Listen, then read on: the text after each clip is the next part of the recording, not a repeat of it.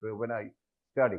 But there is a specific adjective just before your doctor, that is the Indian medical graduates. There are some facets, some attributes is been imparted our National Medical Commission to you. Just having a patient, examining and giving treatment, it is not the motto of your to be a doctor. There are so many facets. You should be a good clinician, you should be a good communicator, you should be a lifelong learner, and you should be a social worker also. But whatever it may be, the basic thing is same. Actually, we learn. We are having a goal, that is going to be a doctor. So why we learn? Mainly anything. আমরা যে কোনো জায়গায় কি motto থাকে তিনটে? What is the motto? Having learning and acquiring knowledge. Suppose this anatomy subject. What is your motto? Can you tell me? Why you are reading anatomy? Anything, tell me. Huh? हाँ बोलो ना, दादी बोलो. No. Yes, very good, both. To know about the subject. To know the subject so that you can apply when you treat a patient. Anything else? To know an application. That's good. But the hidden thing is that you have to pass the examination. Jai koro, no, you know everything, nothing, but you cannot tell, you cannot write, theory paper. It is a zero.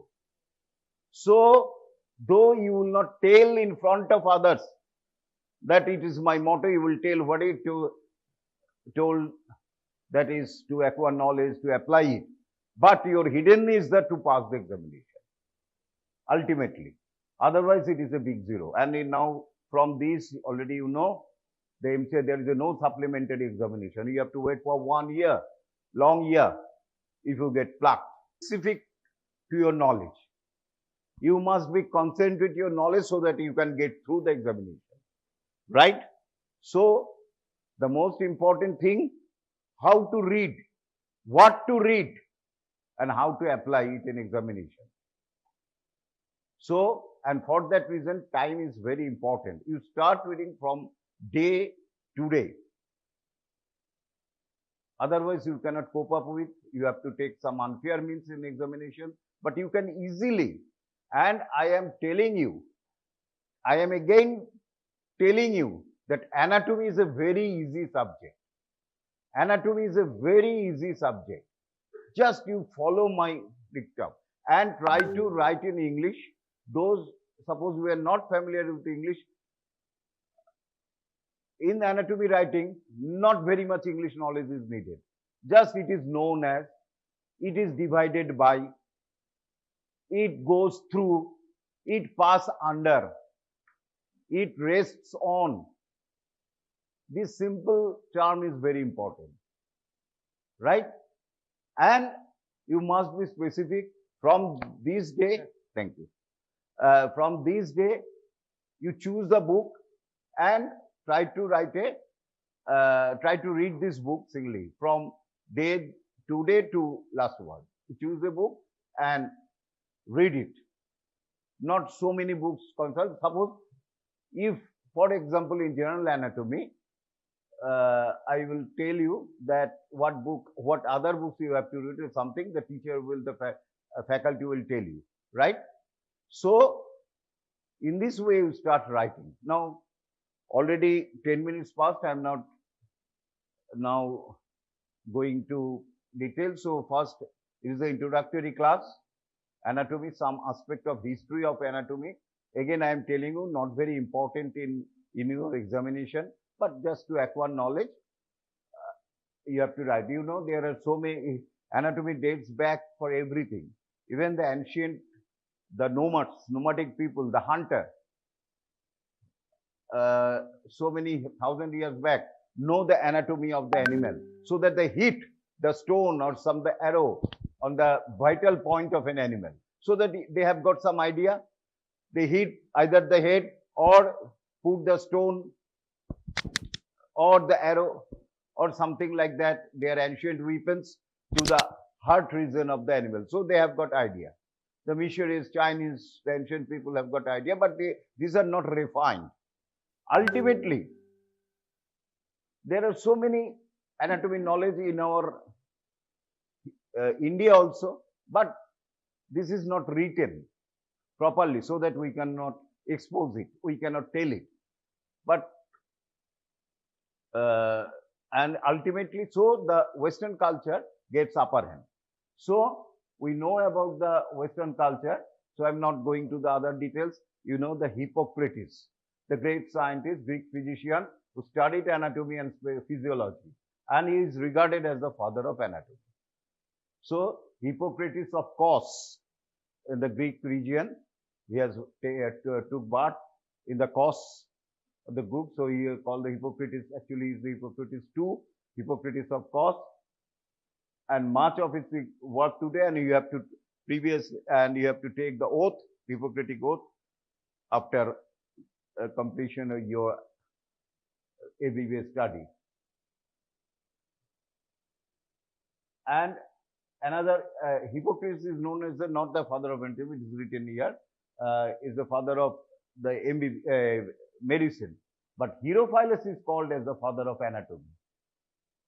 He is one of the first to be detected human body, Herophilus. Just note down the name, not very in detail. And Galen, who also dissected the body, not very much important. I'm a man of working together how to get past. So that what I told you to write down, you will write down. Just having a knowledge, Galen of Pergam and Andre Vesalius have dissected the vessels of our body, have a good knowledge about the heart. These are the, and you know, who is it? Abhijit. Thank you very much. It's an exceptionally, sometimes I think whether he's a human being or not. Excellent, everything he has got is his own bag. So he is everything. So Leonardo da Vinci, this drawing is so beautiful drawing. Look, it is written and the drawings of the Leonardo da Vinci, and previously how the anatomy classes were taken in the English era, in the Middle Age.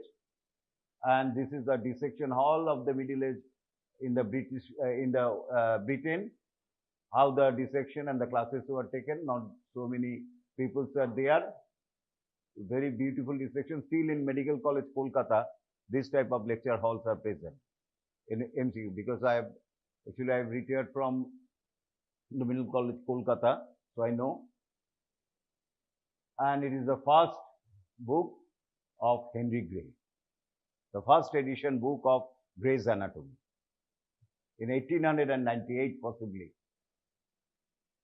It is, no, for that 1859, sorry. So it is the first edition of the book of Gray's Anatomy. And it is the recent edition of Gray's Anatomy, 42nd. And he is the great.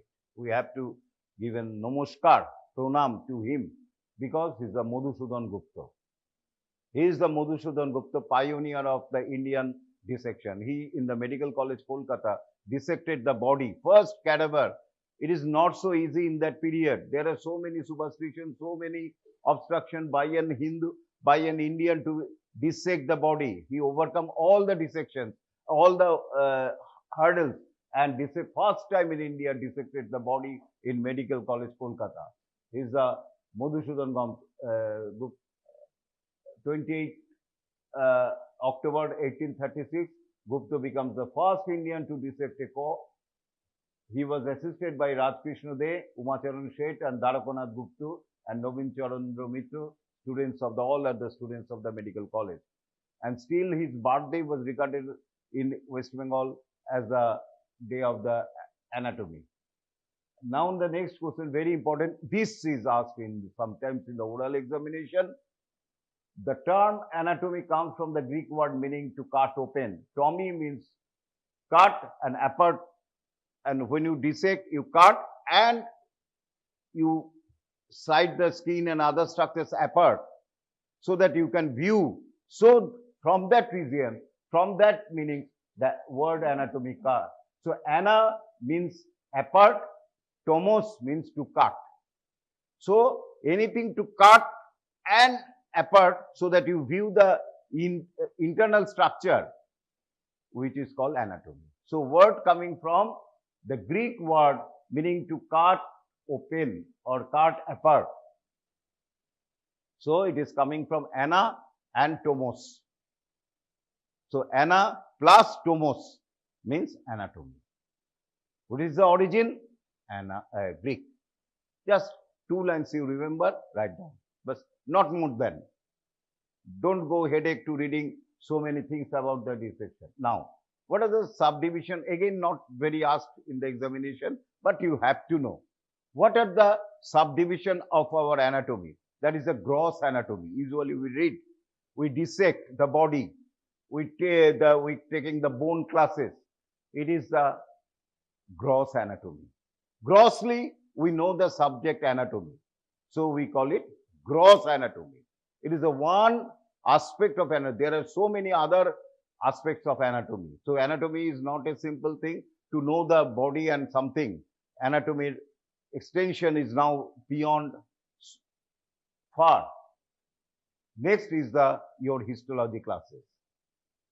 Microscopic anatomy. We take the tissue from the body, usually from the living body.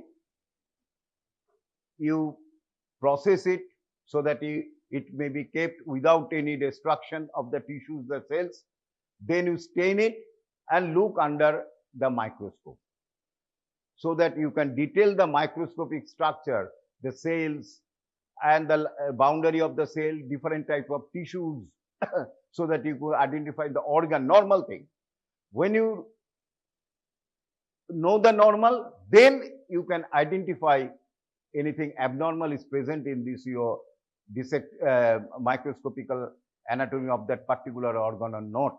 So then it is a purview of pathology. So anatomy is the normal microscopical anatomy. Pathology is the abnormal microscopic anatomy of the tissues affected by any disease. But without knowing the normal, how do you can know the abnormal? So that very vital. First, if you, suppose you take a tissue by some nursing personnel or some other, and they take the formalin solution and put the tissue on that particular vial, right? And by mistake, he or she written instead of liver, he written spleen. And you know it is a splenic tissue, and you see, but you don't know normal. How do you know? And you think it is a spleen, you will give then a wrong report. That it is an abnormal. Liver is not like that. But actually it was a spleen.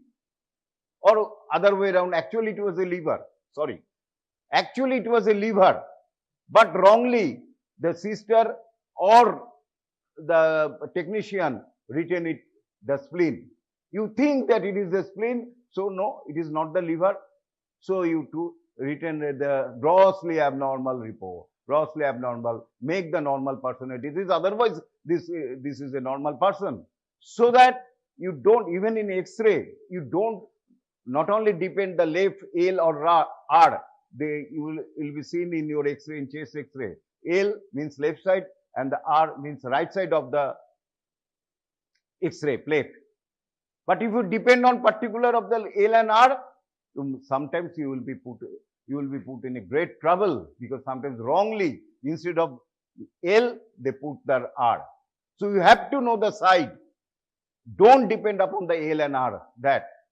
So that similarly you have to know the normal anatomy, microscopical anatomy. Then and then you can know the abnormal. So it is the, when you see the microscopical anatomy of a tissue or an organ, we call it microscopical anatomy. Other name of the microscopical anatomy is the histology, because histos means tissue, logis means knowledge. So histology. So gross anatomy, microscopical anatomy or histology, and developmental anatomy, very important for your examination purpose. There is the embryology. How from the zygote we develop. Not only this developmental anatomy stops after the birth of the baby, it may extend further post birth also. Complete development of an tissue, of an person includes the developmental anatomy. So other name of this developmental anatomy is the embryology. We normally call it embryology. It is in your subject. So gross anatomy, histology, embryology. You have to read. Last, specialized branches of anatomy. There are so many specialized branches are there, that will be other way you will write. There are so many nowadays is developed. I am not going into detail. It will take your time. So you have to know the thing. At the last, it is not written. That is another important for your examination, and possibly 15 marks. 4 into 5 are allotted to a subject known as the explain why. Mainly depends upon an applied anatomy or clinical anatomy. Nowadays it is important. Explain why thyroid gland, why moves with deglutition. Suppose there is a swelling in the thyroid gland, which is situated here. You look, there are swelling is there in the midline of your neck. It may be thyroid, it may be lymph node, it may be dermoid cyst. Then how do you differentiate in a bedside? You ask the patient to deglutate, মানে ঢোক গেল, অথবা put a glass of water and ask him or her to take this water. And if you see while he is swallowing, the swelling is moved up and down with deglutition, you must, I cannot say, in medical science there is no word like must. There is an every chance of having, it is not a lymph node, but a thyroid swelling, because anatomical explanation is there that thyroid swelling moves up and down with swelling or deglutition. So in this type of questions are come. Why inguinal hernia is common in female? There are anatomical explanations are there. You will learn. So this is known as the clinical anatomy. So this is another part of type of anatomy, special anatomy. There are other special anatomy, radiological anatomy, X-ray, CT scan, ultrasono. These are known as the radiological anatomy, or this is on the special branch of anatomy. There are so many branches of anatomy, of which what I am tell, it is included within your course, and you have to appear this subject in the examination. All this what I have told. There are other way we divide the anatomy, that is the regional anatomy and systemic anatomy. What is regional anatomy? Anatomy by the regions. Means, suppose this is, we call it the superior extremity. So everything from the skin, artery, vein, nerves, bones, only in the superior extremity are dealt in a subject. So it is the regional anatomy of the superior extremity. Similarly, thorax. The thorax, the skin of the thorax only, the underlying pleura, underlying muscles, underlying lungs, underlying heart, descending thoracic aorta, everything. Only the sub organs limited to the thorax only. We deal, when it is deal only the thoracic region, so it is known as the regional anatomy of the thorax. So this is the regional anatomy, right? Last, another is the systemic anatomy. Systemic anatomy means gastrointestinal system. Suppose there is a cell in the unit of an house, we call it the brick. Similarly, unit of our body is the cell, right? Unit of our body is the cell. Cell, multiple cell doing a similar function, we call it tissues. And tissue ultimately form organs. For example, in liver constitutes of number of cells, different types of cells. And what is the difference between cell and tissues? Cells means a accumulation of cells when perform a particular function, we call it tissues. For example, epithelial tissue. There are epithelial cells are there, and this function is only to cover. There are some other functions also, secretion, etc., but the main function is the cover. Similarly, connective tissue consists of number of cells, but their main function is to connect and giving the structural support to other things. We call it connective tissue. Muscle tissue. The muscle cells constitute the muscle. So there are 4 basic types of tissues are there. আজকে থেকেই জেনে নাও। সেটা হচ্ছে epithelial tissue, connective tissue জানো তোমরা 12 এ পড়েছো, muscular tissue and neural tissue or nervous tissue. So these are the tissues. Tissues form organs. Organs ultimately form system. So for example, gastrointestinal system. So it starts from mouth, then pharynx, then esophagus, then stomach, intestine, ultimately anus out. So when we read in this fashion, not localized by the regions, we call it systemic anatomy. Everything we read about, not dependent, we don't depend upon the regions, only esophagus, read only, because, for example, esophagus not only present in the abdomen, but also present in the thorax. So we have to read all things. So it is not out encircled by an regional anatomy. So we call it systemic anatomy. Another is it is included in your practical, that is a surface anatomy. You have to draw some surface projection of an artery. You have to draw, and there is an artery is there known as the ulnar artery. By means of a French chalk, you have to draw the ulnar artery there. There is a point. You take a French chalk point, and the examination like point the coracoid process. So you have to put a mark here. So feel it and put. So this is known as the surface anatomy. Very important of the surgeon when before going to operate. He knows the surface anatomy, then he can proceed. Even in your operation table, sometimes they draw the surface anatomy first, then he proceed. So this is the surface anatomy. There is a cytology, study of the cell, histology, I have already told you. And embryology, I have told you, pathological anatomy, molecular biology, already you know, I am not going into details. Now, that's the most important. This is starts of the vital chapter, not for writing anything, to know it is a knowledge. You have to acquire things, not important in examination, but without knowing you cannot pass the examination. Some anatomical terminology is there. Sometimes it may be difficult to understand, but when time goes, you will be master of everything, right? Within few days, you will be master of this terminology. So human body, first of all, only make it very clear. What is the anatomical position of a human? Make it any position like that.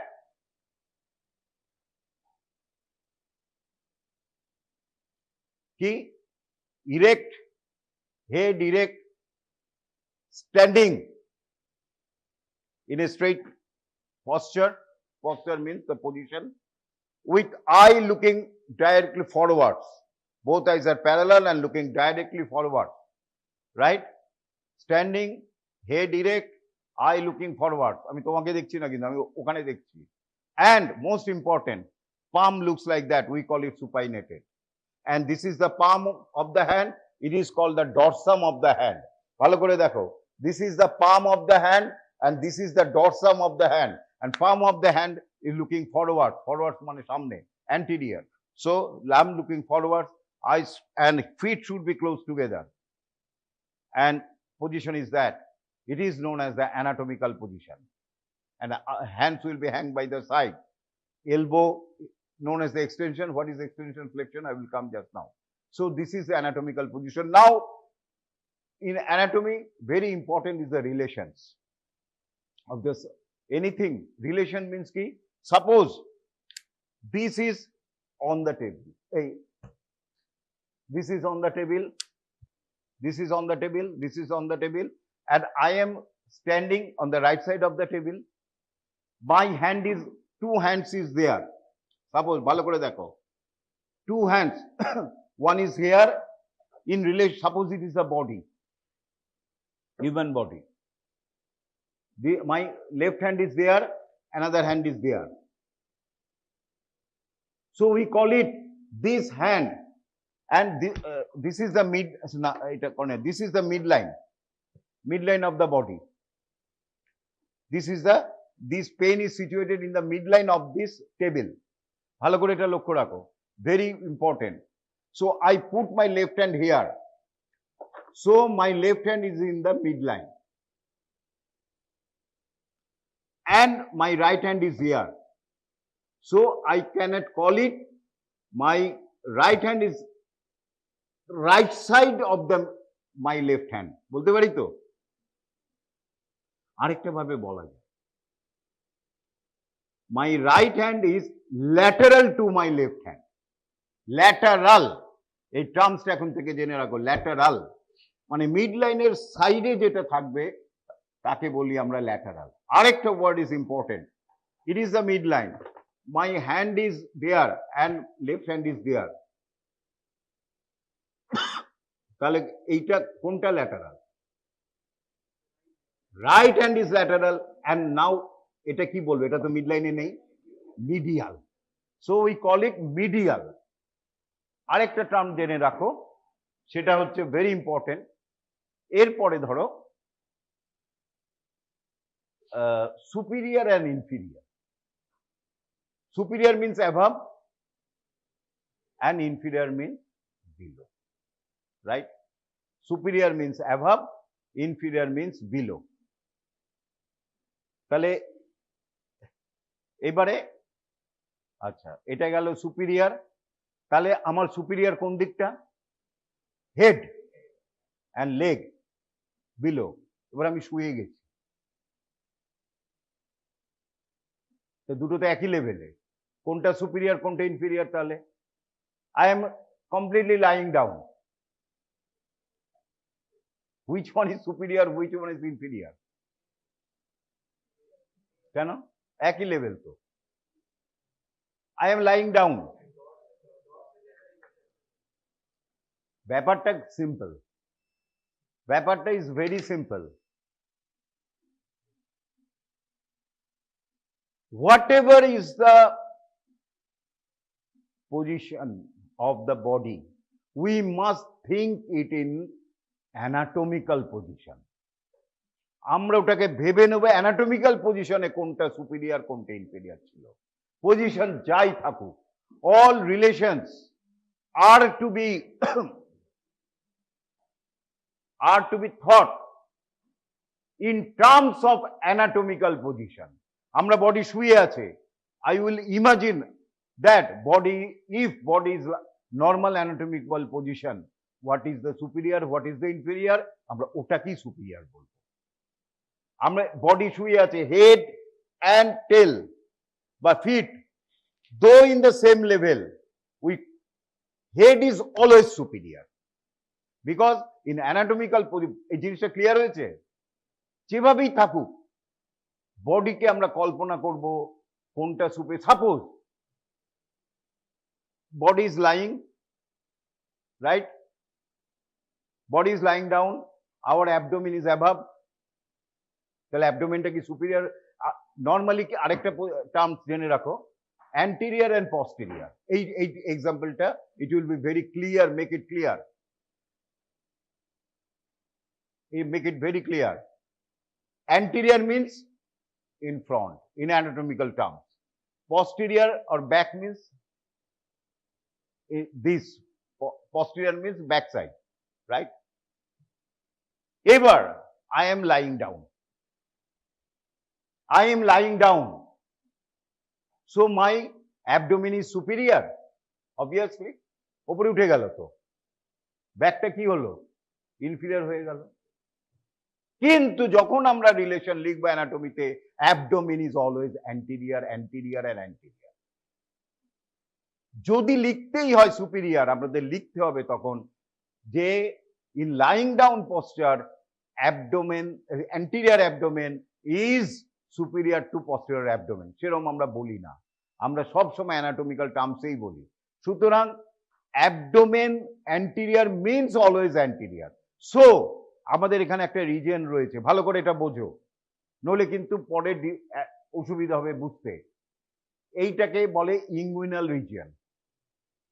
এটাকে যখন dissection করব আমরা স্কিনটাকে, when you cut the skin taking it apart and we find a canal inside, we call it inguinal canal.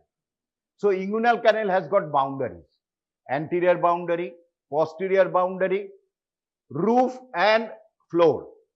It is a canal like a, so it is, suppose this is, so this is got an anterior boundary, suppose this is the canal, right, through which spermatic cord comes down. This is the canal, and we have to know the boundaries of the canal. So in anatomical term, this is the, look my body, this is the anterior, this is the posterior, this is the superior, this is the inferior. Now patient is lying down. So whether this boundary will be superior? No, it is always anterior, because in anatomical position it is anterior. Clear হয়েছে? এটা ভালো করে এই গন্ডগোলটা ভাবতে পারে, যেটা আমার হয়েছিল। অ্যানাটমিক্যাল পজিশনে দিস রিজন ইজ অ্যান্টেরিয়ার, এবার আমি শুয়ে গেলাম, this region get superior, so whether the boundary of the inguinal canal will be changed? No. Anterior means always anterior in anatomical position. Clear হয়েছে? এটা ক্লিয়ার? তাহলে এবার একটুখানি রিক্যাপিচুলেট করি, ছবি দেখে তাহলে আরো ক্লিয়ার হয়ে যাবে। So some anatomical directions: superior, inferior, anterior, posterior, dorsal, ventral, proximal, distal, medial and lateral. এইগুলো হচ্ছে anatomical terms। তোমাকে আজকে বোধহয় আগের ক্লাস থেকেই শুরু হয়ে গেছে। anatomical position আমি বলে দিয়েছি, standing upright, facing the observer, head level, eyes facing forward, feet flat on the floor, arms at the side and palms and turned forward. বলে দিয়েছে, করবো না।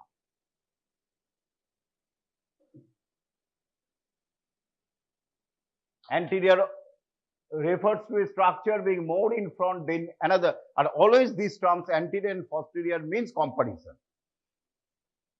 This bottle is anterior to the pen. Come on.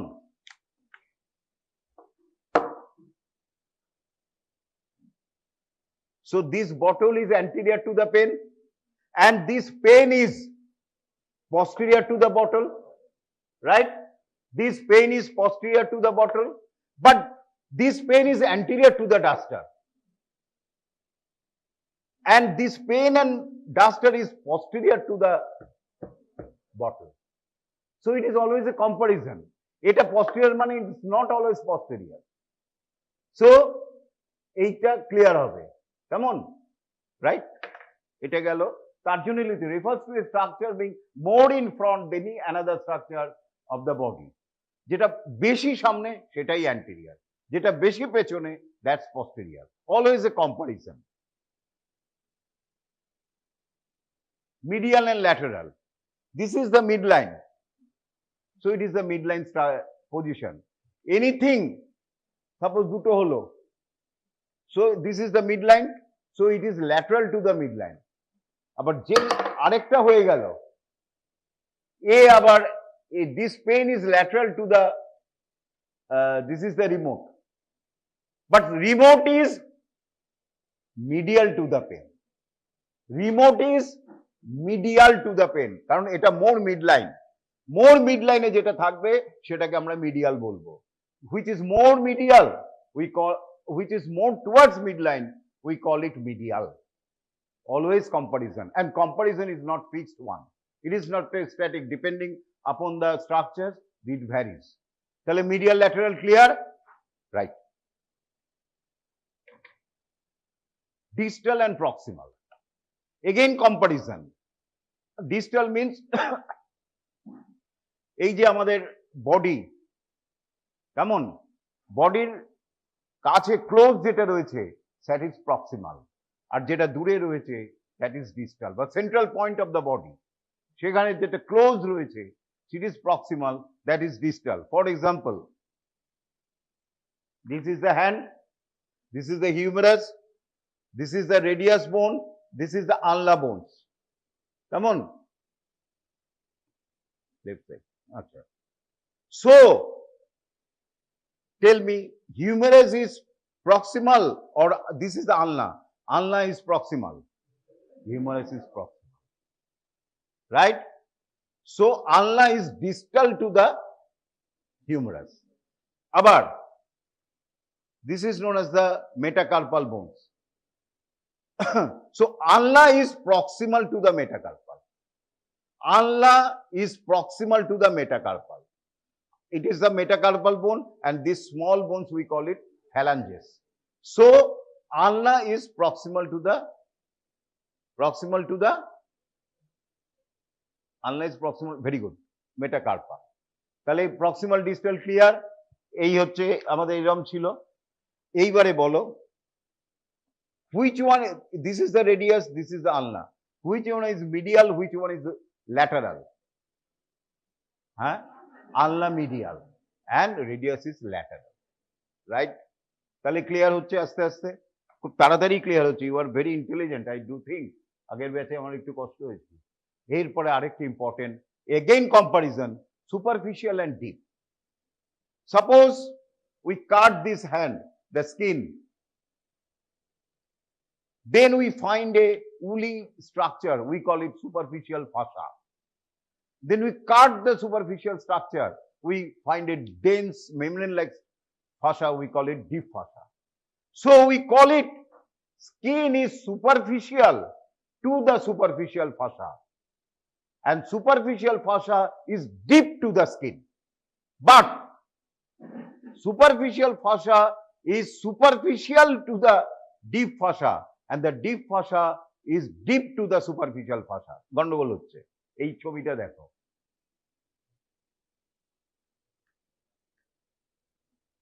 this is the skin, ভালো করে লক্ষ্য করো, this is the skin, হ্যাঁ এটা স্কিন, রাইট? এটাকে বলা হয় সুপারফিশিয়াল ফাসা, সাবকিউটেনিয়াস টিস্যু. স্কিন কাটলে এটা দেখতে পাচ্ছি, সাবকিউটেনিয়াস টিস্যু. তারপরে একটা রয়েছে ডিপ ফাসা, তাকে বলে টেম্পোরো প্যারাইটাল ফাসা, এখন জানার দরকার নেই.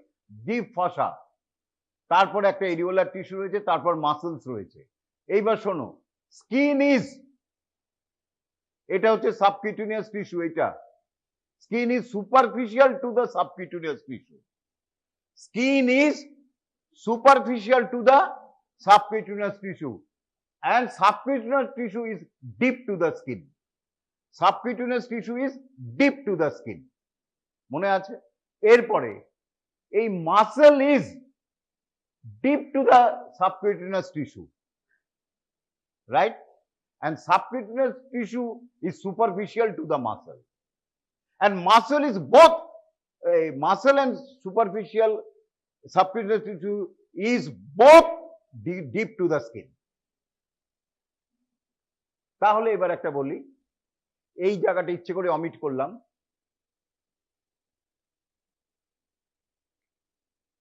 এটাকে বলা হচ্ছে loose areolar tissue. So loose areolar tissue is deep to the muscle or not? Loose areolar tissue, whether it is a deep to the muscle, no, it is superficial to the muscle.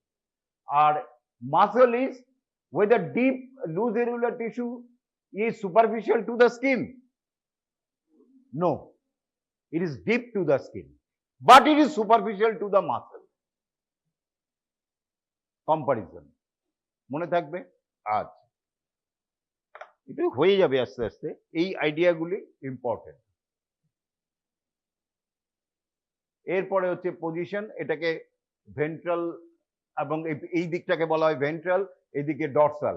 Specially it is more important in foetus. when it is remain floated in the amniotic fluid, because fetus is always floating. There is a no anterior, posterior something, always floating, কখনো এরকম কখনো ওরকম মায়ের ঘুরছে, so that we don't বলবো না, sometimes we usually do not use the term anterior and posterior, superior and inferior. In fetus we usually term, instead of anterior we call it ventral, instead of posterior we call it dorsal, instead of superior we call it cephalic means towards the head, and instead of a inferior we call it caudal, মানে লেজের দিকে, তলের দিকে। ছেড়ে দাও, গুলি হয়ে যাবে, চিন্তা নেই। যেটা ইম্পর্টেন্ট, আচ্ছা, this is the position. When we lying flat with abdomen up, we call it supine position. When we head down, we call it prone position. And one side of the body, we call it unilateral. And when you taken the both side, we call it bilateral. Suppose, and another name of uni is a hemi, half. In Latin it is called the hemos, so it is hemi. Suppose there is one hand is paralyzed, we call it hemi paralysis by hemiplegia. Another name of paralysis is plegia, hemiplegia, অথবা বলতে পারি unilateral plegia, one side যদি যায়, whole body of the one side, we call it hemiplegia. So, and when both hands are চলে গেল, both legs চলে গেল, we call it bilateral. দুটো সাইড চলে গেল, bilateral. আরেকটা কম্পারিজন ওয়ার্ডটা এখনই জেনে রাখো, very important, ipsilateral and contralateral. Ipsi, IPSI, ipsilateral. Ipsilateral means same side. Sometimes it is happened in certain region of the nervous tissues. There is an sensory loss. What is sensory? What is motor? Sensory means there are some, we receive some sensation from the environment. An environment in our world, there are two environments we are always encountering. We are encountering two environments. One is the external environment and one are inside internal environment. There is an internal environment is also there. So we are encountering always two environment, external environment and internal environment. Suppose sometime one give prick, so it is coming from the internal external environment, and sometimes stomach is stressed and there is a pain, stomach pain, we call it encountered from the internal environment, whatever it may be. Usually there are so many sensory stimulations are there. Pain, touch, temperature. This is the most vital sensory stimulation. Pain, touch, and hot and cold. Besides, there are some other sensory also known as the proprioception. Proprioception means suppose we close an eye, we have got idea, even closing our eye, we can idea that I am standing, I am, my head is such, my leg is erect, not flexed, but not bended. So this idea and is known as the proprioception. মানে স্পেসের মধ্যে যেটা রয়েছে সেই idea, 2 point discrimination, দুটো point যদি আমার চোখ বন্ধ, কেউ টক করে দুটো হাত লাগাচ্ছে, আমি বলতে পারছি দুটো পয়েন্ট লেগেছে। এই যে আইডিয়াগুলি আসছে, পরে শিখবে। জয়েন্ট সেন্সেশন, আমি বন্ধ করেও কোনো সেন্স না হলেও বুঝতে পারছি আমার এই পাটা বেন্ড হয়ে আছে, এই পাটা স্ট্রেট। এইগুলিকে আমরা বলি প্রপ্রায়োসেপশন। দেয়ার আর সো মেনি সেপশন রয়েছে। কেমন, আমি চোখ বন্ধ করে বুঝতে পারছি আমার মাথাটা সোজা রয়েছে, আমি এবার বুঝতে পারছি মাথাটা বেঁকে গেছে, বা আমি উল্টো হয়ে রয়েছি, আমি ঝুলে গেছি, সার্কাসে যেরকম হয় ওরা বুঝতে পারে যে আমার হেড ডাউন, সেইগুলি হচ্ছে প্রপ্রায়োসেপশন আইডিয়া রয়েছে। স্পেসে মধ্যে যে আমরা রয়েছি, that is known as a proprioception. So there are sensoryception. Suppose there is a loss of pain, touch, temperature of this superior extremity. It is called the superior extremity. This is called the inferior extremity. আমরা ওই hand ফ্যান্ড বলি না, আমরা বলি superior extremity and inferior extremity. Suppose there a person come to you and sometime you will come, there is a loss of sensation of the superior extremity and paralysis of the left side. Muscle paralysis হয়ে গেছে, আমরা তখন বলবো এটাকে কন্ট্রালেটারাল effect. কন্ট্রালেটারাল, right সাইডের একরকম, left সাইডের একরকম, সেটাকে বলবো আমরা কন্ট্রাল্যাটারাল। আর যদি সেম সাইডে গেল, একদিকেও গেল এদিকেও গেল, আমরা বলবো ইপসিল্যাটারাল। অনেক সময় এখানে ক্রেনিয়াল নার্ভ যে রয়েছে, ফেসের এই দিকের প্যারালিসিস হয়েছে আর হাতের উল্টো দিকে প্যারালিসিস হয়েছে, then we call it contralateral paralysis. আর যদি সেম সাইডে হয়, ইপসিল্যাটারাল প্যারালিসিস। এই টার্মসগুলি ভেরি ইম্পর্টেন্ট। আচ্ছা,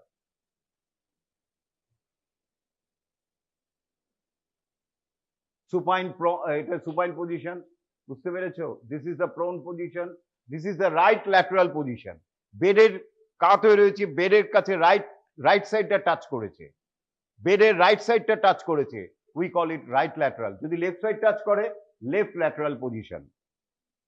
This is the most important position in obstetrics and gynecology, and also in surgeons in some operation near the anal. This is the lithotomy position.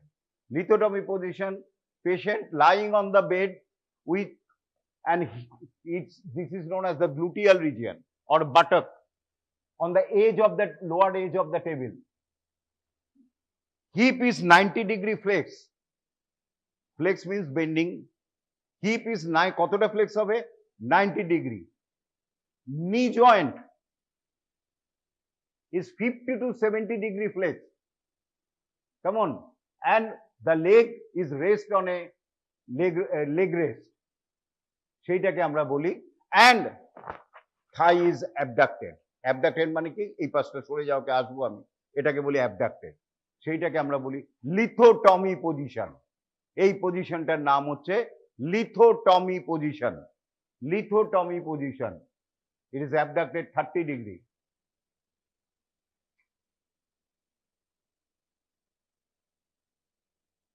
This is known as the knee chest position. Knee chest position. Knee আর উল্টো prone টাইপের কিন্তু উঠে রয়েছে, knee আর chest close together. নিটা একদম চেস্টের কাছে লেগে রয়েছে, knee chest position. This is known as the Trendelenburg position. Head end low, lower end high. This is known as the Trendelenburg position. এই Trendelenburg অনেক টার্মে রয়েছে, ইউনিল্যাটারাল, বাইল্যাটারাল, ইপসিল্যাটারাল, কন্ট্রাল্যাটারাল, যেটা বলেছি তারই ছবি রয়েছে। ক্লিয়ার? এই তো লাস্ট, আজকে আর টাইম নেই। অ্যানাটমিক্যাল প্লেনস ভেরি ইম্পর্টেন্ট, বারবার আসবে। Coronal, sagittal and cross sectional আর transverse plane.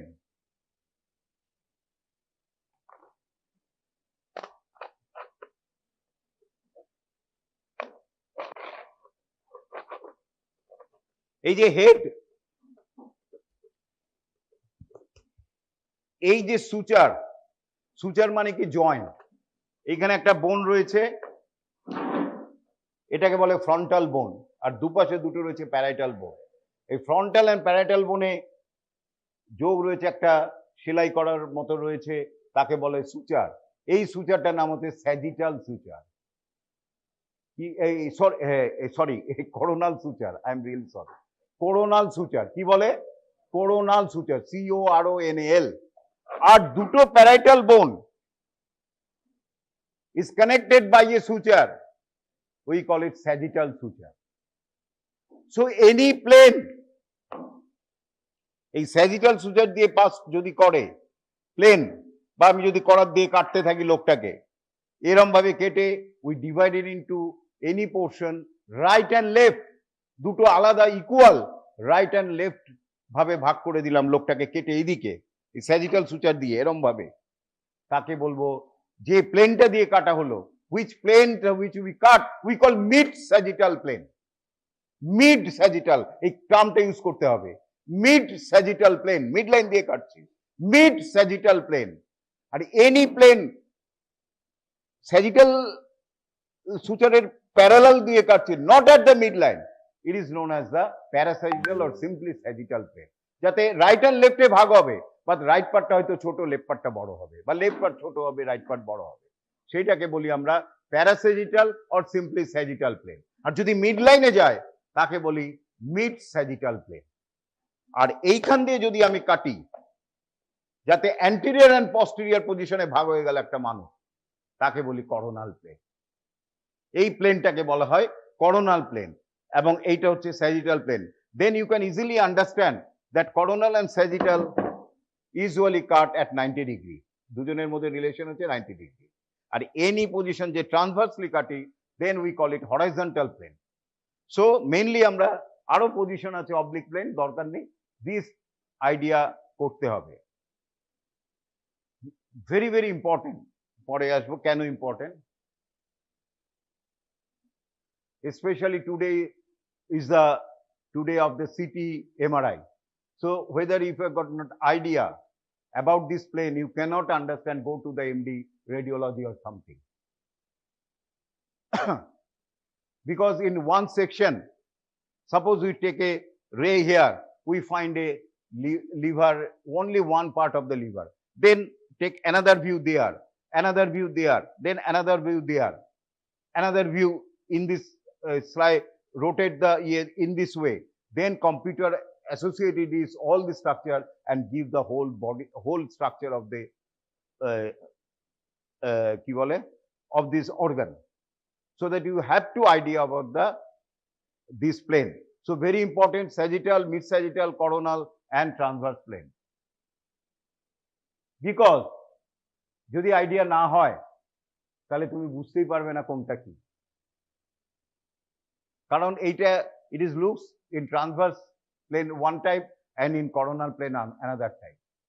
So you have to have idea about this plane.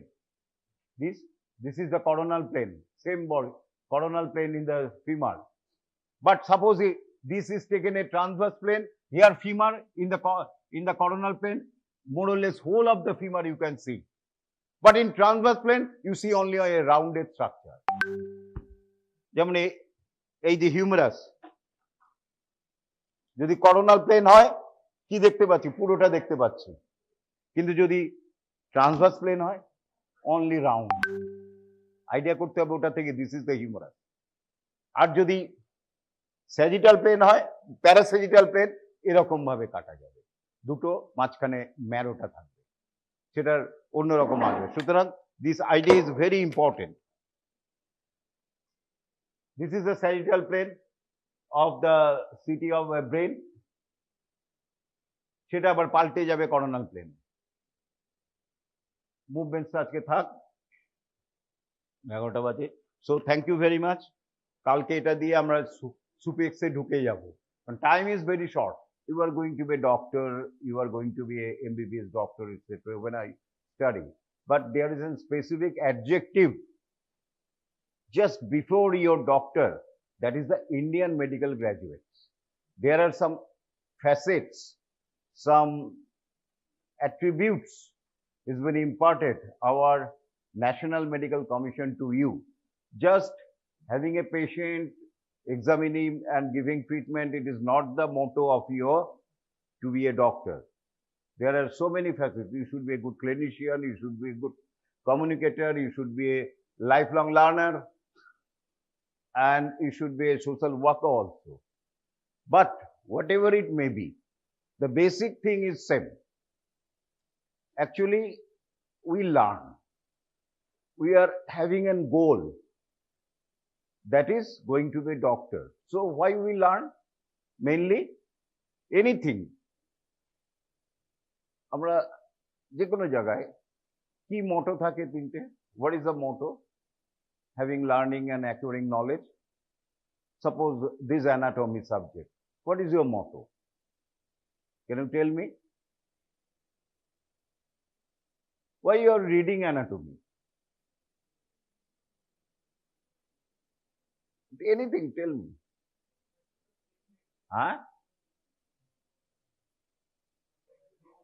হ্যাঁ বলো না, দাঁড়িয়ে বলো। No. Yes, very good, both. To know about the subject. To know the subject so that you can apply when you treat a patient. Anything else? To know an application. That's good. But the hidden thing is that you have to pass the examination. Jai koro, no, you know everything, nothing, but you cannot tell, you cannot write, theory paper. It is a 0. So, though you will not tell in front of others that it is my motto, you will tell what it told, that is to acquire knowledge, to apply it. But your hidden is that to pass the examination, ultimately.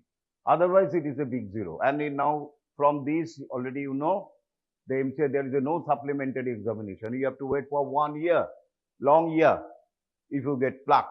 Specific to your knowledge. You must be concentrated with your knowledge so that you can get through the examination. Right? So, the most important thing, how to read, what to read, and how to apply it in examination. So, and for that reason, time is very important. You start reading from day to day. Otherwise, you cannot cope up with. You have to take some unfair means in examination. But you can easily, and I am telling you, I am again telling you that anatomy is a very easy subject. Anatomy is a very easy subject. Just you follow my dictum and try to write in English. Those, suppose we are not familiar with English, in anatomy writing, not very much English knowledge is needed. Just it is known as, it is divided by, it goes through, it pass under, it rests on. This simple term is very important, right? And you must be specific from this day. Thank you. From this day, you choose the book and try to write try to read this book singly from today to last one. You choose a book and read it. Not so many books consult. Suppose if, for example, in general anatomy, I will tell you that what other books you have to read is something the teacher will, the faculty will tell you, right? So, in this way you start writing. Now, already 10 minutes passed, I am not now going to details. So, first is the introductory class, anatomy, some aspect of history of anatomy.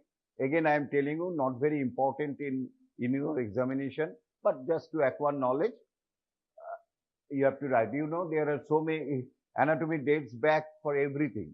Even the ancient, the nomads, nomadic people, the hunter, so many thousand years back, know the anatomy of the animal, so that they hit the stone or the arrow on the vital point of an animal, so that they have got some idea.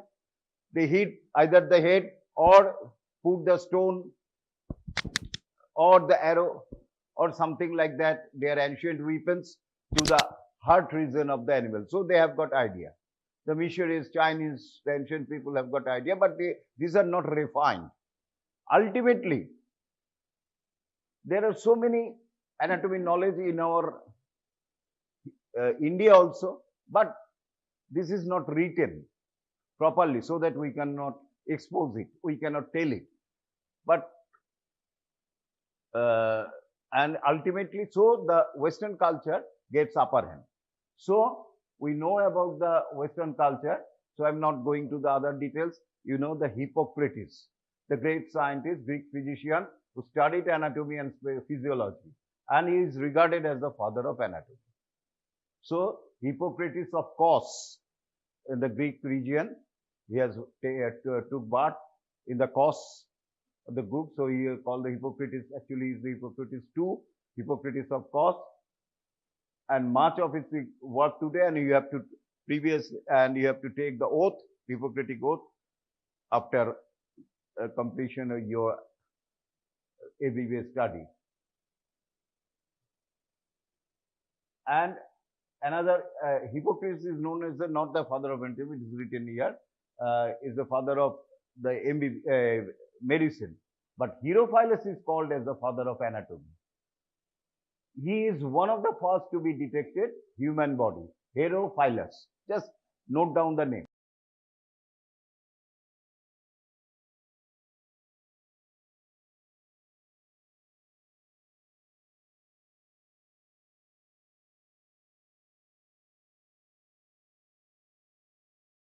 Good morning, আমি Prosenjit Sen, NS polytechnic কলেজের electrical ডিপার্টমেন্টের একজন teacher. তো আমি যে টপিকটা শুরু করেছিলাম মেশিনের মধ্যে ট্রান্সফর্মার, তো আজকে থার্ড ক্লাস।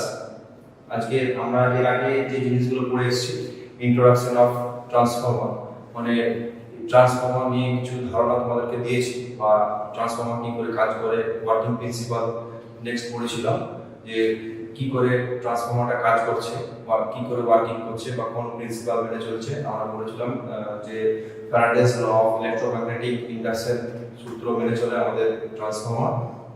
নেক্সট আমি যেটা পড়েছিলাম টাইপ অফ ট্রান্সফর্মার, অনেক রকমের ট্রান্সফর্মার হয়, তার মধ্যে যে টাইপগুলো আমি বলেছিলাম, power transformer, step up transformer, step down transformer, shell type transformer, core type transformer, berry type transformer, এগুলো সবগুলো তোমাদেরকে ধারণা দিয়েছিলাম। আজকে তোমাদের যে পোর্শনটা আমি বলবো সেটা হচ্ছে ফার্স্টে ট্রান্সফরমেশন রেশিও। তো চলো জেনে নিই আজকে ট্রান্সফরমেশন রেশিওটা কি। ইট is the ratio between secondary turn two the primary turn. মানে এর আগে আমি যেটা ছবিতে বুঝিয়েছিলাম, ট্রান্সফর্মারটা, একটা ট্রান্সফর্মার নিলাম,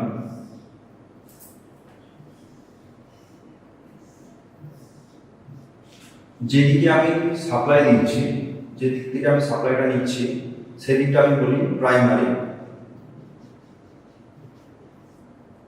আর যেদিকে আমি লোড দিচ্ছি সেদিকটা আমি কি বলি সেকেন্ডারি, সেদিকটা আমি কি বলি সেকেন্ডারি।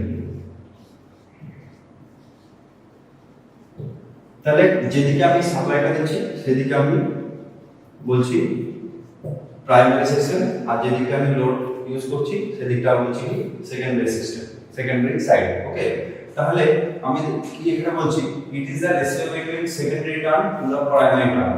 টার্ন মানে কি, কয়েলের যে পাক সংখ্যাগুলো সেটাকে বলছি আমরা টার্ন। যেমন এখানে কয়েলটাকে যেভাবে আমরা বেজিয়েছি প্রাইমারি সেকশনে, প্রাইমারি কোরের মধ্যে, সেটাকে বলছি প্রাইমারি টার্ন। আর যেটা সেকেন্ডারি পোরশন আমি পাক সংখ্যাটা কয়েলে বলছি সেটাকে বলছি আমি সেকেন্ডারি টার্ন। ওকে, তো প্রাইমারি টার্ন আর সেকেন্ডারি টার্ন ট্রান্সফরমেশন রেশিওকে সবসময় কি দিয়ে ডিনোট করা হয় না, ক্যাপিটাল কে দিয়ে ডিনোট করা হয়। ওকে, তাহলে ট্রান্সফরমেশন রেশিওটা হচ্ছে তোমাদের secondary turn to primary turn. কিন্তু এখানে একটা দেখে রাখবে, আমি এটা বলছি, এরা কে দিয়ে ডিনোট করা হয়। তাহলে কে ইকুয়াল টু আমি বলতে পারি n2 by n1। K equal to আমি কি বলতে পারি n2 বাই n1। যেহেতু আমি বলেছি ট্রান্সফরমেশন রেশিওটা কি, ratio between secondary turn to the primary turn. তাহলে সেকেন্ডারি টার্নকে আমি সবসময় কি দিয়ে ডিনোট করব, n2 দিয়ে। ওকে, এর আগে বলেছিলাম সেকেন্ডারি টার্নকে আমি ডিনোট করছি n2 দিয়ে, প্রাইমারি টার্নকে অর্থাৎ আমি কি করব n1 দিয়ে। তাহলে প্রাইমারি টার্ন কি হলো n1 হলো, এবং সেকেন্ডারি টার্ন হলো কি n2। আরেকটা বলে রাখি, এখানে যে আমি সাপ্লাইটা দিচ্ছি, এখানে যে আমি সাপ্লাইটা দিচ্ছি সেই সাপ্লাইটা কি হচ্ছে V1 সাপ্লাই দিচ্ছি। প্রাইমারি সাইডে যে সাপ্লাইটা আমি দিচ্ছি সেটা কি হবে না V1 হবে। ওকে, তাহলে আমি V1 সাপ্লাই দিলাম প্রাইমারি সাইডে, আর এখানে যে লোডটা আমি পাচ্ছি সেটা কি হচ্ছে V2। ওকে, তাহলে V1 আর V2 primary voltage and secondary voltage. এখানে N1 সমান সমান হচ্ছে N1 সমান কি হচ্ছে প্রাইমারি টার্ন। এই টার্মগুলো তোমরা একটু লিখে রেখে দাও, যখন তোমরা পরবর্তীকালে নিউমেরিক্যাল করবে তখন এই জিনিসগুলো, এই ফর্মুলাটা খুব ইম্পর্টেন্ট। এই ফর্মুলাটা তোমাদের খুব কাজে লাগবে যখন নিউমেরিক্যাল করবে। আমি যখন এরপরে যখন আমি নিউমেরিক্যাল করাবো তখন দেখতে পাবে এই ফর্মুলাটা সব কাজে লাগছে। তাহলে n1 যখন তোমার প্রাইমারি টার্ম হচ্ছে, তাহলে n2 টা কি হবে সেকেন্ডারি টার্ম। n2 টা কি হচ্ছে সেকেন্ডারি টার্ম।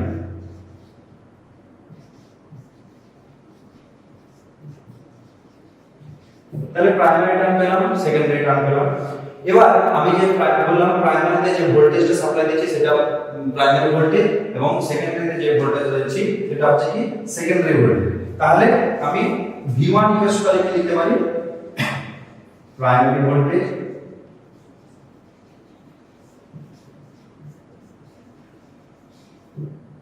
আর V2 টা কি বলছি, V2 টা দেখে আমি সাব লোড হিসাবে ইউজ করছি, সেটা হচ্ছে সেকেন্ডারি ভোল্টেজ।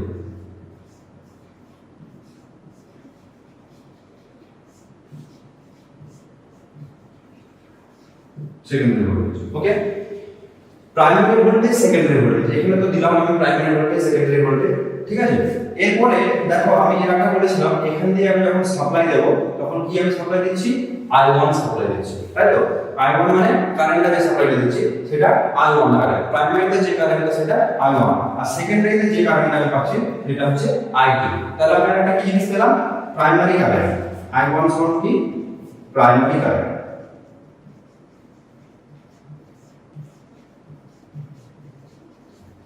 আর I2 টা কি হচ্ছে, সেকেন্ডারি কারেন্ট।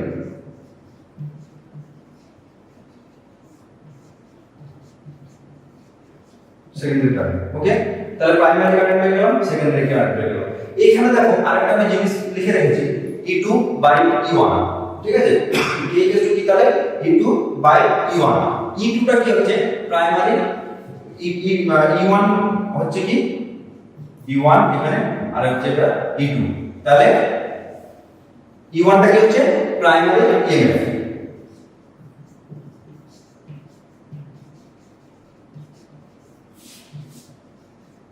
আর E2 টা কি হচ্ছে secondary EMF।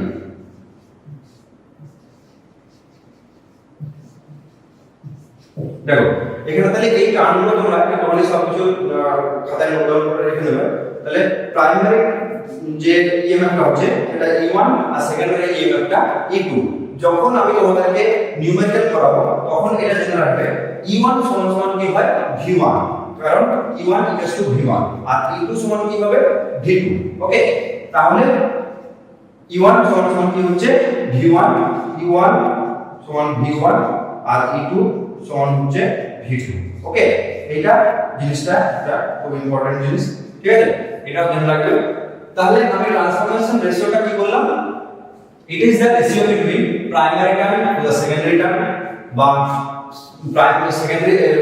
Secondary term to the primary term, বা secondary voltage to the primary voltage, secondary EMF to the primary EMF। কিন্তু এখানে দেখো দেয়া আছে সবকিছু দেখো, কিন্তু এখানে কি ইকুয়েশন করেছি, সেকেন্ডারি কে আগে রেখে তারপর প্রাইমারি কে আগে, মানে N2 by N1, V2 by V1, E2 by E1। কিন্তু কারেন্টের ক্ষেত্রে কি হচ্ছে না প্রপোর্শনাল হয়েছে, ঠিক আছে, কি I1 বাই I2। এটা আমি কেন বলেছি, ঠিক আছে, এটা একটা সহজ তোমাদেরকে ট্রিক একটা শিখিয়ে দিচ্ছি কেন এটা আমি I1 বাই I2 এটা মনে রাখার জন্য। অনেকে সবাই ভুল করে কি, সবাই কি করে দেয় এখানে ডাইরেক্ট কমন করে দেয় I2 বাই I1, ঠিক আছে, এটা কিন্তু ভুল, ওকে, এটা ভুল। কিন্তু আমরা যেটা জানবো তাহলে কি করে জানবো A N2 by N1, V2 by V1, E2 by E1, কিন্তু কারেন্টের ক্ষেত্রে সেটা উল্টো হয়ে যায় I1 বাই I2। কেন এই I1 বাই I2 টা হচ্ছে সেটা আমি তোমাদেরকে জিকের মাধ্যমে বুঝিয়ে দিচ্ছি একটু সহজ করে, ঠিক আছে। দেখো আমরা কি দেখেছি, আমরা ট্রান্সফরমারে যে পাওয়ারটা ইউজ করছি, যে পাওয়ারটা কি হয় কনস্ট্যান্ট হয়। এর আগে আমি বলেছিলাম পাওয়ারটা কনস্ট্যান্ট হবে, ফ্রিকোয়েন্সিটা কনস্ট্যান্ট হবে, কারণ ফ্রিকোয়েন্সি যদি বেড়ে যায় আমার ট্রান্সফরমারের সাইজ কিন্তু বেড়ে যাবে, ওকে। তো পাওয়ারটা যদি সেম রাখি, আর তাহলে আমরা এর ফর্মুলা কি জানি, P V I, okay, V I, power voltage into current, power voltage into current, okay. Power voltage into current, তাহলে পাওয়ার voltage into current আমি এইটা লিখতে পারি এমনি করে V1 V1 into I1, primary সাইডে লিখতে পারি এটা। তাহলে পাওয়ার voltage into current, এরকম ভাবে যখন আমি P1 টা লিখলাম সেরকম ভাবে আমি কি লিখব P2 টা, ওকে। তাহলে P2 V2 into I, ওকে। এটা লেখা যেতে পারে P2 V2 into I2। তাহলে আমি দেখো এখানে বলছি কি এটা V2 P2 বাই I1, এটা লেখা যায় V2 P2 বাই I1। আমি কি করলাম V1 এর V2 এর ভ্যালুটা বের করলাম, এখানে আমি কি করব V1 এর ভ্যালুটা বের করব P1 বাই I1, ওকে। তাহলে আমি কি পেলাম V1 P1 বাই I1, আর ওখানে পেয়েছি V2 P2 বাই I2, তাহলে আমি এইখান থেকে যে কোনো একটা দেখো আমি এখানে যেহেতু V2 এর ভ্যালু আর V1 এর ভ্যালুটা বের করেছি তার জন্য আমি এইটা নেব ওকে তাহলে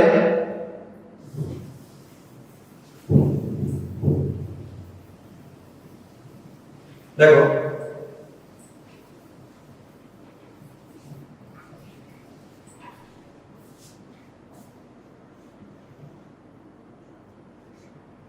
V2 by V1 নিলাম কে তাহলে কে ইকুয়াল টু কি আছে V2 by V1 এটা আমরা জানি ঠিক আছে কি করে I1 by I2 টা আসে সেটা তোমাদেরকে আমি একটু বুঝিয়ে দিচ্ছি তাহলে K equal to V2 by V1 আমি লিখলাম V2 এর ভ্যালু কি পেয়েছি P2 by I1 ওকে তাহলে V2 এর ভ্যালু কি পেয়েছি V2 এর কি ভ্যালু পেলাম P2 by I2 ওকে এরকম ভাবে আমি দেখো এখানে V1 এর ভ্যালুটা পেয়েছি কি P1 by I1 ওকে এটা 2 হবে তাহলে V2 এর ভ্যালু আমি কি পেলাম P2 by I2 এরকম ভাবে কি আমি V1 এর ভ্যালু কি পেয়েছি P1 by I1 এইটাই আমি এবারে উল্টে দিচ্ছি এই জিনিসটা আমি উল্টে দিচ্ছি উপরে নিয়ে যাচ্ছি তাহলে P2 by I2 into I1 by P1 এটা উল্টে দিলাম তাহলে P2 by I2 তাহলে P2 by I2 into আমি এটা উল্টে দিলাম কি হলো I1 by P1 আমি কিন্তু বলেছিলাম যখন তোমাদেরকে যখন ট্রান্সফরমার শুরু করে কি বলেছিলাম ট্রান্সফরমার যে পাওয়ারটা হবে সেটা হবে কি কনস্ট্যান্ট ওকে তাহলে পাওয়ার যদি কনস্ট্যান্ট হয় আমি P1 আর P2 টা আমার P1 এর প্রাইমারিতে যে পাওয়ার আছে সেকেন্ডারিতে সেই পাওয়ার হবে তাহলে পাওয়ারটা আমার কনস্ট্যান্ট না তাহলে P1 আর P2 যদি কনস্ট্যান্ট থাকে তাহলে আমি মেনে নিলাম P1 এর ভ্যালু বা P2 এর ভ্যালু P1 বা P2 এর ভ্যালু আমি কি করলাম এটা 1 আমি সাপোজ এটা মেনে নিলাম সেম ওকে লেট ধরে নিলাম ঠিক আছে তাহলে এখানে যদি আমি P1 এর ভ্যালু আমি যদি 1 লিখি তাহলে কি হবে P2 এর ভ্যালু যদি 1 লিখি তাহলে P2 by I2 into I1 by P1 এর ভ্যালু কি লিখব 1 তাহলে 1 1 ক্যান্সেল হয়ে যাচ্ছে কি হচ্ছে I1 by I2 ওকে তাহলে দেখো আমি কি পেলাম V2 by V1 equals to কি পেয়ে গেলাম I1 by I2 তাহলে এই জিনিসটা সবসময় তোমাদের মাথায় রাখবে কি transformation ratio K equals to কি হয় N2 by N1 V2 by V1 E2 by E1 কিন্তু কারেন্টের ক্ষেত্রে সেটা উল্টে যায় I1 by I2 হবে ওকে এই জিনিসটা বোঝা গেল ঠিক আছে তাহলে ট্রান্সফরমেশন রেশিও তোমাকে বোঝা গেল তাহলে কি হচ্ছে ট্রান্সফরমেশন রেশিওটা হচ্ছে কি secondary turn to primary turn secondary voltage to primary voltage secondary EMF to primary EMF और सेकेंड प्राइमरी करंट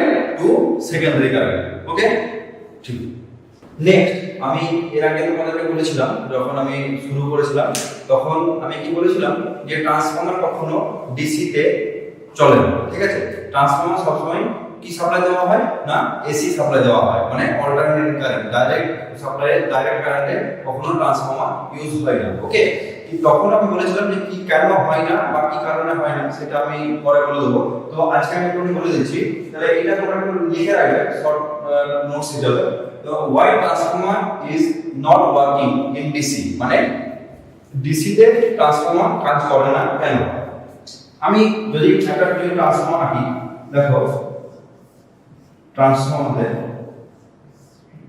কি বলেছিলাম প্রাইমারি সাইড আর সেকেন্ডারি সাইড এখানে সাপ্লাই দিলাম আর এখানে লোড দিলাম ওকে তো এটা হচ্ছে N1 আর এটা হচ্ছে N2 ওকে তাহলে প্রাইমারি সাইড আর সেকেন্ডারি সাইড কি হয় না এটা ফ্লাক্স আমরা বলে দিই এটা হচ্ছে ফ্লাক্স ওকে তাহলে আমি যদি প্রাইমারিতে when a DC সাপ্লাই যদি আমি প্রাইমারি সাইডে দিয়ে থাকি সাপ্লাই যদি আমি DC সোর্স দিয়ে থাকি তাহলে কি হবে না এখানে প্রাইমারি সাইডে একটা স্ট্যাটিক ফ্লাক্স ক্রিয়েট করবে ঠিক আছে প্রাইমারি সাইডে when a DC supply is applied to primary side in the transformer a static flux is induced due to absence of frequency অবর্তমানে এখানে কি হবে একটা স্ট্যাটিক ফ্লাক্স ক্রিয়েট হবে। আমি ডিসি সাপ্লাই দিলাম, তাহলে ডিসি সাপ্লাই দেওয়ার পরে এখানে কি হচ্ছে, সাপ্লাই যদি আমি দিতে থাকি কারেন্টটা এখানে পাস হবে, তাহলে এখানে কি হচ্ছে, একটা সবসময় কারেন্টটা কি হচ্ছে, কন্ডাক্টরকে বা কয়েলটাকে কাট করছে, কাট হওয়ার ফলে এখানে ইএমএফ জেনারেট হচ্ছে এবং ফ্লাক্স ক্রিয়েট হচ্ছে। ঠিক আছে, ওই ফ্লাক্সটা চলে যাচ্ছে প্রাইমারি থেকে সেকেন্ডারিতে, যেটা মিউচুয়াল ইন্ডাকশন বলেছিলাম, মিউচুয়াল ইন্ডাকশন বা মিউচুয়াল ফ্লাক্স যেটা বলেছিলাম, সেটা প্রাইমারি থেকে সেকেন্ডারিতে যায়। তো আমি যদি ডিসি সাপ্লাই যদি আমি দিয়ে থাকি, এখানে যদি ডিসি সাপ্লাই দিয়ে থাকি, ওকে, এখানে যদি ডিসি সাপ্লাই দিয়ে থাকি, তাহলে কি হবে, প্রাইমারি সাইডে একটা স্ট্যাটিক ফ্লাক্স ক্রিয়েট হবে, কিসের অ্যাবসেন্সে, না ফ্রিকোয়েন্সি অ্যাবসেন্সে। ঠিক আছে, তখন ওই প্রাইমারিতে যে ফ্লাক্সটা ক্রিয়েট হচ্ছে, স্ট্যাটিক ফ্লাক্সটা ক্রিয়েট হচ্ছে, সেখানে কি হবে, ফ্লাক্স কাট করবে তার প্রাইমারি ওয়াইন্ডিং এ, ওটা কি হচ্ছে, প্রাইমারি ওয়াইন্ডিং এ সবসময় কাট করছে ওই ফ্লাক্সটা, স্ট্যাটিক ফ্লাক্সটা, কোন ফ্লাক্সটা, স্ট্যাটিক ফ্লাক্সটা, স্ট্যাটিক ফ্লাক্সটা সবসময় প্রাইমারিতে কাট করছে, এবং তাহলে কি হচ্ছে, induce to the absence of frequency, so this flux cut only primary winding. তাহলে কি হচ্ছে, ওটা প্রাইমারি ওয়াইন্ডিং এ সবসময় স্ট্যাটিক ফ্লাক্সটা কাট করছে। So a huge voltage is induced in primary winding. তখন কি হবে, ওখানে একটা হিউজ ভোল্টেজ ওখানে তৈরি হবে, V1 টা হিউজ পরিমাণে ওখানে তৈরি হয়ে যাবে। ঠিক আছে, তাহলে so that flux current in primary winding and huge voltage is induced primary winding, তাহলে প্রাইমারি ওয়াইন্ডিং এ আমার হিউজ ভোল্টেজ তৈরি হবে। এবার হিউজ ভোল্টেজ যদি আমার কি হবে, যদি তৈরি হয়, this causes a huge current in their winding, এখানে তখন কারেন্টটা বেশি হয়ে যাবে, এখানে যদি ভোল্টেজটা বেশি হয়ে যায়, কারেন্টটা বেশি হয়ে যাবে, যার ফলে that causes a burn out in the primary winding। তখন কি হবে, প্রাইমারি ওয়াইন্ডিংটা কি হবে, এই যে প্রাইমারি ওয়াইন্ডিং যেটা আছে, সেই প্রাইমারি ওয়াইন্ডিংটা জ্বলে যাবে। ওকে, তাহলে যদি আমি ডিসি সাপ্লাই দিয়ে থাকি, তাহলে আমার কি হচ্ছে, এখানে স্ট্যাটিক ফ্লাক্স ক্রিয়েট হচ্ছে, স্ট্যাটিক ফ্লাক্স ক্রিয়েট হওয়ার ফলে ওইখানে প্রাইমারি টার্নটাকে সবসময় কাট করছে এবং ওখানে হিউজ পরিমাণে একটা ভোল্টেজ ক্রিয়েট হবে। এবার যদি হিউজ পরিমাণে ভোল্টেজ ক্রিয়েট হয়, তাহলে সেখানে হিট জেনারেট হবে, এখানে হিট জেনারেট হবে, কি হবে, হিট জেনারেট হবে, হিট জেনারেট হবে, হিট জেনারেট হওয়ার ফলে যদি ওখানে খুব বেশি পরিমাণে গরম হয়ে যায়, তাহলে প্রাইমারি সাইডটা কি হবে, জ্বলে যাবে, তখন জ্বলে যাওয়ার সম্ভাবনা আছে বা জ্বলে যাবে। তার জন্য আমরা কি বলি, না প্রাইমারি ট্রান্সফরমার কখনো ডিসি তে সাপ্লাই দেওয়া হয় না। এর তাহলে কিসে ইউজ করা হয়, ট্রান্সফরমার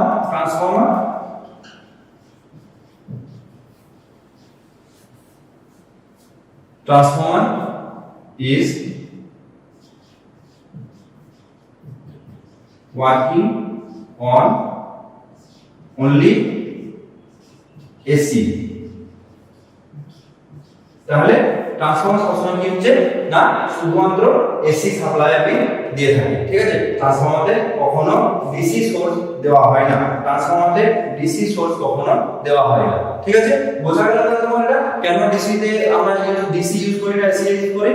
ঠিক আছে, তো আমি তোমাদেরকে দেখালাম ট্রান্সফরমেশন রেশিও, যে ফর্মুলাটা দিয়েছিলাম, K is to N2 by N1, V2 by V1, E2 by E1 equals to I1 by I2, যে ফর্মুলাটা বলেছিলাম, যে নিউমেরিক্যাল আসলে তোমরা সব জানতে পারবে। তো আর এখন একটা যে নিউমেরিক্যাল তোমাদেরকে ফার্স্টে করাবো, ওই ফর্মুলা দিয়ে আমরা যে ফর্মুলাটা আমি এখানে লিখে দিয়েছি, দেখো K equals to কি, N2 by N1, V2 by V1, E2 by E1 equals to I1 by I2। ঠিক আছে,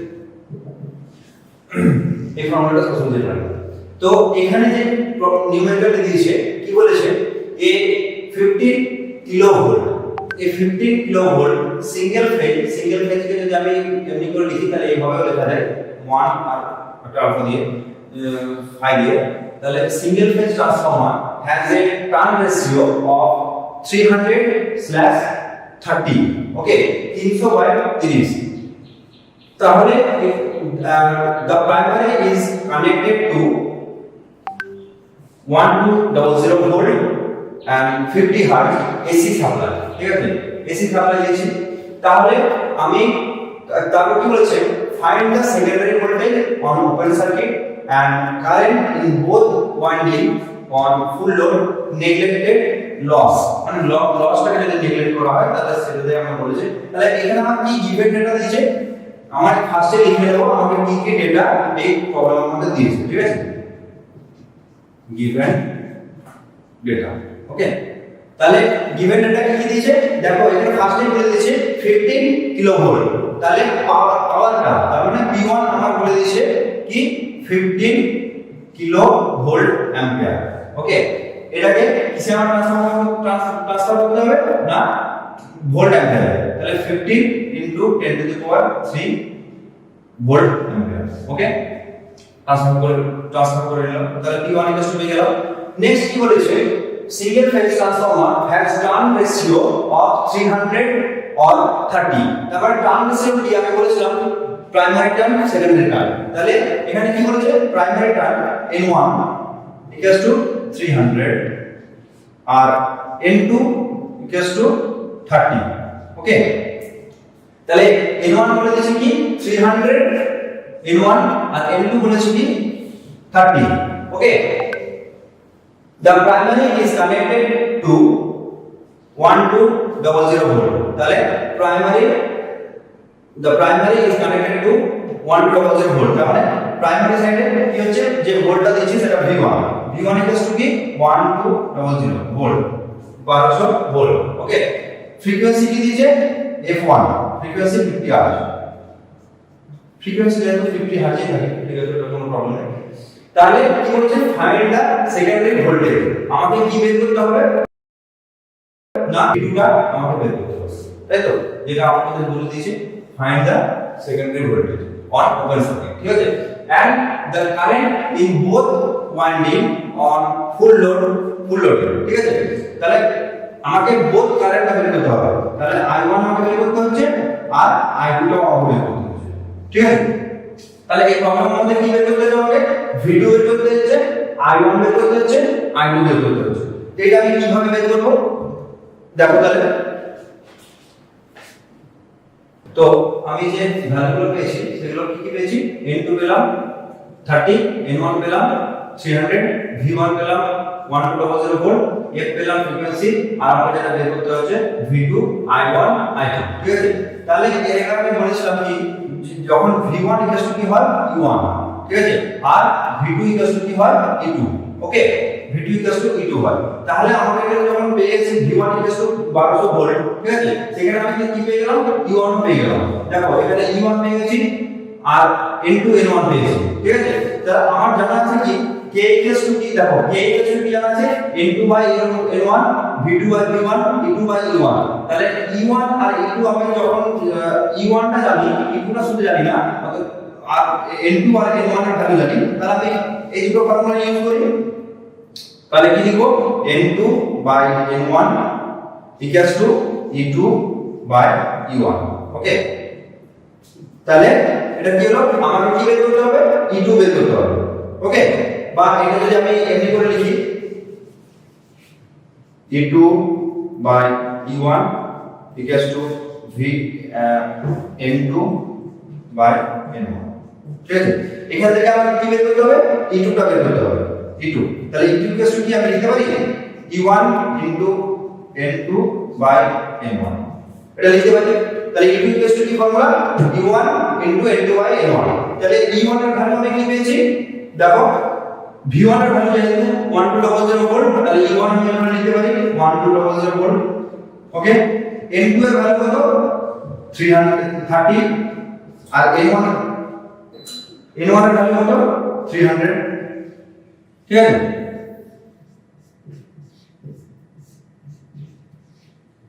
তাহলে আমি e2 কে পেয়ে গেলাম 120 ভোল্ট ঠিক আছে তাহলে e2 যখন আমি পেয়ে গেলাম আমি এর আগেই বলেছিলাম কি v1 e1 v2 e2 তাহলে e2 যদি আমি 120 ভোল্ট পেয়েছি তাহলে e2 যদি আমার 120 ভোল্ট হয় তাহলে v2 হচ্ছে 120 ভোল্ট তাহলে আমার সেকেন্ডারি ভোল্টেজটা কি হচ্ছে 120 ভোল্ট ওকে তাহলে আমার v2 বেরিয়ে গেল v2 120 ভোল্ট ওকে এবার নেক্সট আমাকে বের করতে হবে i1 আর i2 তো i1 i2 কি করে বের করব দেখো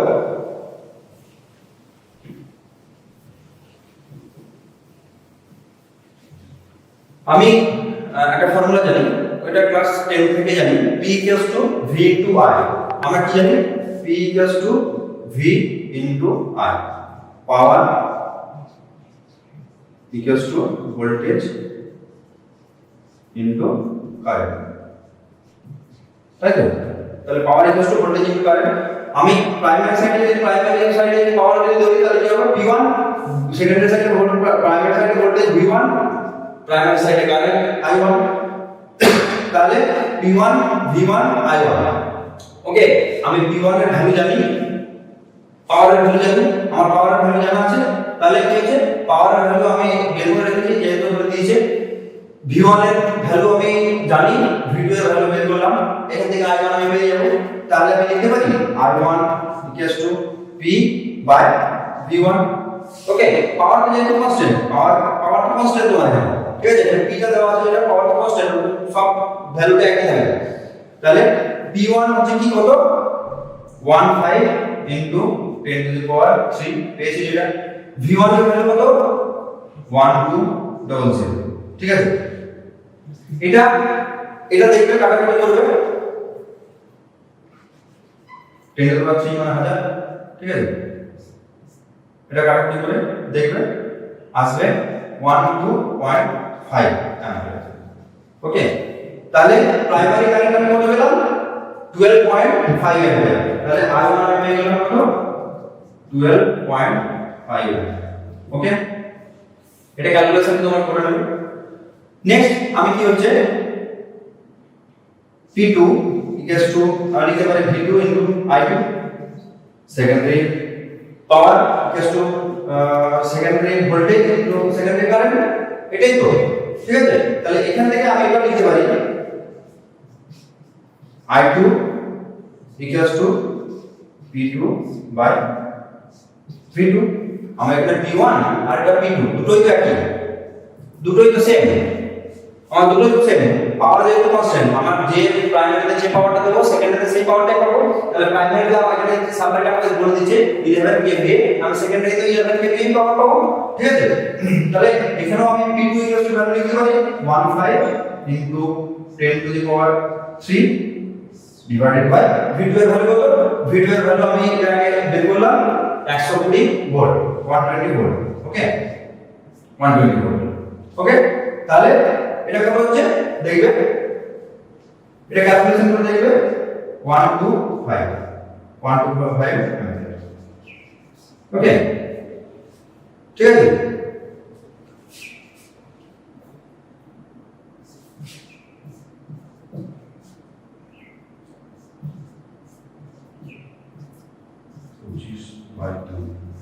এটা করে দিয়ে দিচ্ছি 12 × 24 হ্যাঁ 10, এটা করে দিয়ে দিলাম, ঠিক আছে? এটা করে দিয়ে দিলাম, এটা এলো, দেখো এটা ছিল 25/2, এটা 12.5 অ্যাম্পিয়ার, এটা করে দিয়ে দিলাম, ঠিক আছে? এইভাবে এটা করা হবে, দেখিয়ে দিই তোমাদেরকে। এটা 10 টু দি পাওয়ার 3 মানে 1000, একটা শূন্য কেটে দিলাম, এটা কাটলাম, এটা বাই 2,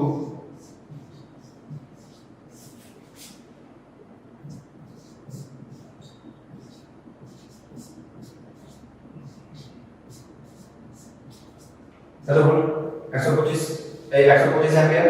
তাহলে দেখো এর মধ্যে কি পেলাম আমি V2 পেয়ে গেলাম।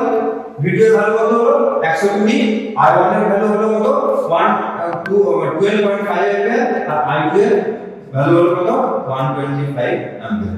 ওকে, এইভাবে তোমাদেরকে যে এই ফর্মুলাটা আমি বলে দিয়েছিলাম transformation ratio K =AD2/N1, V2/V1, E2/E1, I1/I2, দেখো এই ফর্মুলাটা দিয়ে আমি কিন্তু এই পুরো অঙ্কটা করলাম, ঠিক আছে?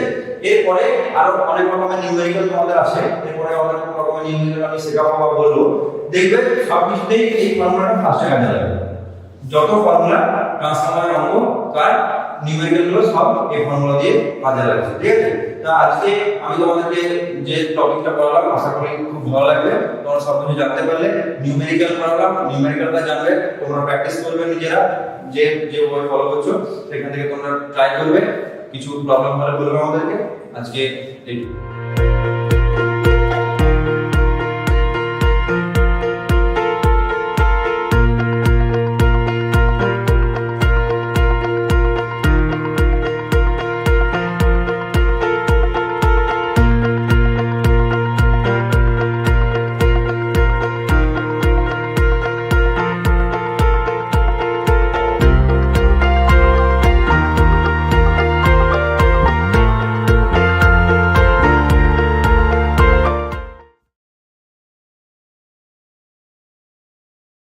Hello everyone, I am Qaiser from this Polytechnic College. তো আমরা আগের ক্লাসটাতে দেখেছিলাম যে what is stress and what is the definition of stress. তো একটু আমি রিভিশন করে দিই। আগের ক্লাসটাতে আমরা কি কি পড়েছি, যে স্ট্রেস যেটা আমরা এখানে পড়েছিলাম যে sigma is equal to force by area.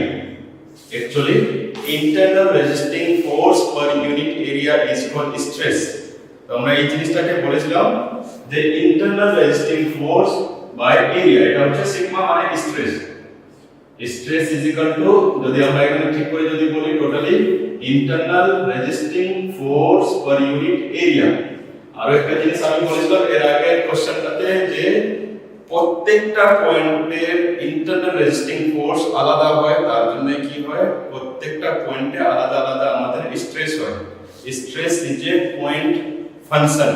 তো আমরা বলতে পারি যে প্রত্যেকটা পয়েন্টের আলাদা আলাদা স্ট্রেস হয়। আমরা যেটা বলি ফ্রম স্ট্যাটিক ইকুইলিব্রিয়াম, আমরা যদি কথা বলি স্ট্যাটিক ইকুইলিব্রিয়ামের যদি আমরা কথা বলি, তো আমাদের যতগুলো ইন্টারনাল রেজিস্টিং ফোর্স গুলো ছিল, summation of all the internal resisting force is equal to হয়ে গেছিল আমাদের কি external force applied. External applied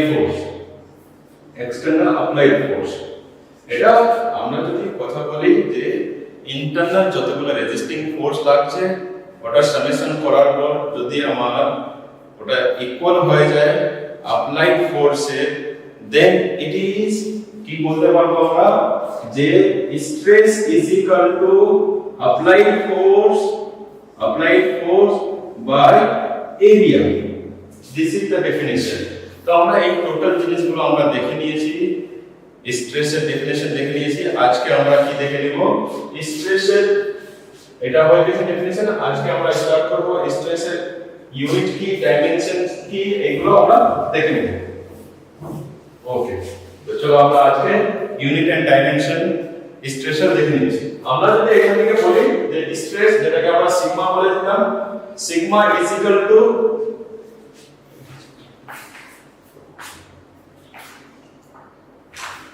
তো এখান থেকে আমরা বলতে পারি যে sigma is equal to force by area. আমরা ফার্স্টে কিসের এসআই ইউনিটটা দেখে নেব। এসআই ইউনিট যদি আমরা বলি এখান থেকে, তো SI unit of force is Newton. আমরা সবাই জানি ফোর্সের এসআই ইউনিট নিউটন, আর এরিয়া এসআই ইউনিট হচ্ছে মিটার স্কয়ার। তো আমরা এখান থেকে কি বলতে পারবো, স্ট্রেসের এসআই ইউনিট হচ্ছে নিউটন পার মিটার স্কয়ার। তো এখান থেকে নিউটন পার মিটার স্কয়ার আমরা এটাকে কি বলি, পাস্কাল। নিউটন পার মিটার স্কয়ারটাকে কি বলা হয়, Pascal, which is the same unit of pressure। একটা জিনিস আরো বলে রাখি আমি যে প্রেসারের আর স্ট্রেসের দুটোই এসআই ইউনিট হচ্ছে পাস্কাল বা newton per metre square, but the difference is কে আমাদের যদি বলা হয় stress is internal resisting force per unit area, but আমার যদি প্রেসার ডেফিনিশন বলে, প্রেসার হচ্ছে কি external applied force is known as আমাদের প্রেসার। আমরা যেটা বাইরে থেকে এক্সটার্নাল নরমাল, অ্যাকচুয়ালি হয় এক্সটার্নাল নরমাল। নরমাল মানে হচ্ছে 90 ডিগ্রি টু দ্যাট সারফেস। তো আমাদের যদি এক্সটার্নাল ফোর্স লাগে আর যদি ওই সারফেসে যদি ওটা 90 ডিগ্রি যদি লাগে, তো ওই যে এক্সটার্নাল যতটা ফোর্স অ্যাপ্লাই করছি বাইরে থেকে, ওই ফোর্সটা আর অ্যাঙ্গেলটা হচ্ছে 90 degree divided by area, that is our pressure. But the stress is internal resisting force per unit area. Okay, তো আমাদের এখান থেকে কি পেয়ে গেছি আমরা, স্ট্রেসের এসআই ইউনিট পেয়ে যাচ্ছে pascal, which is equals to newton per metre square. Okay, আর এটা চেঞ্জ করতে পারো যদি করতে হয়, তো পাস্কালটাকে চেঞ্জ বারে করতে পারো। তো এখন আমরা অবশ্যই দেখব না, এখন আমরা দেখে নিচ্ছি যে এসআই ইউনিটটা। আর যদি আমাদের স্কেলার কোয়ান্টিটি না ভেক্টর কোয়ান্টিটি যদি বলে কোথাও যে স্ট্রেস ইজ এ স্কেলার না ভেক্টর নাকি। ওকে, যেটা আমি বলছিলাম যে what is scalar, what is vector and what is tensor quantity. তো আমরা এখানে দেখেছি যে স্ট্রেসের এসআই ইউনিট পাস্কাল হচ্ছে, তারপরে যেটা আমরা যদি কোয়ান্টিটি বলি যে it is a vector or scalar or it is a tensor quantity. তো আমি ফার্স্টে বলে দিই যে scalar quantity is a quantity in which only magnitude is known. আমরা স্কেলার কোয়ান্টিটিতে অ্যাকচুয়ালি কি কি জানি, যদি কোয়ান্টিটির কথা বলি আমরা এখানে শুধুমাত্র আমরা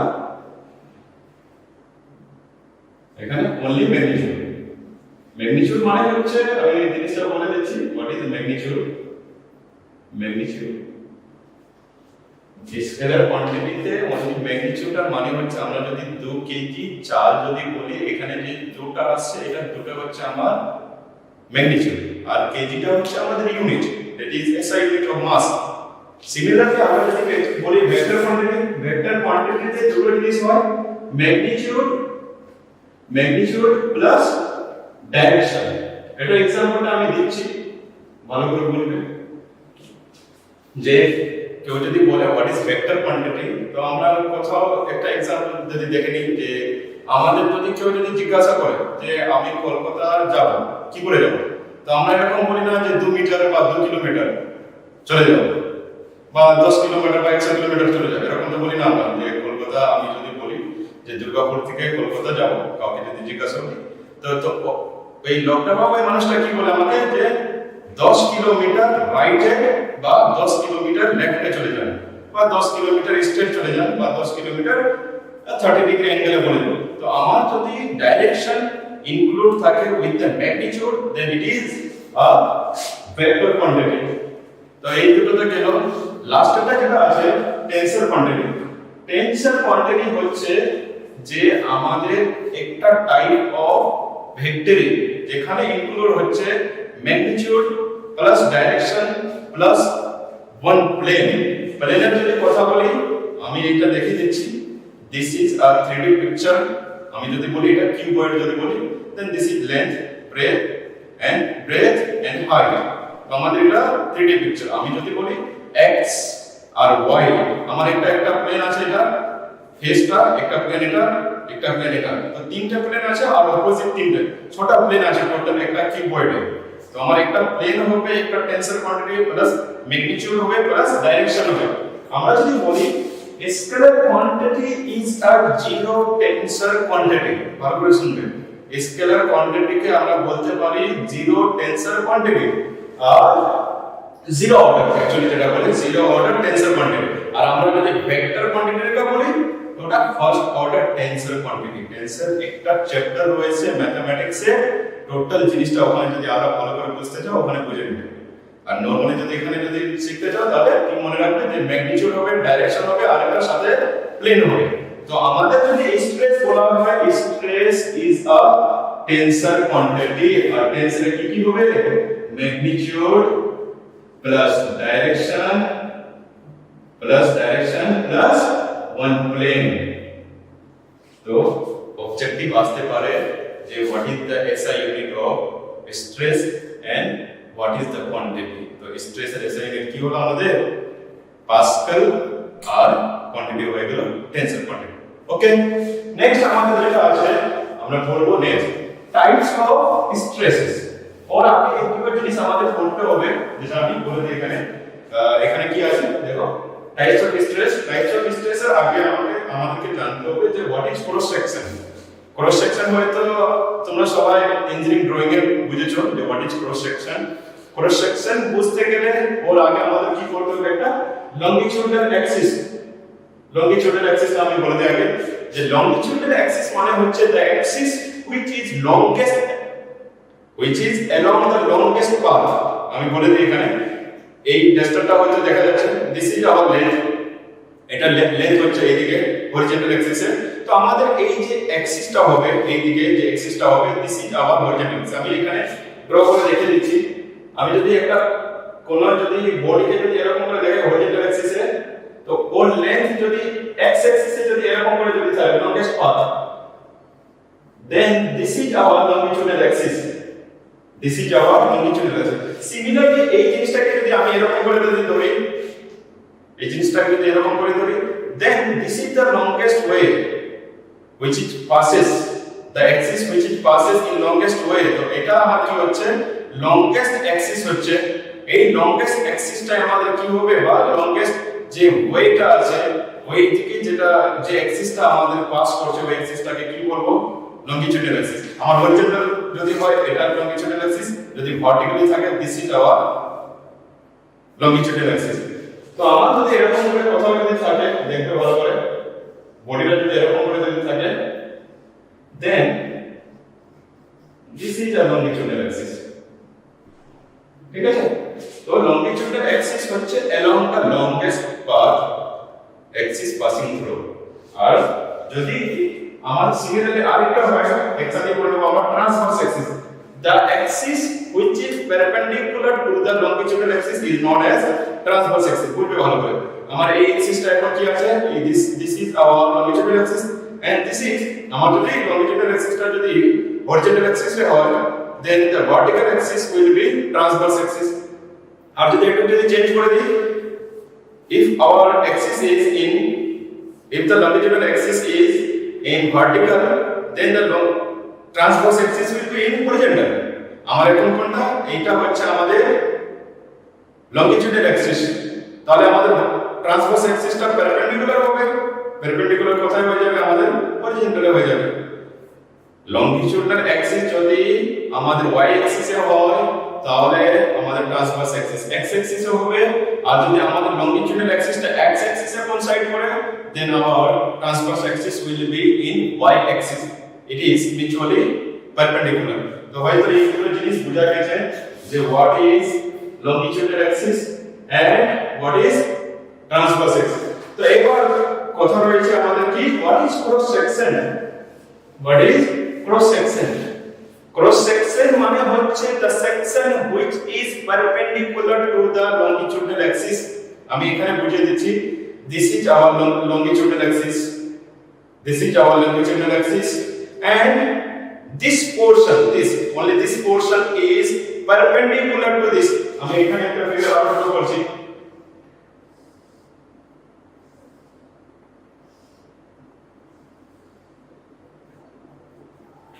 এটা হচ্ছে লঙ্গিটিউডাল অ্যাক্সিস আমাদের আর লঙ্গিটিউডাল অ্যাক্সিসের সাথে যে সারফেসটা আমার কি থাকবে যে সেকশনটা আমাদের কি থাকবে 90 ডিগ্রিতে থাকবে 90 ডিগ্রি কি করে হবে এই অ্যাক্সিসটার সাথে 90 degree this is our 90 degree কোন সারফেসটা আমাদের 90 ডিগ্রি থাকলো this surface is 90 degree to this longitudinal axis তো একটা ওরকম সেকশন যেখানে লঙ্গিটিউডাল অ্যাক্সিসটা আমার 90 ডিগ্রি থাকবে ওই সেকশনটাকে আমরা কি বলবো cross section this is our cross section okay so cross section is a section which is perpendicular to the longitudinal axis এবার আমরা বলতে পারি এটা কি আমাদের longitudinal axis এর perpendicular না এটা আমাদের কোন মতেই আমাদের কি cross section হতে পারে না হ্যাঁ এটা হতে পারে this is our cross section and this is our cross section যদি এরকম করে যদি হতো তাহলে this is our cross section না longitudinal axis is passing through this আর এটা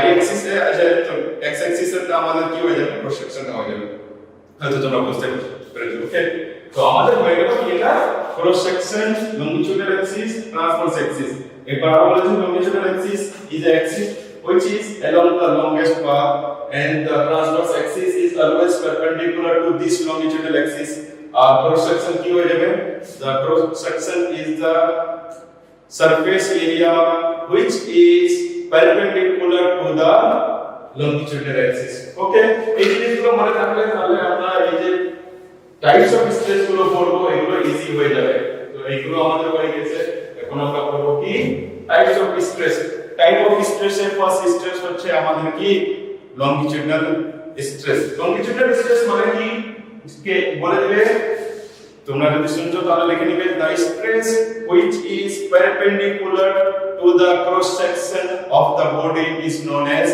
longitudinal stress কি বললাম the stress which is perpendicular দেখে নিবে ধরো এখানে একটা ফোর্স লাগছে এইদিকে এখানে একটা ফোর্স লাগছে which is this is our cross section আর এইদিকে যদি ফোর্সটা লাগে এখান থেকে তো which is perpendicular this cross section না তো একটা এরকম ফোর্স যেখানে ক্রস সেকশনের পারপেন্ডিকুলারলি লাগছে ওই পারপেন্ডিকুলারলি ফোর্স লাগানোর জন্য ইন্টারনাল রেজিস্টিং ফোর্স ডেভেলপ করছে আর যেখানে ইন্টারনাল রেজিস্টিং ফোর্স ডেভেলপ হবে ওখানে আমাদের স্ট্রেস কি হবে ডেভেলপ হবে তো the force which is perpendicular to this cross section and the stress developed due to this force is known as longitudinal stress. Okay, তো আমাদের longitudinal stress আবার দু তিন টাইপের হবে, আমি এখানে দেখিয়ে দিচ্ছি যে longitudinal types of longitudinal stress টাও দেখিয়ে দিচ্ছি আমি। longitudinal stress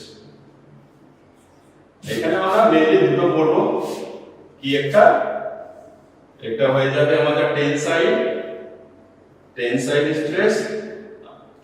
স্ট্রেস আর সেকেন্ডটা হয়ে যাবে আমাদের কম্প্রেসিভ স্ট্রেস। ঠিক আছে, স্ট্রেস যেরকমই হোক, যত টাইপেরই হোক, টেনসাইল, কম্প্রেসিভ, লংজিটিউডিনাল, নরমাল স্ট্রেস और এসআই ইউনিট কি হবে পাস্কাল বা নিউটন পার মিটার স্কয়ার, আর ও কি হবে একটা টেনসর কোয়ান্টিটি। তো আমরা এখানে যদি বলি হোয়াট ইজ টেনসাইল স্ট্রেস মানে হচ্ছে, দেখিয়ে দিচ্ছি আমি ফার্স্টে। এখানে যদি আমি একটা ফিগার ড্র করি, কি হচ্ছে ফিগারটা ড্র করি, দুটো ফিগার ড্র করে দিচ্ছি আমি, একটা কম্প্রেসিভ স্ট্রেসের জন্য, একটা টেনসাইল স্ট্রেসের জন্য।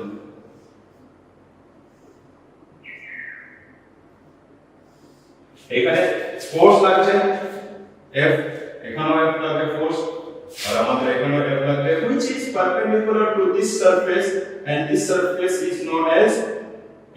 এই সারফেসটাকে কি বলা হবে? This is cross section and the cross section এর, আর যদি cross section এর perpendicular force লাগে, ওই ফোর্সটার জন্য যে স্ট্রেসটা তৈরি হবে ওটাকে আমরা longitudinal স্ট্রেস বলি।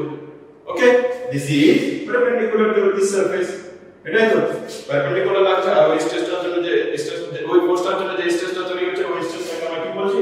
লংজিটিউডিনাল স্ট্রেস বলছি। এবার লংজিটিউডিনাল স্ট্রেসের টাইপ হতে পারে একটা টেনসাইল আর একটা কম্প্রেসিভ। এবার ফার্স্টে টেনসাইলটা বুঝে নাও, যে টেনসাইল মানে হচ্ছে যে একটা এরকম ফোর্স, যে ফোর্সটা লাগার পর কি হবে, আমার স্পেসিমেনটা বা বল পিসটা এক্সটেনশন হবে, মানে লেন্থটা ইনক্রিজ হবে। দেখো এখানে আমাদের এখানে যদি লেন্থ L থাকে, আমি বলে দিচ্ছি, ধরে নাও 2 মিটার যদি থাকে, এই স্পেসিমেনের যদি লেন্থ কত থাকে, 2 মিটার থাকে, তো after applying force the length of this bar or this specimen or this workpiece will be increased, মানে লেন্থটা এখন কত হয়ে যাবে, ধরে নাও 2.5 মিটার হয়ে গেল। ওকে, তো আমরা হয়তো জানি যখন আমরা এই জিনিসটাকে কি করব, টেনশন দিব, মানে ইনক্রিজ করাবো, আমার লেন্থটা ইনক্রিজ হবে, but it diameter will be decrease. তো আমি দেখতে এখানে থিকনেসটাকে কি করে দিয়েছি, কম করে দিই, this thickness is not equal to this thickness. Okay, লেন্থটা ইনক্রিজ করবে, সাথে সাথে আমাদের কি হবে, ডায়ামিটার, যদি সার্কুলার ক্রস সেকশন থাকে তাহলে ডায়ামিটারটা আমাদের কি হবে, কমে যাবে, মানে যদি নন রেক্টাঙ্গুলার থাকে তাহলে থিকনেসটা আমার কি হবে, কমে যাবে। এখানে এই ফোর্সটার জন্য যে স্ট্রেসটা তৈরি হচ্ছে, it is known as tensile stress. তো ডেফিনিশনে কি লিখবে, যে when the force বা when the tension force is applied in a specimen or a specimen, then the stress developed is known as tensile stress. কি বলবে আরেকবার বলছি, when tension force is applied on a specimen, then the stress developed is known as tensile stress. Okay, এখানে দেখেন আরেকবার similarly এই দেখে নেবে, এই কম্প্রেসিভ স্ট্রেসটাও দেখে নেবে। কম্প্রেসিভ স্ট্রেসটা যদি আমি বলি, টেনসাইল স্ট্রেসের জাস্ট অপোজিট হচ্ছে ঠিক। এখানে দেখো আমাদের কি হচ্ছিল, টেনসাইল স্ট্রেসে এটাতে বাইরের দিকে ফোর্সটা লাগছিল, মানে আমাদের লেন্থটা ইনক্রিজ হচ্ছিল। এখন কি হচ্ছে, আমাদের স্পেসিমেনের লেন্থটা কি হয়ে যাচ্ছে, কমে যাচ্ছে, but it dia is increases. দেখে বুঝতেই পারছো হয়তো যে আমি যদি এই স্পেসিমেনটাকে যদি এরকম করে যদি প্রেস করি, then this length will be decreased and its thickness or breadth will be increases. তো আমাদের এখানে দেখতে পাচ্ছ তোমরা সবাই যে এখানে আমাদের কি হচ্ছে, লেন্থটা যদি L বা 2 মিটার যদি থাকে ফার্স্টে, তো এটা কত হয়ে যাবে, ধরে নিচ্ছি 1.2 মিটার। ঠিক আছে, এটা কমে যাবে। তো এই যে ফোর্সটা লাগছে, এই ফোর্সটার জন্য যেটা আমার কি হচ্ছে, স্ট্রেস ডেভেলপ হচ্ছে ওই স্ট্রেসটাকে আমরা কি বলবো কম্প্রেসিভ স্ট্রেস ওকে তো এর ডেফিনিশন কি লিখবে যে দ্য স্ট্রেস বা দ্য ফোর্স বা the compressive force which is applied on a body and thus the stress developed on the specimen is known as compressive stress okay so আমাদের longitudinal stress হয়ে গেল longitudinal stress এর সাথে সাথে tensile stress compressive stress এবার যদি বলে যে what is the SI unit of tensile stress কি হবে পাস্কাল similarly compressive stress এর SI unit কি হয়ে যাবে পাস্কাল ওকে তো যত ধরনের স্ট্রেস হোক সবার SI unit কি হবে সবার SI unit হয়ে যাবে Pascal okay next type of stress আমরা যাব নেক্সট টাইপ অফ স্ট্রেস আমরা যাব নেক্সট টাইপ অফ স্ট্রেস লিখে নাও হয়ে যাবে shear stress which is shear stress আমরা দেখে নিচ্ছি শিয়ার স্ট্রেস এখানে লিখবে next topic shear stress okay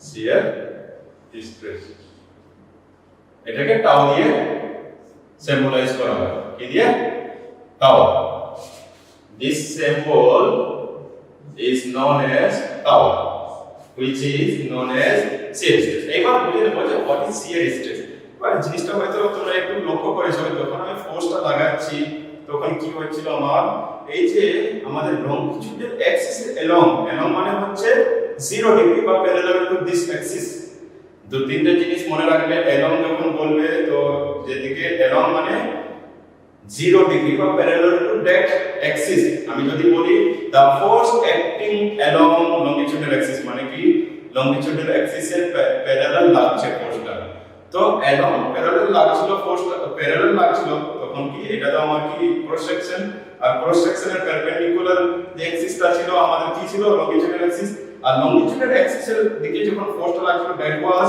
hour longitudinal stress but এখন আমাদের কি হবে longitudinal axis এর দিকে না অ্যাক্ট করে ফোর্সটা কোথায় অ্যাক্ট করবে এন্ড দিস সারফেসটার প্যারালাল আমাদের ফোর্সটাকে কোথায় লাগছিল perpendicular to this surface was perpendicular to this surface আমার ফোর্সটা এরকম ভাবে লাগছিল এবার কি হয়ে যাবে আমার ক্রস সেকশনের প্যারালালি ফোর্স লাগা আমার এই সারফেসটা আমার কি ক্রস সেকশন আর ক্রস সেকশনের যদি ফোর্সটা আমার যদি এরকম করে লাগে প্যারালাল টু দিস সারফেস আমার পারপেন্ডিকুলার যখন ক্রস সেকশনে লাগছিল দ্যাট ওয়াজ আওয়ার লংজিটিউডাল স্ট্রেস আমার যদি ফোর্সটা যদি পারপেন্ডিকুলার টু দিস সারফেস যদি লাগে ক্রস সেকশনের যদি পারপেন্ডিকুলার লাগে তাহলে ওই ফোর্সটার জন্য যে স্ট্রেসটা তৈরি হচ্ছে ওই স্ট্রেসটাকে বলবো আমরা লংজিটিউডাল স্ট্রেস বাট আমার যদি ফোর্সটা ডাইরেকশনটা চেঞ্জ করে যদি ক্রস সেকশনে যদি আমরা কি করে দিই পারপেন্ডিকুলার এর জায়গায় আমরা যদি কি করে দিই প্যারালাল করে দিই then the stress developed is known as shear stress okay তো আমরা এখানে একটা ছবি ধরে নেব দেখে নেব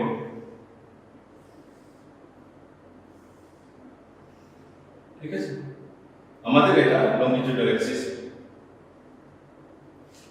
এটা আমাদের লংজিটিউডাল অ্যাক্সিস ঠিক আছে তো আমাদের ফোর্সটা আগে কোথায় লাগছিল দিস ইজ পারপেন্ডিকুলার আর ফোর্সটা লাগছিল আমাদের এই দিকে লাগছিল ফোর্সটা এইরকম যদি ফোর্সটা লাগে then it is for this force the stress developed is longitudinal axis বাট এবার আমরা কি করব এই ফোর্সটাকে এই যে ফোর্সটা আছে এই ফোর্সটা নিব না আমরা ফোর্স নিব কোন দিকে একটু আমি চেঞ্জ করে দিই ফোর্সটা আমাদের নিব একটু চেঞ্জ হবে the force will be parallel to this surface আর আমরা একটা দিকে দেখাবো একটা ডাইরেকশন হবে যেহেতু এটা এই ডাইরেকশনটা যদি দিই তাহলে এই ডাইরেকশনটা inserted inside this surface that's why we will do this তো আমাদের ফোর্সটা যদি এটা একটা ফোর্স লাগে ধরে নাও শিয়ার ফোর্স লাগে শিয়ার ফোর্স এফএস যদি বলে দিই আমি তো আমাদের যদি বলে শিয়ার ফোর্স কি ফার্স্ট ডেফিনিশনে তো শিয়ার ফোর্স বলবে the force which is parallel to the cross section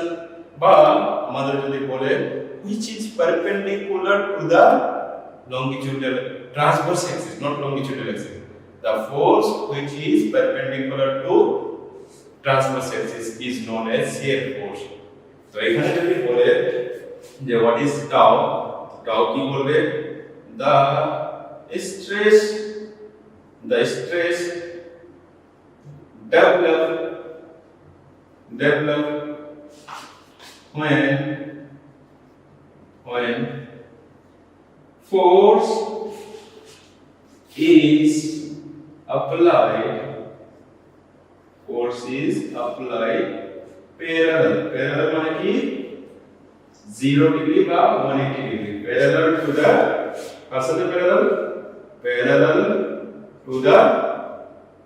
parallel to the cross section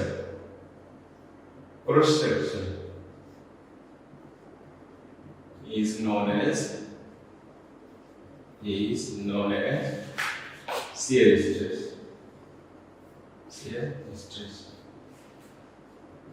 ঠিক আছে তো আমার যদি ফোর্সটা যদি প্যারালাল টু দ্য সারফেস যদি লাগে বা parallel to the cross section লাগে then the stress develop is known as shear stress okay মনে থাকবে না আর শিয়ার স্ট্রেস আমরা যদি এখান থেকে বলি তাহলে কি হয়ে যাবে এখানে Fs divided by area Fs টা কি এখানে শিয়ার ফোর্স আর এখানেও কি হয়ে যাবে SI unit shear force shear stress newton per metre square আর যদি আমরা এখানে বলি কি হবে টেনসাইল কোয়ান্টিটি এগুলো মনে রাখবে অবজেক্টিভে চলে আসে তাহলে টেনসাইল কোয়ান্টিটি ওকে এইটুকু হয়তো তোমাদের জানা গেছে এরপর আমরা স্ট্রেস সিম্পল আমাদের চ্যাপ্টারটার নাম কি ছিল সিম্পল স্ট্রেস স্ট্রেন তো আমি সেকেন্ড ডেফিনিশনটা একটু তোমাদের দেখিয়ে দিই হোয়াট ইজ স্ট্রেন ঠিক আছে শিয়ার stress types of stress unit and dimensions definitions আমাদের stress এর হয়ে গেছে এবার আমরা দেখে নেব what is stress then what is strain তো আমাদের নেক্সট টপিক হয়ে যাবে strain okay it is symbolized by this which is known as epsilon এটাকে কি বলে দিবে epsilon ঠিক আছে এগুলো মনে রাখবেন তো এই দুটোই জিনিস যেটা আমাদের মেইনলি পড়তে হবে আমরা আবার ফিরে আসবো স্ট্রেসে কদিন পর বা আফটার ডেফিনিশন অফ স্ট্রেন এখন স্ট্রেনটা আগে দেখে নিই তো স্ট্রেন মানে হচ্ছে যে আমরা যদি ফোর্স যদি কোথাও যদি লাগাই এই স্পেসিফিকটাই ধরে নাও তো আমাদের কি হচ্ছিল একটু আগে যে আমরা যখন টেনসাইল ফোর্স লাগাচ্ছিলাম তখন আমাদের কি হচ্ছিল যে এই যে ডাইমেনশনটা চেঞ্জ হয়ে যাচ্ছে ডাইমেনশনটা চেঞ্জ মানে কি লেন্থটা চেঞ্জ হচ্ছে আমাদের থিকনেসটা চেঞ্জ হয়ে যাচ্ছে আর হাইটও চেঞ্জ হয়ে যাচ্ছে এই যে ডাইমেনশনটা চেঞ্জ হচ্ছে এই ডাইমেনশন চেঞ্জ কি আমরা কি বলবো স্ট্রেন বলবো আর বলে দিচ্ছি আমাদের যখন টেনসাইল ফোর্স বা কম্প্রেসিভ ফোর্স লাগছে this specimen it changes its shape and size তো শেপটা যখন চেঞ্জ হচ্ছে আর টোটাল ডাইমেনশনটা চেঞ্জ হচ্ছে এই যে ডাইমেনশনটা চেঞ্জ হচ্ছে লেন্থ বেড়ে যাচ্ছে থিকনেস কমে যাচ্ছে উইডথ কমছে বা আমাদের উইডথ বেড়ে যাচ্ছে লেন্থটা কমে যাচ্ছে এই যে চেঞ্জেস হচ্ছে এই চেঞ্জেস গুলোকে আমরা কি বলবো স্ট্রেন বলবো তো আমাদের যদি এখান থেকে যদি স্ট্রেন যদি বলে ডেফিনিশন কি বলবে it is the ratio of কিসের ratio it is the ratio of change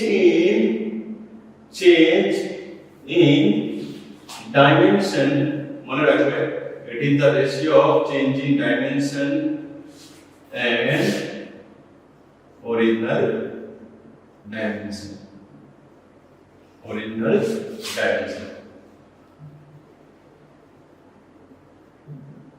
ওকে আমি একটা एग्जांपल নিচ্ছি লেন্থ নিয়ে আমরা করব তারপরে আবার ওই আমাদের ডায়ামিটার নিয়ে পরে করব যখন কয়েজার রেশিও করব পলিমেটিক স্ট্রেন যখন করব তখন টাইপস অফ স্ট্রেন আমি বলে দেব এইসব এখন লেন্থ নিয়ে কথা বলছি আমি এখন যদি ফোর্সটা যদি আমরা লাগাচ্ছি একটা টেনসাইল ফোর্স লাগাচ্ছি টেনসাইল ফোর্স ধরে নাও এটা L আছে L মিটারের লেন্থ আছে এটা L আছে আফটার অ্যাপ্লাইং দিস ফোর্স না এই ফোর্সটা অ্যাপ্লাই করার পর আমাদের কি হচ্ছে এই অ্যাপ্লাই করার পর আমাদের এই লেন্থটা কি হয়ে যাচ্ছে এক্সটেন্ড হয়ে যাচ্ছে তো starch, dextrine is a shorter form of starch, partially digested.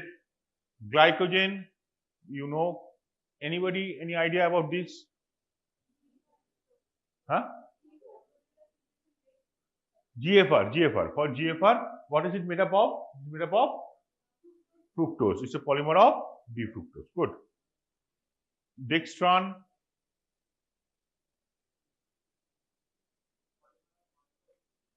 Maltose, galactose. It's a dye. Agar. Again, it's a polymer of galactose. It is found in seaweeds, agar. Agar, did you ever have agar? Yes, in which form? Very good. The jelly kind, jelly-like of things. Custards and those things, so they add. Good, very good. Cellulose. Did you have ever had cellulose? Vegetables? Full of cellulose. Right? Very good. Difference is glycogen and starch and dextrin, they contain D-glucose, sorry, alpha D-glucose, and cellulose contain beta D-glucose. We'll come to that beta D everything. Don't worry. Since you are responding very fast, so I can go a little faster. So heteropolysaccharide examples are like this. The major example of heteropolysaccharide falls in a separate group called mucopolysaccharide, which is specially designed for our biological system. Apart from that, we have many other heteropolysaccharides. So for example, lectins, lignins, correct? This is a group of compounds, lectins.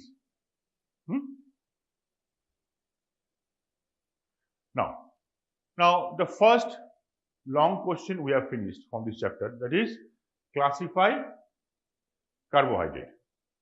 Okay, the detailed example will come as we will progress, but more or less the first question we have finished, that is classification of carbohydrate. The second long question comes from this chapter is isomerism of carbohydrate.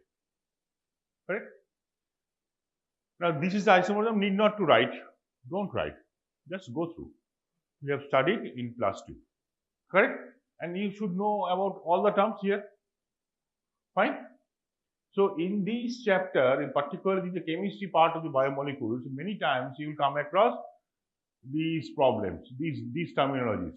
So then you should be able to correlate what I am talking about. Structural isomerism is something different, stereoisomer is something different, diastereomer, racemers, geometric isomerism. Geometric isomerism, what is that? The position of the functional groups or additional groups on the same side of the bulkier groups on the same side of the double bond, then we call it cis.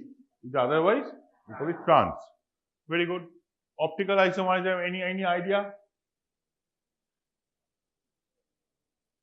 R-S configuration, R form, S form, correct? D and L isomerism, correct?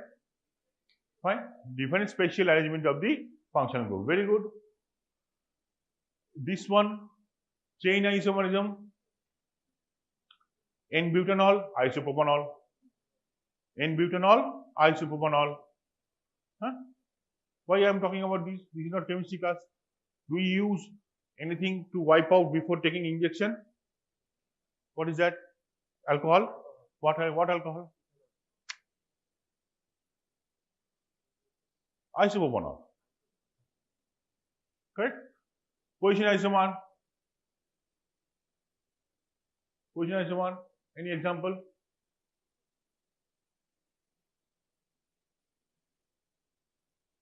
The double bond can change. The functional groups can change. Example, one butan who will go. আমি biomolecules থেকে বলছিলাম, যেমন beta alanine, এটা amino acid, তাই না? Functional গ্রুপটা beta amino গ্রুপটা beta carbon থাকে, আলফা কার্বন থাকে না, তাই না? কিন্তু অ্যামিনো অ্যাসিড কিন্তু আলফা অ্যালানিন, এটা হচ্ছে beta alanine. Now regarding isomerism, these 5 forms we must remember. At least you can write as many as possible, but these 5 should be sufficient to get you good marks. If you can explain these terms under the heading of isomerism of carbohydrate. Clear? First one, D and L isobound. Second one, small d or plus, and small l or negative. Third one, anomerism. Fourth one, epimerism. And fifth one, pyranose and furanose forms. Correct? Should we start? Correct? Hope you understand most of them, but still, if I ask you to describe the shape of this object in my hand, what is the shape? Don't lie. From your side, you can't see it is cylindrical.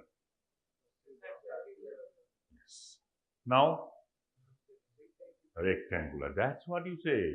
We are in the 3D world. We cannot express things in 3D. We express one dimension less in 2D.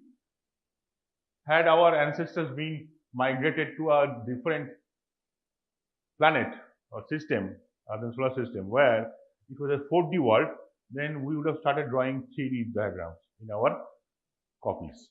But copies are two-dimensional. So this is our experience from the birth. We have come to know that when it looks like this, it is cylindrical. The light and shade makes us perceive that this is cylindrical.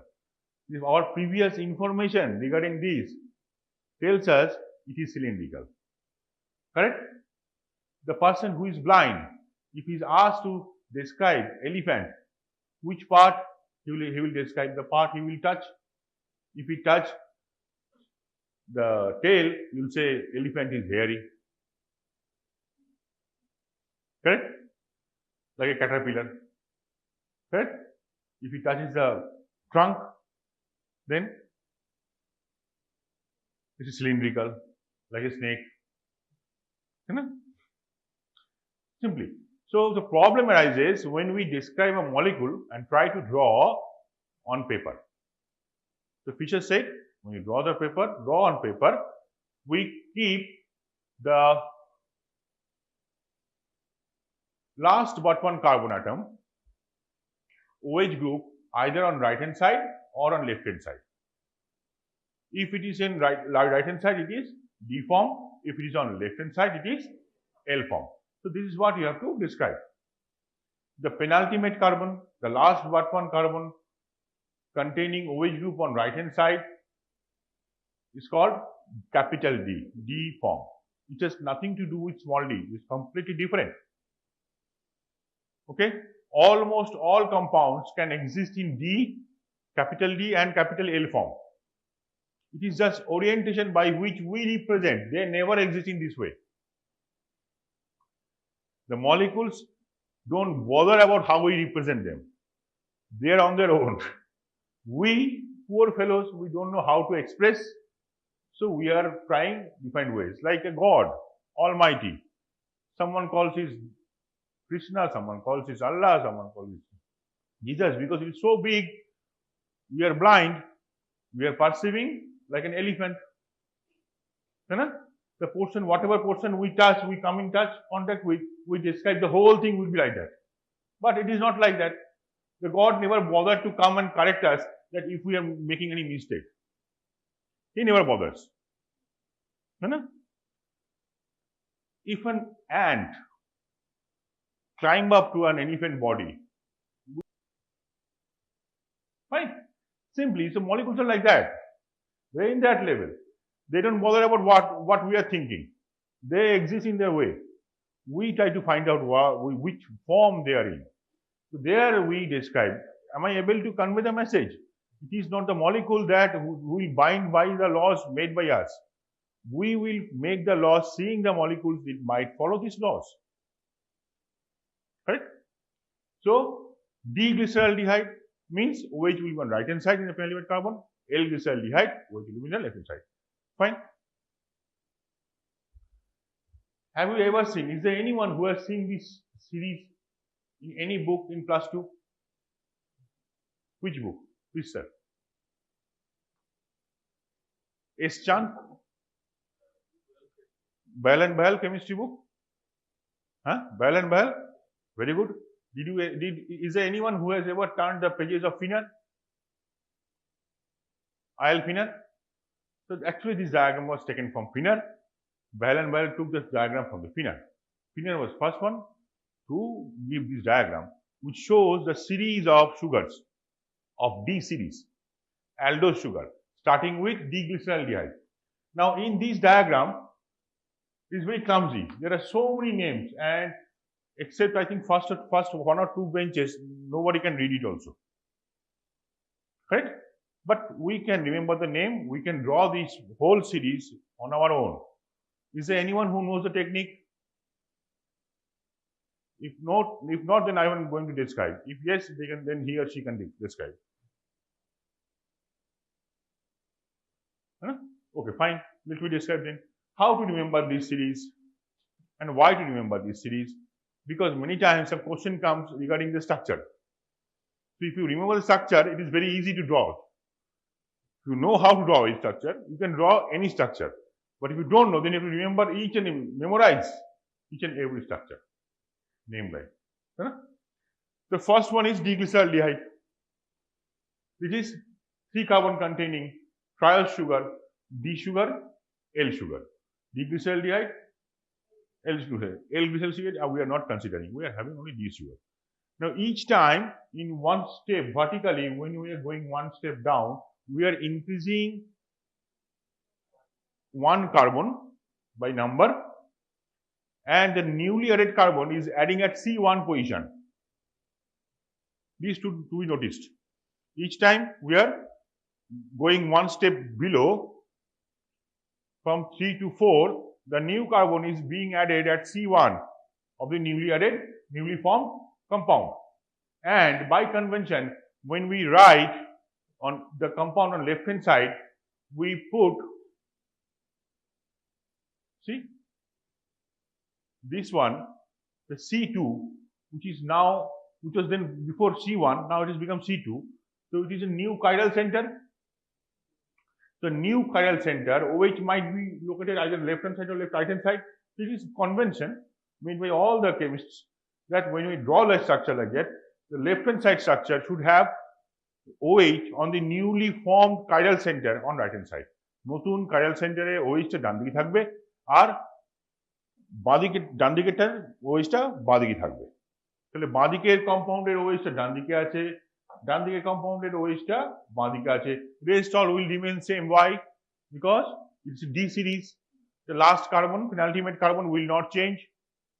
Last 2 carbon will not change their configuration. Only other carbons will change. So now it is increased by 1. So now this is tetrose, 4 carbon compound containing compounds. Next level is pentose, next is hexose. So how to remember the name? The first one is D-glyceraldehyde, second one is erythrose and threose, ET. Just write these mnemonics, ET, ET, extraterrestrial, so that ET, erythrose and threose. Left hand side erythrose, right hand side threose.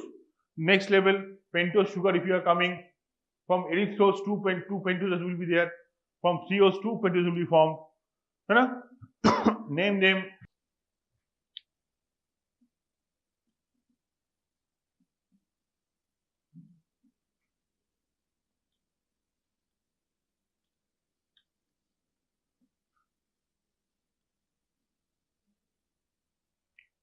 Ring all xylophone loudly.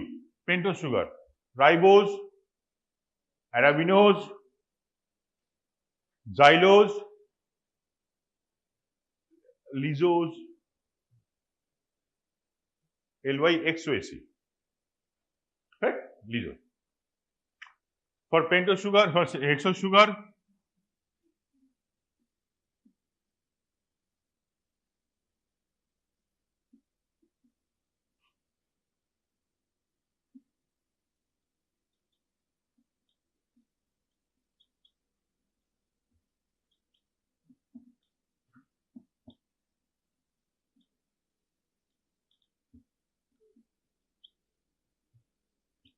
nothing is made by me, all are given in chemistry book. Don't think I am very knowledgeable person. I just gathered knowledge before you, that's all. All alchemists gladly make gum in gallon tanks. Aloes, altrose, gladly, glucose.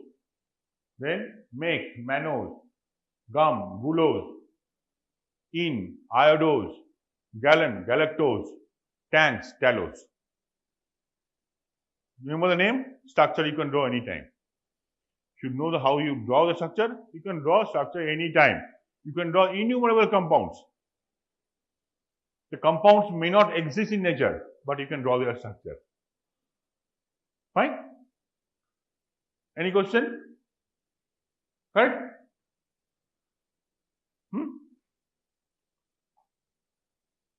Fine? Similarly, for keto sugar, do we have any series? Yes, we do. For D-ketose, we start with dihydroxyacetone. The first member, dihydroxyacetone, triose, keto triose. Next step, it forms only one form. Other form is not available. Tell me why. In this case, the newly added carbon is at C2, correct? And the next carbon should describe its isoform, right or left. The next one cannot be right left. Why? Because it is D series. So we don't have any corresponding sugar for thiose in keto series. We have only erythrulose. Fine. So that's why naturally the next step it will be less again. Instead of 8, we will have only 2, 4, we will have only 2, ribulose and xylulose. This was Cysose, P remains silent. Cysose, fructose, sorbose and tagatose. So here we know where is the fructose, where is glucose in the series. So if we call what we name one aldopentose, arabinose, name one ketopentose, xylulose, name one ketohexose, fructose, sorbose, cysose, tagatose, correct? If they ask you to draw the structure also, you can draw. It may take some time, but you can draw. Correct? You need not to memorize the structure anymore. If you remember the method. Correct? Now, this is assertion, rule. In the present system on earth, in our body, we find most of the sugars in D form and amino acids in L form. The opposite is possible? Question mark. Yes, possible. Now also it is there. But it is made with an goal to make it resistant against the enzymes produced by us. Because our enzymes, they can digest D sugars containing substances, L amino acid containing substances. We cannot digest compounds formed by D amino acid and L sugars. So where possibly could you find these compounds? The compounds containing D amino acids and L sugars. The cell wall of bacteria. They want them to be protected from the enzymes of our body. Our enzymes can digest only compounds formed by L amino acid and D sugars. So they make their outer part of the cell wall with this, so that we cannot digest the outer part of the cell. Right? But inside they utilize the same nutrients what we use. So their metabolism runs on with this. But outside protection is like that. So that's why many bacteria we cannot digest. But there are so many bacteria we digest. How? We have a specialized enzyme called lysozyme. We have a specialized enzyme called lysozyme. Lysozyme can cleave that particular cell membrane, cell wall. Right? Even we have protection. Right? They are not invincible. Fine. So there are some important structures. Anyway, we'll come to that structure later. We'll see D and L refers to. Let's go through it. Already I have described. To and rule and all these things are not required to remember now because you are studying medical biochemistry. Now anomers. Anomers. Anybody is having any idea about acetal and hemiacetal, ketal and hemiketal? When aldehyde and alcohol combine, they form acetal. When keto and alcohol combine, they form ketal. When these two molecules, functional group, are part of the same molecule, it is called hemiacetal or hemiketal respectively. কি বললাম একই মলিকুলের মধ্যে aldehyde এবং ketone group alcohol group থাকলে তারা যদি combine করে তাকে বলা হয় অ্যাসিটাল। একই মলিকুলের মধ্যে কিটো গ্রুপ এবং অ্যালকোহল গ্রুপ থাকলে তারা যদি কম্বাইন করে তাকে বলা হয় কিটাল। এবং যদি এই দুটো গ্রুপ একই মলিকুলের মধ্যে থাকে সেম মলিকুলের পার্ট হয় তাহলে তাকে আমরা বলবো hemiacetal or hemiketal respectively. Now this is a molecule, example of molecule which has aldehyde group and many alcohol group. So if the C1 aldehyde group combines with C5 alcohol group, then it forms this kind of structure. Now the problem is this combination of these two groups has generated a new chiral center at C1. C1 is now no more a non-chiral carbon. Now it can have OH group either on right hand side or left hand side. So if they have it on right hand side, we call it alpha. If they have it, right hand side, we call it alpha. If they have it on left hand side, we call it beta. While drawing in a pyranose form, the right hand side OH goes below the plane. Right hand side OH goes below the plane alpha and left hand side goes above the plane beta. Correct? So anomers can be of only two types, alpha and beta, and that is formed when they form a ring structure within the same molecule. When carbohydrates form a ring structure within the same molecule, a new, this is the thing, this is the wording you should write simply. A new chiral center is generated when a carbohydrate forms a ring structure within the same molecule, and these chiral center may contain OH group on right hand side or left hand side. If the OH group reside on left hand side, we call it beta. If the OH group reside on right hand side, we call it alpha. While drawing, it goes below the plane and above the plane. In case of alpha, below the plane. In case of beta, above the plane. Clear? So anomers are of two types. So this is for glucose and this is for fructose. In this case, it has C2 and C5 has formed a linkage, right? So one oxygen is there and this furanose ring structure is formed. The 6-member ring is called pyranose form, while 5-member ring is called furanose form because they resemble the heterocyclic compound pyran and furan respectively.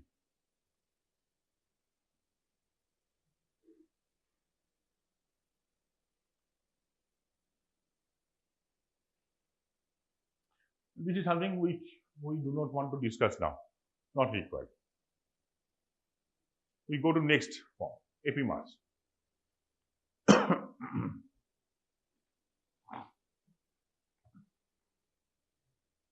This alpha and beta isoform of glucose is very, very important.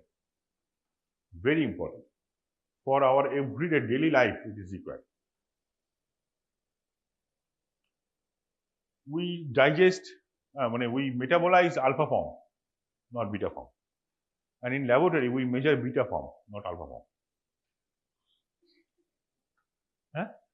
It's simpler. It requires less money. So when you are doing something measurement, estimation, you should see about the profit. That's all. You will come across many things like this glucose, we'll measure alpha, we measure beta form actually in laboratory. And then vitamin D, actually we write it D3, but we measure not 125 but 2425 D3. Because 125 measurement of 125 D3 is more costlier than measuring 24-25 D3.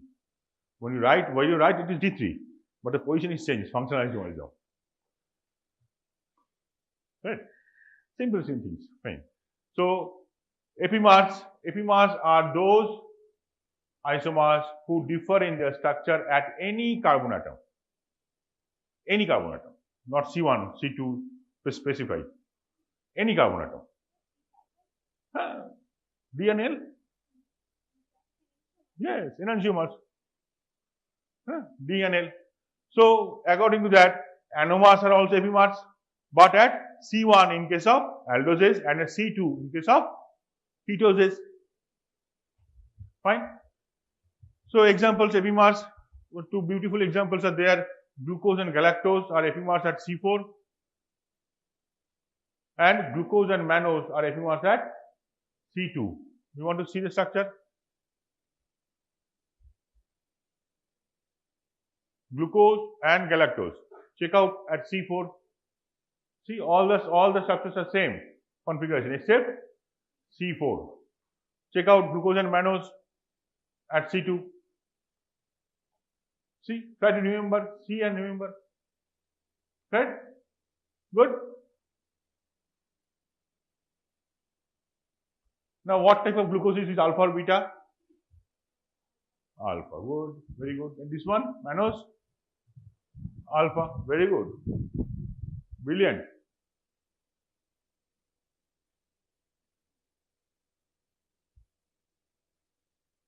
Ring structures. Easier than ever. Easiest. One who understands all these things, everyone, for them, ring structure is very easy. Pyranose and pyranose. Fine. Then why did we include this one as important? There are many other forms which have excluded, but we have included this one. Why? Because of some biological property.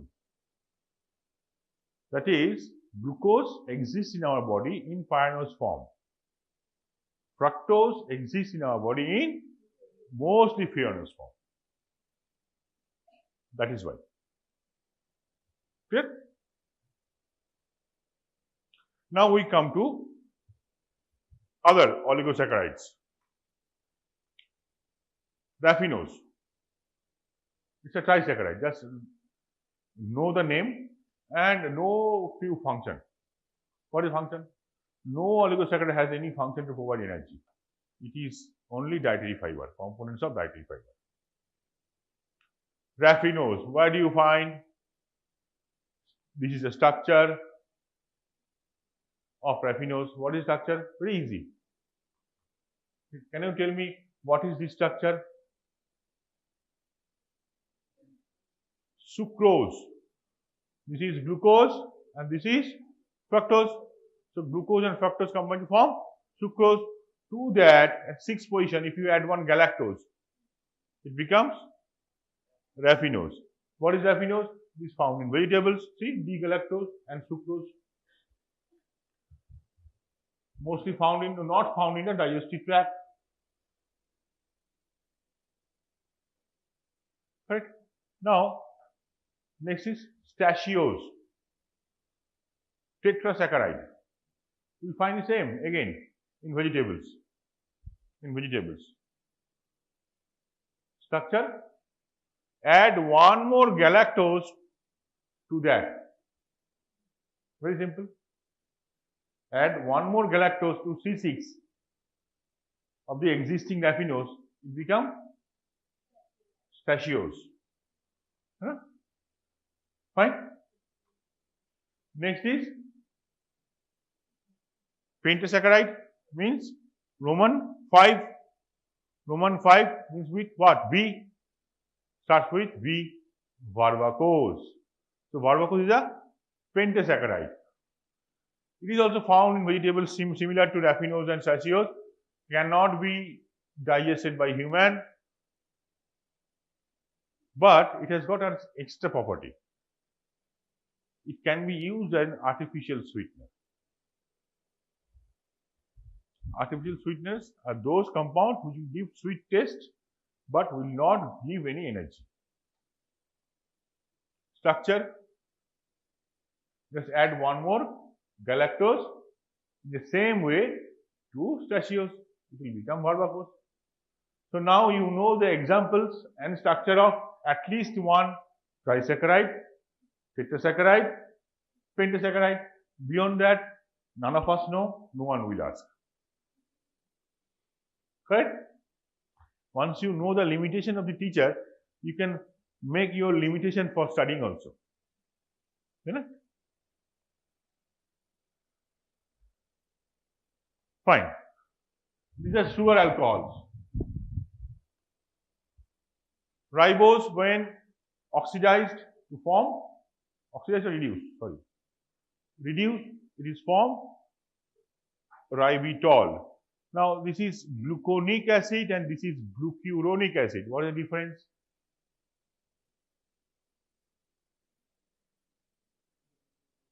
Very simple difference. See, what is the difference? See and tell. Huh? At gluconic acid, C1 is oxidized. C1. Correct? Glucuronic acid, C6 is oxidized. Means first one is aldehyde to glucose, one-step oxidation. Second one, alcohol to glucose, two-step oxidation. Now, is it possible that you are going for two-step oxidation of C6 and C1 will remain unoxidized? Is it possible? Is it possible? Can you reach number 0 from number 3 without touching number 2? No, it's not possible. So how do you achieve it? If you add bromine water, mild oxidizing agent, then glucose will be converted to gluconic acid. If you add concentrated nitric acid, strong oxidizing agent, it will form saccaric acid, glucaric acid. Both C1 and C6 will be oxidized. Then how do you convert only glucose to glucuronic acid? It is not possible by any chemical method unless you bind C1. You have to hold C1 so that it cannot get oxidized. How? Only done by metabolism. We have a separate pathway for conversion of glucose to glucuronic acid, mannose to mannuronic acid, galactose to galacturonic acid in our system, our metabolic system. Okay? Uronic acid pathway.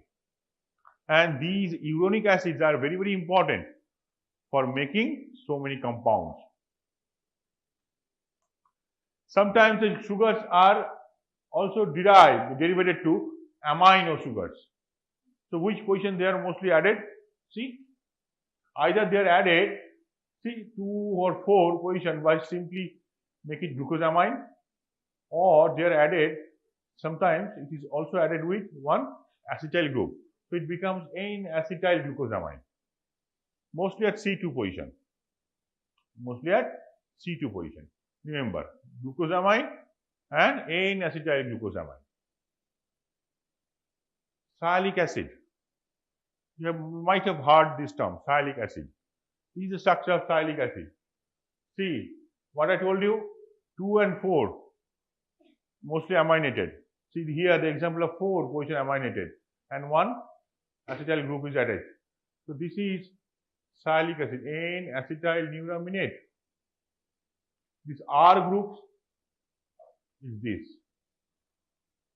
R group is this. What is this group? One glycerol. One molecule of glycerol. So you add one molecule of glycerol at C6, you add one molecule of acetylated amine group at C4, it becomes N-acetyl neuraminate. It becomes a 9 carbon containing compound. Sialic acid. 6 plus C, 9 carbon. Correct? So example of one derived sugar, example of one acetylated sugar, example of one nonose sugar.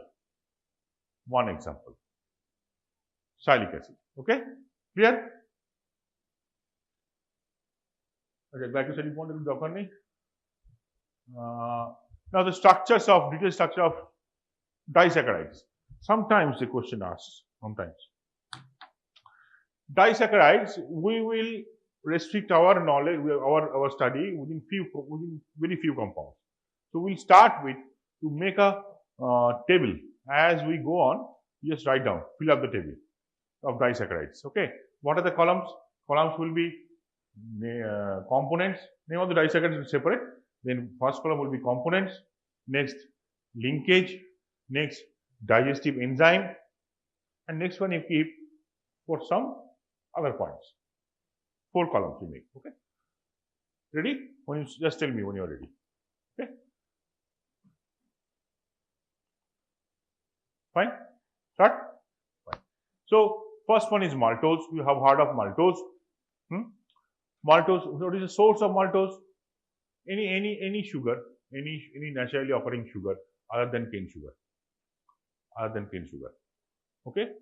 Molasses and etc. etc. Gur. So there, or partially digested starch, or partially digested starch. Fine. Components: glucose plus glucose.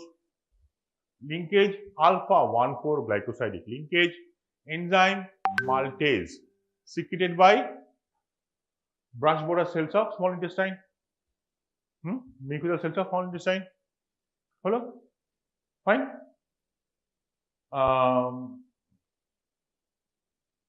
Uses, you write anything, no one asks.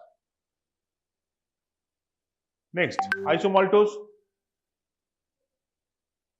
made up of glucose and glucose, linkage alpha 1,6, digesting enzyme, isomaltase, so location, secretion source is same, brush border cells of small intestine, and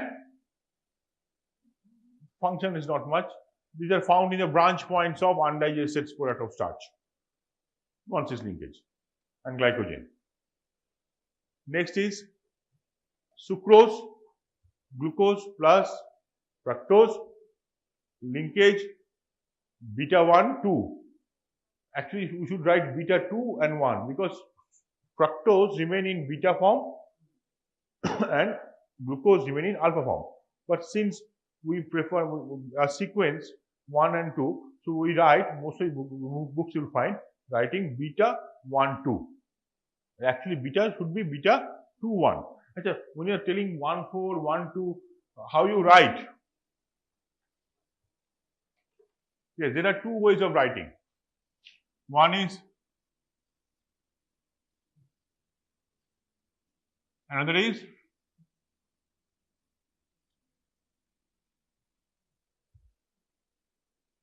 okay, clear? Any of this method you can follow. Okay, sucrose is done. Then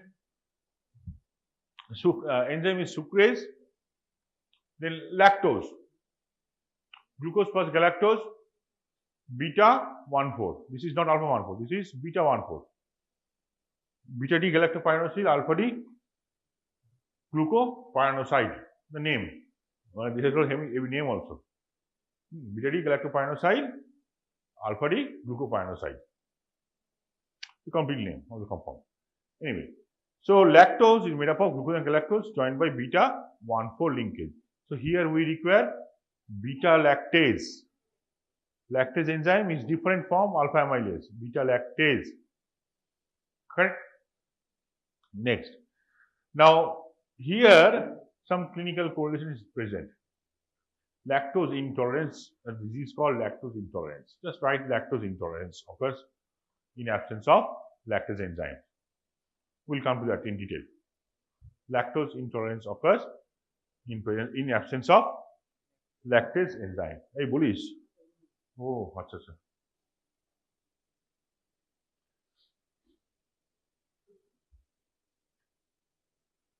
The structure of starch.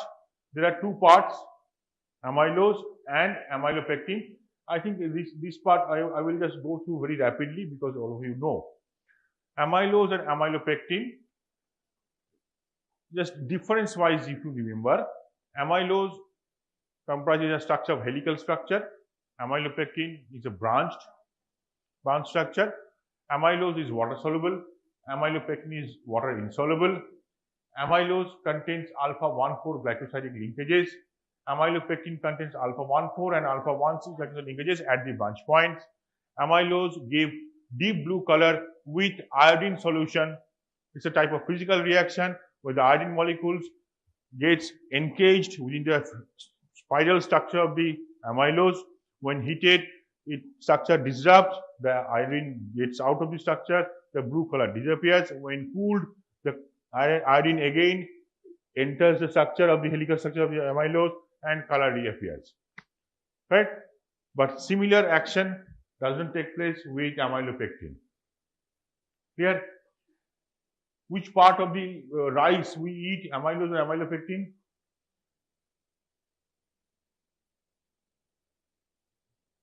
We throw away amylose and we eat only amylopectin in the form of rice bran. Correct? Amylose is 20%, amylopectin is 80%. So which is insoluble after boiling rice that we take, it's amylopectin, and we throw away. Suppose we purchase the rice of amount of 100 rupees, we throw away 20 rupees after boiling and eat 20 rupees, 80 rupees. Right? Anyway, so aging process, when you age the rice, you must have seen the ads, basmati rice aged 2 years, 1 year. Why? The aging process removes the amylose. Amylose is easy to digest, ready to provide energy, but ready to provide energy is not good for our health. We'll become fat. So eating rice will be less. We cannot eat more rice. If we need to eat more rice, then we need to reduce the amylose. But moreover, the presence of amylose makes the rice sticky, which is not liked by most of the well-to-do rice eaters.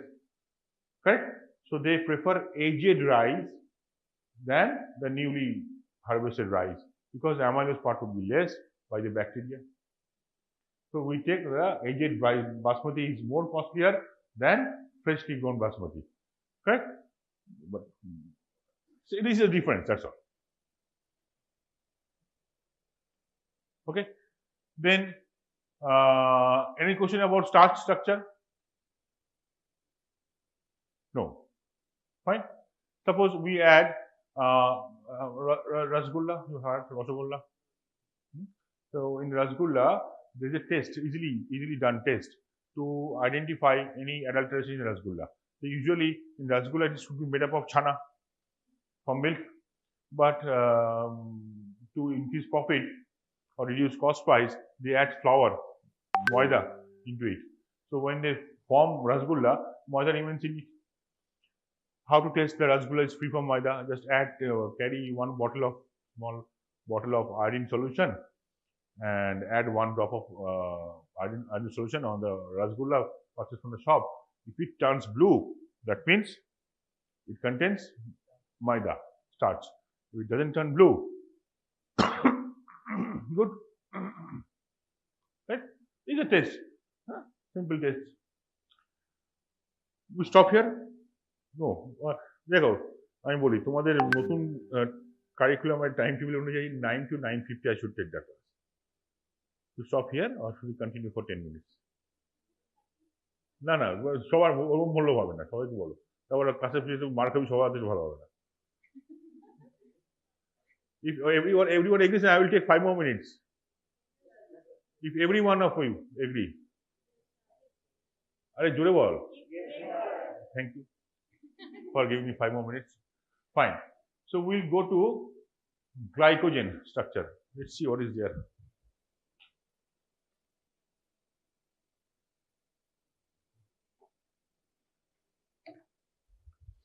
Glycogen structure is unique. It is somewhat like amylopectin, but it is more branched than amylopectin. It is somewhat like amylopectin, but more branched than amylopectin. Ideally, when you view glycogen molecule under microscope after staining, we see like this.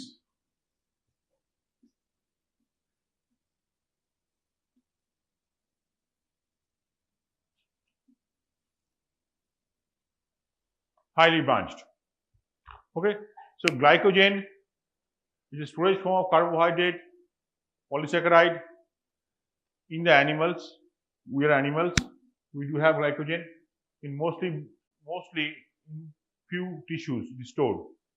First one is liver, second one is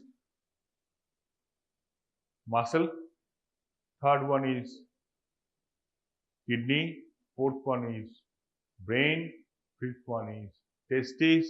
But other, except first two, rest of the organs we do not mention mostly because of their low amount of glycogen storage. Mostly two tissues, liver and muscle. Now liver stores around 10% maximally of its weight in the form of glycogen. Muscle stores around 1 to 2% maximum of its weight. So which tissue contains more glycogen? Liver. Sure? One is muscle.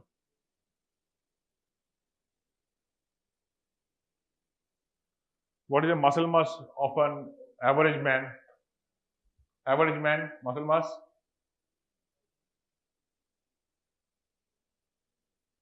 $35 kilo.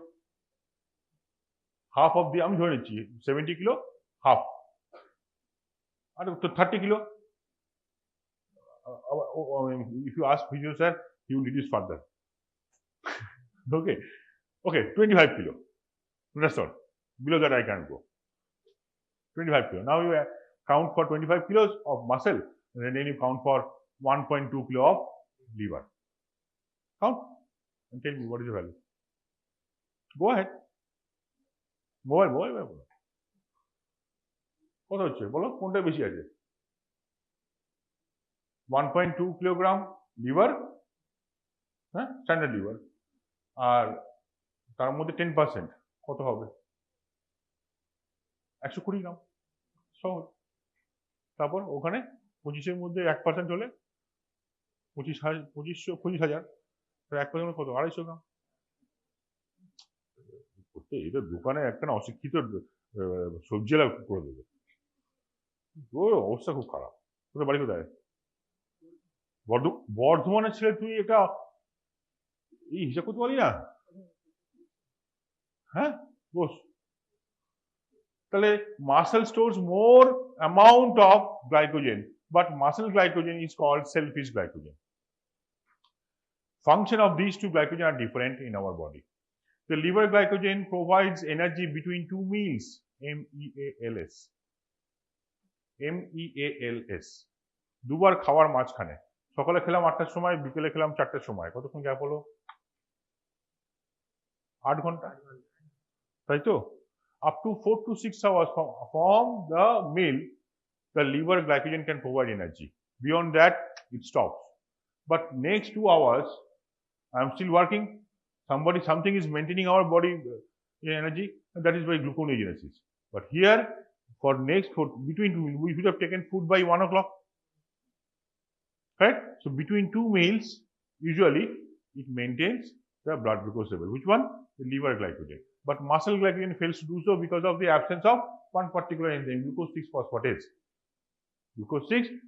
that is why muscle glycogen is called selfish glycogen because you may die due to hypoglycemia muscle will not donate a single molecule of it will donate single molecule but not enough molecule of glucose muscle might donate very small amount how much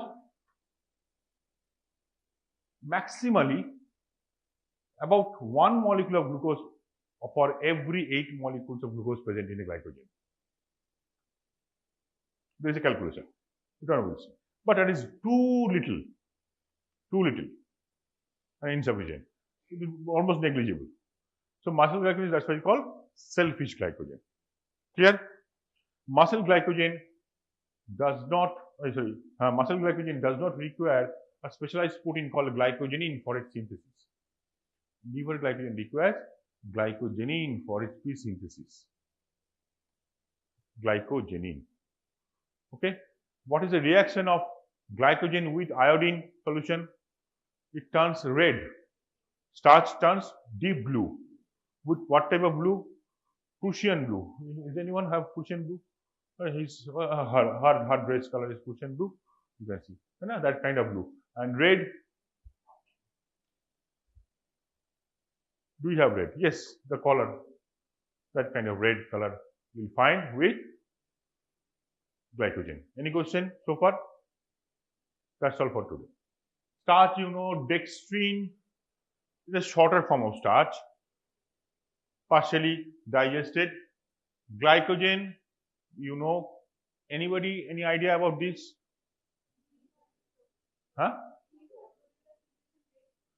GFR. For GFR, what is it made up of? It's made up of fructose. It's a polymer of D-fructose. Good.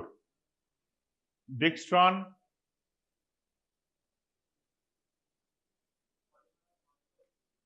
maltose, galactose. It's a dye. Agar, again, it's a polymer of galactose. It is found in seaweeds, agar. Agar, did you ever have agar?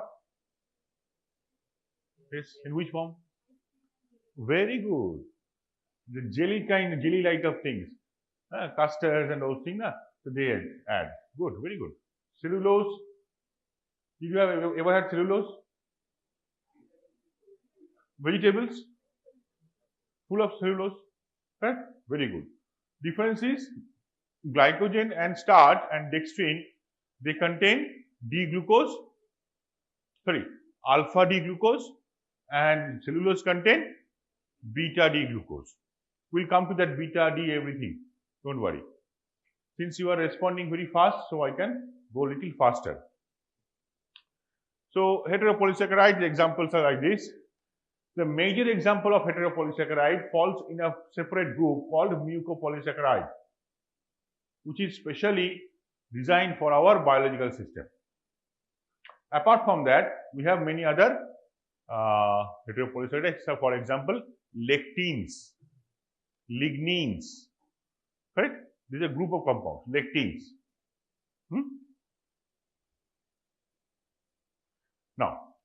Now the first long question we have finished from this chapter, that is classify carbohydrate. Okay, the detailed example will come as we will progress, but more or less the first question we have finished, that is classification of carbohydrate. The second long question comes from this chapter is isomerism of carbohydrate. Correct? Now this is the isomerism, need not to write, don't write, just go through. We have studied in class 2, correct? And you should know about all the terms here. Fine. So in this chapter, in particular in the chemistry part of the biomolecules, many times you will come across these problems, these terminologies. So then you should be able to correlate what I am talking about. Structural isomerism is something different, stereoisomer is something different, diastereomer, racemers, geometric isomerism. Geometric isomerism, what is that? The position of the functional groups or additional groups on the same side of the bulkier groups on the same side of the double bond, then we call it cis. Otherwise, we call it trans. Very good. Optical isomerism, any idea? R, S configuration, R form, S form, correct? D and L isomerism, correct? Fine. Different spatial arrangement of the functional group. Very good. This one, chain isomerism, N-butanol, isopropanol, N-butanol, isopropanol. Why I am talking about this? This is not chemistry class. Do you use anything to wipe out before taking injection? What is that? Alcohol? What alcohol? Isopropanol. Correct? Position isomer. Position isomer. Any example?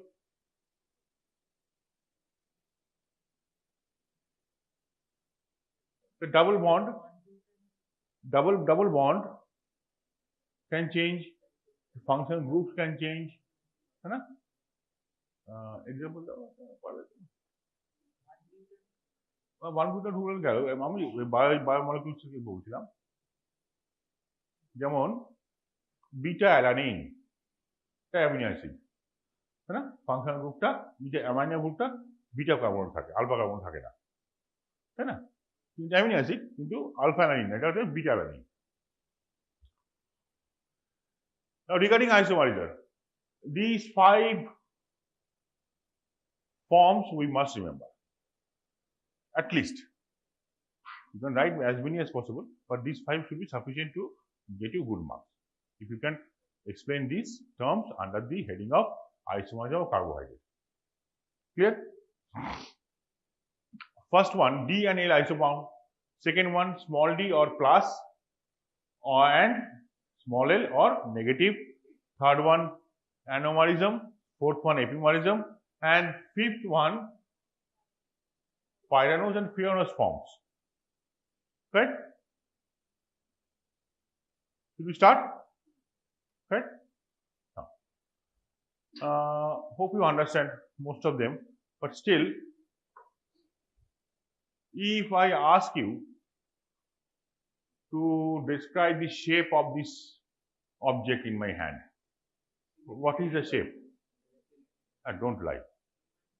From your side, you can't see it is cylindrical. Yes. Now, rectangular. That's what you say. We are in the 3D world. We cannot express things in 3D. We express one dimension less in 2D. Had our ancestors been migrated to a different planet or system, other than solar system, where it was a 4D world, then we would have started drawing 3D diagrams in our copies. But copies are 2-dimensional. So this is our experience from the birth. We have come to know that when it looks like this, it is cylindrical. The light and shade makes us perceive that this is cylindrical. If our previous information regarding this tells us it is cylindrical. Correct? The person who is blind, if he is asked to describe elephant, which part he will describe? The part he will touch. If he touch the tail, you will say elephant is hairy. Correct? Like a caterpillar. Correct? If he touches the trunk, then it is cylindrical, like a snake. Simply. So the problem arises when we describe a molecule and try to draw on paper. So Fisher said, when you draw on paper, we keep the last but one carbon atom OH group either on right hand side or on left hand side. If it is in right hand side, it is D form. If it is on left hand side, it is L form. So this is what you have to describe. The penultimate carbon, the last but one carbon containing OH group on right hand side is called capital D, D form. It has nothing to do with small d. It is completely different. Okay? Almost all compounds can exist in D, capital D and capital L form. It is just orientation by which we represent. They never exist in this way. The molecules don't bother about how we represent them. They are on their own. We, poor fellows, we don't know how to express. So we are trying different ways. Like a God, Almighty.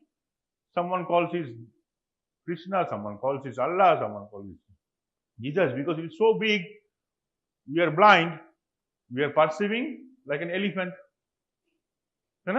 The portion, whatever portion we touch, we come in contact with, we describe the whole thing will be like that. But it is not like that. The God never bothered to come and correct us that if we are making any mistake.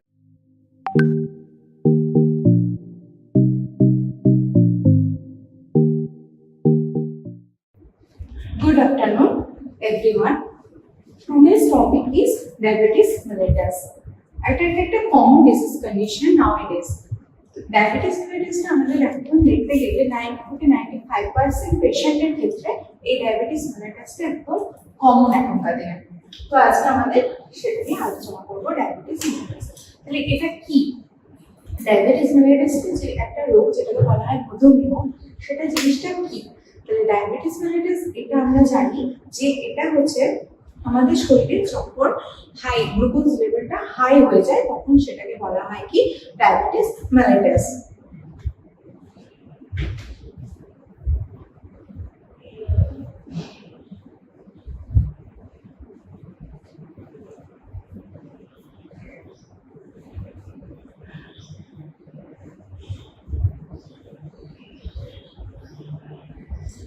Glucose লেভেলটা যখন normal রেঞ্জের থেকে অতিরিক্ত হয়ে যায় তখন সেটাকে বলা হয় কি ডায়াবেটিস মেলিটাস। এটা একটা গ্রুপ অফ মেটাবলিক ডিজিজ। একটা সিঙ্গেল ডিজিজের জন্য ডায়াবেটিস মেলিটাস হয় না, এটা হচ্ছে একটা হেটেরোজেনিক ডিসঅর্ডার যেখানে আমাদের ব্লাড গ্লুকোজ লেভেলটা হাই হয়ে যায়। তাহলে নর্মাল যে ব্লাড গ্লুকোজ লেভেলটা সেটা 196 মিলিগ্রামের থেকে যদি বেশি হয়ে যায় পার ডেসিলিটার তখন সেটাকে বলা হয় কি আমাদের হাইপার গ্লাইসেমিয়া। তাহলে কি হচ্ছে কত 126 মিলিগ্রাম আমাদের যদি পার ডেসিলিটারে হয়ে যায় তখন সেটাকে বলা হয়। তাহলে ফার্স্ট গ্লুকোজ লেভেলটা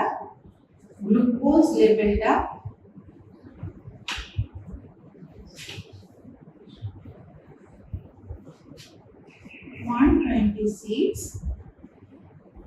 পার ডেসিলিটার যখন হয় তখন সেটাকে বলা হয় কি হাইপার গ্লাইসেমিয়া বা ডায়াবেটিস মেলিটাস। তাহলে এই ডায়াবেটিস মেলিটাসের আরো বহু রকমের নেমে ডায়াবেটিস মেলিটাসটা পরিচিত। কি কি নাম হচ্ছে? এটাকে আমরা কমন একটা বলে থাকি মধুমেহ বলা থাকে, এটাকে রিচ ম্যান ডিজিজ বলা হয়ে থাকে, বা এটাকে হচ্ছে সুইট কিউরিং বলা হয়ে থাকে। এগুলো বিভিন্ন রকমের নামে ডায়াবেটিস মেলিটাসটা পরিচিত আছে। নেক্সট হচ্ছে ডেফিনেশন।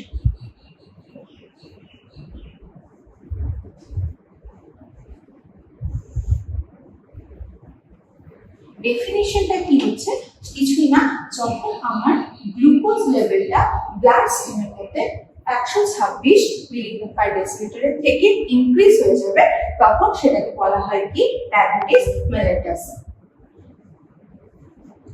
গ্লুকোজ লেভেলটা ইনক্রিজ হয়ে যাবে 126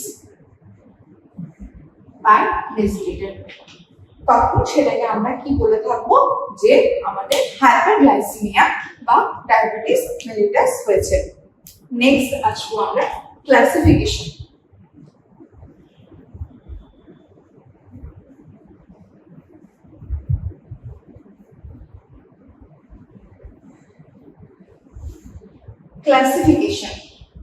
ক্লাসিফিকেশন মেইনলি দুটো টাইপস হয়ে থাকে। ডায়াবেটিস মেলিটাসের classification mainly two types, type 1 diabetes mellitus and type 2 diabetes mellitus.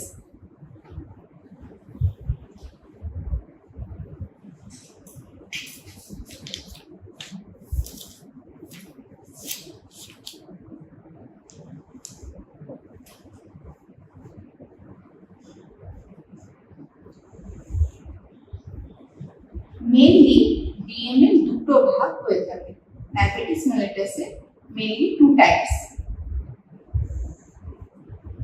একটা হচ্ছে টাইপ 1 ডায়াবেটিস মেলিটাস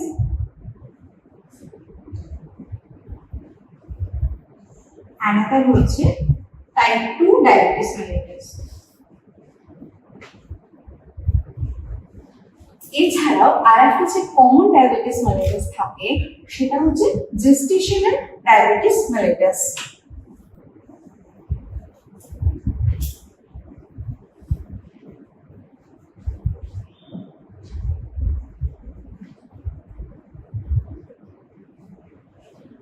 এই তিনটে আমাদের মোস্ট কমন টাইপ। আর একটা জিনিস যেটা ডিএনএ এর মধ্যে থাকে সেটা হচ্ছে pre diabetes mellitus.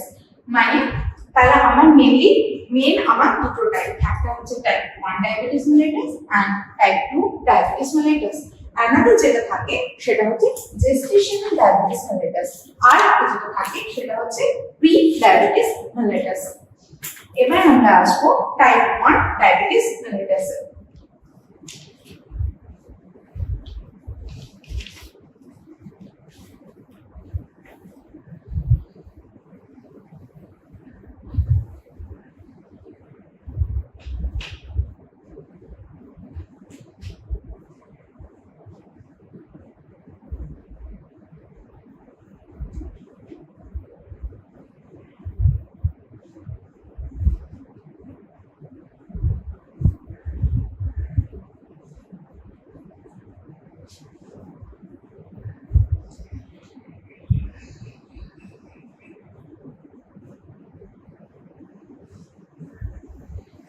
Type 1 diabetes mellitus, যেটাকে বলা হয় কি মেইনলি এটাকে বলা হয় ইনসুলিন ডিপেন্ডেন্ট ডায়াবেটিস মেলাইটাস।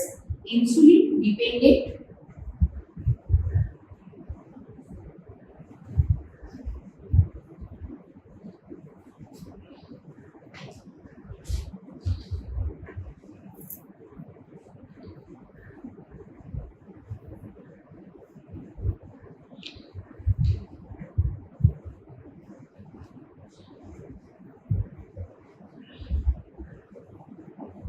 এটাকে বলা হয়ে থাকে insulin dependent diabetes mellitus.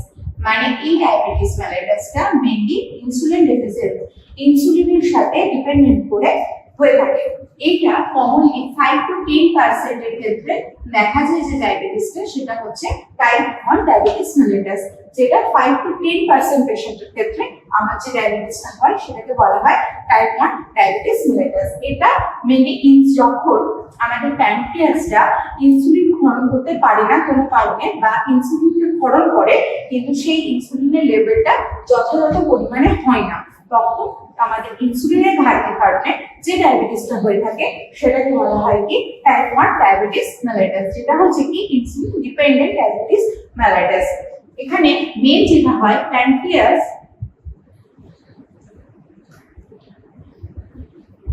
Decrease করে দেয় ইনসুলিন সিক্রেশনটা।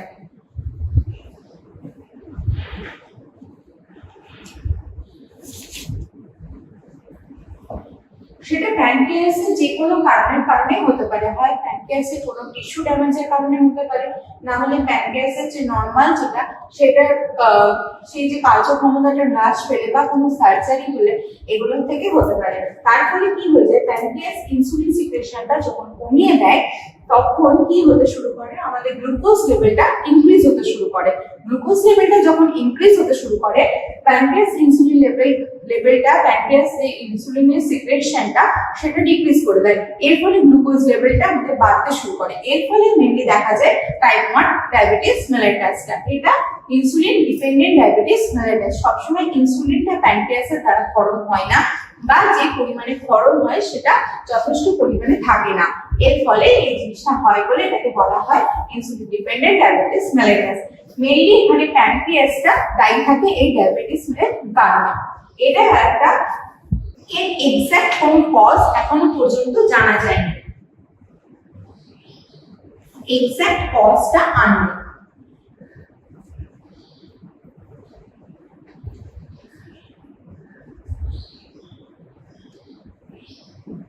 এক্সাক্ট কজটা আননোন, কিন্তু এটা বলা হয় যে ফ্যামিলি হিস্ট্রি যদি কারো থাকে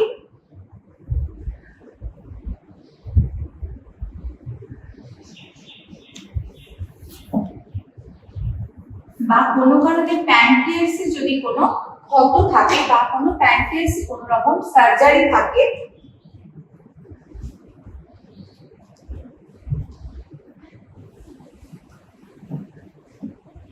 প্যানক্রিয়াস যদি কোনো কারণে প্রপারলি ভাবে ওয়ার্ক না করতে পারে তাহলে এটা হয় অ্যালকোহল কনজাম্পশন,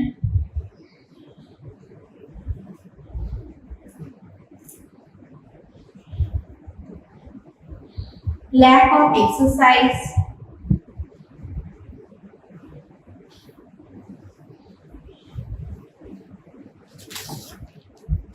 টাইপ 1 ডায়াবেটিস মেলিটাসের এক্সাক্ট কজটা আননোন, এখনো পর্যন্ত জানা যায়নি কি কারণে এটা হয়। এছাড়া আশা মানে আমরা ইয়ে করতে থাকি যে ফ্যামিলি হিস্ট্রি, কোনো ফ্যামিলি হিস্ট্রি থাকলে এটা হতে পারে। নেক্সট হচ্ছে প্যানক্রিয়াস সার্জারি, যদি প্যানক্রিয়াসে কোনো সার্জারি হয়ে থাকে বা প্যানক্রিয়াসের ইনভলভ হয়ে থাকে বা প্যানক্রিয়াসের সেলে কোনো ড্যামেজ থাকে তাহলে সেটা হওয়ার সম্ভাবনা থাকে, কারণ প্যানক্রিয়াস ইনসুলিন লেভেলটা হরমোনটা কমিয়ে দেয় সেই জন্য। নেক্সট হচ্ছে অতিরিক্ত পরিমাণে যদি অ্যালকোহল কনজাম্পশন করা হয় তাহলে, ল্যাক অফ এক্সারসাইজ, তারপরে আমাদের যে এখনকার দিনের যে আমাদের লাইফস্টাইল, এগুলোর কারণে আমাদের type 2 diabetes mellitus, type 1 diabetes মেলিটাসটা হয়ে থাকে। তো এবার আসবো আমরা ডায়াবেটিস মেলিটাস, টাইপ 1 ডায়াবেটিস মেলিটাসের প্যাথোফিজিওলজি। তো আমরা এখানে প্রথমে কি বললাম যে এখানে আমাদের কি হচ্ছে প্যানক্রিয়াসে ইনসুলিনটা ক্ষরণ করতে পারছে, সেই জিনিসটা আসছে। তো এখানে আসছে কি না জেনেটিক প্রিডিসপোজিশন, মানে হচ্ছে কোনো জিনগত কারণে কোনো যদি প্রবলেম হয়ে থাকে সেখান থেকে জেনেটিক প্রিডিসপোজিশন বা এনভায়রনমেন্টাল স্ট্রেস, কারণ এই এক্সাক্ট কজ আমাদের আননোন। তাহলে জেনেটিক প্রিডিসপোজিশন বা এনভায়রনমেন্টাল স্ট্রেস থেকে আমাদের কি হয়ে যাচ্ছে ইমিউন রেসপন্সটা কি হয়ে যাচ্ছে এগেইনস্ট হয়ে যাচ্ছে কার না বিটা সেলের এগেইনস্টে কাজ করছে। ইমিউন রেসপন্সটা এসে বিটা সেলের এগেইনস্টে কাজ করছে। সেখান থেকে যেটা হচ্ছে সেটা হচ্ছে আমাদের কি দেখা যাচ্ছে অটো ইমিউন অ্যাটাক, যেটা আসছে সেটা হচ্ছে অটো ইমিউন অ্যাটাক। এবার এখানে আসে অটো ইমিউন অ্যাটাক জিনিসটা কি। অটো ইমিউন ডিজিজ বা অটো ইমিউন এই কথাটার সাথে আমরা প্রায় শুনে থাকি জিনিসটা। অটো ইমিউন ডিজিজ বা অটো ইমিউন এই জিনিসটা কি? অটো ইমিউন ডিজিজ মানে হলো যখন নিজেরই শরীর ওন সেলকে ডিস্ট্রয় করতে শুরু করে তখন সেটাকে বলা হয় কি অটো ইমিউন ডিজিজ। মানে নিজেকে শত্রু মনে করে সেখান থেকে কাজ করা শরীরের ভেতরে, সেই জিনিসটা হচ্ছে অটো ইমিউন ডিজিজ। নিজের সেলকে নিজেকে শত্রু মনে করে বা অন্য নিজের সেল সেটাকে অ্যাটাক করবে এবং সেটাকে শেষে ধীরে ধীরে ক্ষয় করবে, সেটাই হচ্ছে অটো ইমিউন ডিজিজ বা অটো ইমিউন। এবার এখানে আসি অটো ইমিউন অ্যাটাক হচ্ছে, সেখান থেকে আসে কি টাইপ 1 ডায়াবেটিস মেলিটাস। তাহলে মূল জিনিসটা হচ্ছে কি আমার এখানে জেনেটিক প্রিডিসপোজিশন হচ্ছে, মানে জিনগত কোনো প্রবলেম থেকে বা এনভায়রনমেন্টাল স্ট্রেস। এখনকার বর্তমান যুগে এনভায়রনমেন্টাল স্ট্রেসটা হচ্ছে মেইন স্ট্রেস, সেখান থেকে আমার কি হচ্ছে ইমিউন রেসপন্সটা এগেইনস্ট হয়ে যাচ্ছে কার বিটা সেলের। তাহলে ইমিউন রেসপন্সটা এফেক্ট করছে কি এগেইনস্ট হিসেবে বিটা সেলের। সেখান থেকে যখনই এগেইনস্টটা হচ্ছে সেটাকে আমরা কি বলছি auto immune attack. Auto immune মানে আমি কি বললাম যে অটো ইমিউন মানে নিজের যে সেলটাকে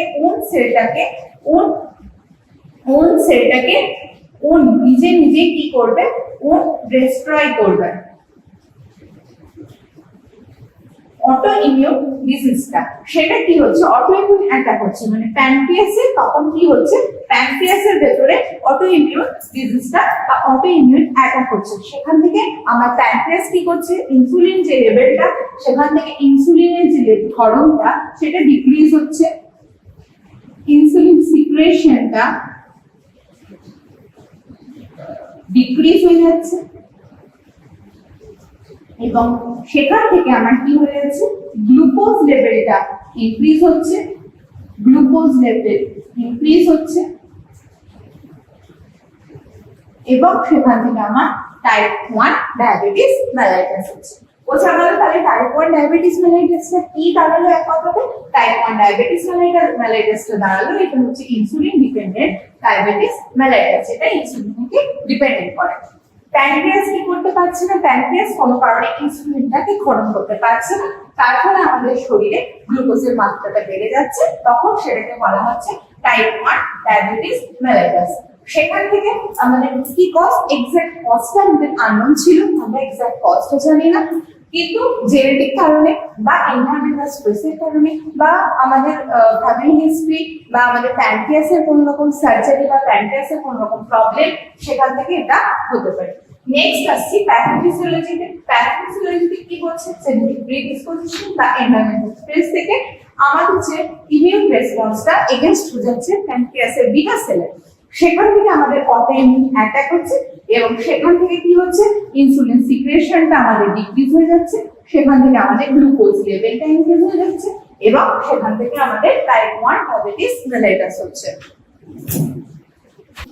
নেক্সট আসবো type 2 diabetes mellitus. Type 2 diabetes mellitus. তাহলে এই টাইপ 2 ডায়াবেটিস মেলিটাসটা কি দাঁড়ালো?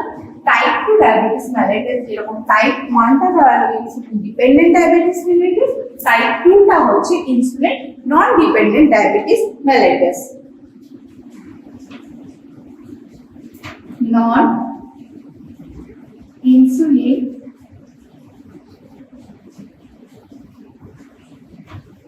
dependent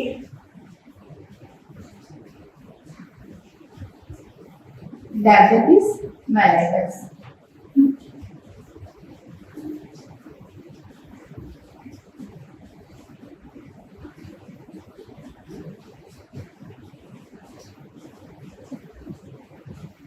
নন ইনসুলিন ডিপেন্ডেন্ট ডায়াবেটিস মেলিটাস এটা হচ্ছে কি টাইপ 2 ডায়াবেটিস মেলিটাস। মানে এটা নন ইনসুলিন ডিপেন্ডেন্ট ডায়াবেটিস মেলিটাস বলা হয় কোনটাকে? টাইপ 2 ডায়াবেটিস মেলিটাস থেকে। এটা 92-95% কেসেস এর ক্ষেত্রে কমন যে ডায়াবেটিসটা থাকে সেটা হচ্ছে টাইপ 2 ডায়াবেটিস মেলিটাস। 90 থেকে 95% আমাদের আশেপাশে যখন আমরা শুনি সেটা কমনলি কি থাকে? টাইপ 2 ডায়াবেটিস মেলিটাসটি কমনলি হয়ে থাকে।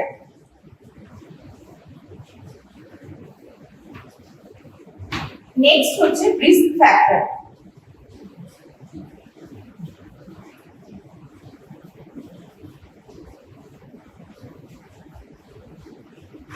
রিস্ক ফ্যাক্টর বলতে কি বোঝায়? কার কার এখান থেকে রিস্ক হওয়ার সম্ভাবনা থাকে বা কিভাবে এটা হতে পারে সেটাকে বলা হয় রিস্ক ফ্যাক্টর।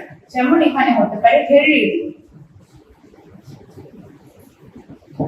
নেক্সট হতে পারে ফ্যামিলি হিস্ট্রি,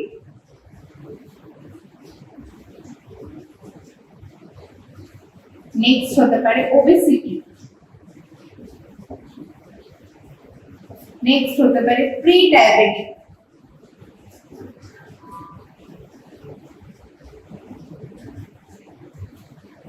নেক্সট হতে পারে lifestyle, lack of exercise,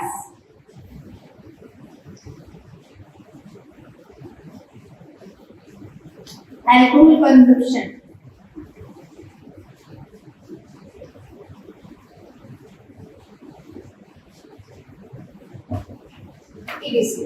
heredity থেকে আমাদের হওয়ার সম্ভাবনা থাকে ফ্যামিলি হিস্ট্রি, ফিজিক্যাল ইনঅ্যাক্টিভিটি, তারপরে হাই ফ্যাট ডায়েট,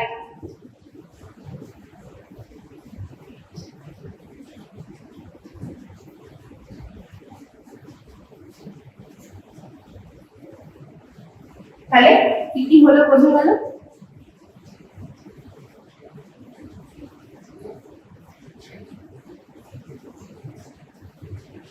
তাহলে heredity, family history, obesity, pre diabetic, lifestyle, lack of exercise, high fat in diet, এইসব ক্ষেত্রে রিস্ক ফ্যাক্টর গুলো বা রিস্কটা খুব বেশি থাকে।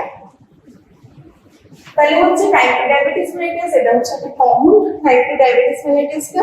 যখন টাইপ 2 ডায়াবেটিস মেলিটাসটা কি বলা হয়? এটাকে বলা হয় নন ইনসুলিন ডিপেন্ডেন্ট ডায়াবেটিস মেলিটাস। এটা কি হচ্ছে 90-95% কেসের ক্ষেত্রে এই ডায়াবেটিসটা হয়ে থাকে। রিস্ক ফ্যাক্টরের মধ্যে কি কি করতে পারে? হেরিডিটি থেকে আসতে পারে, ফ্যামিলি হিস্ট্রি থেকে আসতে পারে, ওবেসিটি মানে পেশেন্ট যদি খুব ওবেস হয় সেখান থেকে, প্রি ডায়াবেটিক মানে প্রি ডায়াবেটিক স্টেজে যদি কোনো পেশেন্ট থাকে, বা প্রি হিস্ট্রি অফ ডায়াবেটিক কোনো রকম যদি প্রি হিস্ট্রি থাকে সেখান থেকে, লাইফস্টাইল থেকে, lack of exercise, alcohol consumption, high fat diet, এইগুলো থেকে হচ্ছে কি টাইপ 2 ডায়াবেটিসটা হওয়ার সম্ভাবনা থাকে।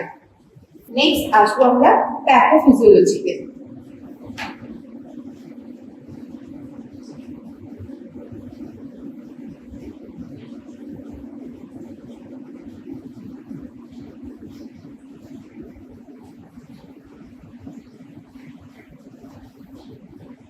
এখানে মেইনলি যেটা হয়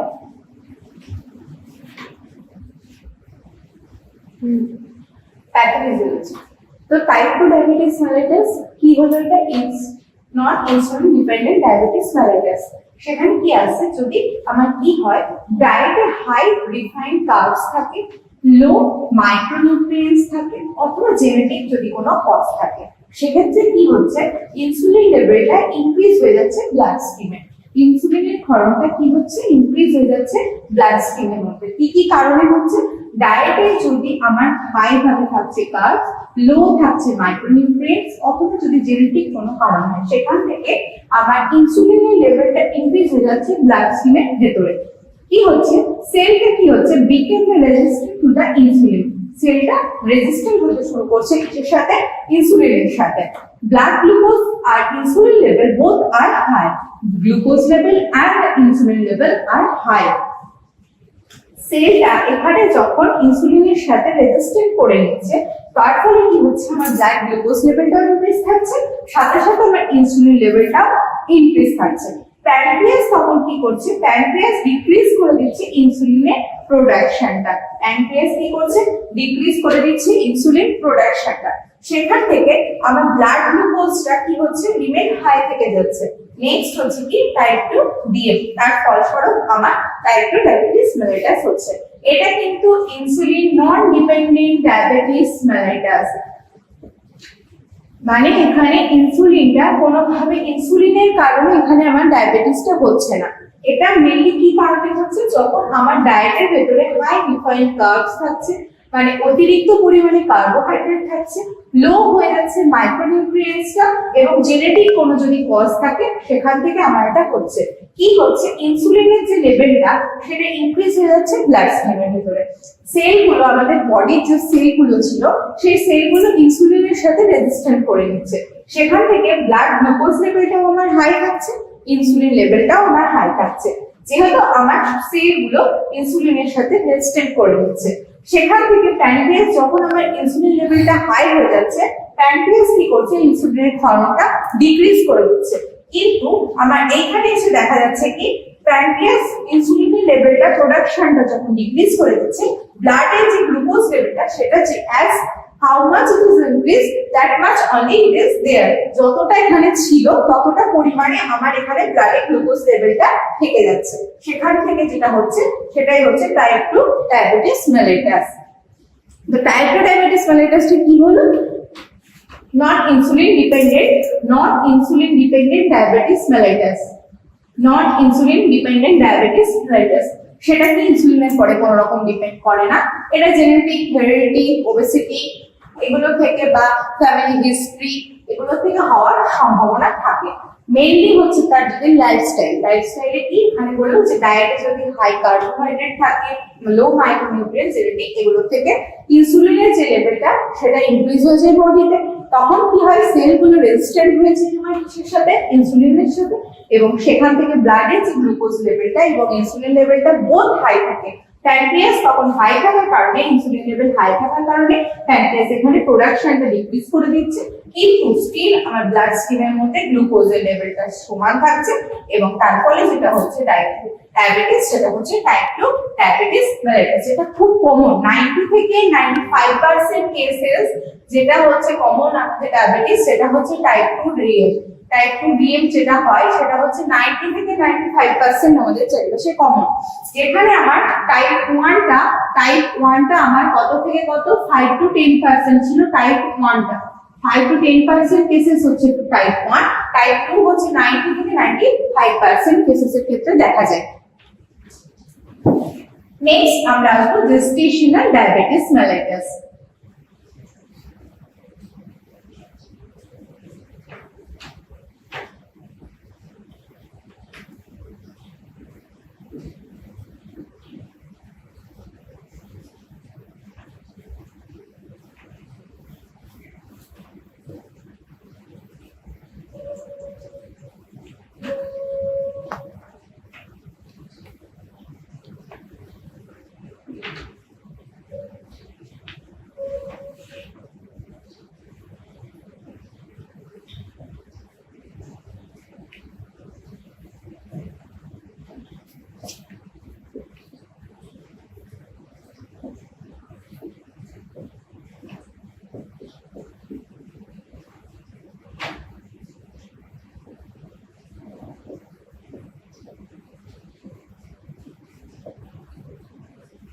Gestational diabetes mellitus, এই কথাটা gestational কথাটার মানে কি,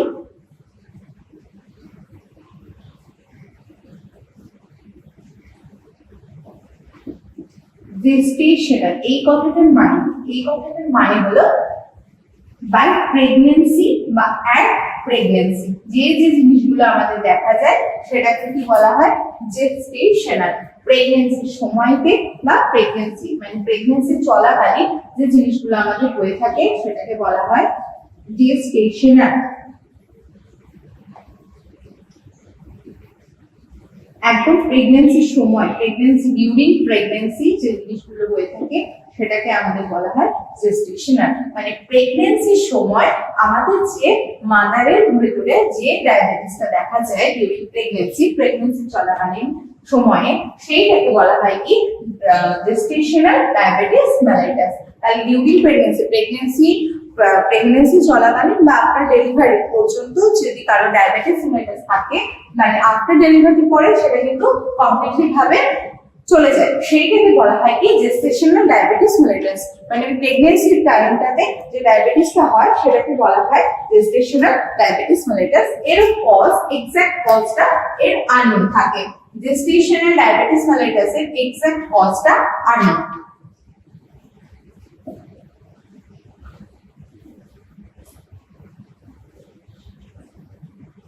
এক্সাক্ট কজটা এর আননোন থাকে কিন্তু বলা হয় কি যে যখন আমাদের প্রেগন্যান্সির সময় বিভিন্ন রকমের হরমোনাল ডিসব্যালেন্সের তৈরি হয়। হরমোনাল ডিসব্যালেন্স মানে কোনো হরমোন ইনক্রিজ হয় কখনো কোনো হরমোন ডিক্রিজ হয় সেই কারণে মেইনলি এই ডিউরিং প্রেগন্যান্সিতে আমাদের ডায়াবেটিস মেলিটাসটা দেখা যায়। মেইন কারণ হচ্ছে হরমোনাল ডিসব্যালেন্স।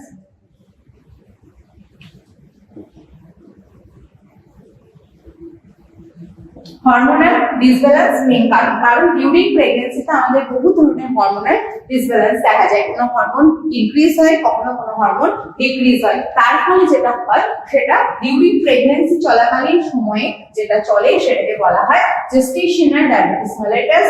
এটা আফটার প্রেগন্যান্সি পুরোপুরি কিউর হয়ে যায় এই ডায়াবেটিসটা মানে গ্লুকোজ লেভেলটা তখন নরমাল থাকে ব্লাড স্ট্রিমের মধ্যে সেটাকে বলা হয় জেস্টেশনাল ডায়াবেটিস মেলিটাস। নেক্সট হচ্ছে pre diabetic. Pre diabetic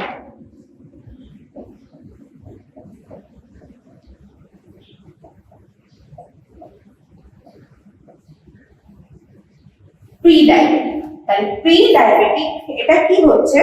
pre diabetic মানে এটা একটা নিউ টার্ম আমাদের মেডিকেলের জন্য। এটা একটা মোস্টলি নিউ টার্ম হচ্ছে প্রি ডায়াবেটিকটা। প্রি ডায়াবেটিকের মানে হলো যে 120 থেকে 140 এর মধ্যে যখন আমাদের ডায়াবেটিসের লেভেলটা থাকে তখন সেটাকে কি বলা হয় প্রি ডায়াবেটিক বলা হয়। বর্ডার লাইনে যখন আমাদের ডায়াবেটিকটা থাকে মানে আমাদের 126 তে আমাদের নরমাল গ্লুকোজ লেভেল ধরা হয় তাহলে যখন এটা 196 এর উপরে থাকে তখন সেটাকে মানে হায়ার দ্যান 126 তখন সেটাকে বলা হয় বর্ডার লাইনে যখন থাকে তখন সেটাকে বলা হয় প্রি ডায়াবেটিক। উইদিন 10 ইয়ার্স এর মধ্যে আমাদের এই পেশেন্টটা ডায়াবেটিক পেশেন্টে পরিণত হবে। উইদিন 10 ইয়ার্স এর মধ্যে প্রি ডায়াবেটিক পেশেন্ট আমার ডায়াবেটিক পেশেন্টে পরিণত হবে যদি সে প্রপারলি ভাবে ডায়েট মেইনটেইন না করে প্রপারলি লাইফস্টাইল মেইনটেইন না করে তাহলে সে আমার উইদিন 10 ইয়ারের মধ্যে ডায়াবেটিস মেলিটাসের পেশেন্টে পরিণত হবে। এটা কিছুই না, এটা হচ্ছে যখন আমার গ্লুকোজ লেভেলটা 196 এর বেশি থাকবে বর্ডার লাইনে থাকবে তখন সেটাকে বলা হয় আমার কি প্রি ডায়াবেটিক। এটা একটা নিউ টার্ম আমাদের মেডিকেলের ক্ষেত্রে। সেই পেশেন্টের 10 ইয়ার্স উইদিন 10 ইয়ার্স এর মধ্যে ডায়াবেটিক মেলিটাসের পেশেন্টের মধ্যে পেশেন্ট হবে মানে তার ডায়াবেটিস মেলিটাসটা হবে আশা করা যায়। এবার আমরা নরমাল যে রেঞ্জগুলো সেই রেঞ্জগুলো সম্পর্কে জানব।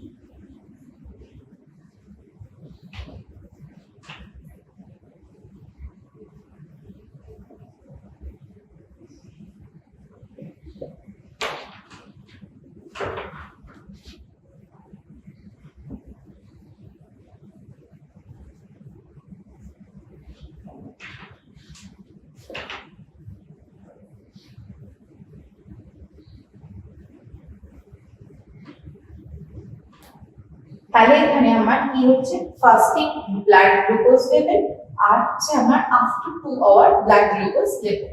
ফাস্টিং এ আমার ব্লাড গ্লুকোজ লেভেল হচ্ছে কি 110 mg/dl, 110 mg/dl এর মধ্যে এটা হচ্ছে আমার কি নরমাল যে ভ্যালুটা সেটা থাকছে আমার ফাস্টিং এর ক্ষেত্রে 110 mg/dl। এভারেজে আমার মানে 110 এর থেকে বেশি সেটা হচ্ছে ফাস্টিং এর ব্লাড গ্লুকোজ লেভেলটা, নরমাল ভ্যালু হচ্ছে 110 এর বেশি। এখানে অ্যাভারেজটা কত হচ্ছে, অ্যাভারেজটা আসছে আমার 110 থেকে 125। আমি তখন তাকে হাইপারগ্লাইসেমিক কখন বলবো, হাইপারগ্লাইসেমিক আমি তাকে তখনই বলবো যখন সেটা মোর দেন 126 mg/dl হবে, তখন আমি তাকে কি বলবো হাইপারগ্লাইসেমিক মানে ডায়াবেটিস আছে। সেটা কখন আমার ফাস্টিং এর ক্ষেত্রে, তাহলে ফাস্টিং এর ক্ষেত্রে আমার নরমাল আসবে কত 110 এর ভেতরে যদি থাকে সেটা 110 থেকে 25 অ্যাভারেজের ক্ষেত্রে ধরা হয়। সেখান থেকে আবার হাইপারগ্লাইসেমিক হবে কখন, যখন আমার সেটা 126 mg/dl এর বেশি যাবে, তখন তাকে বলা হবে কি হাইপারগ্লাইসেমিক। নেক্সট হচ্ছে আফটার 2 আওয়ার ব্লাড গ্লুকোজ লেভেলটা কত 140 থেকে যদি বেশি থাকে তখন সেটাকে বলা হয় কি তার নরমাল রেঞ্জ। এবার 140 থেকে কত এভারেজ হচ্ছে 199, মানে 140 থেকে 199 এর মধ্যে যখন থাকবে এভারেজে সেটাকে নরমাল হিসেবে ধরা হয় কত 140 এর থেকে 199, সেটা নরমাল। এখানে 200 যখনই বেশি হয়ে যাবে তখন তাকে আমরা কি বলবো হাইপারগ্লাইসেমিক বা হাইপোগ্লাইসেমিয়া। এবার হচ্ছে জিনিসটা 110 এর নিচে যখন থাকবে তখন তাকে কি বলবো হাইপোগ্লাইসেমিক। আর এখানে যখন বিফোর আফটার 2 আওয়ার যখন খাওয়ার পরে, খাওয়ার 2 ঘন্টা পরে যখন আমরা টেস্ট করব তখন যদি 140 mg/dl এর থেকে কম থাকে তখন তাকে কি বলবো আমরা হাইপোগ্লাইসেমিয়া। তাহলে নরমাল রেঞ্জ গুলো বোঝা গেল। ফাস্টিং অবস্থায় যখন আমরা ব্লাড গ্লুকোজ লেভেল নেব তখন 110 থেকে বেশি হতে হবে, কত অ্যাভারেজ, অ্যাভারেজে হতে হবে 110 থেকে 125 এর মধ্যে অ্যাভারেজ হতে হবে।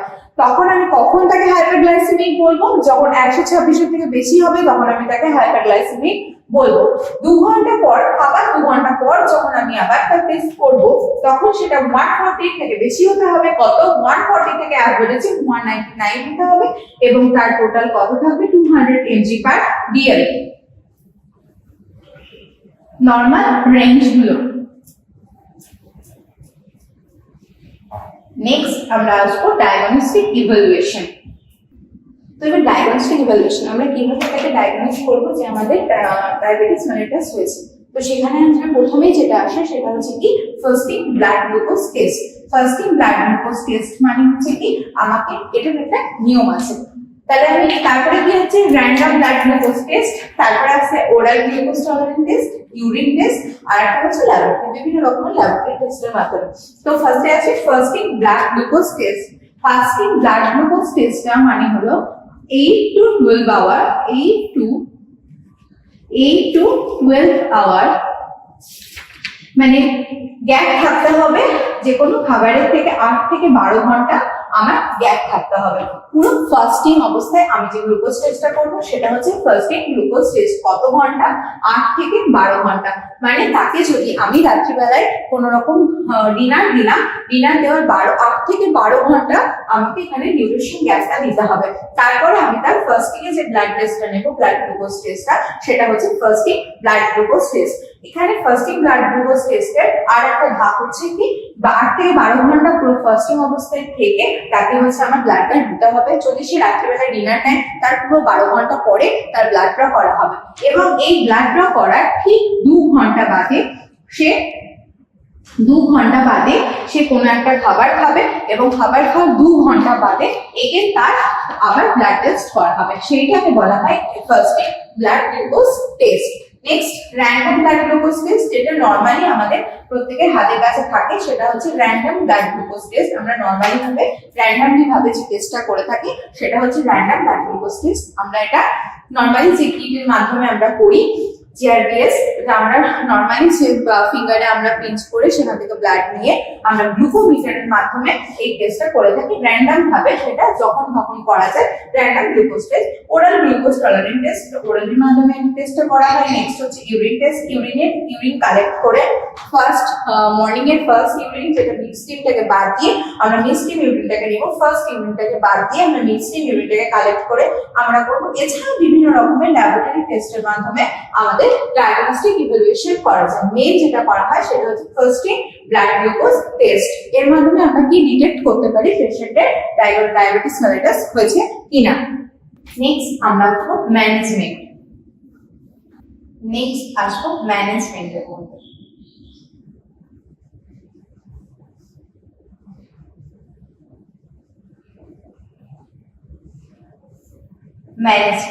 ম্যানেজমেন্টের মধ্যে প্রথমে যেটা থাকে কি, একটা হচ্ছে মেডিকেল ম্যানেজমেন্ট বা ফার্মাকোলজিক্যাল ম্যানেজমেন্ট, একটা হয় ফার্মাকোলজিক্যাল ম্যানেজমেন্ট, একটা হয় নার্সিং ম্যানেজমেন্ট। তো ম্যানেজমেন্টে যেটা আমরা প্রথমে পড়বো সেটা হচ্ছে ফার্মাকোলজিক্যাল ম্যানেজমেন্ট।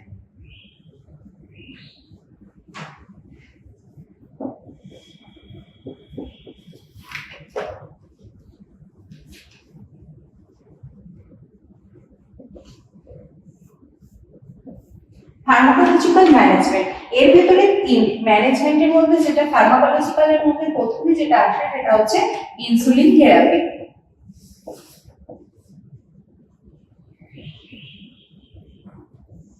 ইনসুলিন থেরাপির মধ্যে তিনটে ভাগ, একটা হচ্ছে র্যাপিড ইনসুলিন থেরাপি, একটা হচ্ছে লং অ্যাক্টিং ইনসুলিন থেরাপি, একটা শর্ট অ্যাক্টিং ইনসুলিন থেরাপি।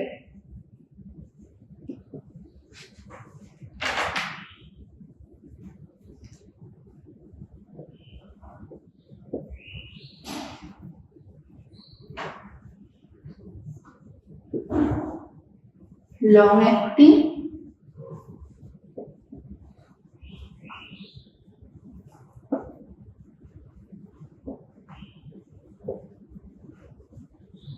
আর একটা হচ্ছে শর্ট অ্যাক্টিং ইনসুলিন থেরাপি।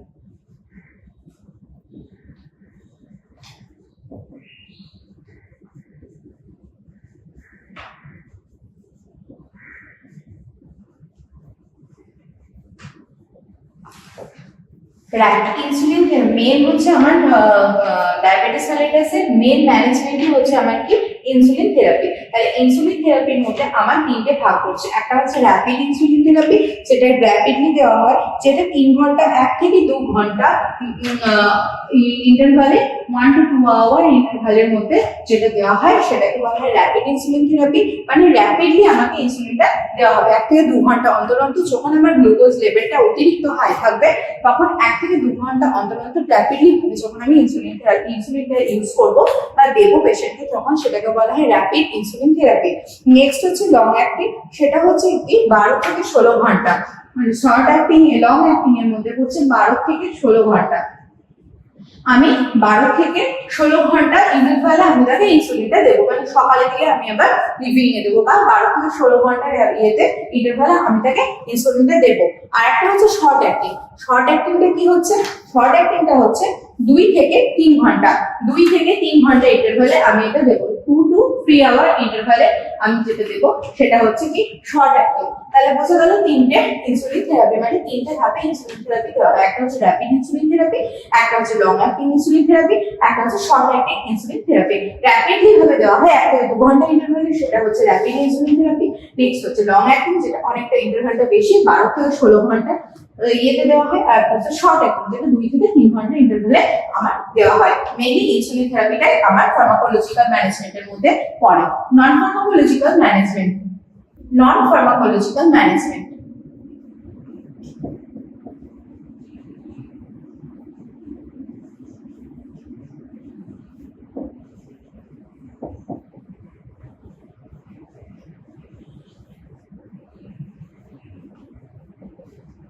নন ফার্মাকোলজিক্যাল ম্যানেজমেন্টের মধ্যে আসছে প্রথমে যেটা আসে এক্সারসাইজ, নেক্সট আসে আমার ডায়েট, নেক্সট লাইফস্টাইল। তাহলে এক্সারসাইজ রেগুলার ওয়াইজ এক্সারসাইজ যে তাকে যে ডায়াবেটিস মেলিটাসের যে পেশেন্ট তাকে কি করতে হবে, রেগুলার ওয়াইজ এক্সারসাইজ করতে হবে। ওটা সুইমিং হতে পারে, ওয়াকিং হতে পারে, ড্যান্সিং হতে পারে, কিন্তু তাকে regular wise minimum 2 hour exercise করতে হবে। Diet is most important in diabetic patient. ডায়েটটা মেনটেন করলে, ডায়েটে অনেক সময় বলা হয় যে খাদ্য তালিকা মেনটেন করলে তার কি হয়, বহু রোগের সমাধান করা যায়। সেই জন্য ডায়াবেটিস মেলিটাসের ক্ষেত্রে যখনই তার মেন জিনিস হচ্ছে কি, তাকে কার্বটা লো করতে হবে। তার ডায়েটের মধ্যে তাকে কার্বটা লো করতে হবে, ফ্যাটটা লো করতে হবে, ইনক্রিজ করতে হবে কি প্রোটিন ইনটেকটা। সেভাবে তার ডায়েটটা মেনটেন করতে হবে, প্রপারলি ডায়েট চার্ট মানে হচ্ছে তার যে গ্লুকোজ ইনটেকটা বা কার্ব ইনটেকটা অতিরিক্ত পরিমাণে কার্বটা লো করতে হবে, ফ্যাটটাকে লো করতে হবে, ইনক্রিজ করতে হবে প্রোটিন ইনটেক। নেক্সট হচ্ছে লাইফস্টাইল মডিফিকেশন, লাইফস্টাইলটা আমাদের মডিফাই করতে হবে। নেক্সট আসবো আমরা নার্সিং ম্যানেজমেন্টে। Next nursing management.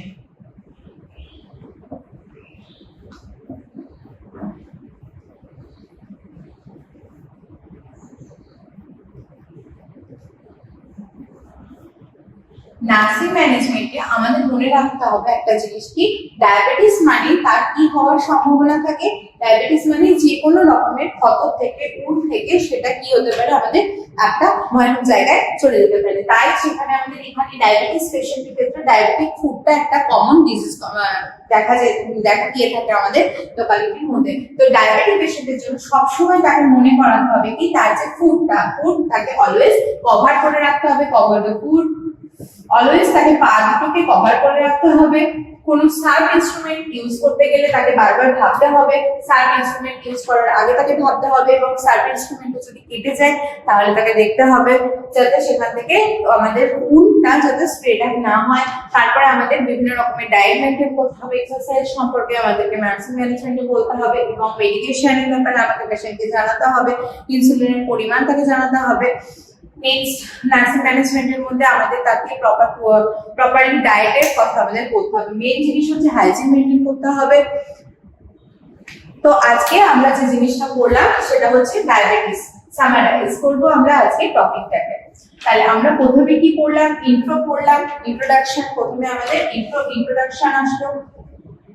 ইন্ট্রোডাকশন আমরা জানলাম কি ডায়াবেটিসের কত রকমের নাম আছে, ডায়াবেটিসটা কি জিনিস, আমাদের ইন্ডিয়াতে ডায়াবেটিস, বাংলাতে আমরা এটাকে মধুমেহ বলে থাকি, এটা রিচ ম্যান ডিজিজও বলা হয়ে থাকে। নেক্সট আমরা ডেফিনিশন পড়লাম।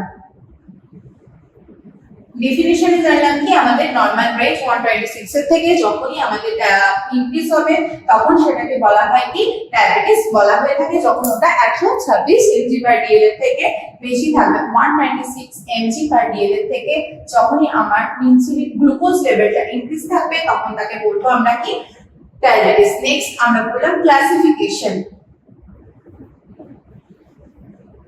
ক্লাসিফিকেশনের মধ্যে আমরা দেখলাম কি এর মেইনলি দুটো টাইপ, একটা হচ্ছে টাইপ 1 ডায়াবেটিস মেলিটাস, আর একটা দেখলাম টাইপ 2 ডায়াবেটিস মেলিটাস। সেখান থেকে আমরা আরেকটা পেলাম, সেটা ছিল জেস্টেশনাল ডায়াবেটিস মেলিটাস। আর নেক্সট যেটা ছিল সেটা হলো প্রি ডায়াবেটিক। নেক্সট আমরা দেখলাম কি টাইপ 1 ডায়াবেটিস মেলিটাস কে আমরা দেখলাম, টাইপ 1 ডায়াবেটিস মেলিটাসটা আমরা কি দেখলাম, এটাকে দেখলাম আমরা insulin dependent diabetes mellitus. Insulin dependent diabetes mellitus যেটা আমাদের প্যানক্রিয়াসের মূল কারণে হয়ে থাকে, যেখানে আমাদের প্যানক্রিয়াসটা কি করে ইনসুলিনের ক্ষরণটাকে কি করতে পারে না, টলারেট করতে পারে না, তখন সেটাকে বলা হয় টাইপ 1 ডায়াবেটিস মেলিটাস। এর এক্সাক্ট কজটা আননোন থাকে। সেখান থেকে আমরা নেক্সট আসলাম type 2 diabetes mellitus. Type 2 DM এটা হচ্ছে insulin non dependent insulin diabetes mellitus. এখানে কি হচ্ছে, এখানে ইনসুলিনের উপর ডিপেন্ড করে না, এখানে হচ্ছে যখন আমাদের শরীরে প্যানক্রিয়াসের ইনসুলিনের লেভেলটাও ইনক্রিজ করে দেয়, ব্লাড গ্লুকোজ লেভেলটাও ইনক্রিজ করে দেয়, ইনসুলিন প্যানক্রিয়াস কি করে ইনসুলিনের ক্ষরণটা কমিয়ে দেয়, ফলে আমাদের শরীরে গ্লুকোজ লেভেলটা ইনক্রিজ থাকে। সেখান থেকে হচ্ছে আমার টাইপ 2 ডায়াবেটিস মেলিটাস। নেক্সট আসলো gestational diabetes mellitus. Gestational diabetes মেলিটাসটা কি দাঁড়ালো? জেস্টেশনাল ডায়াবেটিস মেলিটাসকে বলা হলো কি ডিউরিং প্রেগন্যান্সি।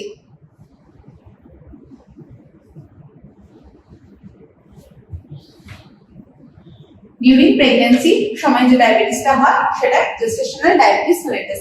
নেক্সট আসলো প্রি ডায়াবেটিক।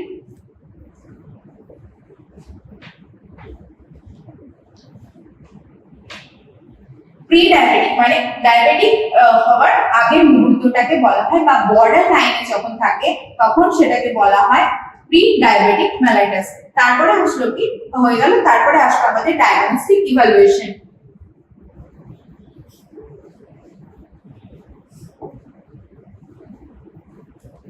ডায়াগনস্টিক ইভালুয়েশনের মধ্যে কি কি আসলো, আমরা কি কি ভাবে করব? আমরা ফার্স্টলি ব্লাড গ্লুকোজ টেস্ট করব, নেক্সট আমরা কি করব র‍্যান্ডম ব্লাড গ্লুকোজ টেস্ট করব, নেক্সট আমরা কি ইউরিন টেস্ট করব, সেইভাবে ডায়াগনস্টিক। নেক্সট আসলো আমাদের ম্যানেজমেন্ট। ম্যানেজমেন্টের মধ্যে আমরা তিনটে পড়লাম, একটা হচ্ছে ফার্মাকোলজিক্যাল ম্যানেজমেন্ট, একটা হলো নন pharmacological management,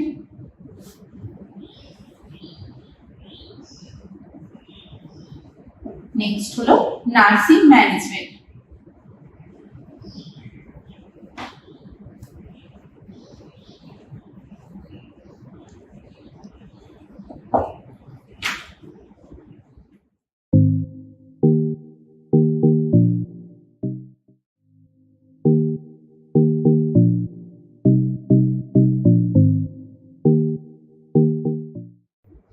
Good afternoon, everyone. Today's topic is diabetes mellitus. It is a common disease condition nowadays. Diabetes mellitus আমাদের এখন দেখতে গেলে 90 থেকে 95% পেশেন্টের ক্ষেত্রে এই ডায়াবেটিস মেলিটাসটা একদম কমন এখনকার দিনে। তো আজকে আমাদের সেটা নিয়ে আলোচনা করব, ডায়াবেটিস মেলিটাস। তাহলে এটা কি?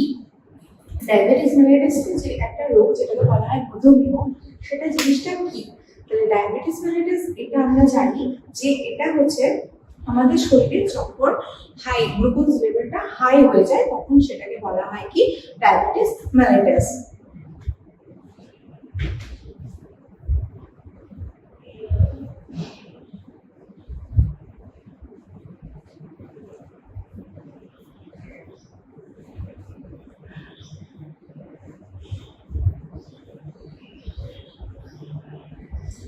গ্লুকোজ লেভেলটা যখন নরমাল রেঞ্জের থেকে অতিরিক্ত হয়ে যায় তখন সেটাকে বলা হয় কি ডায়াবেটিস মেলিটাস। এটা একটা গ্রুপ অফ মেটাবলিক ডিজিজ। একটা সিঙ্গেল ডিজিজের জন্য ডায়াবেটিস মেলিটাস হয় না, এটা হচ্ছে একটা হেটেরোজেনিক ডিসঅর্ডার যেখানে আমাদের ব্লাড গ্লুকোজ লেভেলটা হাই হয়ে যায়। তাহলে নরমাল যে ব্লাড গ্লুকোজ লেভেলটা সেটা 196 মিলিগ্রামের থেকে যদি বেশি হয়ে যায় পার ডেসিলিটার তখন সেটাকে বলা হয় কি আমাদের হাইপার গ্লাইসেমিয়া। তাহলে কি হচ্ছে কত 126 মিলিগ্রাম আমাদের যদি পার ডেসিলিটারে হয়ে যায় তখন সেটাকে বলা হয়। তাহলে ফার্স্টে গ্লুকোজ লেভেলটা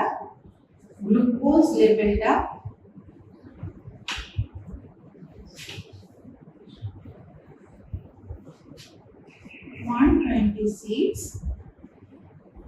পার ডেসিলিটার যখন হয় তখন সেটাকে বলা হয় কি হাইপার গ্লাইসেমিয়া বা ডায়াবেটিস মেলিটাস। তাহলে এই ডায়াবেটিস মেলিটাসের আরো বহু রকমের নেমে ডায়াবেটিস মেলিটাসটা পরিচিত। কি কি নাম হচ্ছে? এটাকে আমরা কমন একটা বলে থাকি মধুমেহ বলা থাকে, এটাকে রিচ ম্যান ডিজিজ বলা হয়ে থাকে, বা এটাকে হচ্ছে সুইট ইউরিন বলা হয়ে থাকে। এগুলো বিভিন্ন রকমের নামে ডায়াবেটিস মেলিটাসটা পরিচিত আছে। নেক্সট হচ্ছে ডেফিনেশন।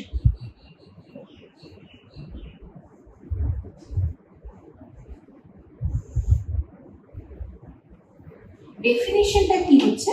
কিছুই না, যখন আমার গ্লুকোজ লেভেলটা ব্লাড স্ট্রিমের মধ্যে 126 মিলিগ্রাম পার ডেসিলিটারের থেকে ইনক্রিজ হয়ে যাবে তখন সেটাকে বলা হয় কি ডায়াবেটিস মেলিটাস। গ্লুকোজ লেভেলটা ইনক্রিজ হয়ে যাবে 126 পার ডেসিলিটার তখন সেটাকে আমরা কি বলে থাকবো যে আমাদের হাইপারগ্লাইসেমিয়া বা ডায়াবেটিস মেলিটাস হয়েছে। নেক্সট আসবো আমরা ক্লাসিফিকেশন।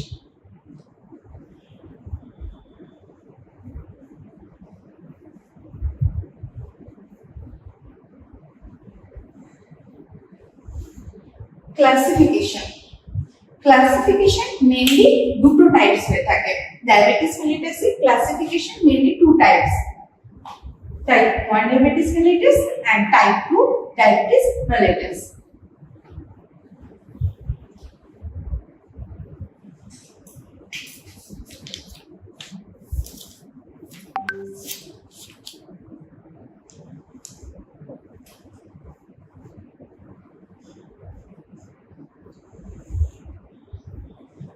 মেইনলি ডিএনএ দুটো ভাগ হয়ে থাকে।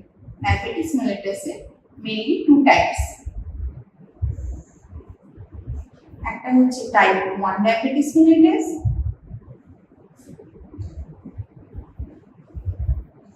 আরেকটা হচ্ছে টাইপ 2 ডায়াবেটিস মেলিটাস।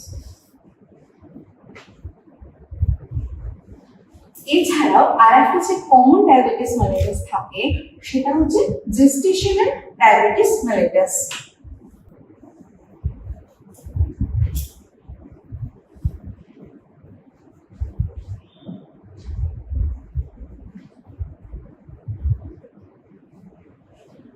এই তিনটে আমাদের মোস্ট কমন টাইপ। আর একটা জিনিস যেটা ডিএনএ এর মধ্যে থাকে সেটা হচ্ছে প্রি ডায়াবেটিস মেলিটাস। মানে তাহলে আমার মেন আমার দুটো টাইপ, একটা হচ্ছে type 1 diabetes mellitus and type 2 diabetes mellitus. আরেকটা যেটা থাকে সেটা হচ্ছে জেস্টেশনাল ডায়াবেটিস মেলিটাস, আর একটা যেটা থাকে সেটা হচ্ছে প্রি ডায়াবেটিস মেলিটাস। এবার আমরা আসবো type 1 diabetes mellitus.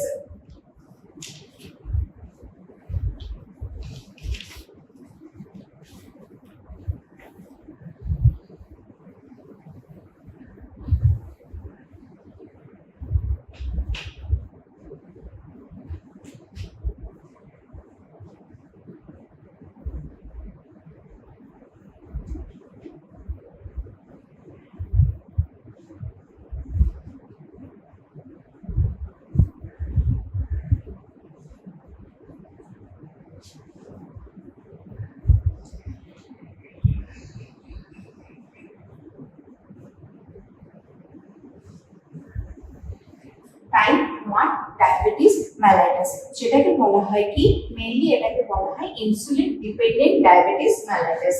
Insulin dependent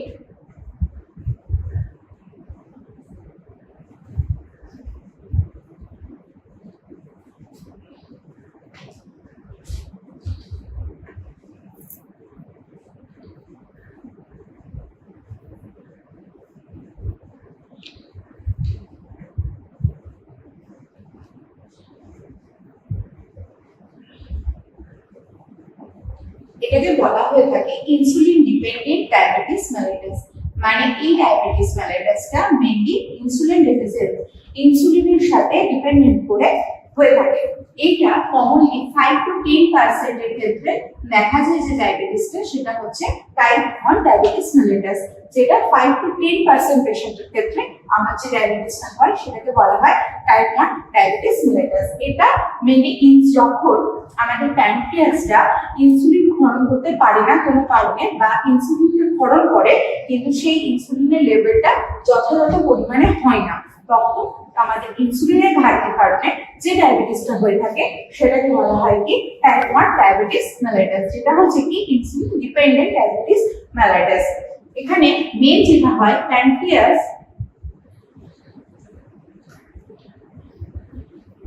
decrease করে দেয় ইনসুলিন সিক্রেশনটাকে।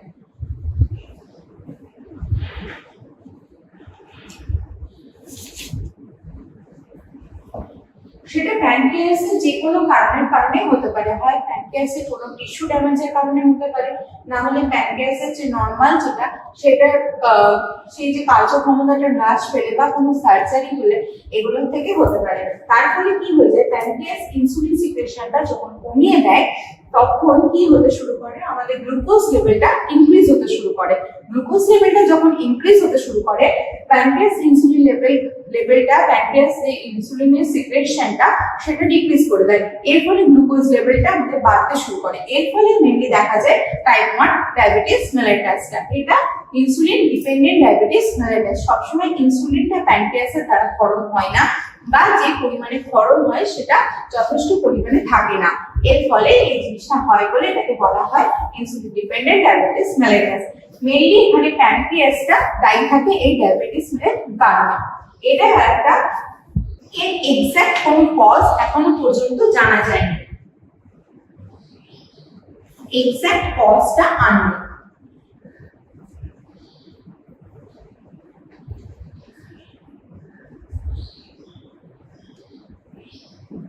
এক্সাক্ট কজটা আননোন, কিন্তু এটা বলা হয় যে ফ্যামিলি হিস্ট্রি যদি কারো থাকে,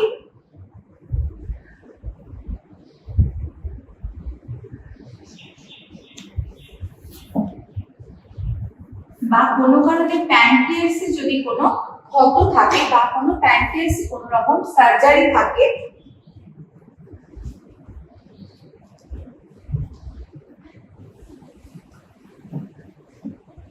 প্যানক্রিয়াস যদি কোনো কারণে প্রপারলি ভাবে ওয়ার্ক না করতে পারে, তাহলে এটা হয় অ্যালকোহল কনজাম্পশন,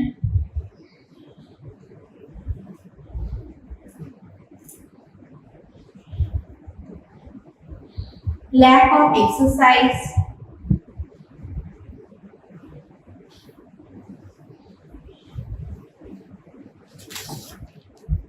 টাইপ 1 ডায়াবেটিস মেলিটাসের এক্সাক্ট কজটা আননোন, এখনো পর্যন্ত জানা যায়নি কি কারণে এটা হয়। এছাড়া আশা মানে আমরা ভাবিয়ে করতে থাকি যে ফ্যামিলি হিস্ট্রি, কোনো ফ্যামিলি হিস্ট্রি থাকলে এটা হতে পারে। নেক্সট হচ্ছে প্যানক্রিয়াস সার্জারি। যদি প্যানক্রিয়াসে কোনো সার্জারি হয়ে থাকে, বা প্যানক্রিয়াসের ইনভলভ হয়ে থাকে, বা প্যানক্রিয়াসের সেলে কোনো ড্যামেজ থাকে, তাহলে সেটা হওয়ার সম্ভাবনা থাকে, কারণ প্যানক্রিয়াস ইনসুলিন লেভেলটা ক্ষরণটা কমিয়ে দেয় সেই জন্য। নেক্সট হচ্ছে অতিরিক্ত পরিমাণে যদি অ্যালকোহল কনজাম্পশন করা হয়, তাহলে ল্যাক অফ এক্সারসাইজ, তারপরে আমাদের যে এখনকার দিনের যে আমাদের লাইফস্টাইল, এগুলোর কারণে আমাদের type 2 diabetes mellitus, type 1 diabetes মেলিটাসটা হয়ে থাকে। তো এবার আসবো আমরা ডায়াবেটিস মেলিটাস, টাইপ 1 ডায়াবেটিস মেলিটাসের প্যাথোফিজিওলজি। তো আমরা এখানে প্রথমে কি বললাম যে এখানে আমাদের কি হচ্ছে, প্যানক্রিয়াসে ইনসুলিনটা ক্ষরণ করতে পারছে, সেই জিনিসটা আসছে। তো এখানে আসছে কি না, জেনেটিক প্রিডিসপোজিশন, মানে হচ্ছে কোনো জিনগত কারণে কোনো যদি প্রবলেম হয়ে থাকে, সেখান থেকে জেনেটিক প্রিডিসপোজিশন বা এনভায়রনমেন্টাল স্ট্রেস, কারণ এই এক্সাক্ট কজ আমাদের আননোন। তাহলে জেনেটিক প্রিডিসপোজিশন বা এনভায়রনমেন্টাল স্ট্রেস থেকে আমাদের কি হয়ে যাচ্ছে, ইমিউন রেসপন্সটা কি হয়ে যাচ্ছে, এগেইনস্ট হয়ে যাচ্ছে কার না, বিটা সেলের এগেইনস্টে কাজ করছে। ইমিউন রেসপন্সটা এসে বিটা সেলের এগেইনস্টে কাজ করছে। সেখান থেকে যেটা হচ্ছে সেটা হচ্ছে আমাদের কি দেখা যাচ্ছে, অটো ইমিউন অ্যাটাক। যেটা আসছে সেটা হচ্ছে অটো ইমিউন অ্যাটাক। এবার এখানে আসে অটো ইমিউন অ্যাটাক জিনিসটা কি। অটো ইমিউন ডিজিজ বা অটো ইমিউন, এই কথাটার সাথে আমরা প্রায় শুনে থাকি জিনিসটা। অটো ইমিউন ডিজিজ বা অটো ইমিউন, এই জিনিসটা কি? অটো ইমিউন ডিজিজ মানে হলো যখন নিজের শরীর ওন সেলকে ডিস্ট্রয় করতে শুরু করে, তখন সেটাকে বলা হয় কি, অটো ইমিউন ডিজিজ। মানে নিজেকে শত্রু মনে করে সেখান থেকে কাজ করা শরীরের ভেতরে, সেই জিনিসটা হচ্ছে অটো ইমিউন ডিজিজ। নিজের সেলকে নিজেকে শত্রু মনে করে বা অন্য নিজের সেল সেটাকে অ্যাটাক করবে এবং সেটাকে শেষে ধীরে ধীরে ক্ষয় করবে, সেটাই হচ্ছে অটো ইমিউন ডিজিজ বা অটো ইমিউন।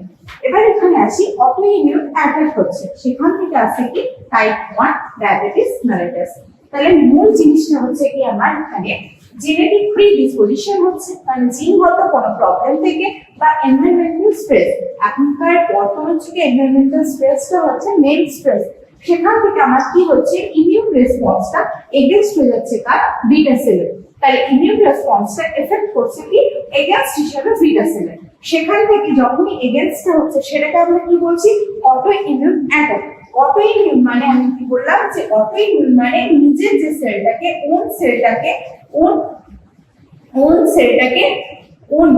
নিজে কি করবে, ডিস্ট্রয় করবে।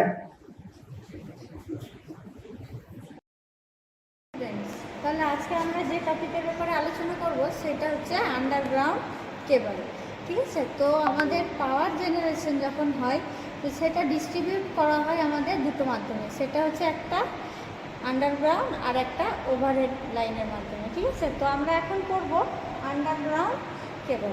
তো আন্ডারগ্রাউন্ড কেবল কি হচ্ছে, যেটা আমরা আন্ডারগ্রাউন্ডে ব্যবহার করি, মানে যেটা আমরা মাটির তলে ব্যবহার করি। ঠিক আছে, তো এখানে এবার আমরা দেখব যে ওভারহেড লাইন আর আন্ডারগ্রাউন্ড কেবল এই দুটোর মধ্যে পার্থক্য কী, মানে আন্ডারগ্রাউন্ড কেবল যদি আমরা ব্যবহার করে থাকি তাহলে সেটার অ্যাডভান্টেজেস বা লাভ কী হতে পারে। ঠিক আছে, তো আন্ডারগ্রাউন্ড কেবলের অ্যাডভান্টেজ এইটাই হচ্ছে, প্রথমেই হচ্ছে যে কি এটা যে আমাদের ড্যামেজের হাত থেকে রক্ষা করে। ড্যামেজের হাত থেকে রক্ষা করে মানে কি, যখন আমরা ওভারহেড লাইনে যখন আমরা পাওয়ার ডিস্ট্রিবিউট করি তখন কি হয়, সেটা প্রাকৃতিক দুর্যোগের ক্ষেত্রে কি হয়, সেটার ক্ষেত্রে আমাদের শর্ট সার্কিট বা এরকম কিছু কারণে কিন্তু আমাদের কেবল ফল্ট হতে পারে। কিন্তু আন্ডারগ্রাউন্ড কেবল যেহেতু আমাদের মাটির তলায় ব্যবহার করা হয় তাহলে তখন কি সেটাতে যদি কোনো প্রাকৃতিক দুর্যোগ হয় তাহলে সেটা ড্যামেজের চান্স কিন্তু খুব কম থাকে। ঠিক আছে, এটা হলো। তারপর নেক্সট পয়েন্ট হচ্ছে আমাদের কি, যে আন্ডারগ্রাউন্ড কেবলের আমাদের মেনটেন্যান্স খরচ কিন্তু খুব কম, যেহেতু এখানে আমাদের ফল্ট কম হয়। ঠিক আছে, তারপর কি আন্ডারগ্রাউন্ড কেবল হচ্ছে কি, যে কোনো ম্যানমেড এখানে কোনো ক্ষতি করতে পারবে না, কোনো মানুষ যদি এটা চায় তো এটাতে ক্ষতি করতে পারবে না। আর একটা কি হচ্ছে যে এইখানে হচ্ছে ভোল্টেজ রেগুলেশন এখানে খুব বেটার, কারণ হচ্ছে কি যে আন্ডারগ্রাউন্ড কেবলের ক্ষেত্রে আমাদের লস কিন্তু খুব কম হয়।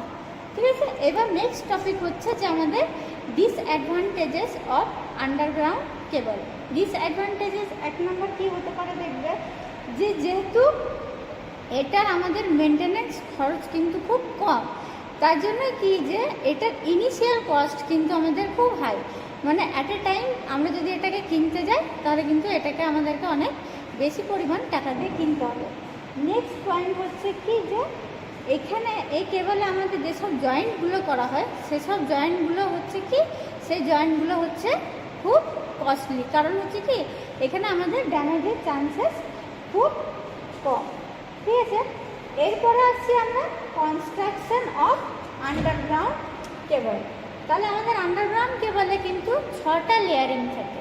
ঠিক আছে, তো আমরা দেখে নেব তাহলে আমাদের কনস্ট্রাকশন অফ আন্ডারগ্রাউন্ড কেবল কী কী থাকতে পারে।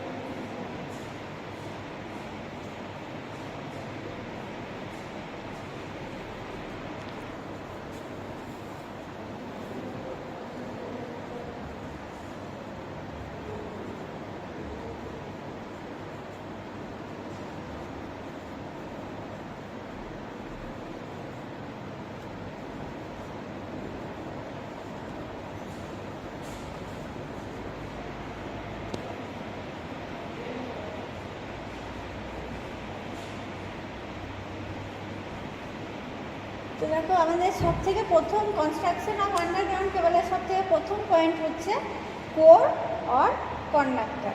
তো কোর আর কন্ডাক্টর এখানে আমাদের কি হচ্ছে, দেখো যেটার মাধ্যমে আমাদের ইলেকট্রিসিটি পাস হবে। ঠিক আছে, তো এটা আমাদের কি হচ্ছে, কোর অথবা কন্ডাক্টর কি হতে পারে, আমাদের 1ও হতে পারে অথচ মোর দেন 1। তাহলে যেটা মোর দেন 1 হবে সেটাকে আমরা 2 কোর অথবা 3 কোর কেবলও বলে থাকতে পারি। ঠিক আছে, তারপরে নেক্সট আসছে আমাদের ইনসুলেশন। ইনসুলেশন আমরা যে কোনো কেবলে কেন ব্যবহার করে থাকি, এই কারণে ব্যবহার করি যেন আমাদের কোরের সাথে কোর ম্যাচ হয়ে যেন কোনো রকমভাবে কোনো ফল্ট বা শর্ট সার্কিট না হয়। আর এই ইনসুলেশন আমাদের কিসের কিসের তৈরি হতে পারে, একটা হচ্ছে ইমপ্রিগনেটেড পেপার, ভার্নিশ, ক্যামব্রিক, এগুলো দিয়ে কিন্তু আমাদের ইনসুলেশন হতে পারে। ঠিক আছে। এই ইনসুলেশনের পরে আমাদের একটা নেক্সট কভারিং দেওয়া থাকে, সেটা হচ্ছে কি না মেটালিক সিট। মেটালিক সিটটা কেন দেওয়া থাকে, যেহেতু এটা আমরা মাটির নিচে ব্যবহার করি, তো কি যে এটা যখনই কোনো রকম প্রাকৃতিক দুর্যোগের ফলে যদি ঝড় বৃষ্টি হয়, তখন যেন কী হবে আমাদের কেবলে যেন কোনো রকমভাবে ময়েশ্চার যেন এন্টার না করতে পারে। এই কারণেই আমরা কি করি, আমরা এটা যে কোনো অ্যাটমসফিয়ারিক এই প্রবলেমের থেকে বাঁচানোর জন্যই আমরা কি করি, এখানে মেটালিক সিট দিয়ে থাকি। এই মেটালিক সিটটা কিসের তৈরি হয়, বেশিরভাগ লিড সিটের তৈরি হয়, ঠিক আছে। তারপরে নেক্সট পয়েন্ট হচ্ছে আমাদের বেডিং। বেডিংটা কি হচ্ছে, বেডিংটা হচ্ছে যে আমাদের যে মেটালিক সিটটা দিচ্ছি সেটাকে প্রোটেক্ট করার জন্য আমরা ন্যাচারালি বেডিং ব্যবহার করে থাকি। আর এই বেডিংটাই আমাদের কিসের তৈরি হয়, নাকি আমাদের এই বেডিংটা তৈরি হয় যে কিসের জুট বা হ্যাসের টেপ, ঠিক আছে। এটা আমরা মেটালিক সিটটাকে প্রোটেক্ট করার জন্য ব্যবহার করে থাকি। তারপরে নেক্সট পয়েন্ট আসছে আর্মারিং। আর্মারিংটা কেন ব্যবহার করি, আর্মারিংটা এই কারণে ব্যবহার করি যে আমরা বেডিংটা দিলাম, বেডিংয়ের উপরে আর্মারিংটা ব্যবহার হয় এই কারণে যেন আমাদের বেডিংয়ে কোনো রকমভাবে কোনো ড্যামেজ না হয়। আর আমাদের সবচেয়ে লাস্ট পয়েন্ট যেটা হচ্ছে সার্ভিং। সার্ভিংটা হচ্ছে যে আমরা আর্মারিংকে প্রোটেক্ট করার জন্য সার্ভিং ব্যবহার করে থাকি। আমাদের আন্ডারগ্রাউন্ড কেবলের লাস্ট যে পয়েন্টটা আমরা করলাম সেটা সার্ভিং। এবার নেক্সট আসছি আমরা ক্লাসিফিকেশন অফ কেবল, মানে আমাদের কেবলকে কতভাবে ক্লাসিফাই বা ভাগ করা যায়, ঠিক আছে। তাহলে আমরা ফার্স্ট পয়েন্ট আসছি যে cable may be classified according to the type of insulating material used in the manufacture. মানে হচ্ছে যে কেবলকে আমরা সবথেকে প্রথম ভাগে ভাগ করতে পারি, সেটা কি যে আমাদের ইনসুলেটিং মেটেরিয়ালটা আমাদের কেবলটা ম্যানুফ্যাকচার করার সময় কী ধরনের ইনসুলেটিং ম্যাটেরিয়াল ব্যবহার করা হয়েছে। নেক্সট পয়েন্ট আসছি the voltage for which they are manufacture. কি হচ্ছে যে নেক্সট পয়েন্ট হচ্ছে যে আমরা যে কেবলটা ইউজ করব তো সেটা আপ টু কত ভোল্টেজ আমরা ব্যবহার করতে পারবো, সেটা অনুযায়ী আমরা নেক্সট কেবল ম্যানুফ্যাকচার করব, ঠিক আছে। এরপর আসছি যে আমরা অ্যাকর্ডিং টু ভোল্টেজ আমাদের কেবল কয় ধরনের, ঠিক আছে। তাহলে এখানে আমাদের অ্যাকর্ডিং টু ভোল্টেজ হচ্ছে আমাদের কেবল যেগুলো ব্যবহার করা হয় সেটা হচ্ছে আমাদের অ্যাকর্ডিং টু ভোল্টেজ আমাদের 5 ধরনের কেবল ব্যবহার করা হয়। তো কী কী কেবল হয় সেগুলো আমরা দেখব।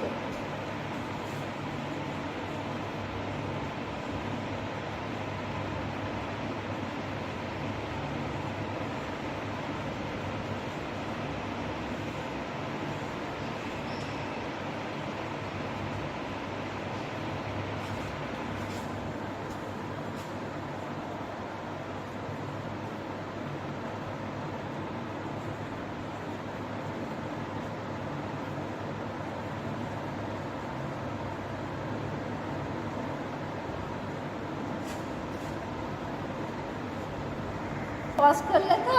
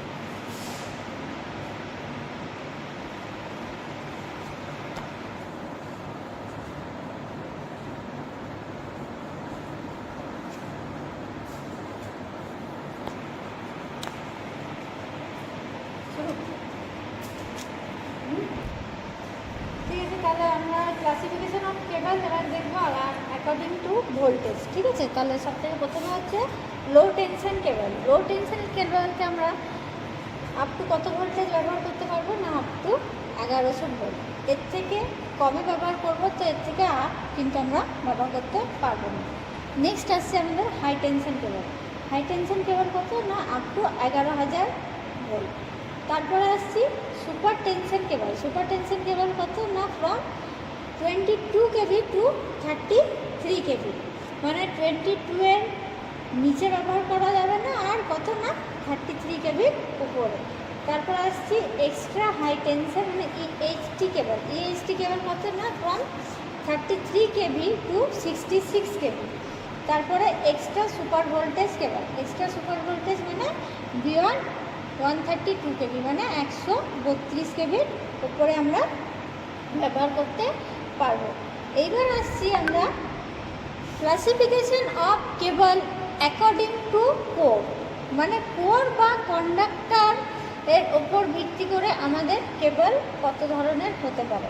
তাহলে সব থেকে প্রথম 1 নম্বর আসছে সিঙ্গেল কোর কেবল, তারপর আসছে 2 কোর কেবল, তারপর 3 কোর কেবল, তারপরে 4 কোর কেবল। ঠিক আছে, তাহলে আমরা এবার দেখে নেব এখানে যে 3 কোর কেবল আমাদের কীভাবে ব্যবহার করি আর এর কয় ধরনের। তাহলে 3 কোর কেবল কিন্তু আমরা 3 ফেজ লাইনের ক্ষেত্রে ব্যবহার করে থাকি। তাহলে 3 কোর কেবলের ভোল্টেজ কত হবে আমাদের, মিনিমাম 66 কেভি। ঠিক আছে, তাহলে এখানে 3 কোর কেবলকেও আমরা আবার 3 ভাগে ভাগ করতে পারি। কি কি না, বেল্টেড কেবল, স্ক্রিন কেবল আর প্রেসার কেবল। তো বেল্টেড কেবল যেটা হচ্ছে সেটার ভোল্টেজ হচ্ছে আমাদের আপ টু 11 কেবল। তো দেখো বেল্টেড কেবলে এখানে কি বলছে যে বেল্টেড কেবলের কোরগুলো কি হচ্ছে যে may be non circular shape to make better use of available space. এইটা কি হচ্ছে যে আমাদের যে বেল্টেড কেবল আছে, বেল্টেড কেবলের শেপটা কীরকম হবে না, সার্কুলার হবে। কেন হবে, যে মেক বেটার ইউজ, এটার ইউজ যে আমরা করব সেখানে কিন্তু আমরা এটা বেশি জায়গা নেবে না, এর স্পেসটা কিন্তু খুব অ্যাভেলেবল থাকবে। আর কি হচ্ছে যে এটা the belt is covered with lead sheet to protect the cable against ingress of moisture and mechanical injury. এই বেল্টেড কেবল কি হচ্ছে যে আমাদের এটা কভার করা থাকে কি দিয়ে, লেড শিট। লেড শিট মানে কি, যেটা আমরা পড়েছিলাম আর্মারি।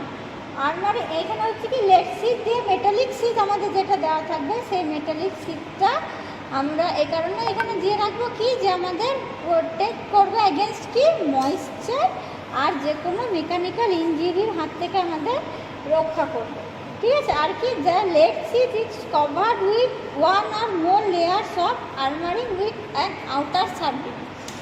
বেল্টেড কভারকে কি করা হচ্ছে যে আমাদের মেটালিক শিট দেওয়ার পর তারপরে কি করব, ওইটার উপরে বেডিংয়ের পরে আর্মারিং দেবো। আর্মারিং দেওয়ার পর সেখানে কি করব, যে একটা অথবা 2টো লেয়ারে আমরা সেখানে কি করব, আউটার সার্ভিং দিয়ে আমরা বেল্টেড কেবলকে কভার করে রাখবো। ঠিক আছে, নেক্সট আসছি আমরা স্ক্রিন কেবল। স্ক্রিন কেবল কি হচ্ছে দেখো, স্ক্রিন কেবল হচ্ছে যে এটার ভোল্টেজ হচ্ছে আমাদের up to 33 KV, but in particular case their use may be extended to operating voltage up to 66 KV. আমরা প্রথমেই জানলাম যে আমরা 3 core cable up to 66 KV অবধি ব্যবহার করতে পারি। ঠিক আছে, তো এখানে স্ক্রিন কেবলের ভোল্টেজ বলছে আমাদের কত না, 33 কেভি। তো 33 কেভির ক্ষেত্রে কি হচ্ছে, এটা যে কোনো মানে অন্য ক্ষেত্রে যদি কোনো আমাদের অপারেটিং ভোল্টেজ এক্সিড করে তাহলে এখানে একে আমরা আপ টু 66 কেভি অবধিও ব্যবহার করে থাকতে পারি। তারপর হচ্ছে আমাদের এই স্ক্রিন কেবলের 2টো ভাগ আছে। কি কি না, প্রথম হচ্ছে এইচ টাইপ কেবল আর একটা হচ্ছে এসএল টাইপ কেবল। ঠিক আছে, তাহলে এইচ টাইপ কেবল কি হচ্ছে দেখো, এইচ টাইপ কেবলের নামকরণটা করা হচ্ছে যে কোনো একজনের নাম অনুযায়ী, ওনার নাম হচ্ছে এইচ হট স্টাডার, এনার নাম অনুযায়ী কিন্তু আমাদের এইচ টাইপ কেবলটার নামকরণ করা হয়েছে। ঠিক আছে, এই কেবলের ইনসুলেশন কি থাকবে, একটা মেটালিক শীট থাকবে যেটা কনসিস্ট করবে কি যে পারফোরেটেড অ্যালুমিনিয়াম ফয়েল। ঠিক আছে, মেটালিক শীটটা কনসিস্টিং কি থাকবে না পারফোরেটেড অ্যালুমিনিয়াম ফয়েল। তারপর কি হচ্ছে দেখো যে এটা কন্ডাক্টিং একটা বেল্ট থাকবে, সেই বেল্টটা কি নাম থাকবে, copper woven fabric tape. Copper woven fabric tape এইটা কি যে র্যাপ করা থাকবে মানে বাঁধা থাকবে কি যে অ্যারাউন্ড 3 কোর। এই কপার উভেন ফেব্রিক টেপটা আমাদের এই 3টে কোরের মধ্যে বাঁধা থাকবে। ঠিক আছে, তারপরে নেক্সট আসছি এসএল টাইপ কেবল। এসএল টাইপ কেবল মানে হচ্ছে আমাদের সেপারেটলি লেড কেবল। তো সেপারেটলি লেড কেবল কি হচ্ছে দেখো যে এর ইনসুলেশনটা কভার করা থাকছে আমাদের লেড দিয়ে কভার করা থাকছে। ঠিক আছে না, এরপরে আসছি আমি নেক্সট আসছি প্রেসার কেবল। প্রেসার কেবল হচ্ছে কি যে ভোল্টেজ বিয়ন্ড 66 কেভি, 66 কেভির উপরে প্রেসার কেবলকে আমরা আর একটা কী কেবল বলতে পারি যে এ টাইপ অফ সলিড টাইপ কেবল। তাহলে এটা কি হচ্ছে বিয়ন্ড 66 কেভি প্রেসার কেবল আমরা ব্যবহার করতে পারি না। কারণ হচ্ছে কি যে এখানে একটা ব্রেকডাউনের চান্সেস থাকে। কিসের ব্রেকডাউন না ইনসুলেশন। 66 কেভির উপরে যদি হয় তখন কিন্তু আমরা কি করলাম সেই ভোল্টেজটা হবে আমাদের এক্সট্রা সুপার ভোল্টেজ। তাহলে যখনই এক্সট্রা সুপার ভোল্টেজ হবে সেখানে কিন্তু চান্সেস অফ রিস্ক অনেক বেশি। মানে কি যদি আমরা 66-এর ওপরে যদি আমরা প্রেসার কেবলটা ব্যবহার করতে যাই সেখানে কিন্তু ইনসুলেশনের ড্যামেজের একটা চান্সেস থাকবে।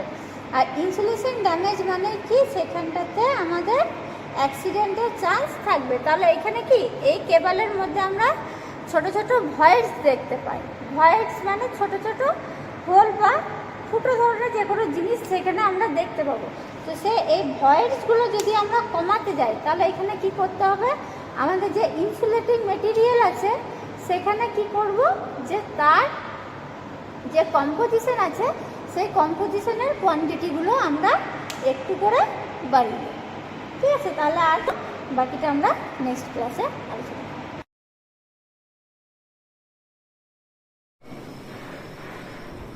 হ্যালো মাই ডিয়ার স্টুডেন্ট, এখন আমি তোমাদের সাথে যেটা পড়াবো যে টপিকটা আজকে আলোচনা করবো সেটা তোমরা বোর্ডে দেখতেই পাচ্ছ যে ট্রান্সফর্মার। যে ট্রান্সফর্মার এখানে দেখো অনেকগুলো সার্কিট ডায়াগ্রাম আছে। একটা হচ্ছে ট্রান্সফর্মার, একটা হচ্ছে মেশিন আর ওহমস ল। ঠিক আছে, আর এটা হচ্ছে কি ম্যাগনেট। তাহলে আজকে আমরা টোটাল যে আমাদের যে মেন টপিক আজকে এই টপিকটার নাম কি, টপিকটার নাম হচ্ছে ট্রান্সফর্মার।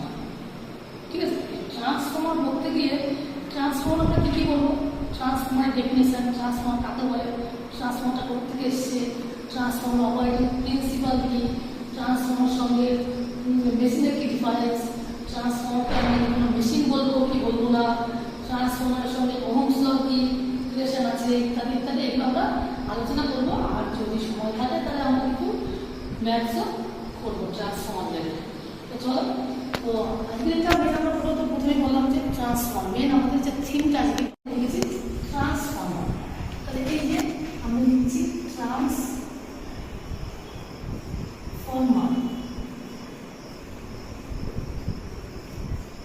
ট্রান্সফর্মার কথার অর্থ কিছু ট্রান্সফার করে, কি হয় ট্রান্সফার করে। তো এই দেখো ট্রান্সফর্মারের সার্কিট ডায়াগ্রাম আছে। ট্রান্সফর্মার যে যেভাবে ডায়াগ্রাম বলতে পারি বা সার্কিট ডায়াগ্রাম বলতে পারি বা ট্রান্সফর্মারের যে আমরা ছবিটা আমরা এঁকেছি। তাহলে দেখো এখানে কী কী আছে, ট্রান্সফর্মার কী আছে এখানে দেখো V1 আছে, কি V1, I1, E1, E2, N1, N2, I2, V2, V1 এগুলো কী আছে আমরা কিছুই জানি না, কিছুই কিন্তু আমরা জানি না। আচ্ছা কী এটা খায় না মাথায় দিয়ে আমরা কিন্তু কিছুই জানি না, এগুলো সম্পর্কে আমরা কোনো কিছু জানি না। তাহলে V1টা কি, I1 কি, I2 কি, E1 কি, E2 কি, ঠিক আছে, লোড কি ইত্যাদি, এগুলো আমরা কিছুই কিন্তু জানি না, তাই তো? আর এগুলো আমরা আস্তে আস্তে দেখব।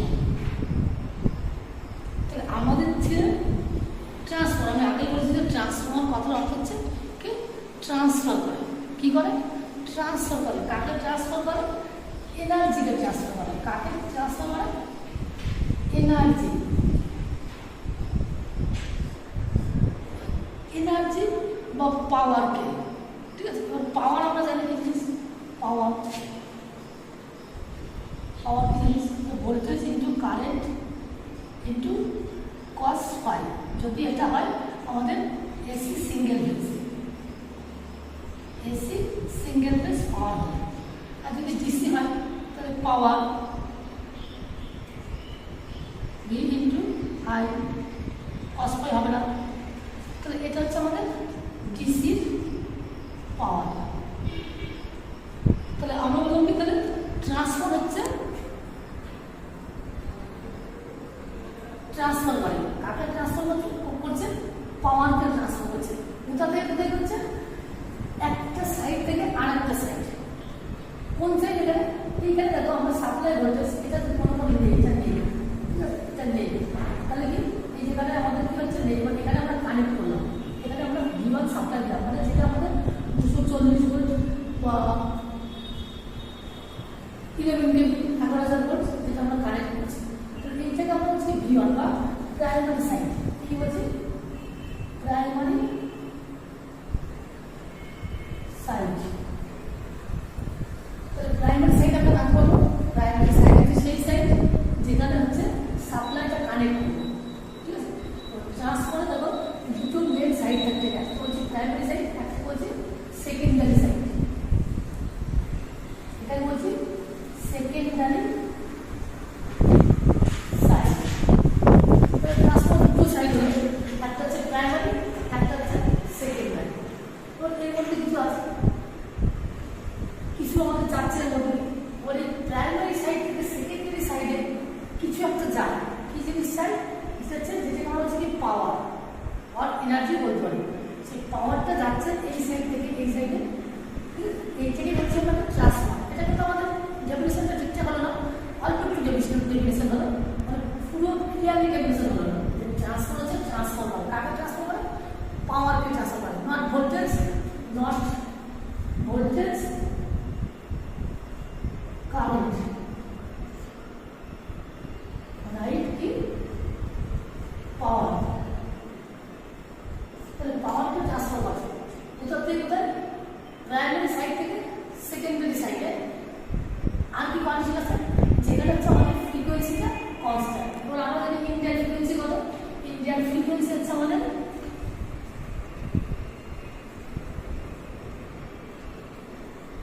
50 হার্টজ। এটা হচ্ছে আমাদের 50 হার্টজ ইন্ডিয়ান ফ্রিকোয়েন্সি। তাহলে প্রাইমারি সাইড কাকে বলবো? যার সঙ্গে আমরা সাপ্লাইটা কানেক্ট করছি তাকে হচ্ছে প্রাইমারি সাইড বা পিএসও বলতে পারি। আর যার সঙ্গে আমরা লোডটা কানেক্ট করছি তাকে বলবো সেকেন্ডারি সাইড বা এসি। এবার লোড বলতে আমরা কি বুঝি? লোড বলতে আমরা বুঝি ধরো আমাদের বাড়িতে fan, washing machine, line, TV, fridge ইত্যাদি এগুলো লোড। তো আমরা যেখানে কানেকশন দিচ্ছি, তোমরা প্রত্যেকে জানো যে তোমাদের বাড়িতে করে একটা বাড়ির ঘরে ট্রান্সফর্মার থাকে, এখান থেকে 11 কেভি পাওয়ার এসছে, 11 কেভি ভোল্টেজ এসছে, 11 কেভি এখানে ঢুকছে ডিসির মাধ্যমে, ডিসির মাধ্যমে ঢুকছে, আর এখানে আমরা 440 ভোল্ট সেকেন্ডারি সাইডে পাচ্ছি। তাহলে এইটা হচ্ছে কি আমাদের প্রাইমারি সাইড, মানে যেখানে সাপ্লাই থেকে ঢুকছে সেটা হচ্ছে পিএস প্রাইমারি সাইড। আর এখানে আমাদের কি সেকেন্ডারি সাইড। সেকেন্ডারি সাইড আমরা কানেক্ট করছি যেখানে হচ্ছে লোডটা, মানে আমাদের যারা কনজিউমার আছে সেটি হচ্ছে সেকেন্ডারি সাইড। তাহলে 11 কেভি ঢুকছে, এটা আমাদের 11 কেভি ঢুকছে, তাহলে 11 কেভি হচ্ছে সোর্স ভোল্টেজ বা সাপ্লাই ভোল্টেজ, আর আউটপুটে পাচ্ছে 40 ভোল্টেজ। তো এর মধ্যে কিছু একটা ফিক্সড কন্ডিশন আছে, ঠিক আছে? তো যখন এখানে 11,000 ভোল্টেজ, এখানে 440 ভোল্টেজ, তাহলে এখানে ভোল্টেজ বেশি, এখানে ভোল্টেজ কম, ঠিক আছে? তো এই যে এর মধ্যে কিন্তু ফিক্সড আছে, যে পাওয়ারটা ফিক্সড আছে, যে পাওয়ার ফিক্সড মানে কি VI cos phi, বা যদি আমাদের 3 বেস পাওয়ার হয় এটা সিঙ্গেল বেস, 1 বেস পাওয়ার এটা ঠিক হচ্ছে √3 VI cos phi। তো এটা হচ্ছে 3 বেস পাওয়ার রেস। তো এইটা কিন্তু আমাদের ফিক্সড থাকবে। মানে এখানে যদি আমাদের এবারে যদি আমাদের প্রাইমারি সাইডে যদি আমাদের 500 ওয়াট পাওয়ার থাকে, যেহেতু পাওয়ার ইউনিট হচ্ছে ওয়াট বা কিলোওয়াট বা মেগাওয়াট বা গিগাওয়াট, তারপরে এই পাশে আমাদের কি হবে 500 ওয়াট থাকবে, 500 ওয়াট থাকবে, কোনো ফিক্সড চেঞ্জ হবে না, মানে 500 থাকবে। যদি 1000 থেকে 1000 থেকে চেঞ্জ হবে না, ঠিক আছে? সেই জন্য বলছেন যে ট্রান্সফর্মার হচ্ছে কি স্ট্যাটিক ডিভাইস। যদি আমরা ট্রান্সফর্মারের ডেফিনেশন বলছি তাহলে আমরা কি বলবো? যদি আমরা ট্রান্সফর্মার ডেফিনেশন বলি তাহলে আমরা মোবাইলটা বুঝিয়ে দিচ্ছি যে ট্রান্সফর্মার হতে গেলে আমাদের কি কন্ডিশন থাকতে হবে। কন্ডিশন অফ ট্রান্সফর্মার, কন্ডিশন এক নম্বর হচ্ছে কি পাওয়ার ফিক্স থাকতে হবে, পাওয়ার ফিক্সড। তাহলে পাওয়ারটা চেঞ্জ করলে হবে না, চেঞ্জ করলে হবে না, চেঞ্জ হবেই না, ঠিক আছে? তাহলে ট্রান্সফরমেশন কাজ করবে না। দুই নম্বর হচ্ছে কি ফ্রিকোয়েন্সি। তো এই পাওয়ারটা কত হতে পারে? পাওয়ারটা আমাদের সেই ভোল্টেজের কারেন্টের উপর ডিপেন্ড করছে, ঠিক আছে? তো 500 ওয়াট হতে পারে, 1000 ওয়াট হতে পারে, 2000 ওয়াট হতে পারে, 500 মেগাওয়াট হতে পারে, ইত্যাদি হতে পারে, ঠিক আছে? যাই হোক, কিন্তু ফ্রিকোয়েন্সি আমরা জানি ফ্রিকোয়েন্সি frequency 50 Hz. এটা আমাদের inter frequency 50 Hz or cycle per second, যাকে আমরা সিম্পল এর দিয়ে ডেফিনেশন করি।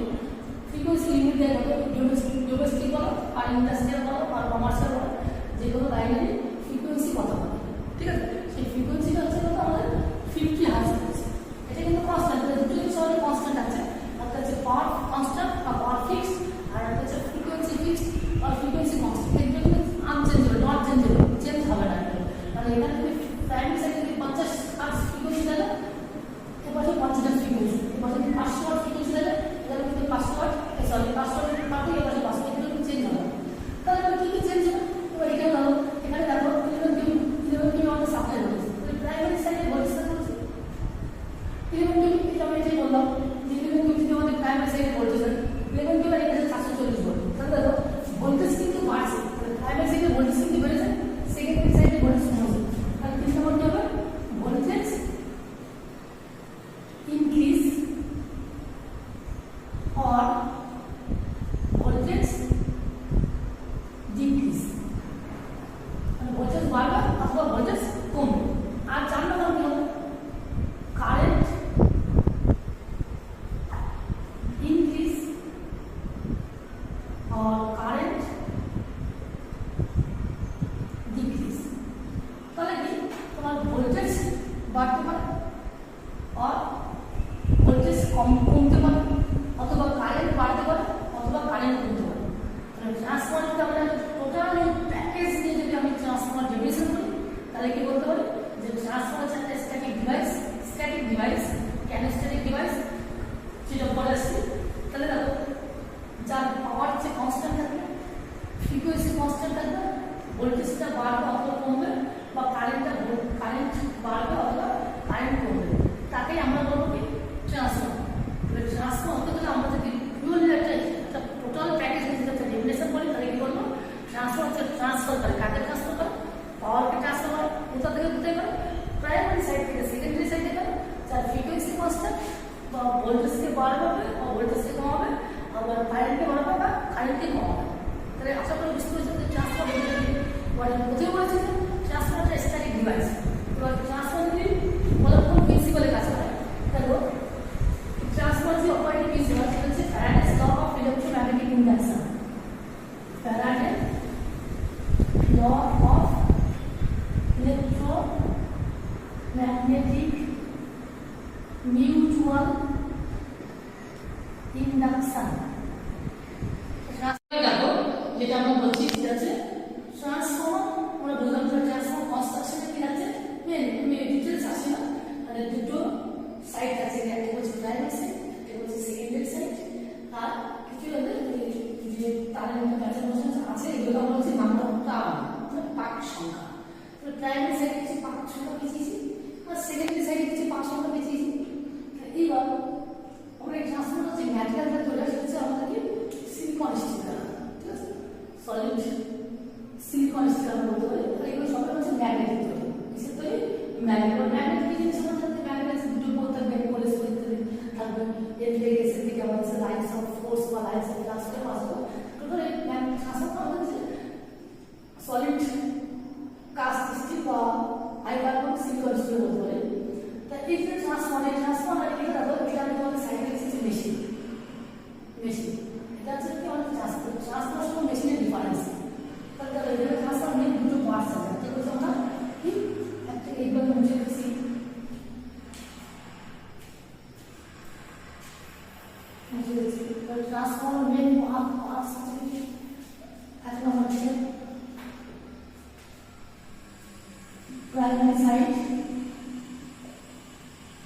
প্রাইমারি সাইড, 2 নম্বর হচ্ছে সেকেন্ডারি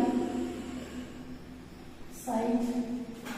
দুটো সাইড আছে আমাদের, ঠিক আছে? সেই দুটো সাইড থেকে আমরা ফিক্সড মানে নট হবে। আর এটা কিন্তু বেসিক, এটা কিন্তু ইন্টারভিউ অনেক পরীক্ষাতে অনেক বেশিরভাগ পরীক্ষাতে কোশ্চেন করে যে ট্রান্সফার বা মেশিন। মেশিন কি জিনিস? যে আমাদের ধরো আমাদের ফ্যান ধরনের মেশিন, তারপরে মেয়েরা চুল শুকাচ্ছে মেশিন, সেলাই মেশিন, যে মেশিনগুলো আছে। তারপরে ধরো তোমার ট্রেনে যে জল, সরি ট্রেনে নয়, যে আমরা জল দিয়ে যে পাম্পটা তুলছি, যে টুল পাম্প যেটা বলছি, এখানে মেশিন যে মেশিনগুলো আছে সেই মেশিনগুলো দুটো পার্টস থাকে। একটা বলছি স্টেটার, আর একটা বলছি রোটর, ঠিক আছে? তাহলে একটা বলছি স্টেটার, একটা বলছি রোটর। এখানে তো দুটো মেইন পার্টস ছিল, একটা বলছি প্রাইমারি সাইড, একটা বলছি সেকেন্ডারি সাইড, ঠিক আছে? আর এখানে আমরা মেশিনে কি বলছি স্টেটার আর রোটর। তাহলে স্টেটার মানে কি? এটা হচ্ছে স্টেশনারি পার্ট, স্টেশনারি পার্ট মানে ফিক্সড পার্ট। আর রোটর মানে রোটেটিং পার্ট, এটা মুভ করে ঘুরবে। ফ্যান মানে যেখানে একটা ফিক্স থাকে আর এটা ঘোরে, একটা ফিক্সড আর একটা মুভিং পার্টস। কিন্তু ট্রান্সফরমার কিন্তু দুটো পার্টসই ঘোরে ঘোরে না, ফিক্স থাকে, দুটো একটা ফিক্সড থাকে, ঠিক আছে? একটা এটা যদি প্রাইমারি সাইড হয়, এই ডানা থেকে আমাদের প্রাইমারি সাইড, আর আমাদের সেকেন্ডারি সাইড। তাহলে এই ডানা থেকে বাঁধার দিকে কি থাকছে? ভোল্টেজ বা কারেন্ট বাড়ছে আর পাওয়ারটা ফিক্স নেই। এটা হচ্ছে ট্রান্সফরমার। কারণ এর মধ্যে কোনো মেশিন কোনো রোটেটিং পার্টস নেই, এর মধ্যে ঘোরা মতো জিনিস। এই যেমন ট্রান্সফরমার যে লসটা আছে, transformer loss is very less, loss is very less. মানে 1% লেস দ্যান 1% লস হয় কি আমার সংখ্যা আছে, 1% লস হয় ট্রান্সফরমার। কিন্তু মেশিন আমাদের কি মেশিন বলতে কি মেশিন আমরা যে DC machine, AC machine, induction machine, যে মেশিনগুলো আছে, এই জন্য ট্রান্সফরমার 15% নেই বলে ট্রান্সফরমার কিন্তু লস হবে। ওই জন্য ট্রান্সফরমার যে পাওয়ার ট্রান্সফরমার আছে সেগুলো 98 থেকে 99% ট্রান্সফার এফিসিয়েন্সি, মানে এফিসিয়েন্সি কত আপনি কাজের হবে, ঠিক আছে? মানে ট্রান্সফার যে কাজটা হচ্ছে সারাদিন ট্রান্সফার হচ্ছে, ট্রান্সফার কাজটা আপনি অনেক বেশি করতে পারবেন, কারণ কি লস নেই, কোনো লস হচ্ছে না। কিন্তু এই মেশিনের মধ্যে কি মেশিনের ভর্তি পার্টস বলে, ঠিক আছে? বলে ঠিক আছে ঘূর্ণায়মান লস হয়, ঘূর্ণায়মান লসের জন্য কিছু কার্যক্রম হচ্ছে। তুমি যদি পড়াশোনা করছো, তোমার যদি আগে যদি ঘূর্ণা হয় তাহলে কি হবে? তোমার সারাদিন চার্জ থাকবে, ঠিক সেরকম করে ট্রান্সফর্মার এই লস হয়। এই লসটা হলো একটা মেশিনে একটা লস। যেমন ডিসি জেনারেটর আমাদের ম্যাক্সিমাম মেশিন 85%, ঠিক আছে? মোটরের জন্য ডিসি মোটর যদি আমরা বলি, ডিসি মোটরের 50%, ঠিক আছে? তাহলে এই যে অল্টারনেটর ওরকম 80%, ঠিক আছে? এসি জেনারেটর এরকম 80%। তাহলে এই যে টোটাল আমাদের 100% এফিসিয়েন্সি থাকা হয়েছে, এখানে 15% লস হয়েছে, এখানে 50% লস হয়েছে, এখানে 20% লস হয়েছে। এই লসগুলো হচ্ছে, তাহলে এই লসগুলো কিন্তু ট্রান্সফরমার নেই কিন্তু, কারণ ওই রোটেটিং পার্টস কিন্তু রোটেট সব লসগুলো কিন্তু রোটেটিং পার্টস থাকে, এই ট্রান্সফরমার লস অনেক কম হয়, ঠিক আছে? সেগুলো আমি পরে জানা বলছি কি এডিক্যাল লস, আয়রন লস, তারপর ধরো moving loss, core loss, copper loss, আর হচ্ছে মেকানিক্যাল লস, ঠিক আছে? কোল লস, কপার লস আছে মেকানিক্যাল ইত্যাদি। কিন্তু এই দুটো লস থাকে, ট্রান্সফরমারের দুটো লস থাকে, কিন্তু এই মেকানিক্যাল লস থাকে না, যেটা কোনো রোটেটিং পার্টস। তাহলে যদি আমরা এখান থেকে আমরা বলার উদ্দেশ্য কি যে ট্রান্সফরমার হচ্ছে ডিসি, ট্রান্সফরমার মেশিন না ডিভাইস। ট্রান্সফরমারটা আমরা কি কোনো মেশিন বলবো না, কারণ ট্রান্সফরমারে কোনো ঘূর্ণায়মান কোনো পার্টস নেই। সেই জন্য ট্রান্সফরমার হচ্ছে আমাদের ফিক্সড পার্টস আছে দুটো, প্রাইমারি সাইড, সেকেন্ডারি সাইড, কোনো রোটেটিং পার্টস নেই। সেগুলো ট্রান্সফরমার হচ্ছে একদম মেশিন নয়, স্টেট ডিভাইস। এটা কিন্তু প্রচুর পরীক্ষায় কিন্তু কমন কোশ্চেন থাকে। তো আশা করি তোমরা বুঝতে পারছো। তো আমরা কি করলাম এখন? আমরা যেটা বললাম হচ্ছে ট্রান্সফরমার কি জিনিস, পাওয়ার কি জিনিস, তারপরে এফিসিয়েন্সি কি জিনিস, তারপরে ট্রান্সফরমার কি জিনিস থাকছে, বেসিকের সঙ্গে ট্রান্সফরমার ডিভাইস কি, প্রাইমারি সাইড কাকে বলছি, সেকেন্ডারি সাইড কাকে বলছি, নাম্বার অফ টার্ন কি, ইত্যাদি ইত্যাদি কিন্তু আমরা দেখলাম। আশা করি তোমরা বুঝতে পারছো। যদি বুঝতে না পারো তাহলে কমেন্টস করো, আমি তোমাদের সব জিনিসগুলো আরো ডিটেলসে বুঝিয়ে দেবো। Thank you. তাহলে আজকে আমরা যে টপিকের ব্যাপারে আলোচনা করব সেটা হচ্ছে আন্ডারগ্রাউন্ড কেবল। ঠিক আছে, তো আমাদের পাওয়ার জেনারেশন যখন হয় তো সেটা ডিস্ট্রিবিউট করা হয় আমাদের দুটো মাধ্যমে, সেটা হচ্ছে একটা আন্ডারগ্রাউন্ড আর একটা ওভারহেড লাইনের মাধ্যমে। ঠিক আছে, তো আমরা এখন করব আন্ডারগ্রাউন্ড কেবল।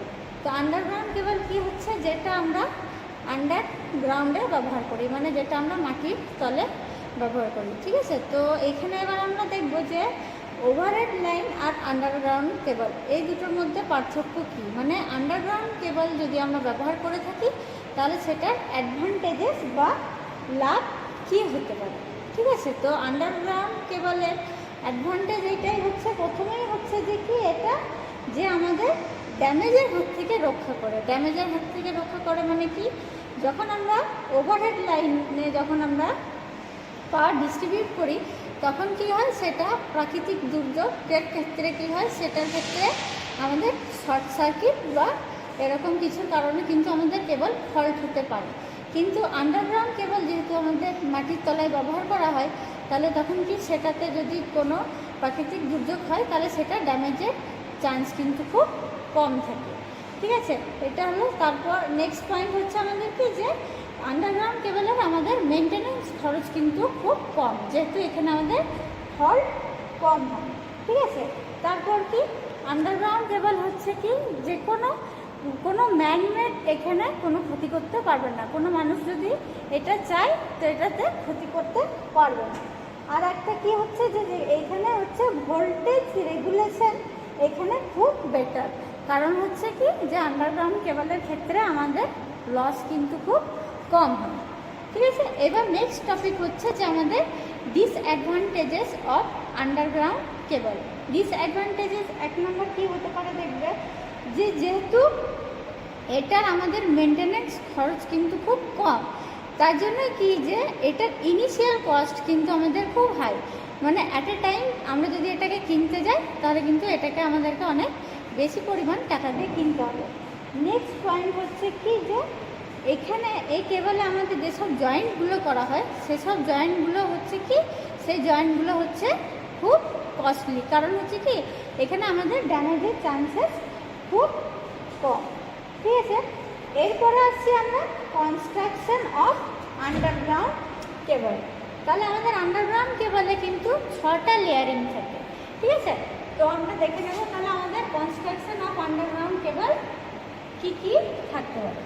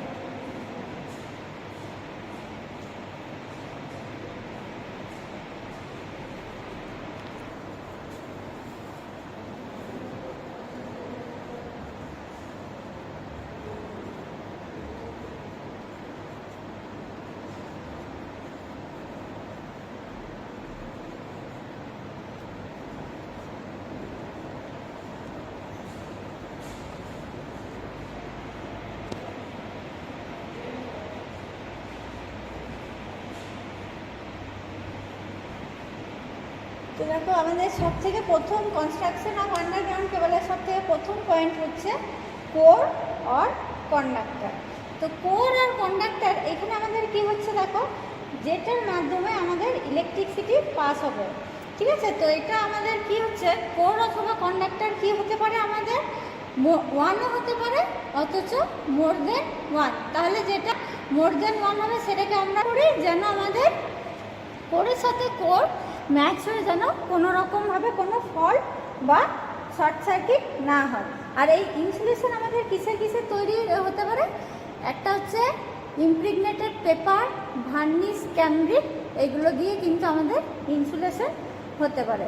ঠিক আছে, এই ইনসুলেশনের পরে আমাদের একটা নেক্সট কভারিং দেওয়া থাকে, সেটা হচ্ছে কি না মেটালিক শীট। মেটালিক শীটটা কেন দেওয়া থাকে, যেহেতু এটা আমরা মাটির নিচে ব্যবহার করি তো কি যে এটা যখনই কোনো রকম প্রাকৃতিক দুর্যোগের ফলে যদি ঝড় বৃষ্টি হয় তখন যেন কী হবে আমাদের কেবলে যেন কোনো রকমভাবে ময়েশ্চার যেন এন্টার না করতে পারে। এই কারণেই আমরা কি করি, আমরা এটা যে কোনো অ্যাটমসফিয়ারিক এই প্রবলেমের থেকে বাঁচানোর জন্যই আমরা কি করি, এখানে মেটালিক শীট দিয়ে থাকি। এই মেটালিক শীটটা কিসের তৈরি হয়, বেশিরভাগ লিড শীটের তৈরি হয়। ঠিক আছে, তারপরে নেক্সট পয়েন্ট হচ্ছে আমাদের বেডিং। বেডিংটা কি হচ্ছে, বেডিংটা হচ্ছে যে আমাদের যে মেটালিক শীটটা দিচ্ছি সেটাকে প্রোটেক্ট করার জন্য আমরা ন্যাচারালি বেডিং ব্যবহার করে থাকি। আর এই বেডিংটাই আমাদের কিসের তৈরি হয়, নাকি আমাদের এই বেডিংটা তৈরি হয় যে কিসের, জুট বা হ্যাসের টেপ। ঠিক আছে, এটা আমরা মেটালিক শীটটাকে প্রোটেক্ট করার জন্য ব্যবহার করে থাকি। তারপরে নেক্সট পয়েন্ট আসছে আর্মারিং। আর্মারিংটা কেন ব্যবহার করি, আর্মারিংটা এই কারণে ব্যবহার করি যে আমরা বেডিংটা দিলাম, বেডিংয়ের ওপরে আর্মারিংটা ব্যবহার হয় এই কারণে যেন আমাদের বেডিংয়ে কোনো রকমভাবে কোনো ড্যামেজ না হয়। আর আমাদের সবচেয়ে লাস্ট পয়েন্ট যেটা হচ্ছে সার্ভিং। সার্ভিংটা হচ্ছে যে আমরা আর্মারিংকে প্রোটেক্ট করার জন্য সার্ভিং ব্যবহার করে থাকি। আমাদের আন্ডারগ্রাউন্ড কেবলের লাস্ট যে পয়েন্টটা আমরা বললাম সেটা সার্ভিং। এবার নেক্সট আসছি আমরা ক্লাসিফিকেশন অফ কেবল, মানে আমাদের কেবলকে কতভাবে ক্লাসিফাই বা ভাগ করা যায়। ঠিক আছে, তাহলে আমরা ফার্স্ট পয়েন্ট আসছি যে cable may be classified according to the type of insulating material used in the manufacture. মানে হচ্ছে যে কেবলকে আমরা সবথেকে প্রথম ভাগে ভাগ করতে পারি, সেটা কি যে আমাদের ইনসুলেটিং মেটেরিয়ালটা, আমাদের কেবলটা ম্যানুফ্যাকচার করার সময় কী ধরনের ইনসুলেটিং মেটেরিয়াল ব্যবহার করা হয়েছে। নেক্সট পয়েন্ট আসছি the voltage for which they are manufacture. কি হচ্ছে যে নেক্সট পয়েন্ট হচ্ছে যে আমরা যে কেবলটা ইউজ করব তো সেটা আপ টু কত ভোল্টেজ আমরা ব্যবহার করতে পারবো, সেটা অনুযায়ী আমরা নেক্সট কেবল ম্যানুফ্যাকচার করব। ঠিক আছে, এরপর আসছি যে আমরা অ্যাকর্ডিং টু ভোল্টেজ আমাদের কেবল কয় ধরনের। ঠিক আছে, তাহলে এখানে আমাদের অ্যাকর্ডিং টু ভোল্টেজ হচ্ছে আমাদের কেবল যেগুলো ব্যবহার করা হয় সেটা হচ্ছে আমাদের অ্যাকর্ডিং টু ভোল্টেজ আমাদের 5 ধরনের কেবল ব্যবহার করা হয়। তো কী কী কেবল হয় সেগুলো আমরা দেখব।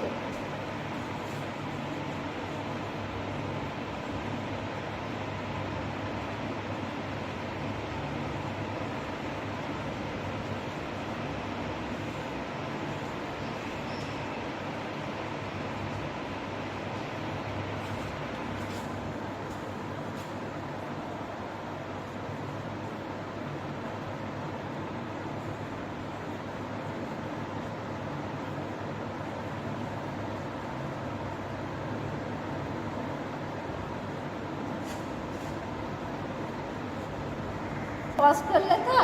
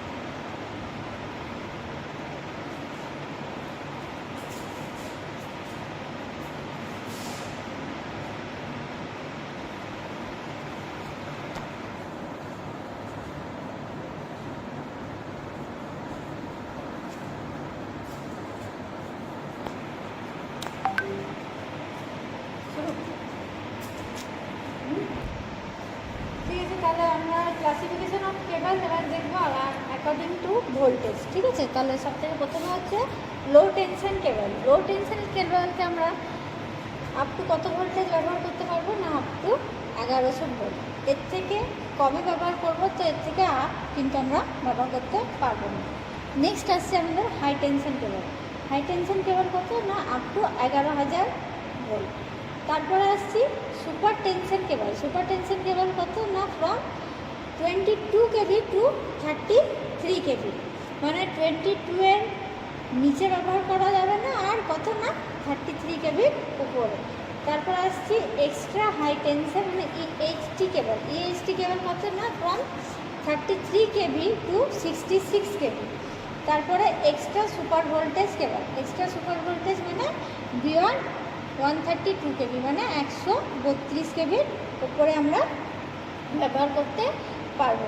এইবার আসছি আমরা classification of cable according to core, মানে কোর বা কন্ডাক্টর এর ওপর ভিত্তি করে আমাদের কেবল কত ধরনের হতে পারে।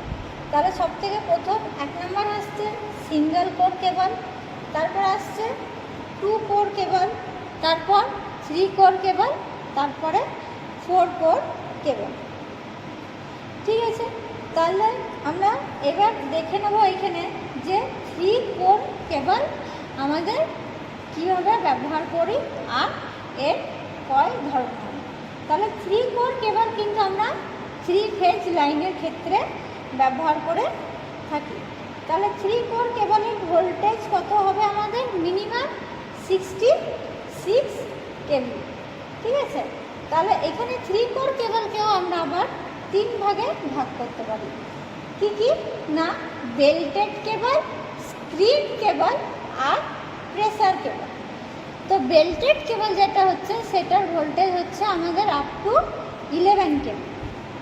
তো দেখো বেল্টেড কেবলে এখানে কি বলছে যে বেল্টেড কেবলের কোরগুলো কি হচ্ছে যে may be non circular shape to make better use of available space. এইটা কি হচ্ছে যে আমাদের যে বেল্টেড কেবল আছে, বেল্টেড কেবলের শেপটা কীরকম হবে না সার্কুলার হবে। কেন হবে? যে মেক বেটার ইউজ, এটার ইউজ যে আমরা করব সেখানে কিন্তু আমরা এটা বেশি জায়গা নেবে না, এর স্পেসটা কিন্তু খুব অ্যাভেলেবেল থাকবে।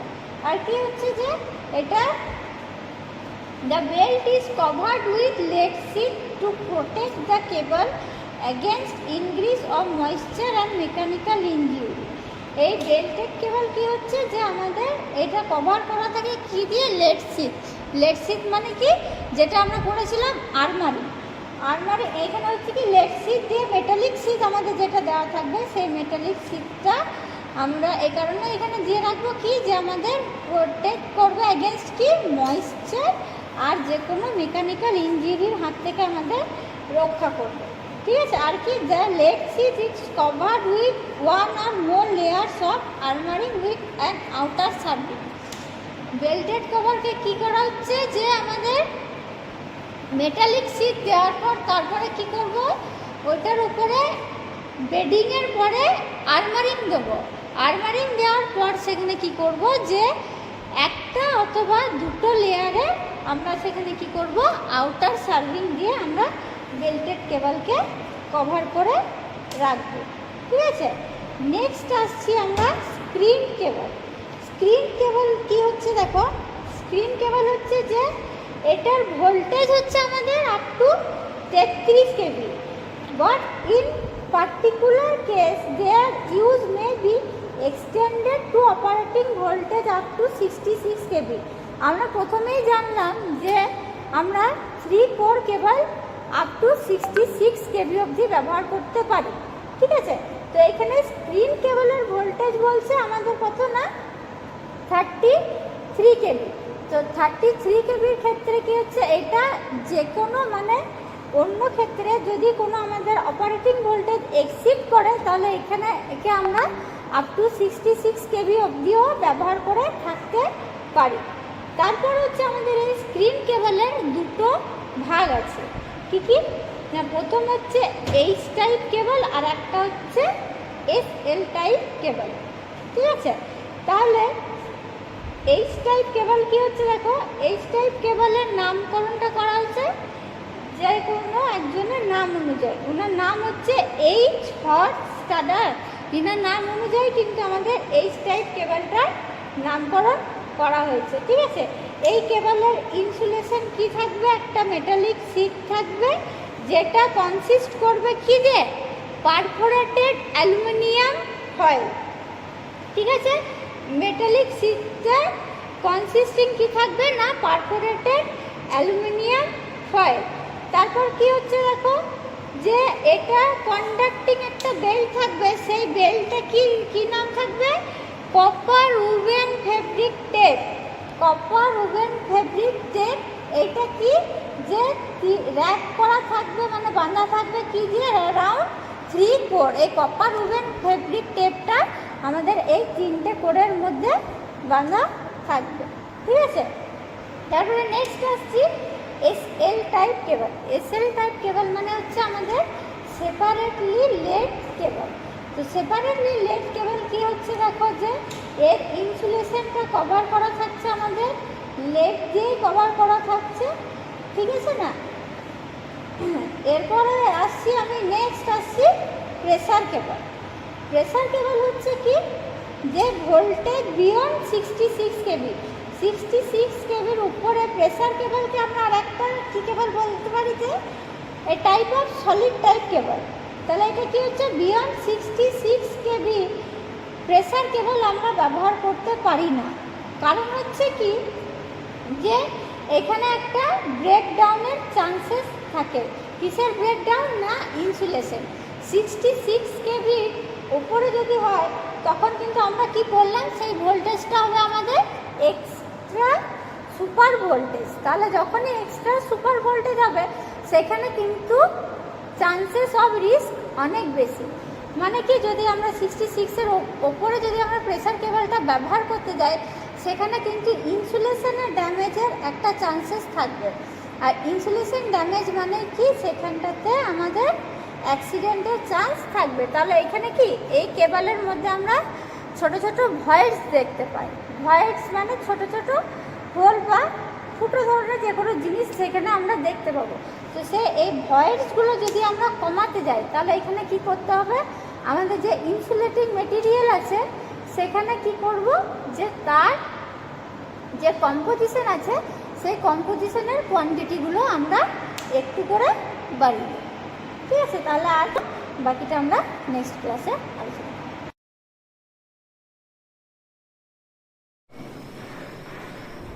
হ্যালো মাই ডিয়ার স্টুডেন্ট, এখন আমি তোমাদের সাথে যেটা পড়াবো যে টপিকটা আজকে আলোচনা করব সেটা তোমরা বোর্ডে দেখতেই পাচ্ছ যে ট্রান্সফর্মার। যে ট্রান্সফর্মার এখানে দেখো অনেকগুলো সার্কিট ডায়াগ্রাম আছে। একটা হচ্ছে ট্রান্সফর্মার, একটা হচ্ছে মেশিন আর ওহমস ল, ঠিক আছে। আর এটা হচ্ছে কি ম্যাগনেট। তাহলে আজকে আমরা টোটাল যে আমাদের যে মেন টপিক আজকে সেই টপিকটার নাম কি? টপিকটার নাম হচ্ছে ট্রান্সফর্মার, ঠিক আছে। ট্রান্সফর্মার বলতে গিয়ে ট্রান্সফর্মার বলতে কী বলবো, ট্রান্সফর্মারের ডেফিনেশন, ট্রান্সফর্মার কাকে বলে, ট্রান্সফর্মারটা কোথা থেকে এসছে, ট্রান্সফর্মার অপারেটিং প্রিন্সিপাল কি, ট্রান্সফর্মার সঙ্গে মেশিনের কি ডিফারেন্স, ট্রান্সফর্মারকে আমি কোনো মেশিন বলবো কি বলবো না, ট্রান্সফর্মারের সঙ্গে ওহমস ল কি রিলেশন আছে ইত্যাদি ইত্যাদি এগুলো আমরা আলোচনা করবো। আর যদি সময় থাকে তাহলে আমরা কিন্তু ম্যাথসও করবো ট্রান্সফর্মার লেভেলে। তো চলো, তো আজকে এটা আমরা প্রথমে বললাম যে ট্রান্সফর্মার মেন আমাদের যে থিমটা আজকে লিখেছি ট্রান্সফর্মার। তাহলে এই যে আমরা লিখছি ট্রান্সফর্মার।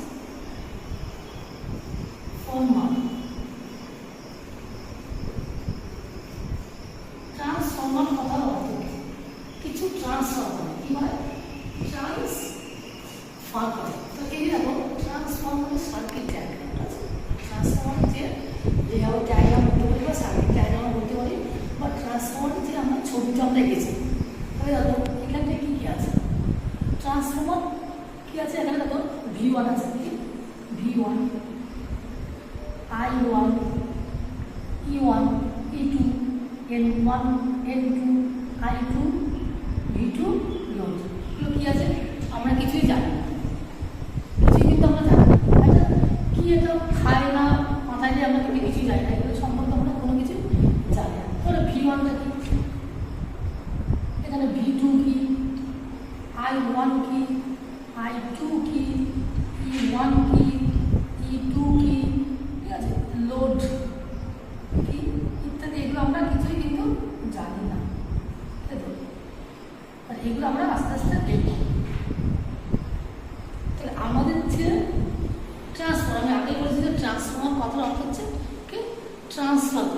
কি করে? ট্রান্সফার করে। কাকে ট্রান্সফার করে? এনার্জিকে ট্রান্সফার করে। কাকে ট্রান্সফার করে? এনার্জি। এনার্জি বা পাওয়ারকে, ঠিক আছে? পাওয়ার আমরা জানি কি জিনিস? পাওয়ার পাওয়ার কি জিনিস? Voltage into current into cos phi.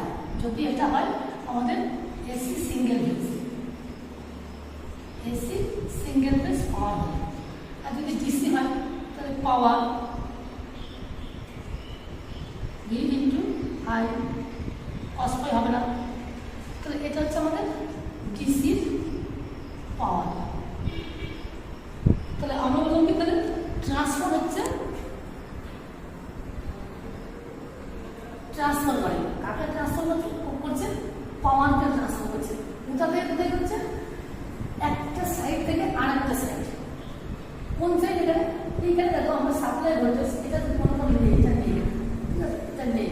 তাহলে কি এই যেখানে আমাদের কি হচ্ছে নেই, মানে এখানে আমরা কানেক্ট করলাম, এখানে আমরা V1 সাপ্লাই দিলাম, মানে যেটা আমাদের 240 ভোল্ট বা 11 kV 1000 ভোল্ট যেটা আমরা কানেক্ট করছি। তাহলে এই থেকে আমরা হচ্ছে V1 বা প্রাইমারি সাইড। কি বলছি? Primary side. তাহলে প্রাইমারি সাইড আমরা কাজ করবো।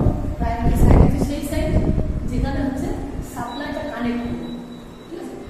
ট্রান্সফারে দেখো দুটো মেন সাইড থাকতে, একটা বলছি প্রাইমারি সাইড, একটা বলছি সেকেন্ডারি সাইড। এটা বলছি সেকেন্ডারি সাইড। ট্রান্সফার দুটো সাইড হলো, একটা হচ্ছে প্রাইমারি, একটা হচ্ছে সেকেন্ডারি। তো এর মধ্যে কিছু আছে, কিছু আমাদের যাচ্ছে এর মধ্যে। ওই প্রাইমারি সাইড থেকে সেকেন্ডারি সাইডে কিছু একটা যায়। কি জিনিস যায়? এটা হচ্ছে যেটা আমরা হচ্ছে কি পাওয়ার আর এনার্জি বলতে পারি। সেই পাওয়ারটা যাচ্ছে এই সাইড থেকে এই সাইডে, এই থেকে হচ্ছে আমাদের ট্রান্সফার। এটা কিন্তু আমাদের ডেফিনেশনটা ঠিকঠাক হলো না, অল্প একটু ডেফিনেশন হলো, মানে পুরো ক্লিয়ারলি ডেফিনেশন হলো না। ট্রান্সফার হচ্ছে ট্রান্সফার করে। কাকে ট্রান্সফার করে? পাওয়ারকে ট্রান্সফার করে। Not voltage, not voltage, current, right? কি পাওয়ার। তাহলে পাওয়ারকে ট্রান্সফার করে কোথা থেকে কোথায়? প্রাইমারি সাইড থেকে সেকেন্ডারি সাইডে। আর কি কন্ডিশন আছে? যেখানে হচ্ছে আমাদের ফ্রিকোয়েন্সিটা কনস্ট্যান্ট। এবার আমরা জানি ইন্ডিয়ান ফ্রিকোয়েন্সি কত? ইন্ডিয়ান ফ্রিকোয়েন্সি হচ্ছে আমাদের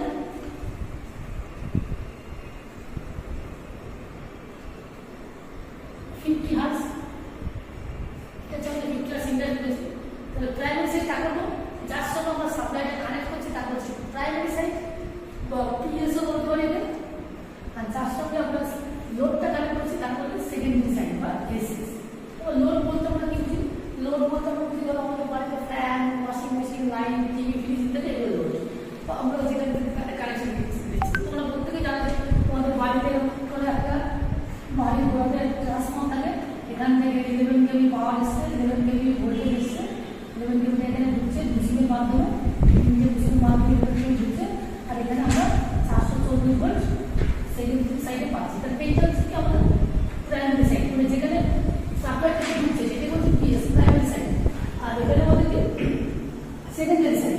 সেকেন্ডারি সাইড আমরা কানেক্ট করছি যেখানে হচ্ছে লোডটা, মানে আমার যারা কনজিউমার আছে সেটি হচ্ছে সেকেন্ডারি সাইড। তাহলে 11 kV ঢুকছে, এটা আমাদের 11 kV ঢুকছে। তাহলে 11 kV হচ্ছে সোর্স ভোল্টেজ বা সাপ্লাই ভোল্টেজ, আর আউটপুট পাচ্ছে 40 ভোল্টেজ। তো এর মধ্যে কিছু একটা ফিক্সড কন্ডিশন আছে, ঠিক আছে? ওই ধরো এখানে 11,000 ভোল্টেজ, এখানে 440 ভোল্টেজ। তাহলে এখানে ভোল্টেজ বেশি, এখানে ভোল্টেজ কম, ঠিক আছে? তো এই এর মধ্যে কিন্তু ফিক্সড আছে, যে পাওয়ারটা ফিক্সড আছে, যে পাওয়ার। গুড মর্নিং স্টুডেন্টস, আমি সুস্মিতা পাল, শান্তিনিকেতন B.ED কলেজের অ্যাসিস্ট্যান্ট প্রফেসর। তো আজকে হচ্ছে B.ED সেমিস্টার 2 এর ক্লাস। তো এই ক্লাসটা হচ্ছে কোর্স 8A, যেখানে আমরা দেখব ইউনিট 1। তো ইউনিট 1-এ আমরা তোমরা যদি আগের ক্লাসটা মানে অ্যাটেন্ড করেছো তাহলে পরে দেখবে যে আমরা নলেজের যে ফার্স্ট ইউনিট সেটা আমরা দেখছিলাম, নলেজ অ্যান্ড কারিকুলাম যে ইউনিটটার যে ফার্স্ট ইউনিট যেটা হচ্ছে এপিস্টেমোলজি। তো এপিস্টেমোলজি সম্পর্কে আমরা জেনেছি এবং তার সাথে সাথে নলেজ এবং স্কিলটা কি, তাদের মধ্যে রিলেশন কি সেটা দেখেছি এবং তাদের মধ্যে পার্থক্য কি সেটা আমরা দেখছিলাম। তো তার মধ্যে কতগুলো পার্থক্য আমরা ডিসকাস করেছি এবং আজকে বাকি যে পার্থক্যগুলো আছে সেগুলো দেখব এবং তারপরে টিচিং এবং ট্রেনিং সম্পর্কেও জানবো। তো দেখো নলেজ এবং স্কিল সম্পর্কে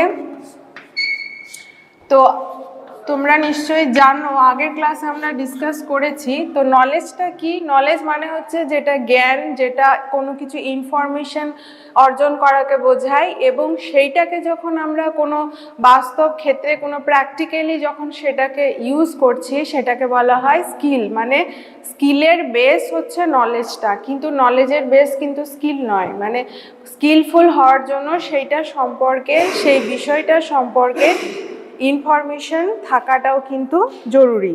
তো এটাই হচ্ছে নলেজ এবং স্কিলের মধ্যে একটা রিলেশন।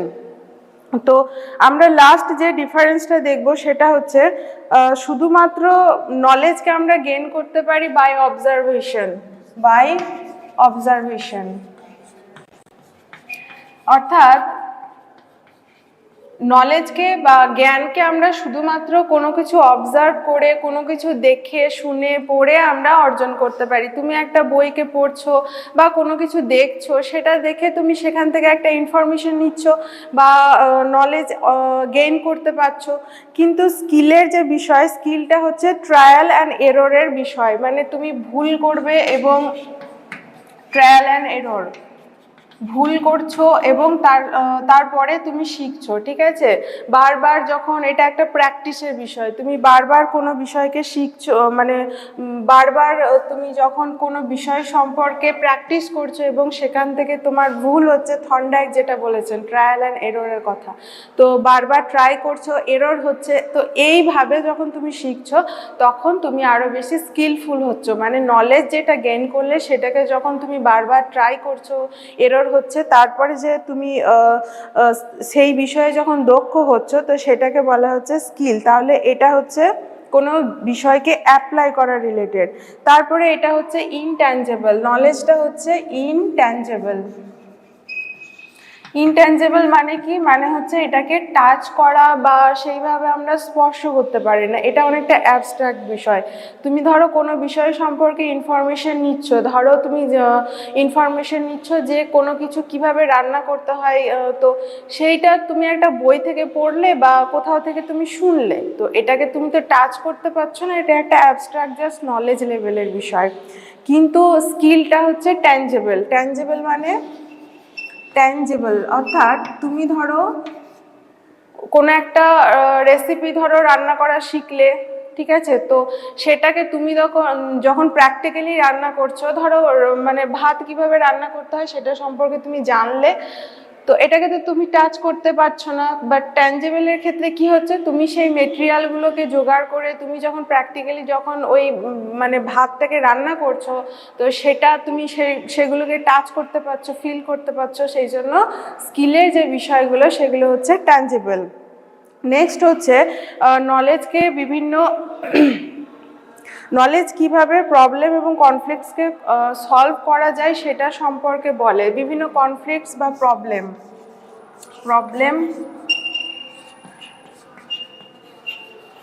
ইনফরমেশন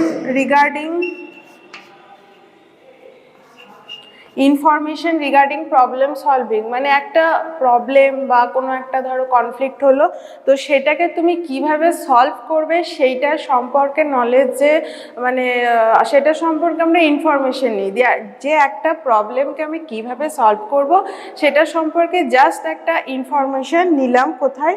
নলেজে।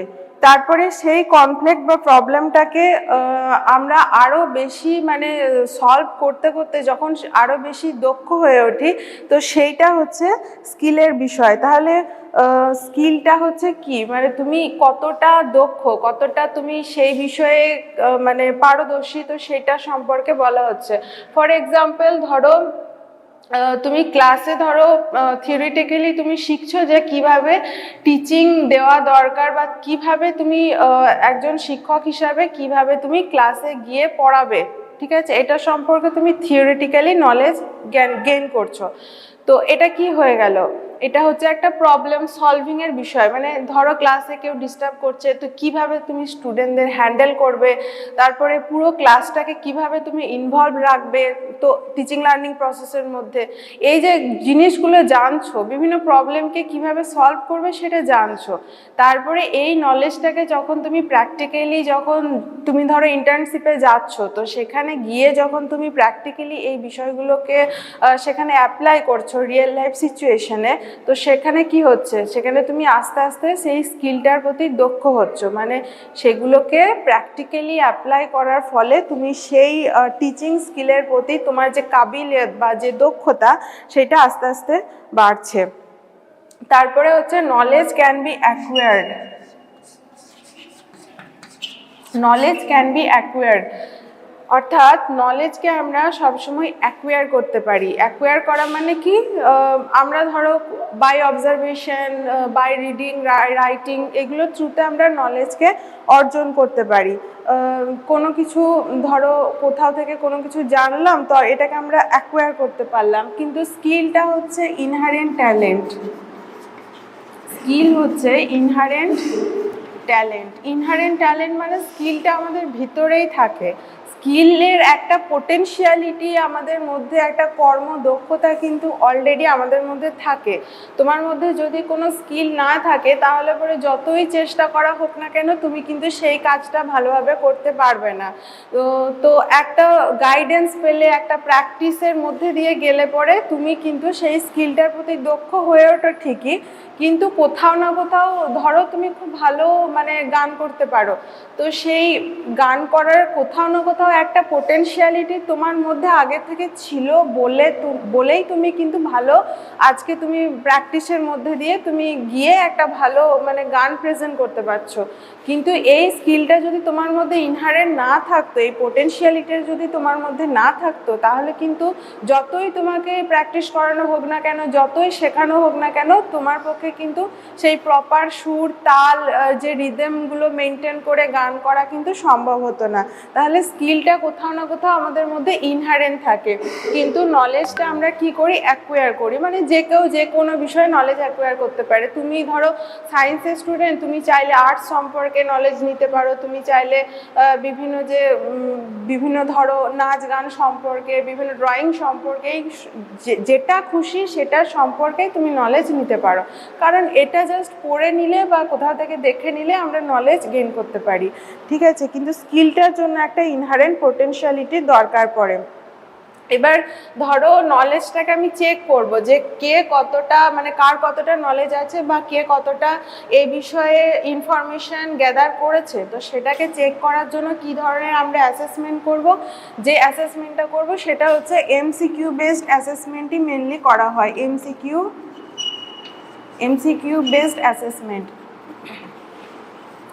অর্থাৎ কোনো বিষয়ে ধরো তুমি জানলে, তারপরে আমরা যে কম্পিটিটিভ এক্সামগুলো দিই, সেগুলো মেনলি কি, সেগুলো মেনলি আমাদের নলেজটাকে অ্যাসেস করা হয়, আন্ডারস্ট্যান্ডিংটাকেও অ্যাসেস করা হয়। কিন্তু সেখানে যে মাল্টিপল চয়েস কোয়েশ্চেনগুলো থাকে, বা ধরো শর্ট আনসার টাইপ কোয়েশ্চেন, তো সেগুলোতে আমরা কি করি, সেগুলোতে আমরা আমাদের যে নলেজ বা ইনফরমেশন আমরা কতটা পেয়েছি সেটাকেই কিন্তু মেনলি অ্যাসেস করা হয়। তাহলে এখানে প্রসেস অফ অ্যাসেসমেন্টটা কীরকম হবে, বা মেথড অফ অ্যাসেসমেন্ট হচ্ছে এমসিকিউ বেসড অ্যাসেসমেন্ট।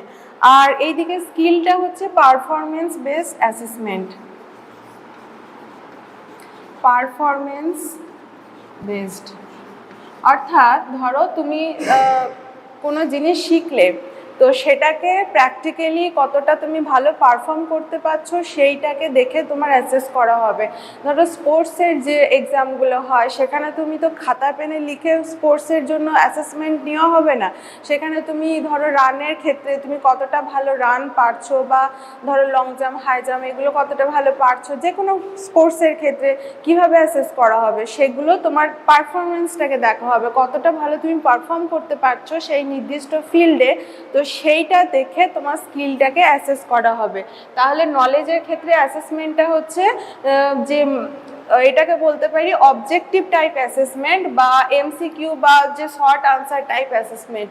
কিন্তু স্কিলের ক্ষেত্রে যে অ্যাসেসমেন্টটা হবে সেটা হচ্ছে পারফরমেন্স বেসড অ্যাসেসমেন্ট। তারপর হচ্ছে অলরাউন্ড ডেভেলপমেন্টের কথা বলা হয়। অলরাউন্ড ডেভেলপমেন্ট অর্থাৎ এখানে তুমি চাইলে পরে যে কোনো এরিয়া থেকে তুমি নলেজ নিতে পারো, যে কোনো ফিল্ড থেকে তুমি জ্ঞান অর্জন করতে পারো এবং সেটা তোমার সার্বিক বিকাশে মানে সামগ্রিক বিকাশে তোমার হেল্প করবে। কিন্তু যে স্কিলের ক্ষেত্রে যেটাকে বলা হয় সেটা একটা নির্দিষ্ট স্পেসিফিক হবে। এটা স্পেসিফিক মানে একটা নির্দিষ্ট, ধরো তুমি এখানে বিভিন্ন সাবজেক্ট সম্পর্কে নলেজ গেইন করছো, কিন্তু যে স্কিল, তো স্কিলের ক্ষেত্রে একটা সেখান থেকে একটা নির্দিষ্ট বিষয়ে তুমি সেটা সম্পর্কে আরও বেশি প্র্যাকটিস করবে এবং দক্ষ হয়ে উঠবে। তাহলে ইট প্রোভাইড এফিসিয়েন্ট একটা পার্টিকুলার ফিল্ডে, ধরো এখানে তুমি সায়েন্স, আর্টস, কমার্স এই সমস্ত বিষয় সম্পর্কে নলেজ গেইন করছো এবং সেখান থেকে তুমি এখান থেকে বেছে নিলে ধরো সায়েন্স, ঠিক আছে, সায়েন্সের কোনো একটা নির্দিষ্ট ইউনিটকে, ধরো অ্যাস্ট্রোফিজিক্সকে তুমি বেছে নিলে, তো অ্যাস্ট্রোফিজিক্স নিয়ে তুমি আরও বেশি সেই সম্পর্কে জানছো, প্র্যাকটিক্যালি বিভিন্ন রকম এক্সপেরিমেন্ট করছো। তো এগুলো কি হচ্ছে, একটা স্পেসিফিক হয়ে যাচ্ছে, এটা জেনারেল হচ্ছে, নলেজটা জেনারেল হয়ে যাচ্ছে এবং এখান থেকে যখন একটা নির্দিষ্ট এরিয়াকে তুমি বেছে নিয়ে সেই এরিয়াতে যখন তুমি আরও ডিপলি স্টাডি করছো, সেগুলোকে আরও ডিপলি জানছো, তখন সেটা স্পেসিফিক হয়ে যাচ্ছে। তো এই স্পেসিফিকটাই স্কিলের মধ্যে পড়বে। তারপরে নেক্সট হচ্ছে তোমার বিভিন্ন ফিল্ডে, যেমন ধরো নলেজের ক্ষেত্রে টিচিং, তারপরে বিভিন্ন যে, আচ্ছা এখানে যেটা আর একটা লাস্ট যেটা ডিফারেন্সটা হচ্ছে, নলেজটা হচ্ছে knowledge is the base of skill, but skill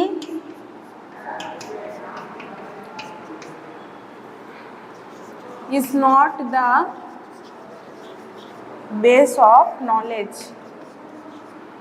তো নলেজটা হচ্ছে স্কিলের বেস, মানে স্কিলফুল হওয়ার জন্য, কোনো কিছু সম্পর্কে দক্ষতা অর্জন করার জন্য সেই বিষয়ে তাকে জানা দরকার, মানে নলেজটা গেইন করা দরকার। তো সেই জন্য বলা হচ্ছে যে নলেজটা হচ্ছে স্কিলের বেস বা ভিত্তি, ঠিক আছে, কিন্তু স্কিলটা কিন্তু নলেজের বেস বা ভিত্তি নয়। মানে নলেজ তুমি গেইন করতেই পারো, তুমি কোনো বিষয়ে তথ্য সংগ্রহ করতেই পারো, জানতেই পারো, কিন্তু তার মানে এই নয় যে সেই বিষয়ে তোমাকে খুব স্কিলফুল হতে হবে, ঠিক আছে, স্কিলফুল না হলেও তুমি কিন্তু সেই বিষয়ে ইনফরমেশন নিতেই পারো। তো এই হচ্ছে কিছু ইম্পর্টেন্ট পার্থক্য এবং এদের রিলেশনটা আমরা দেখলাম। তো নেক্সট আমরা যেটা দেখব সেটা হচ্ছে টিচিং এবং ট্রেনিং, এদের মধ্যে রিলেশনটা কি এবং এদের মধ্যে পার্থক্য কি।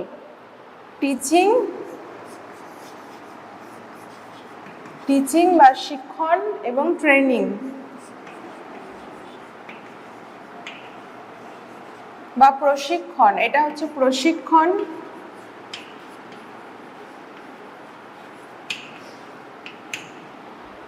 আর টিচিংটা হচ্ছে শিক্ষণ, ঠিক আছে। তো টিচিং কি, টিচিং হচ্ছে টিচার এবং স্টুডেন্টদের মধ্যে যে ইন্টারাকশন হয়, ফর্মালি হতে পারে বা ইনফর্মালি হতে পারে, মেনলি ফর্মালি হয় এবং সেটা ক্লাসরুমে হতে পারে বা ক্লাসরুমের বাইরেও হতে পারে। তো টিচার এবং স্টুডেন্টদের মধ্যে যে ইন্টারাকশন হচ্ছে সেটা হচ্ছে টিচিং বা শিক্ষণ, এবং সেখানে কি হয়, জ্ঞানের আদান প্রদান হয়। টিচার ধরো স্টুডেন্টদের যে নলেজের যে অবজেক্টিভগুলো থাকে সেইগুলোকে অ্যাচিভ করতে, সেই উদ্দেশ্যগুলোকে অর্জন করার জন্য শিক্ষার্থীকে সাহায্য করছেন কে? টিচার, এবং শিক্ষার্থীর সামগ্রিক বিকাশে গাইড করছেন বা ফ্রেন্ড ফিলোসফার গাইড হিসাবে কে থাকছেন? টিচার। তো এখানে টিচিংটা হচ্ছে টিচার এবং স্টুডেন্টদের মধ্যে একটা ইন্টারাকশন প্রসেস, এবং এর এরিয়াটা খুবই বড়। মানে একটা টিচিং প্রসেসের মধ্যে নলেজের আদান প্রদান হচ্ছে, তারপরে এখানে ট্রেনিংটাও কিন্তু ইনক্লুড থাকছে। ট্রেনিংটা হচ্ছে টিচিংয়ের একটা ব্যবহারিক দিক, মানে ট্রেনিংয়ের মধ্যে টিচিংয়ের যে প্র্যাকটিক্যাল দিকগুলো, যে অ্যাক্টিভিটিমূলক দিকগুলো আছে, সেইটা হচ্ছে ট্রেনিংয়ের পার্ট। ট্রেনিংয়ের মধ্যে এই যে ধরো তুমি ইন্টার্নশিপে যাচ্ছ, টিচিংয়ের ক্ষেত্রে কিভাবে কি পড়াতে হবে সেগুলো টিচার তোমাকে শেখালেন, ঠিক আছে? তারপরে তুমি যখন সেটা ইন্টার্নশিপে গিয়ে সেটাকে অ্যাপ্লাই করছো, তখন সেটা হয়ে যাচ্ছে তোমার ট্রেনিং। তো এখনকার দিনে ট্রেনিংটাকে খুবই বেশি জোর দেওয়া হচ্ছে। টিচিং এবং ট্রেনিং দুটোই দরকার, দুটো মিলে আমাদের প্রপার যে এডুকেশনটা হচ্ছে, কিন্তু ট্রেনিংটাকেও কিন্তু খুব বেশি জোর দেওয়া হচ্ছে। ভালো ট্রেনিং থাকলে তবেই তুমি একজন ভালো টিচার হতে পারবে, ঠিক আছে? তো এবার এই টিচিং এবং ট্রেনিংয়ের মধ্যে ডিফারেন্সগুলো দেখব। টিচিং হচ্ছে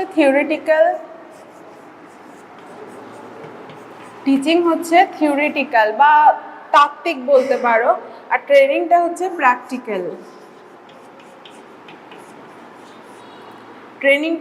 প্র্যাকটিক্যাল। বা অনেকটা ব্যবহারিক বলতে পারো।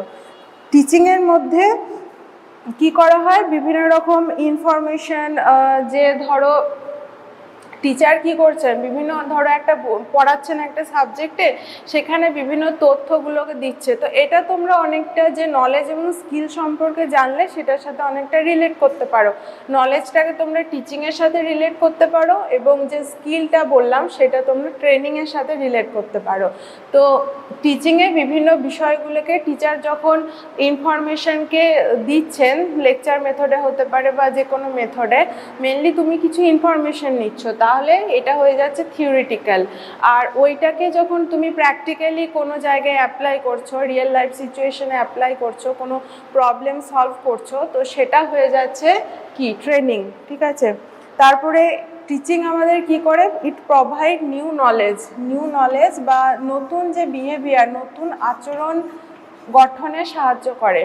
টিচিংয়ের দ্বারা আমরা নতুন নতুন নলেজ পাচ্ছি। আজকে তুমি ধরো ক্লাস 5-এ একটা জিনিস শিখেছো, সেই জিনিসটারই আরও ভালোভাবে, আরও ডিপলি তুমি ক্লাস 9-এ বা ক্লাস 10-এ গিয়ে জানছো।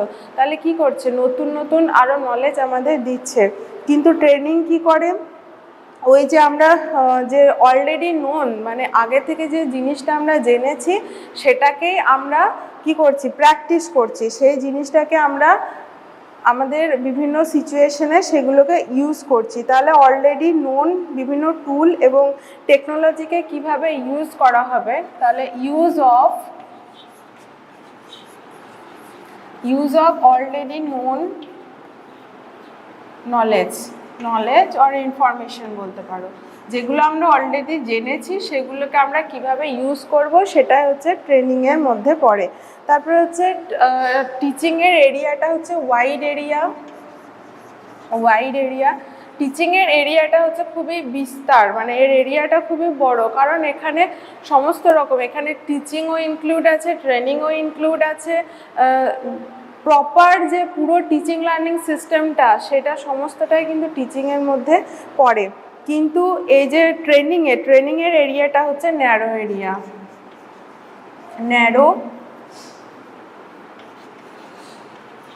এরিয়া, অর্থাৎ এখানে তোমার একটা নির্দিষ্ট বিষয়ে ট্রেনিং দেওয়া হবে। তুমি ইন্টার্নশিপে গেলে বা ধরো যখন মাইক্রো টিচিং তুমি করো, কি করো? একটা নির্দিষ্ট স্কিলের উপর তুমি, ধরো কোয়েশ্চেনিং স্কিলের উপর তুমি কি করছো? প্র্যাকটিস করছো, যে স্টুডেন্টদের কিভাবে কোয়েশ্চেনিং করবে, তাদের কাছ থেকে কিভাবে ফিডব্যাক নেবে, বা পুরো ক্লাসটাকে কিভাবে তুমি ইনভলভ রাখবে। তাহলে কি হলো? একটা নির্দিষ্ট এরিয়াতে তুমি সেই বিষয়টা সম্পর্কে দক্ষতা অর্জন করছো। সেই জন্যই এর এরিয়াটা অনেকটা ন্যারো হয়ে যাচ্ছে, অনেকটা ছোট হয়ে যাচ্ছে। কিন্তু টিচিংয়ের এরিয়াটা হচ্ছে অনেকটা বড়, অনেকটা ব্রড এরিয়া। তারপরে হচ্ছে teaching based on education. Teaching based on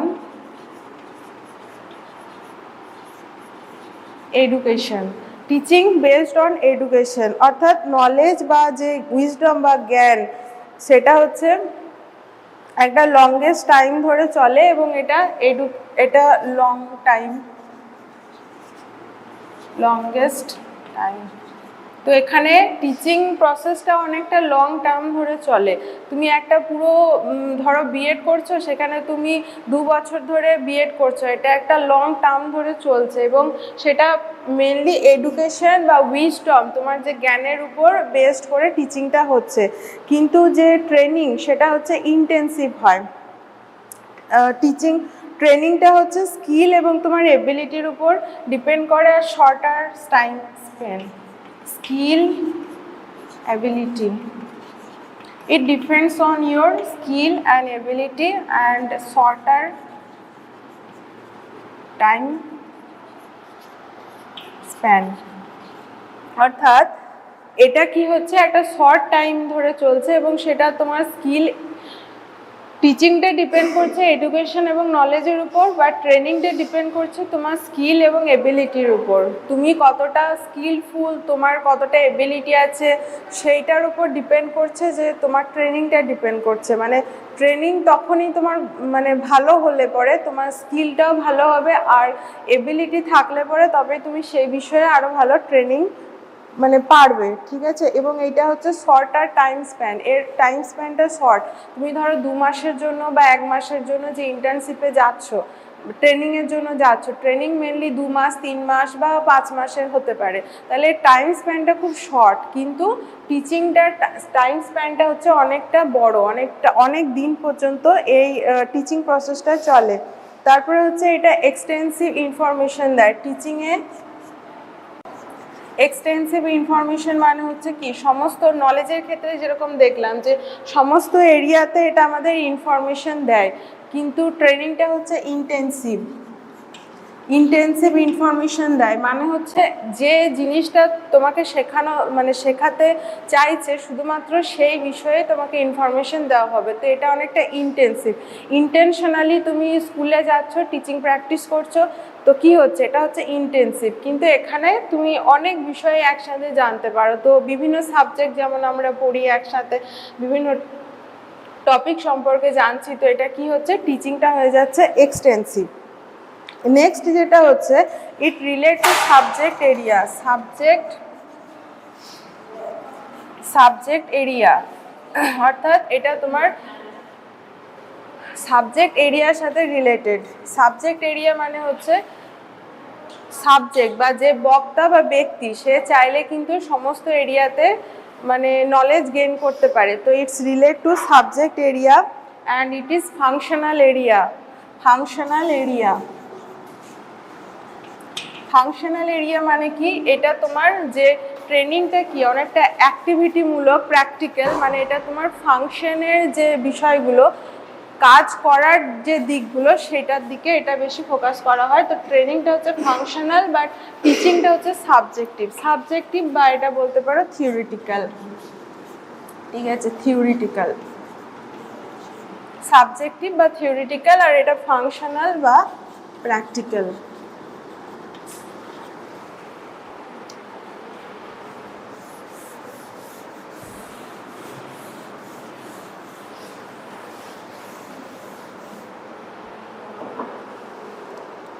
next হচ্ছে সাধারণত ক্লাসরুম টিচিং লার্নিং হয়। টিচিং লার্নিংটা সাধারণত যে ফর্মাল টিচিং লার্নিং যেটা হয় সেটা হচ্ছে ক্লাসরুম, বাট ট্রেনিংটা কি হয়, বিভিন্ন ধরো সেমিনার হচ্ছে, ওয়ার্কশপ হচ্ছে,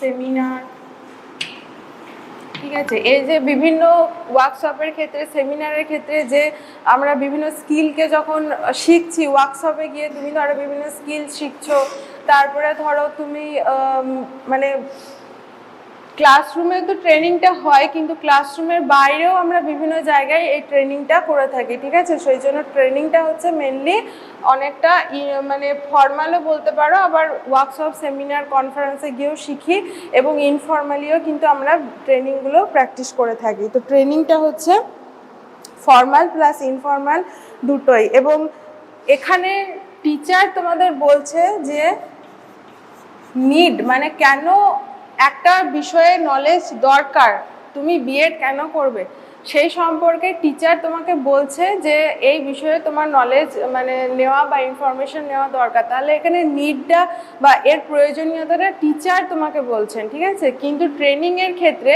তুমি নিজে, এখানে সেলফ মোটিভেশন বলতে পারো,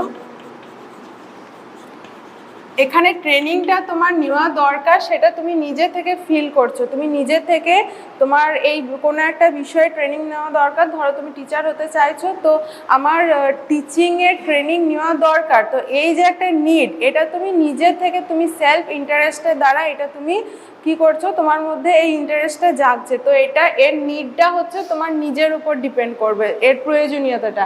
কিন্তু টিচিংয়ের ক্ষেত্রে এর প্রয়োজনীয়তা মানে এখানে যেহেতু নলেজের কথা, উইজডমের কথা আসছে, তো এইটা টিচার তোমাকে বলছেন যে এই বিষয়ে তোমার জানা প্রয়োজন, ঠিক আছে। তাহলে এটা টিচারের উপর ডিপেন্ড করে, আর এর নিডটা ডিপেন্ড করে ট্রেনিংয়ের উপর।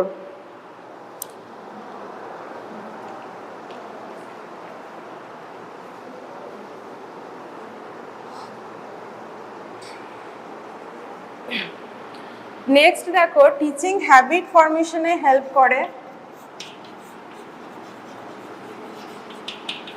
হ্যাবিট ফরমেশনে হেল্প করে।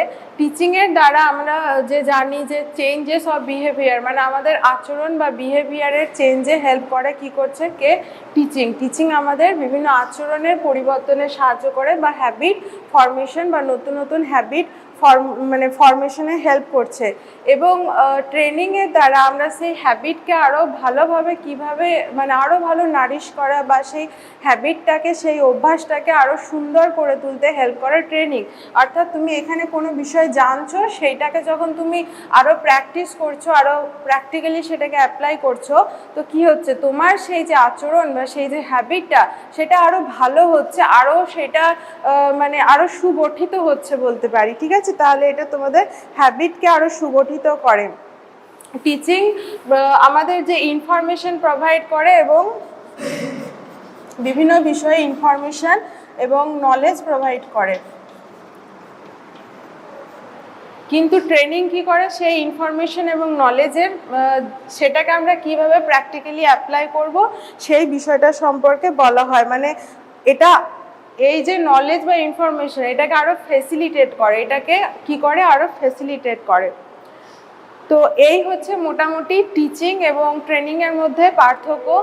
এবার এই টিচিং এবং ট্রেনিং কিন্তু দুটোই আমাদের দরকার। তো এখন ট্রেনিংটাকে বেশি জোর দেওয়া হচ্ছে। ট্রেনিং যদি তুমি ভালোভাবে করো তাহলে তোমার যে স্কিল সেটার প্রতি আরও কনফিডেন্স বাড়বে, তোমার আরও জব অপরচুনিটিস বাড়বে, তুমি আরও মানে ভালোভাবে তোমার কাজটাকে করতে পারবে।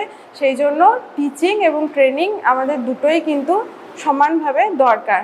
তো আজকের ক্লাসটা আমরা এখানে শেষ করছি। নেক্সট ক্লাসে আমরা নলেজ এবং ইনফরমেশন, তারপরে রিজন এবং যে বিলিভ সেগুলোর মধ্যে কি রিলেশন, পার্থক্য, এই বিষয়গুলো নিয়ে ডিসকাস করব। Thank you. Good morning students, আমি সুস্মিতা পাল, শান্তিনিকেতন B.ED কলেজের অ্যাসিস্ট্যান্ট প্রফেসর। তো আজকে হচ্ছে B.ED সেমিস্টার 2 এর ক্লাস। তো এই ক্লাসটা হচ্ছে কোর্স 8A, যেখানে আমরা দেখব ইউনিট 1। তো ইউনিট 1-এ আমরা তোমরা যদি আগের ক্লাসটা মানে অ্যাটেন্ড করেছো তাহলে পরে দেখবে যে আমরা নলেজের যে ফার্স্ট ইউনিট সেটা আমরা দেখছিলাম, নলেজ অ্যান্ড কারিকুলাম যে ইউনিটটার যে ফার্স্ট ইউনিট, যেটা হচ্ছে এপিস্টেমোলজি। তো এপিস্টেমোলজি সম্পর্কে আমরা জেনেছি এবং তার সাথে সাথে নলেজ এবং স্কিলটা কি, তাদের মধ্যে রিলেশন কি সেটা দেখেছি এবং তাদের মধ্যে পার্থক্য কি সেটা আমরা দেখছিলাম। তো তার মধ্যে কতগুলো পার্থক্য আমরা ডিসকাস করেছি এবং আজকে বাকি যে পার্থক্যগুলো আছে সেগুলো দেখব এবং তারপরে টিচিং এবং ট্রেনিং সম্পর্কেও জানব। তো দেখো, নলেজ এবং স্কিল সম্পর্কে তো তোমরা নিশ্চয়ই জানো, আগের ক্লাসে আমরা ডিসকাস করেছি। তো নলেজটা কি, নলেজ মানে হচ্ছে যেটা জ্ঞান, যেটা কোনো কিছু ইনফরমেশন অর্জন করাকে বোঝায় এবং সেইটাকে যখন আমরা কোনো বাস্তব ক্ষেত্রে কোনো প্র্যাকটিক্যালি যখন সেটাকে ইউজ করছি সেটাকে বলা হয় স্কিল। মানে স্কিলের বেস হচ্ছে নলেজটা, কিন্তু নলেজের বেস কিন্তু স্কিল নয়। মানে স্কিলফুল হওয়ার জন্য সেইটা সম্পর্কে, সেই বিষয়টা সম্পর্কে ইনফরমেশন থাকাটাও কিন্তু জরুরি। তো এটাই হচ্ছে নলেজ এবং স্কিলের মধ্যে একটা রিলেশন। তো আমরা লাস্ট যে ডিফারেন্সটা দেখব সেটা হচ্ছে শুধুমাত্র নলেজকে আমরা গেইন করতে পারি বাই অবজারভেশন, অর্থাৎ নলেজকে বা জ্ঞানকে আমরা শুধুমাত্র কোনো কিছু অবজার্ভ করে, কোনো কিছু দেখে শুনে পড়ে আমরা অর্জন করতে পারি। তুমি একটা বইকে পড়ছো বা কোনো কিছু দেখছো, সেটা দেখে তুমি সেখান থেকে একটা ইনফরমেশন নিচ্ছ বা নলেজ গেইন করতে পারছো। কিন্তু স্কিলের যে বিষয়, স্কিলটা হচ্ছে ট্রায়াল অ্যান্ড এররের বিষয়, মানে তুমি ভুল করবে এবং ট্রায়াল অ্যান্ড এরর, ভুল করছো এবং তারপরে তুমি শিখছো, ঠিক আছে। বারবার যখন, এটা একটা প্র্যাকটিসের বিষয়, তুমি বারবার কোনো বিষয়কে শিখছো, মানে বারবার তুমি যখন কোনো বিষয় সম্পর্কে প্র্যাকটিস করছো এবং সেখান থেকে তোমার ভুল হচ্ছে, থর্নডাইক যেটা বলেছেন ট্রায়াল অ্যান্ড এররের কথা, তো বারবার ট্রাই করছো, এরর হচ্ছে, তো এইভাবে যখন তুমি শিখছো তখন তুমি আরও বেশি স্কিলফুল হচ্ছো। মানে নলেজ যেটা গেইন করলে সেটাকে যখন তুমি বারবার ট্রাই করছো, এরর হচ্ছে, তারপরে যে তুমি সেই বিষয়ে যখন দক্ষ হচ্ছ, তো সেটাকে বলা হচ্ছে স্কিল। তাহলে এটা হচ্ছে কোনো বিষয়কে অ্যাপ্লাই করা রিলেটেড। তারপরে এটা হচ্ছে ইনট্যাঞ্জেবল, নলেজটা হচ্ছে ইনট্যাঞ্জেবল। ইনট্যাঞ্জেবল মানে কি? মানে হচ্ছে এটাকে টাচ করা বা সেইভাবে আমরা স্পর্শ করতে পারি না, এটা অনেকটা অ্যাবস্ট্রাক্ট বিষয়।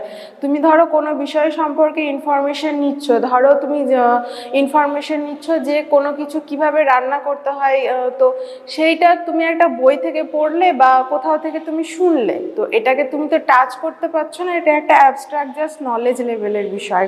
কিন্তু স্কিলটা হচ্ছে ট্যাঞ্জেবল। ট্যাঞ্জেবল মানে ট্যাঞ্জেবল, অর্থাৎ তুমি ধরো কোনো একটা রেসিপি ধরো রান্না করা শিখলে, ঠিক আছে, তো সেটাকে তুমি যখন প্র্যাকটিক্যালি রান্না করছো, ধরো মানে ভাত কিভাবে রান্না করতে হয় সেটা সম্পর্কে তুমি জানলে, তো এটাকে তো তুমি টাচ করতে পারছো না। বাট ট্যাঞ্জেবলের ক্ষেত্রে কি হচ্ছে, তুমি সেই মেটেরিয়ালগুলোকে জোগাড় করে তুমি যখন প্র্যাকটিক্যালি যখন ওই মানে ভাতটাকে রান্না করছো, তো সেটা তুমি সেগুলোকে টাচ করতে পারছো, ফিল করতে পারছো, সেই জন্য স্কিলের যে বিষয়গুলো সেগুলো হচ্ছে ট্যাঞ্জেবল। নেক্সট হচ্ছে নলেজকে বিভিন্ন নলেজ কিভাবে প্রবলেম এবং কনফ্লিক্টসকে সলভ করা যায় সেটা সম্পর্কে বলে। বিভিন্ন কনফ্লিক্টস বা প্রবলেম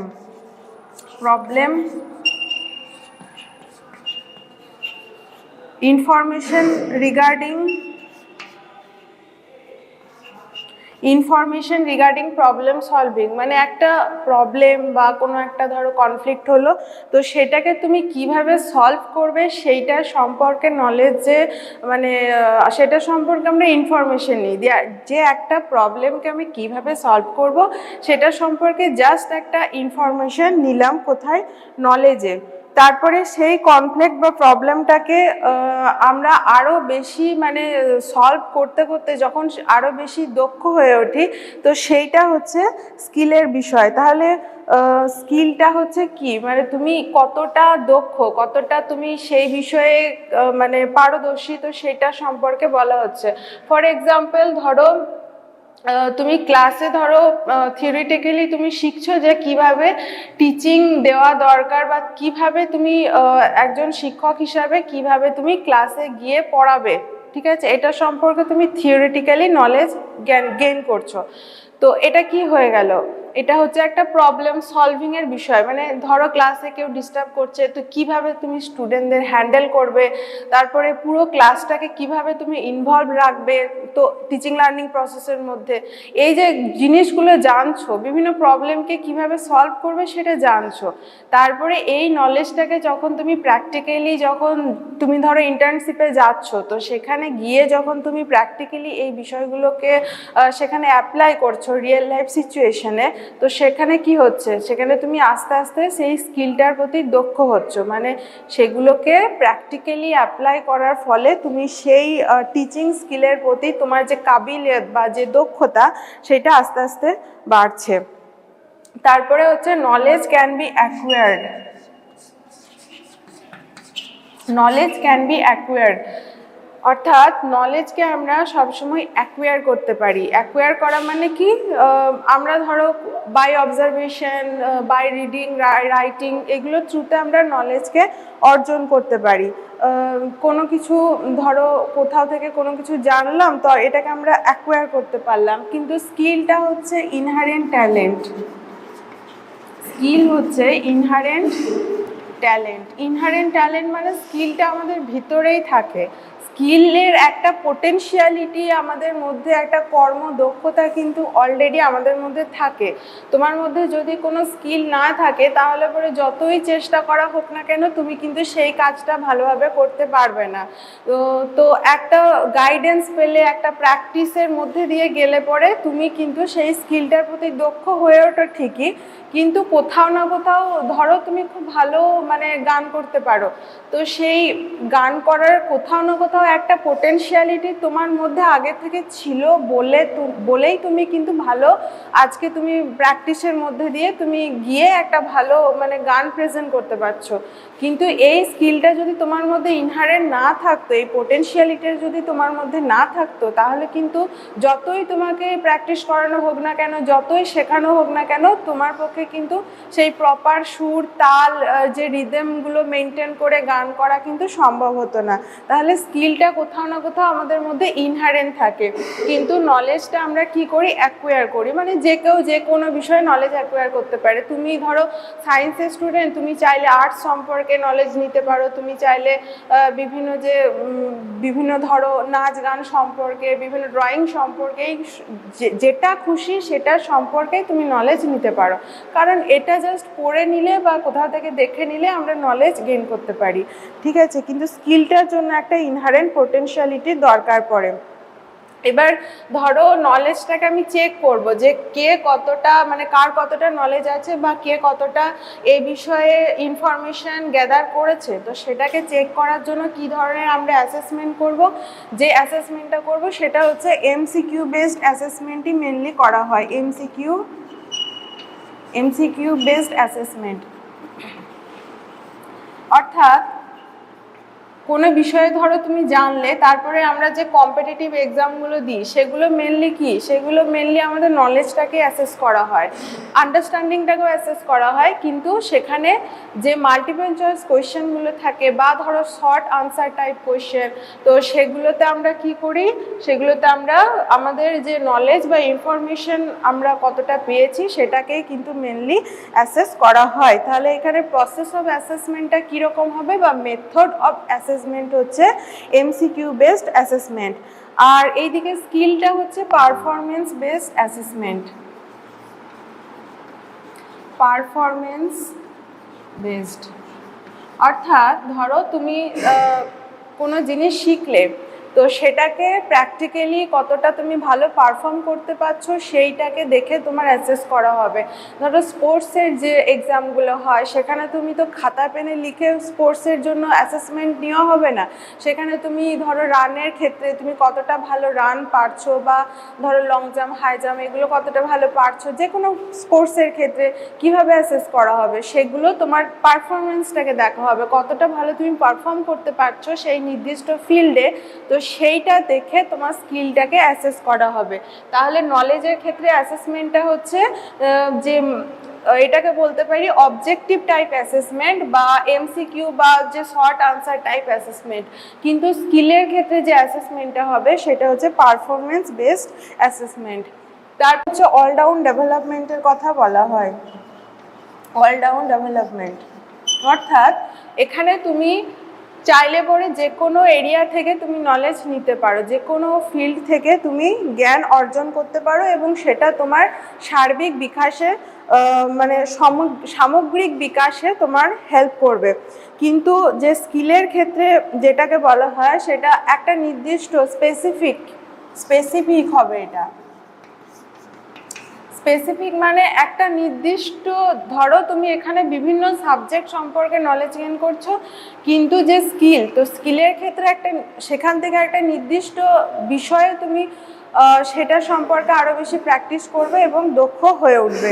তাহলে ইট প্রোভাইড এফিসিয়েন্ট একটা পার্টিকুলার ফিল্ডে, ধরো এখানে তুমি সায়েন্স, আর্টস, কমার্স এই সমস্ত বিষয় সম্পর্কে নলেজ গেইন করছো এবং সেখান থেকে তুমি এখান থেকে বেছে নিলে ধরো সায়েন্স, ঠিক আছে, সায়েন্সের কোনো একটা নির্দিষ্ট ইউনিটকে, ধরো অ্যাস্ট্রোফিজিক্সকে তুমি বেছে নিলে, তো অ্যাস্ট্রোফিজিক্স নিয়ে তুমি আরও বেশি সেই সম্পর্কে জানছো, প্র্যাকটিক্যালি বিভিন্ন রকম এক্সপেরিমেন্ট করছো। তো এগুলো কি হচ্ছে, একটা স্পেসিফিক হয়ে যাচ্ছে, এটা জেনারেল হচ্ছে, নলেজটা জেনারেল হয়ে যাচ্ছে এবং এখান থেকে যখন একটা নির্দিষ্ট এরিয়াকে তুমি বেছে নিয়ে সেই এরিয়াতে যখন তুমি আরও ডিপলি স্টাডি করছো, সেগুলোকে আরও ডিপলি জানছো, তখন সেটা স্পেসিফিক হয়ে যাচ্ছে। তো এই স্পেসিফিকটাই স্কিলের মধ্যে পড়বে। তারপরে নেক্সট হচ্ছে তোমার বিভিন্ন ফিল্ডে, যেমন ধরো নলেজের ক্ষেত্রে টিচিং, তারপরে বিভিন্ন যে, আচ্ছা এখানে যেটা আর একটা লাস্ট যেটা ডিফারেন্সটা হচ্ছে, নলেজটা হচ্ছে, knowledge is the base of skill, but skill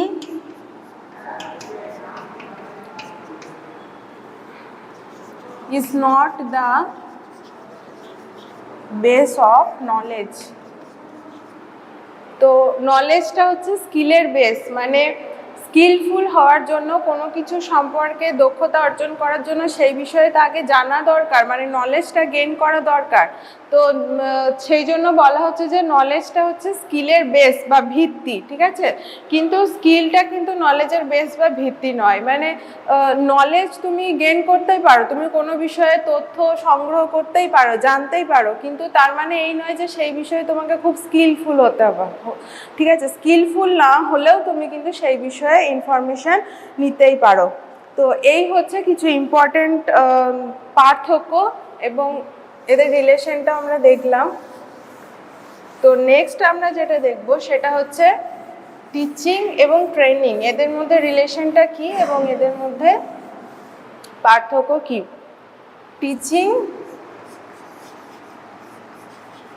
teaching বা শিক্ষণ এবং ট্রেনিং বা প্রশিক্ষণ, এটা হচ্ছে প্রশিক্ষণ,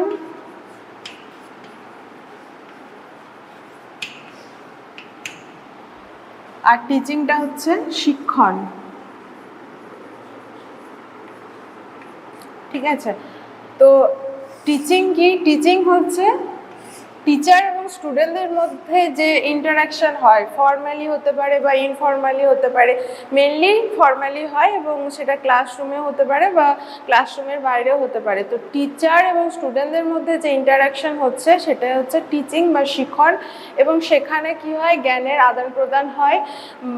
টিচার ধরো স্টুডেন্টদের যে নলেজের যে অবজেক্টিভগুলো থাকে সেইগুলোকে অ্যাচিভ করতে, সেই উদ্দেশ্যগুলোকে অর্জন করার জন্য শিক্ষার্থীকে সাহায্য করছেন কে, টিচার, এবং শিক্ষার্থীর সামগ্রিক বিকাশে গাইড করছেন বা ফ্রেন্ড, ফিলোসফার, গাইড হিসাবে কে থাকছেন, টিচার।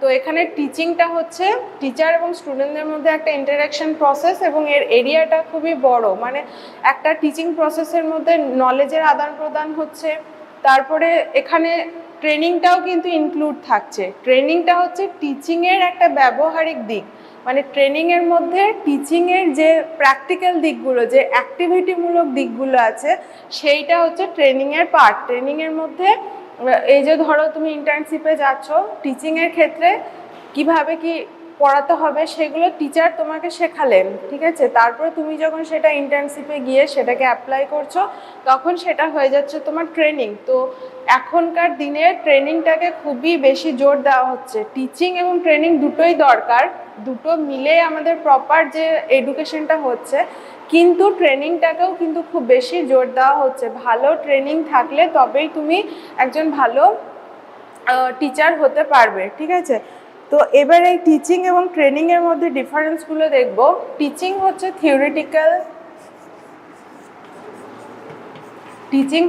থিওরিটিক্যাল, বা তাত্ত্বিক বলতে পারো, আর ট্রেনিংটা হচ্ছে প্র্যাকটিক্যাল। ট্রেনিংটা হচ্ছে প্র্যাকটিক্যাল বা অনেকটা ব্যবহারিক বলতে পারো।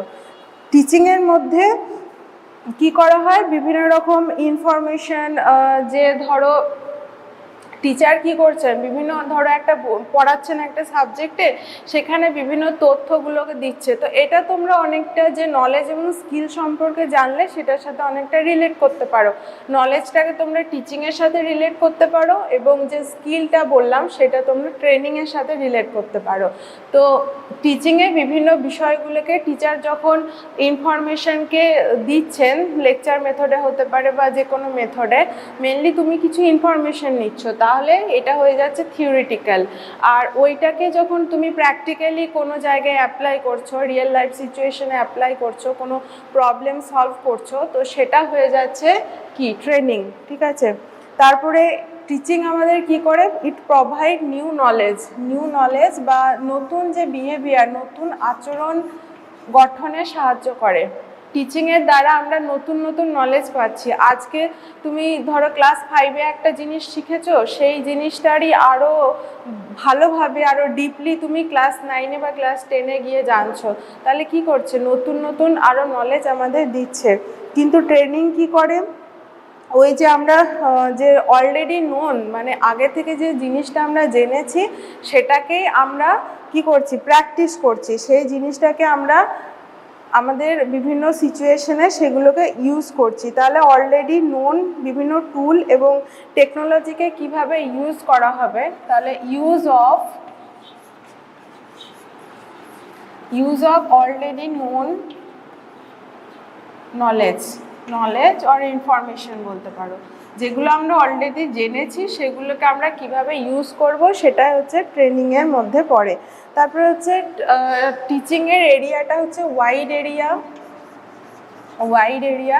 টিচিংয়ের এরিয়াটা হচ্ছে খুবই বিস্তার, মানে এর এরিয়াটা খুবই বড়, কারণ এখানে সমস্ত রকম, এখানে টিচিংও ইনক্লুড আছে, ট্রেনিংও ইনক্লুড আছে, প্রপার যে পুরো টিচিং লার্নিং সিস্টেমটা সেটা সমস্তটাই কিন্তু টিচিংয়ের মধ্যে পড়ে। কিন্তু এই যে ট্রেনিংয়ের এরিয়াটা হচ্ছে ন্যারো এরিয়া,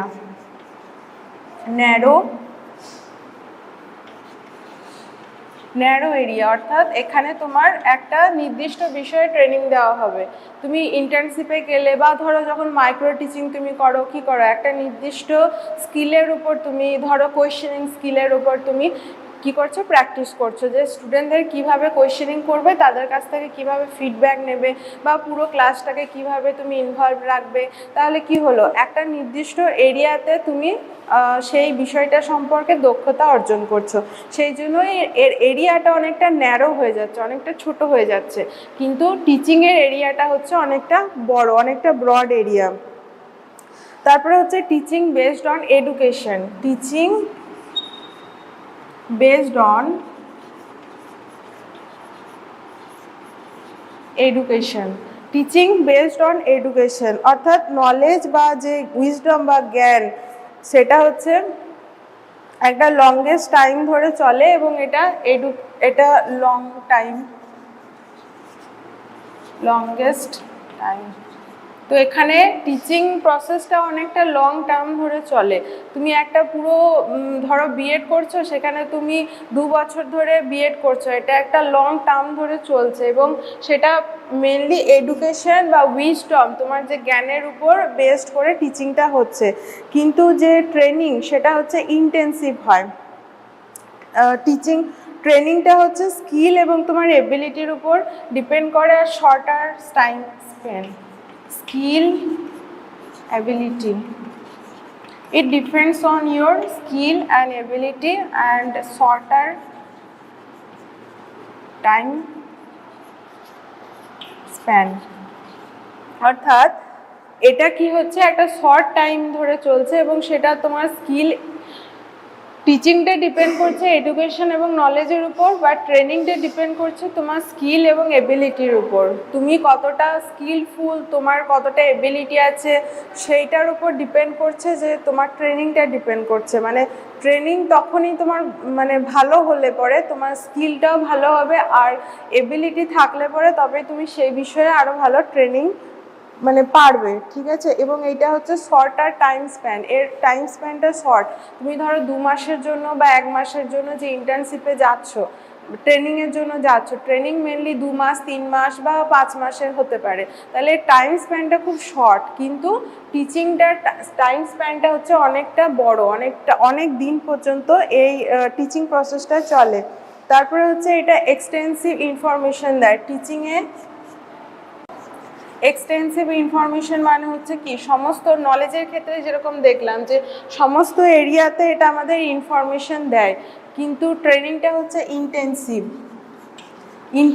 ইনফরমেশন দেয়। মানে হচ্ছে যে জিনিসটা তোমাকে শেখানো মানে শেখাতে চাইছে শুধুমাত্র সেই বিষয়ে তোমাকে ইনফরমেশন দেওয়া হবে। তো এটা অনেকটা ইন্টেনশনালি তুমি স্কুলে যাচ্ছ, টিচিং প্র্যাকটিস করছো, তো কি হচ্ছে, এটা হচ্ছে ইন্টেন্সিভ। কিন্তু এখানে তুমি অনেক বিষয়ে একসাথে জানতে পারো। তো বিভিন্ন সাবজেক্ট যেমন আমরা পড়ি একসাথে, বিভিন্ন টপিক সম্পর্কে জানছি, তো এটা কি হচ্ছে, টিচিংটা হয়ে যাচ্ছে এক্সটেন্সিভ। নেক্সট যেটা হচ্ছে ইট রিলেট টু সাবজেক্ট এরিয়া, অর্থাৎ এটা তোমার সাবজেক্ট এরিয়ার সাথে রিলেটেড। সাবজেক্ট এরিয়া মানে হচ্ছে সাবজেক্ট বা যে বক্তা বা ব্যক্তি, সে চাইলে কিন্তু সমস্ত এরিয়াতে মানে নলেজ গেইন করতে পারে। তো it's relate two subject area and it is functional area. Functional area মানে কি, এটা তোমার যে ট্রেনিংটা কি অনেকটা অ্যাক্টিভিটিমূলক, প্র্যাকটিক্যাল, মানে এটা তোমার ফাংশনের যে বিষয়গুলো, কাজ করার যে দিকগুলো, সেটার দিকে এটা বেশি ফোকাস করা হয়। তো ট্রেনিংটা হচ্ছে ফাংশনাল, বাট টিচিংটা হচ্ছে সাবজেক্টিভ বা এটা বলতে পারো থিওরিটিক্যাল, ঠিক আছে, সাবজেক্টিভ বা থিওরিটিক্যাল, আর এটা ফাংশনাল বা প্র্যাকটিক্যাল।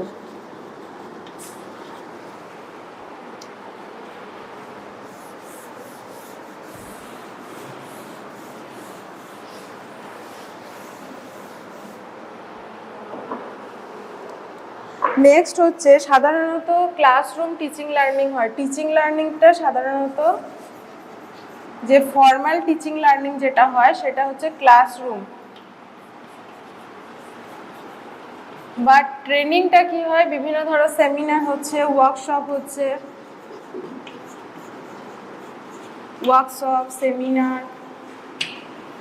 ঠিক আছে। এই যে বিভিন্ন ওয়ার্কশপের ক্ষেত্রে, সেমিনারের ক্ষেত্রে যে আমরা বিভিন্ন স্কিলকে যখন শিখছি, ওয়ার্কশপে গিয়ে তুমি ধরো বিভিন্ন স্কিল শিখছো, তারপরে ধরো তুমি মানে ক্লাসরুমে তো ট্রেনিংটা হয়, কিন্তু ক্লাসরুমের বাইরেও আমরা বিভিন্ন জায়গায় এই ট্রেনিংটা করে থাকি, ঠিক আছে। সেই জন্য ট্রেনিংটা হচ্ছে মেনলি অনেকটা মানে ফর্মালও বলতে পারো, আবার ওয়ার্কশপ, সেমিনার, কনফারেন্সে গিয়েও শিখি, এবং ইনফর্মালিও কিন্তু আমরা ট্রেনিংগুলো প্র্যাকটিস করে থাকি। তো ট্রেনিংটা হচ্ছে ফর্মাল প্লাস ইনফর্মাল দুটোই। এবং এখানে টিচার তোমাদের বলছে যে নিড মানে কেন একটা বিষয়ে নলেজ দরকার, তুমি বিএড কেন করবে, সেই সম্পর্কে টিচার তোমাকে বলছে যে এই বিষয়ে তোমার নলেজ মানে নেওয়া বা ইনফরমেশন নেওয়া দরকার। তাহলে এখানে নিডটা বা এর প্রয়োজনীয়তাটা টিচার তোমাকে বলছেন, ঠিক আছে। কিন্তু ট্রেনিংয়ের ক্ষেত্রে তুমি নিজে,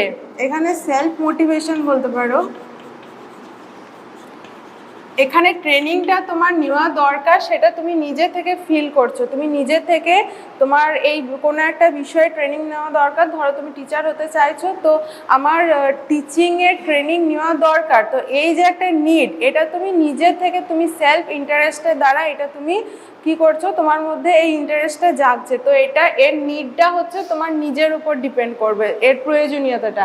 কিন্তু টিচিংয়ের ক্ষেত্রে এর প্রয়োজনীয়তা মানে এখানে যেহেতু নলেজের কথা, উইজডমের কথা আসছে, তো এইটা টিচার তোমাকে বলছেন যে এই বিষয়ে তোমার জানা প্রয়োজন, ঠিক আছে। তাহলে এটা টিচারের উপর ডিপেন্ড করে, আর এর নিডটা ডিপেন্ড করে ট্রেনিংয়ের উপর।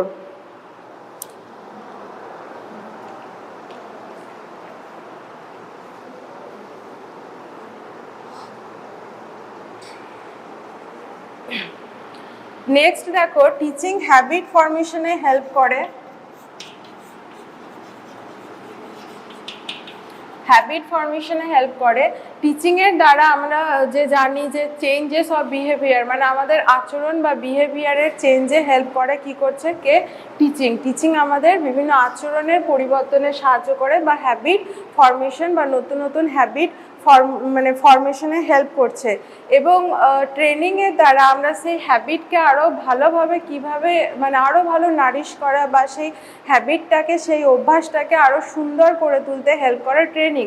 অর্থাৎ তুমি এখানে কোনো বিষয় জানছো, সেইটাকে যখন তুমি আরও প্র্যাকটিস করছো, আরও প্র্যাকটিক্যালি সেটাকে অ্যাপ্লাই করছো, তো কি হচ্ছে তোমার সেই যে আচরণ বা সেই যে হ্যাবিটটা সেটা আরও ভালো হচ্ছে, আরও সেটা মানে আরও সুগঠিত হচ্ছে বলতে পারি। ঠিক আছে, তাহলে এটা তোমাদের হ্যাবিটকে আরও সুগঠিত করে।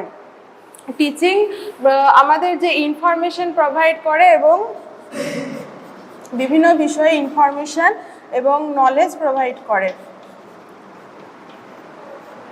কিন্তু ট্রেনিং কি করে সেই ইনফরমেশন এবং নলেজের সেটাকে আমরা কিভাবে প্র্যাকটিক্যালি অ্যাপ্লাই করব সেই বিষয়টা সম্পর্কে বলা হয়। মানে এটা এই যে নলেজ বা ইনফরমেশন এটাকে আরও ফেসিলিটেট করে, এটাকে কি করে আরও ফেসিলিটেট করে। তো এই হচ্ছে মোটামুটি টিচিং এবং ট্রেনিংয়ের মধ্যে পার্থক্য। এবার এই টিচিং এবং ট্রেনিং কিন্তু দুটোই আমাদের দরকার। তো এখন ট্রেনিংটাকে বেশি জোর দেওয়া হচ্ছে। ট্রেনিং যদি তুমি ভালোভাবে করো তাহলে তোমার যে স্কিল সেটার প্রতি আরও কনফিডেন্স বাড়বে, তোমার আরও জব অপরচুনিটিস বাড়বে, তুমি আরও মানে ভালোভাবে তোমার কাজটাকে করতে পারবে। সেই জন্য টিচিং এবং ট্রেনিং আমাদের দুটোই কিন্তু সমানভাবে দরকার। তো আজকের ক্লাসটা আমরা এখানে শেষ করছি। নেক্সট ক্লাসে আমরা নলেজ এবং ইনফরমেশন, তারপরে রিজন এবং যে বিলিভ সেগুলোর মধ্যে কি রিলেশন পার্থক্য, এই বিষয়গুলো নিয়ে ডিসকাস করব। Thank you. Good morning students, আমি সুস্মিতা পাল, শান্তিনিকেতন B.ED কলেজের অ্যাসিস্ট্যান্ট প্রফেসর। তো আজকে হচ্ছে B.ED সেমিস্টার 2 এর ক্লাস। তো এই ক্লাসটা হচ্ছে কোর্স 8A, যেখানে আমরা দেখব ইউনিট 1। তো ইউনিট 1-এ আমরা তোমরা যদি আগের ক্লাসটা মানে অ্যাটেন্ড করেছো তাহলে পরে দেখবে যে আমরা নলেজের যে ফার্স্ট ইউনিট সেটা আমরা দেখছিলাম, নলেজ অ্যান্ড কারিকুলাম যে ইউনিটটার যে ফার্স্ট ইউনিট যেটা হচ্ছে এপিস্টেমোলজি। তো এপিস্টেমোলজি সম্পর্কে আমরা জেনেছি এবং তার সাথে সাথে নলেজ এবং স্কিলটা কি, তাদের মধ্যে রিলেশন কি সেটা দেখেছি এবং তাদের মধ্যে পার্থক্য কি সেটা আমরা দেখছিলাম। তো তার মধ্যে কতগুলো পার্থক্য আমরা ডিসকাস করেছি এবং আজকে বাকি যে পার্থক্যগুলো আছে সেগুলো দেখব এবং তারপরে টিচিং এবং ট্রেনিং সম্পর্কেও জানব। তো দেখো নলেজ এবং স্কিল সম্পর্কে তো তোমরা নিশ্চয়ই জানো, আগের ক্লাসে আমরা ডিসকাস করেছি। তো নলেজটা কি? নলেজ মানে হচ্ছে যেটা জ্ঞান, যেটা কোনো কিছু ইনফরমেশন অর্জন করাকে বোঝায় এবং সেইটাকে যখন আমরা কোনো বাস্তব ক্ষেত্রে কোনো প্র্যাকটিক্যালি যখন সেটাকে ইউজ করছি সেটাকে বলা হয় স্কিল। মানে স্কিলের বেস হচ্ছে নলেজটা, কিন্তু নলেজের বেস কিন্তু স্কিল নয়। মানে স্কিলফুল হওয়ার জন্য সেইটা সম্পর্কে, সেই বিষয়টা সম্পর্কে ইনফরমেশন থাকাটাও কিন্তু জরুরি। তো এটাই হচ্ছে নলেজ এবং স্কিলের মধ্যে একটা রিলেশন। তো আমরা লাস্ট যে ডিফারেন্সটা দেখব সেটা হচ্ছে শুধুমাত্র নলেজকে আমরা গেইন করতে পারি বাই অবজারভেশন, অর্থাৎ নলেজকে বা জ্ঞানকে আমরা শুধুমাত্র কোনো কিছু অবজার্ভ করে, কোনো কিছু দেখে শুনে পড়ে আমরা অর্জন করতে পারি। তুমি একটা বইকে পড়ছো বা কোনো কিছু দেখছো, সেটা দেখে তুমি সেখান থেকে একটা ইনফরমেশন নিচ্ছ বা নলেজ গেইন করতে পারছো। কিন্তু স্কিলের যে বিষয়, স্কিলটা হচ্ছে ট্রায়াল অ্যান্ড এররের বিষয়। মানে তুমি ভুল করবে এবং ট্রায়াল অ্যান্ড এরর, ভুল করছো এবং তারপরে তুমি শিখছো। ঠিক আছে, বারবার যখন এটা একটা প্র্যাকটিসের বিষয়, তুমি বারবার কোনো বিষয়কে শিখছো, মানে বারবার তুমি যখন কোনো বিষয় সম্পর্কে প্র্যাকটিস করছো এবং সেখান থেকে তোমার ভুল হচ্ছে, থর্নডাইক যেটা বলেছেন ট্রায়াল অ্যান্ড এররের কথা, তো বারবার ট্রাই করছো, এরর হচ্ছে। তো এইভাবে যখন তুমি শিখছো তখন তুমি আরও বেশি স্কিলফুল হচ্ছ। মানে নলেজ যেটা গেইন করলে সেটাকে যখন তুমি বারবার ট্রাই করছো, এরর হচ্ছে, তারপরে যে তুমি সেই বিষয়ে যখন দক্ষ হচ্ছ, তো সেটাকে বলা হচ্ছে স্কিল। তাহলে এটা হচ্ছে কোনো বিষয়কে অ্যাপ্লাই করা রিলেটেড। তারপরে এটা হচ্ছে ইনট্যাঞ্জেবল, নলেজটা হচ্ছে ইনট্যাঞ্জেবল। ইনট্যাঞ্জেবল মানে কি? মানে হচ্ছে এটাকে টাচ করা বা সেইভাবে আমরা স্পর্শ করতে পারি না, এটা অনেকটা অ্যাবস্ট্রাক্ট বিষয়। তুমি ধরো কোনো বিষয় সম্পর্কে ইনফরমেশন নিচ্ছ, ধরো তুমি ইনফরমেশন নিচ্ছ যে কোনো কিছু কিভাবে রান্না করতে হয়, তো সেইটা তুমি একটা বই থেকে পড়লে বা কোথাও থেকে তুমি শুনলে, তো এটাকে তুমি তো টাচ করতে পারছো না, এটা একটা অ্যাবস্ট্রাক্ট জাস্ট নলেজ লেভেলের বিষয়। কিন্তু স্কিলটা হচ্ছে ট্যাঞ্জেবল। ট্যাঞ্জেবল মানে ট্যাঞ্জেবল অর্থাৎ তুমি ধরো কোনো একটা রেসিপি ধরো রান্না করা শিখলে, ঠিক আছে, তো সেটাকে তুমি যখন প্র্যাকটিক্যালি রান্না করছো, ধরো মানে ভাত কিভাবে রান্না করতে হয় সেটা সম্পর্কে তুমি জানলে, তো এটাকে তো তুমি টাচ করতে পারছো না। বাট ট্যাঞ্জেবলের ক্ষেত্রে কি হচ্ছে, তুমি সেই মেটেরিয়ালগুলোকে জোগাড় করে তুমি যখন প্র্যাকটিক্যালি যখন ওই। নমস্কার, আমি তপতি পাল, শান্তিনিকেতন D.ED কলেজের একজন অধ্যাপিকা। আমি আজ D.ED এর ফার্স্ট সেমের EVS এর একটি টপিক পড়াচ্ছি, যেটা হচ্ছে বোর্ডে আমি অলরেডি লিখে দিয়েছি, যেটা হচ্ছে অক্সিজেন চক্র বা অক্সিজেন সাইকেল। আচ্ছা, অক্সিজেন চক্র কি? অক্সিজেন চক্র কথাটা হচ্ছে আমাদের জীবজগতে বেঁচে থাকার জন্য আমাদের সবারই কিন্তু অক্সিজেনের প্রয়োজন হয়, হয়তো। এইবার সেই অক্সিজেনটা কিন্তু একটা সার্কুলার প্রসেসের মধ্যে দিয়ে কিন্তু চলে। যে অক্সিজেনটা আমাদের বায়ুমণ্ডলে ছড়িয়ে আছে, সেই অক্সিজেনের কিছুটা পোরশন আমরা গ্রহণ করি, জীবজগৎ গ্রহণ করে, কিছুটা পোরশন বিভিন্ন রকম পরিবেশের বিভিন্ন রকম কাজে লাগে। এইটি একটি সার্কুলার প্রসেসের মাধ্যমে কিন্তু আমাদের এই অক্সিজেনটা প্রবাহিত হয়, ঠিক আছে। সেই জন্যই এটাকে বলা হয় অক্সিজেন চক্র, ঠিক আছে। এইবার আমরা জানবো এই যে বাতাসে আমাদের যে অক্সিজেন আছে, এই বাতাসে অক্সিজেনের কতটা পরিমাণে অক্সিজেন আছে সেটা আমাদের জানা দরকার। বাতাসে তো বিভিন্ন ধরনের গ্যাস আছে, যেটা আমরা আগের পর্বে পড়েছি। এখন আমরা জানবো বাতাসে অক্সিজেনের পরিমাণ কত আছে। বাতাসে অক্সিজেনের পরিমাণ থাকে 20.60%। এটা কিন্তু পরীক্ষায় আসতে পারে। তোমাদের MCQ যে কোয়েশ্চেন আসে 20টা, সেখানে কিন্তু এরকম ধরনের ছোট ছোট কোয়েশ্চেন তোমাদের দিয়েই দিতে পারে যে বাতাসে অক্সিজেনের পরিমাণ।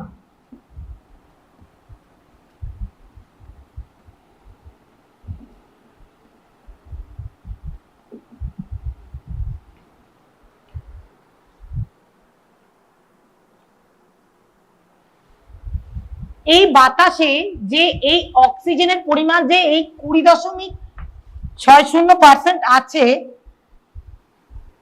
এইটাই কিন্তু আমাদের বাতাসে সার্কুলার হয়, ঠিক আছে। এই 20.60% যে অক্সিজেন, এটাই কিন্তু বাতাসে সার্কুলার হয়। এই যে এই পরিমাণ অক্সিজেনটাকে বলা হয় আমাদের অক্সিজেন চক্র বা অক্সিজেন সাইকেল। বোঝাতে পেরেছি কথাটা? ঠিক আছে। এইবার এই অক্সিজেন চক্রটা আমাদের দুটি পদ্ধতিতে হয়। দুটি পদ্ধতিতে আমি লিখে দিচ্ছি, পদ্ধতি দুটোর নাম আমি তোমাদের লিখে দিচ্ছি এখানে।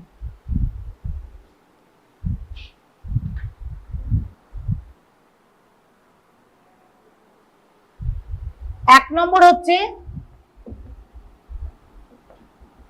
পরিবেশ থেকে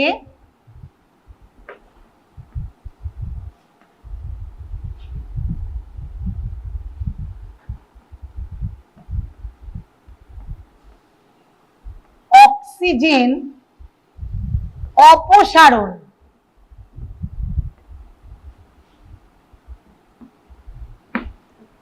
এক নম্বর হচ্ছে পরিবেশ থেকে অক্সিজেন অপসারণ, আর 2 নম্বর হচ্ছে পরিবেশে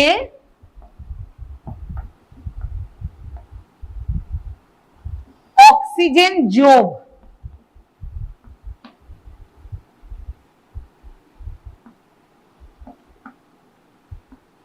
তাহলে দুটো পদ্ধতিতে আমাদের অক্সিজেন সাইকেলটা চলে। একটা হচ্ছে পরিবেশ থেকে অক্সিজেন অপসারণ, আর একটা হচ্ছে পরিবেশে অক্সিজেন যোগ। এইবার এই দুটো লিখেছো তো, এইবার আমি দ্বিতীয়টা নিয়ে প্রথমটা নিয়ে একটু আলোচনা করছি। দ্বিতীয়টা আমি মুছে দিলাম। এইবার পরিবেশ থেকে অক্সিজেন কিভাবে আমরা অপসারণ করি, সেটা অপসারণ মানে বেরিয়ে যাওয়া, আর যোগ মানে হচ্ছে আসা বা অ্যাড হওয়া। এবার অপসারণটা হচ্ছে কিভাবে? আমাদের জীবজগতে আমরা শ্বাস প্রশ্বাস নিই তো, তাহলে কি হচ্ছে, আমরা বাতাস থেকে অক্সিজেনটা টেনে নিচ্ছি। তাহলে এখান থেকে একটা হচ্ছে জীবজগতের শ্বাস প্রশ্বাস।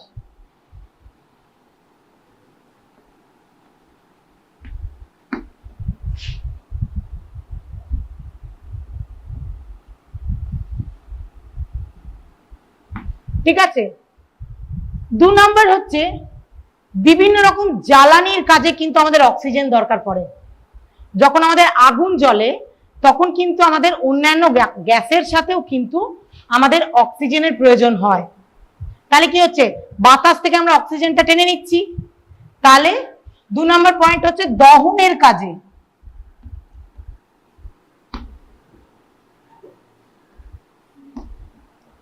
দু নম্বর হচ্ছে দহনের কাজে।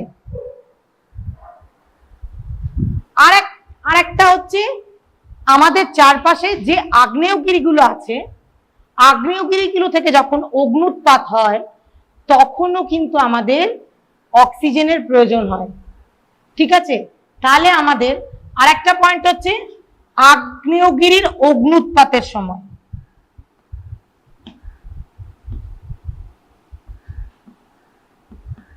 আগ্নেয়গিরির অগ্নুৎপাত।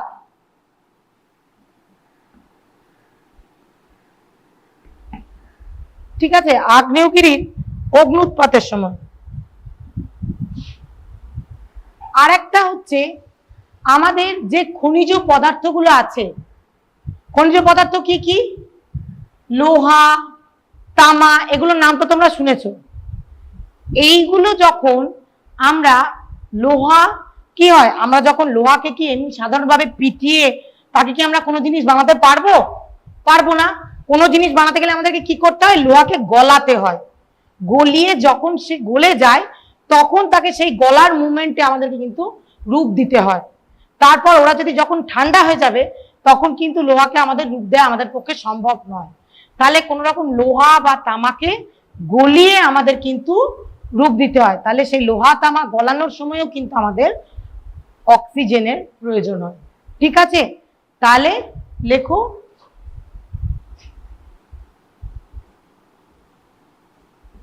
খনিজ দ্রব্য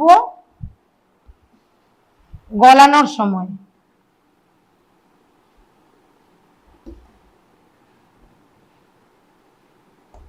তাহলে কি কি কাজে লাগছে আমাদের? আমাদের দেখো, পরিবেশে অক্সিজেন অপসারণ হচ্ছে কি কি কাজে? জীবজগতের শ্বাস প্রশ্বাসের সময়, দহনের কাজে, আগ্নেয়গিরির অগ্নুৎপাতের সময় এবং খনিজ দ্রব্য গলানোর সময় আমাদের পরিবেশে অক্সিজেনের অপসারণ হয়।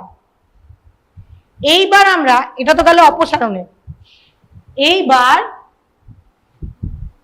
আমরা দ্বিতীয় পয়েন্টে আসব।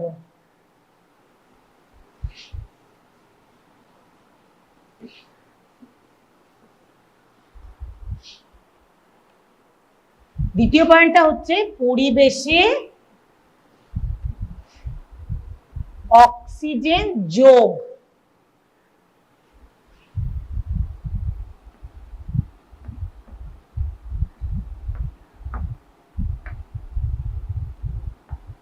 আর একটা জিনিস তোমাদের আমি বলতে ভুলে গেলাম, যেটা হচ্ছে আমাদের বায়ুস্তরে একটা স্তর আছে ওজোনোস্ফিয়ার বা ওজোন স্তর, নাম নিশ্চয় শুনেছ। সেখানে এক ধরনের রশ্মি আছে যেটা হচ্ছে অতি বেগুনি রশ্মি, নাম শুনেছ? সেই অতি বেগুনি রশ্মিতে যাতে জমা মানে কি বলবো ছিদ্র না সৃষ্টি হয় সেই জন্য কিন্তু আমাদের অক্সিজেনের একান্ত প্রয়োজন হয়। ঠিক আছে, অতিবেগুনি রশ্মিটাকে জমাট বেঁধে থাকার জন্য আমাদের কিন্তু অক্সিজেন গ্যাসের প্রয়োজন হয়। সেই জন্য অতিবেগুনি রশ্মিও কিন্তু আমাদের এই বায়ু স্তর থেকে অক্সিজেন টানে। ঠিক আছে, তাহলে এটাও কিন্তু তোমরা লিখে রাখো যে অতিবেগুনি রশ্মি স্তরটাকে জমাটবদ্ধ রাখার জন্য আমাদের অক্সিজেনের প্রয়োজন হয়।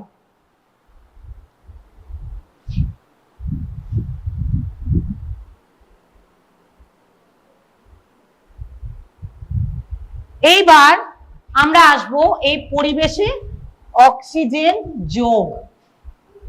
পরিবেশে অক্সিজেন, এবার তো আমরা পরিবেশ থেকে অক্সিজেন আমরা নিলাম বায়ু থেকে, এবার আমাকে তো 20.60 যে পার্সেন্টেজ আছে সেই 20.60% থেকে আমরা যে 20.60%ই টেনে নিলাম, এইবার আমাকে তো, তবে তো আমাদের এই সার্কুলেশনটা তো ঠিকঠাক হবে, সাইক্লিংটা ঠিকঠাক হবে। এইবার এটা আমরা কোথা থেকে দেব? এইবার অক্সিজেনটাকে আমাকে ফুলফিল করতে হবে। সেটা আবার আমি কি করে করব? প্রথমে আমরা অক্সিজেন পাই, অক্সিজেন আমরা বাতাসে ছাড়ি, প্রথম হচ্ছে কি না সালোক সংশ্লেষ প্রক্রিয়ার মাধ্যমে। জানো তো কথাটা নিশ্চয়ই তোমরা শুনেছো, সালোক সংশ্লেষ প্রক্রিয়ার মাধ্যমে আমাদের অক্সিজেন গ্যাস তৈরি হয়। ঠিক আছে, তাহলে 1 নম্বর লেখো সালোক সংশ্লেষ প্রক্রিয়া।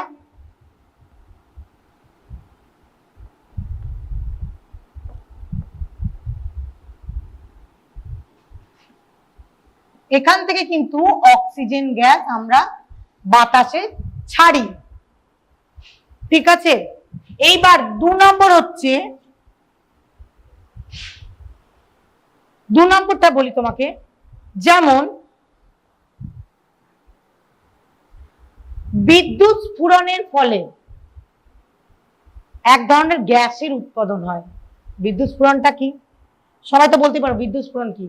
যখন বিদ্যুৎ মানে বিভিন্ন রকম ইলেকট্রিসিটি আছে তো আমাদের, ইলেকট্রিসিটি কি হয় অনেক সময় বাস্ট হয় বা বিভিন্ন রকম ঘর্ষণের ফলে বিভিন্ন রকম বিদ্যুৎ স্ফুরণ হয়, তার ফলে কি হয় এক ধরনের জলীয় বাষ্প ধোঁয়া বের হয় তো, সেখান থেকে এক ধরনের কার্বন ডাই অক্সাইডও গ্যাস যেমন বের হয়, সেখান থেকে তেমনি অক্সিজেন গ্যাসও বের হয়। ঠিক আছে, সেই অক্সিজেন গ্যাসটাও কিন্তু আমাদের বায়ুতে মিশ্রিত হয়। ঠিক আছে, তাহলে একটা হচ্ছে বিদ্যুৎ স্ফুরণের ফলে, লেখো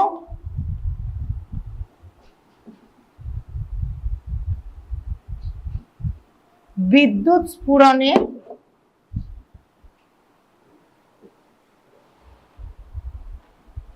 ফলে, বিদ্যুৎ স্ফুরণের ফলে যে বাষ্প নির্গত হয় সেখান থেকে আমাদের অক্সিজেন গ্যাস নির্গত হয়।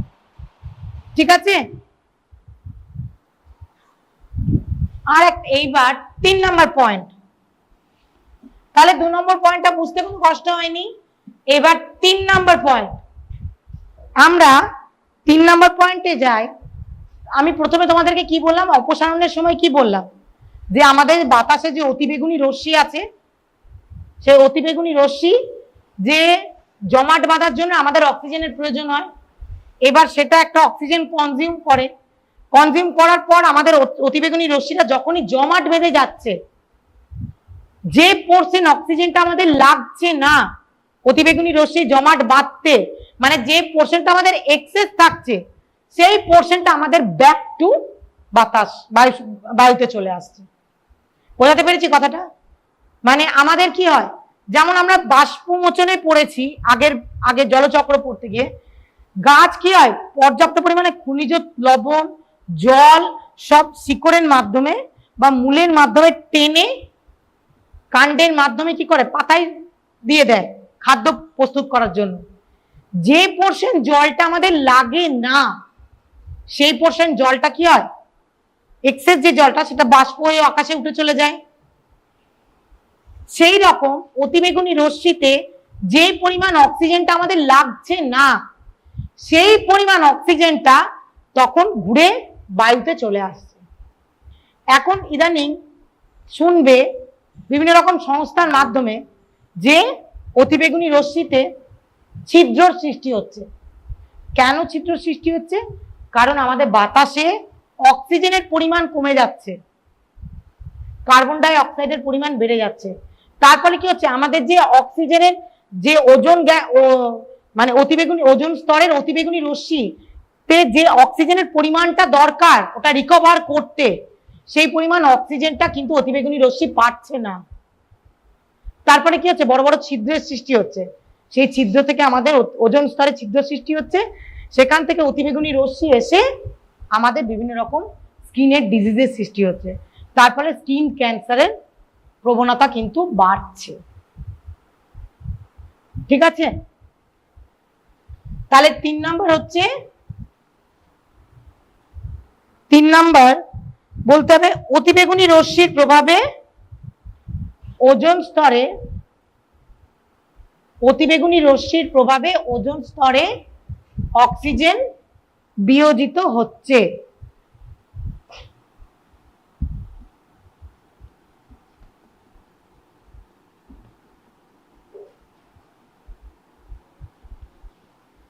অতিবেগুনি রশ্মির প্রভাবে অক্সিজেন বিয়োজিত হচ্ছে। ঠিক আছে, বোঝাতে পেরেছি? এইবার একটা সুন্দর ছকের মাধ্যমে আমরা এই জিনিসটা দেখব কিভাবে সার্কুলেট হচ্ছে আমাদের অক্সিজেন।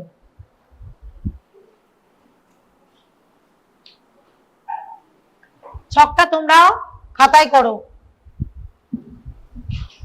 যদি অক্সিজেন স্তর বা অক্সিজেন সাইকেল বা অক্সিজেন চক্র তোমাদের পরীক্ষায় আসে, তাহলে কিন্তু তোমাদেরকে এই ছবিটা কিন্তু তোমাদের দিতেই হবে।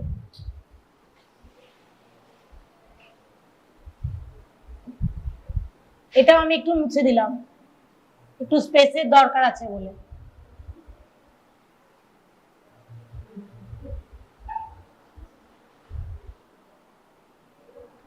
এইবার এখানে আমি লিখলাম বায়ুমণ্ডল, তোমরা খাতার মধ্যেখানে লেখো বায়ুমণ্ডল,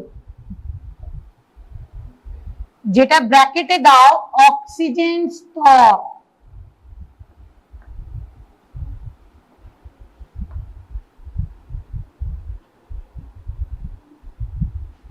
অক্সিজেন স্তর বাতাসে কত পরিমাণে থাকে আগে বলেছি, 20.60%। এই পোরশনটা কিভাবে সার্কুলেট হচ্ছে এটা আমি ছকের মাধ্যমে দেখাবো। তাহলে এই যে এই জিনিসটা,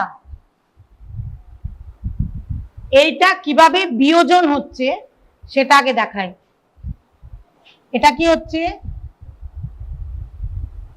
প্রথমে জীবমণ্ডল নিচ্ছে,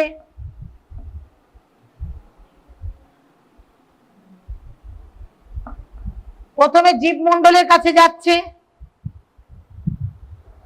তারপর কি হচ্ছে, দহনের কাজে লাগছে,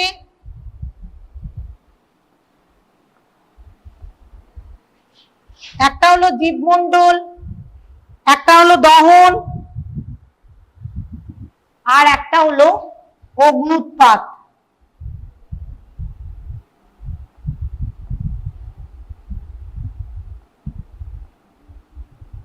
অগ্নুৎপাত, ঠিক আছে, এটা তো গেল বিয়োজনের দিক। এইবার এই অগ্নুৎপাত, এই জীবমণ্ডল, এই দহন, এগুলো কি হচ্ছে, জীবমণ্ডল যেমন অক্সিজেন নিচ্ছে তার পরিবর্তে কি দিচ্ছে, কার্বন ডাই অক্সাইড দিচ্ছে। অগ্নুৎপাত, অগ্নুৎপাত হতে যেমন অক্সিজেনের দরকার পড়ে, সেই রকম ওখান থেকে কি হয়, কার্বন ডাই অক্সাইড নির্গত হয়। এই অগ্নুৎপাত, অগ্নুৎপাত থেকে আমাদের কার্বন ডাই অক্সাইড নির্গত হয়। আবার দহন, যখন আমরা কাঠ কয়লা পোড়াই, কয়লা পোড়াই, তখন কি হয়, তখন থেকে একটা যে ধোঁয়া নিঃসৃত হয় সেখান থেকেও একটা কার্বন ডাই অক্সাইড নির্গত হয়।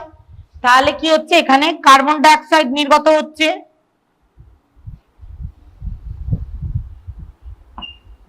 কার্বন ডাই অক্সাইড নির্গত হচ্ছে, কার্বন ডাই অক্সাইড আসছে। এইবার এই কার্বন ডাই অক্সাইড থেকে কি হচ্ছে, কার্বন ডাই অক্সাইড থেকে কি হয়, সালোক সংশ্লেষ প্রক্রিয়ায় আমাদের কার্বন ডাই অক্সাইড কাজে লাগে। তাহলে এটা হচ্ছে সালোক সংশ্লেষ প্রক্রিয়া হচ্ছে।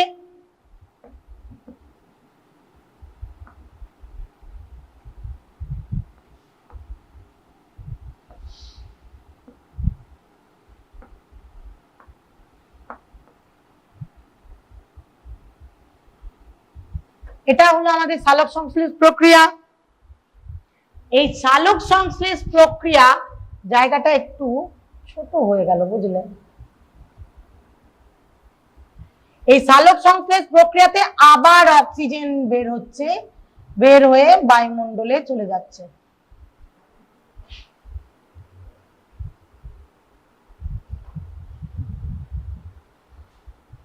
আবার এই অক্সিজেনের আর একটা পোর্শন এখানে দেখো, অক্সিজেনের একটা ওজোন স্তর, ওজোন স্তরে একটা লাগছে, একটা পোর্শন ওজোন স্তরে যেমন অক্সিজেন লাগে, আবার যেটা থাকে, যেটা এক্সট্রা থাকে সেটা আবার ঘুরে এখানে চলে আসে,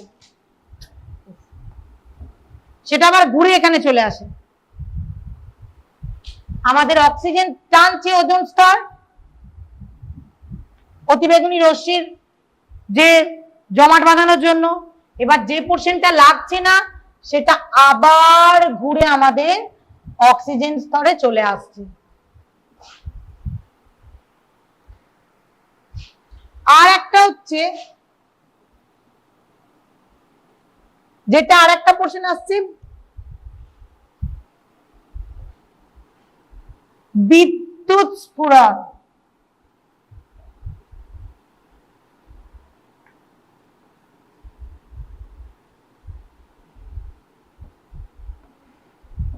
বিদ্যুৎ স্ফুরণ থেকেও আমাদের অক্সিজেন গ্যাস তৈরি হয়। বিদ্যুৎ স্ফুরণ আমাদের যখন আমরা, এটা তো একটা তাপবিদ্যুৎ কেন্দ্রেও কিন্তু আমাদের এটা হয়, যেখানে দেখবে বিদ্যুৎ থেকে অনেক সময় আবার আমাদের কারেন্ট তৈরি হয় এই জলচক্র থেকে। সরি, জলচক্র জানো তো, জলচক্র অনেক অনেক জায়গায়, যেমন ফারাক্কা তাপবিদ্যুৎ কেন্দ্র বলো, তারপর জায়গাটার নামটাই ভুলে গেছি, যেটা আসানসোলের ওদিকে আছে জায়গাটা, মাইথন বক্রেশ্বর তাপবিদ্যুৎ কেন্দ্র একটা আছে। ওখানে কি হয়, জলকে সার্কুলেট করে বিদ্যুৎ উৎপন্ন হয়। তার ফলে কি হয়, যখন আমি জলকে সার্কুলেট করি তার ফলে বিদ্যুৎটাও উৎপাদন হয়, এবং ওই সার্কুলেশনের ফলে জলকে ঘুরিয়েও জল থেকে যে পরিমাণে অক্সিজেন থাকে সেটাও কিন্তু আবার নির্গত হয়, সেটাও কিন্তু বাতাসে গিয়ে অক্সিজেনের সঙ্গে মিশে যায়। ঠিক আছে, তাহলে এই সার্কুলেশনটা বুঝতে পেরেছো প্রত্যেকে? বোঝা গেছে? এইবার তাহলে আমি এটা মুছছি।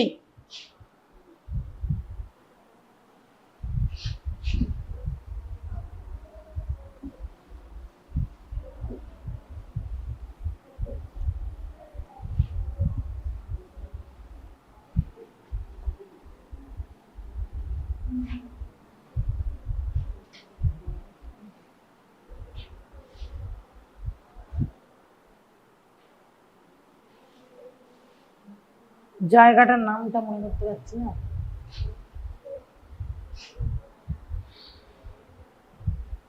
এবার লিখবো অক্সিজেন চক্রের গুরুত্ব।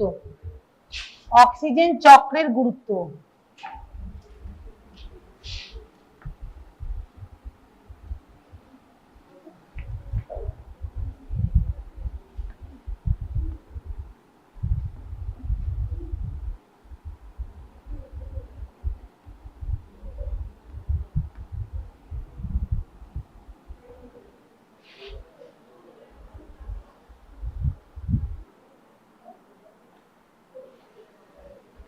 এই যে অক্সিজেন চক্র, এই যে চক্রটা ঘুরছে, এই চক্রটা ঘোরার ফলে কি হচ্ছে, আমাদের পরিবেশে অক্সিজেনের কিন্তু সমতা বজায় থাকছে।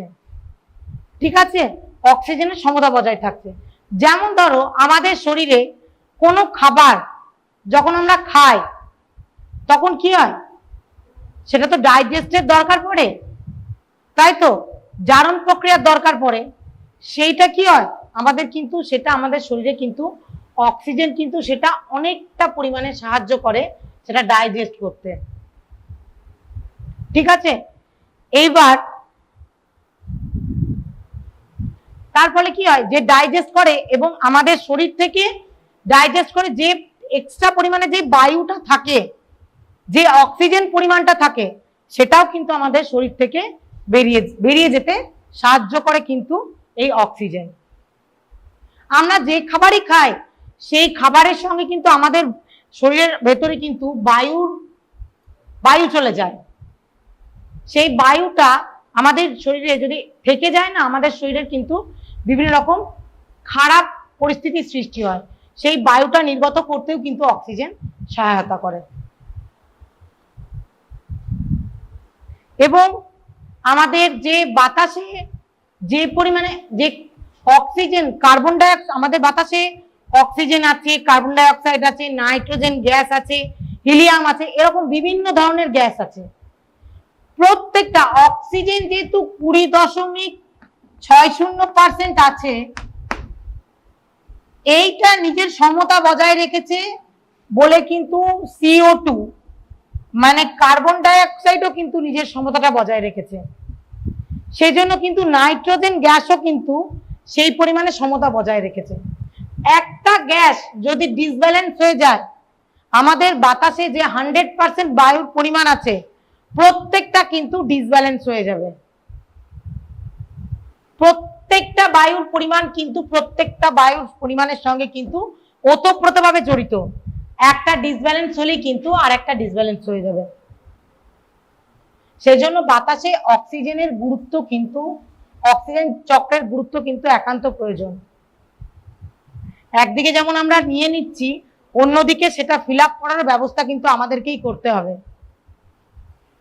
এবং ফিল আপ করতে গেলে মোস্ট ইম্পর্টেন্ট পার্ট হচ্ছে আমাদের গাছ।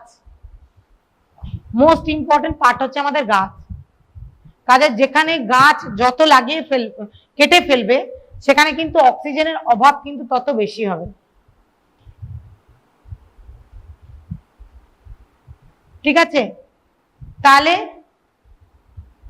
আজকের ক্লাস এতদূর পর্যন্ত।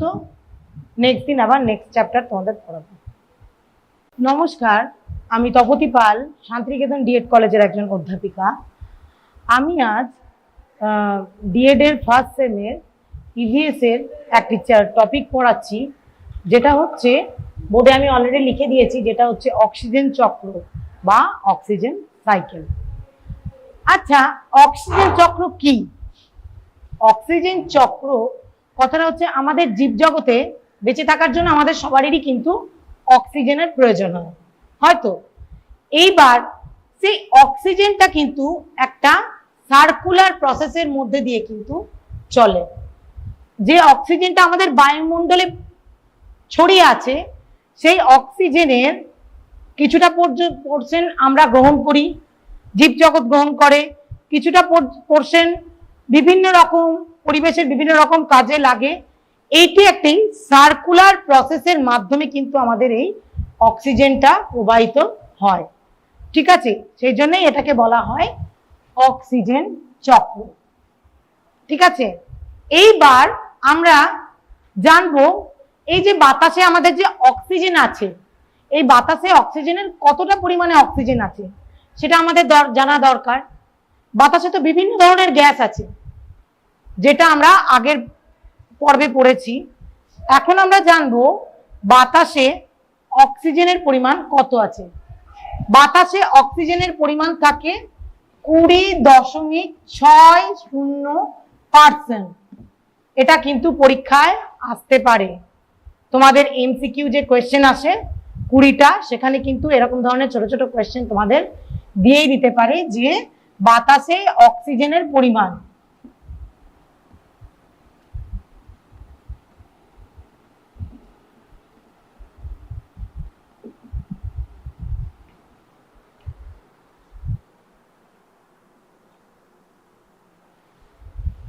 এই বাতাসে যে এই অক্সিজেনের পরিমাণ যে এই 20.60% আছে, এইটাই কিন্তু আমাদের বাতাসে সার্কুলার হয়। ঠিক আছে, এই 20.60% যে অক্সিজেন, এটাই কিন্তু বাতাসে সার্কুলার হয়। এই যে এই পরিমাণ অক্সিজেনটাকে বলা হয় আমাদের অক্সিজেন চক্র বা অক্সিজেন সাইকেল। বোঝাতে পেরেছি কথাটা? ঠিক আছে, এইবার এই অক্সিজেন চক্রটা আমাদের দুটি পদ্ধতিতে হয়। দুটি পদ্ধতিতে আমি লিখে দিচ্ছি, পদ্ধতি দুটোর নাম আমি তোমাদের লিখে দিচ্ছি এখানে।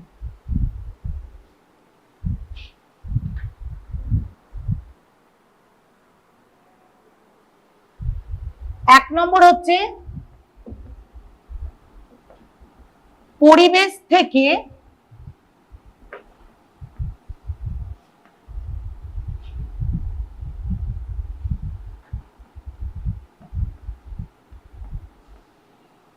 অক্সিজেন অপসারণ।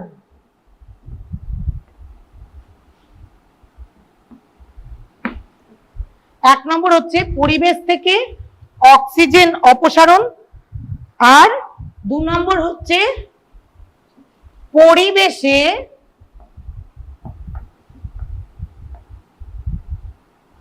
অক্সিজেন যোগ।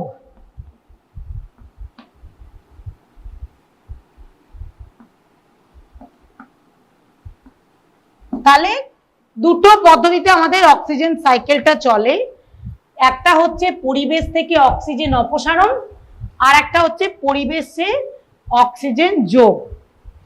এইবার এই দুটো লিখেছো তো? এইবার আমি দ্বিতীয়টা নিয়ে, ওই প্রথমটা নিয়ে সরি একটু আলোচনা করছি। দ্বিতীয়টা আমি মুছে দিলাম। এইবার পরিবেশ থেকে অক্সিজেন কিভাবে আমরা অপসারণ করি, সেটা অপসারণ মানে বেরিয়ে যাওয়া, আর যোগ মানে হচ্ছে আসা বা অ্যাড হওয়া। এবার অপসারণটা হচ্ছে কিভাবে? আমাদের জীবজগতে আমরা শ্বাস প্রশ্বাস নিই তো, তাহলে কি হচ্ছে? আমরা বাতাস থেকে অক্সিজেনটা টেনে নিচ্ছি। তাহলে এখান থেকে একটা হচ্ছে জীবজগতের শ্বাস প্রশ্বাস।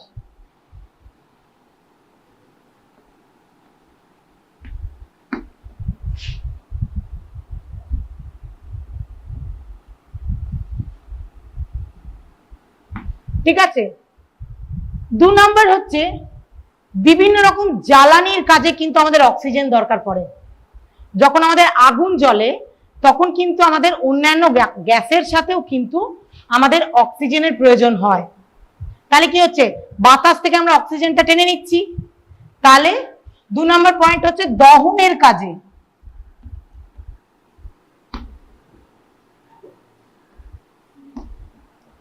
দু নম্বর হচ্ছে দহনের কাজে। আরেকটা হচ্ছে আমাদের চারপাশে যে আগ্নেয়গিরিগুলো আছে, আগ্নেয়গিরিগুলো থেকে যখন অগ্নুৎপাত হয় তখনও কিন্তু আমাদের অক্সিজেনের প্রয়োজন হয়। ঠিক আছে, তাহলে আমাদের আরেকটা পয়েন্ট হচ্ছে আগ্নেয়গিরির অগ্নুৎপাতের সময়।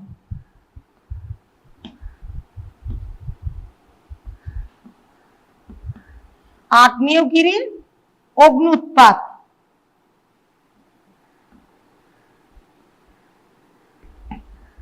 ঠিক আছে, আগ্নেয়গিরির অগ্নুৎপাতের সময়। আরেকটা হচ্ছে আমাদের যে খনিজ পদার্থগুলো আছে, খনিজ পদার্থ কি কি? লোহা, তামা, এগুলোর নাম তো তোমরা শুনেছো। এইগুলো যখন আমরা লোহা কি হয়, আমরা যখন লোহাকে কি এমনি সাধারণভাবে পিটিয়ে তাকে কি আমরা কোনো জিনিস বানাতে পারবো? পারবো না। কোনো জিনিস বানাতে গেলে আমাদেরকে কি করতে হয়? লোহাকে গলাতে হয়। গলিয়ে যখন সে গলে যায় তখন তাকে সেই গলার মুভমেন্টে আমাদেরকে কিন্তু রূপ দিতে হয়। তারপর ওরা যদি যখন ঠান্ডা হয়ে যাবে তখন কিন্তু লোহাকে আমাদের রূপ দেওয়া আমাদের পক্ষে সম্ভব নয়। তাহলে কোনো রকম লোহা বা তামাকে গলিয়ে আমাদের কিন্তু রূপ দিতে হয়। তাহলে সেই লোহা তামা গলানোর সময়ও কিন্তু আমাদের অক্সিজেনের প্রয়োজন হয়। ঠিক আছে, তাহলে লেখো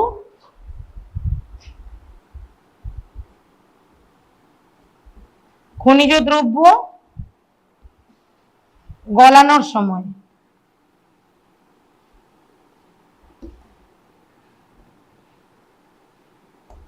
তাহলে কি কি কাজে লাগছে আমাদের? আমাদের দেখো, পরিবেশে অক্সিজেন অপসারণ হচ্ছে কি কি কাজে? জীবজগতের শ্বাস প্রশ্বাসের সময়, দহনের কাজে, আগ্নেয়গিরির অগ্নুৎপাতের সময় এবং খনিজ দ্রব্য গলানোর সময় আমাদের পরিবেশে অক্সিজেনের অপসারণ হয়। এইবার আমরা, এটা তো গেল অপসারণের, এইবার আমরা দ্বিতীয় পয়েন্টে আসব।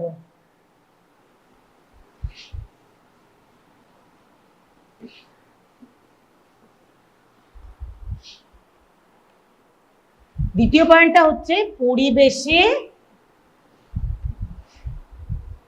অক্সিজেন যোগ।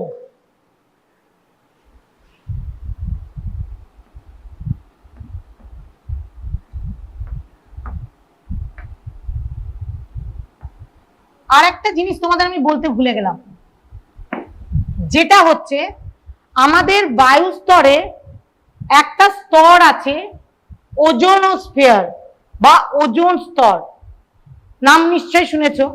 সেখানে এক ধরনের রশ্মি আছে যেটা হচ্ছে অতি বেগুনি রশ্মি, নাম শুনেছো? সেই অতি বেগুনি রশ্মিতে যাতে জমা, মানে কি বলবো, ছিদ্র না সৃষ্টি হয়, সেই জন্য কিন্তু আমাদের অক্সিজেনের একান্ত প্রয়োজন হয়। ঠিক আছে, অতি বেগুনি রশ্মিটাকে জমাট বেঁধে থাকার জন্য আমাদের কিন্তু অক্সিজেন গ্যাসের প্রয়োজন হয়। সেই জন্য অতি বেগুনি রশ্মিও কিন্তু আমাদের এই বায়ু স্তর থেকে অক্সিজেন টানে। ঠিক আছে, তাহলে এটাও কিন্তু তোমরা লিখে রাখো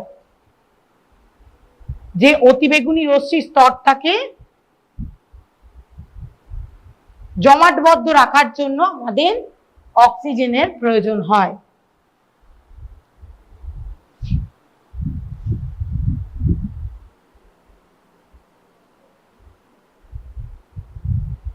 এইবার আমরা আসবো এই পরিবেশে অক্সিজেন যোগ।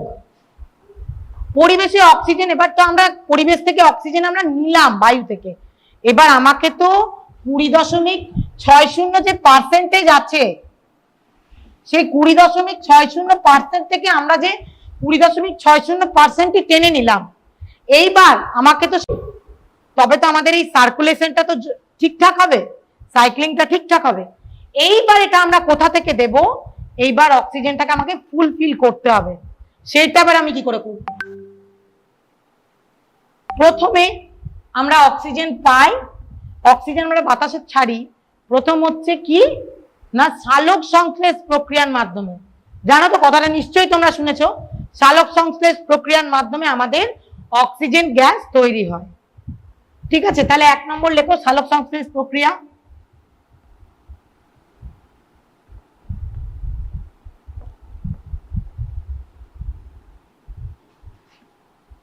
এখান থেকে কিন্তু অক্সিজেন গ্যাস আমরা বাতাসে ছাড়ি। ঠিক আছে, এইবার 2 নম্বর হচ্ছে, 2 নম্বরটা বলি তোমাকে, যেমন বিদ্যুৎ স্ফুরণের ফলে এক ধরনের গ্যাসের উৎপাদন হয়। বিদ্যুৎ স্ফুরণটা কি? সবাই তো বলতে পারো বিদ্যুৎ স্ফুরণ কি? যখন বিদ্যুৎ, মানে বিভিন্ন রকম ইলেকট্রিসিটি আছে তো আমাদের, ইলেকট্রিসিটি কি হয়, অনেক সময় বাস্ট হয় বা বিভিন্ন রকম ঘর্ষণের ফলে বিভিন্ন রকম বিদ্যুৎ স্ফুরণ হয়। তার ফলে কি হয়, এক ধরনের জলীয় বাষ্প ধোঁয়া বের হয়, তো সেখান থেকে এক ধরনের কার্বন ডাই অক্সাইডও গ্যাস যেমন বের হয়, সেখান থেকে তেমনি অক্সিজেন গ্যাসও বের হয়। ঠিক আছে, সেই অক্সিজেন গ্যাসটাও কিন্তু আমাদের বায়ুতে মিশ্রিত হয়। ঠিক আছে, তাহলে একটা হচ্ছে বিদ্যুৎ স্ফুরণের ফলে, লেখো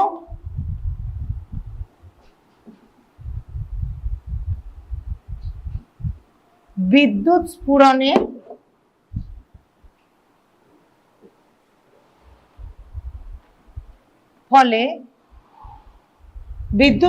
ফলে যে বাষ্প নির্গত হয় সেখান থেকে আমাদের অক্সিজেন গ্যাস নির্গত হয়। ঠিক আছে, আর এইবার 3 নম্বর পয়েন্ট। তাহলে 2 নম্বর পয়েন্টটা বুঝতে কোনো কষ্ট হয়নি। এবার 3 নম্বর পয়েন্ট, আমরা 3 নম্বর পয়েন্টে যাই।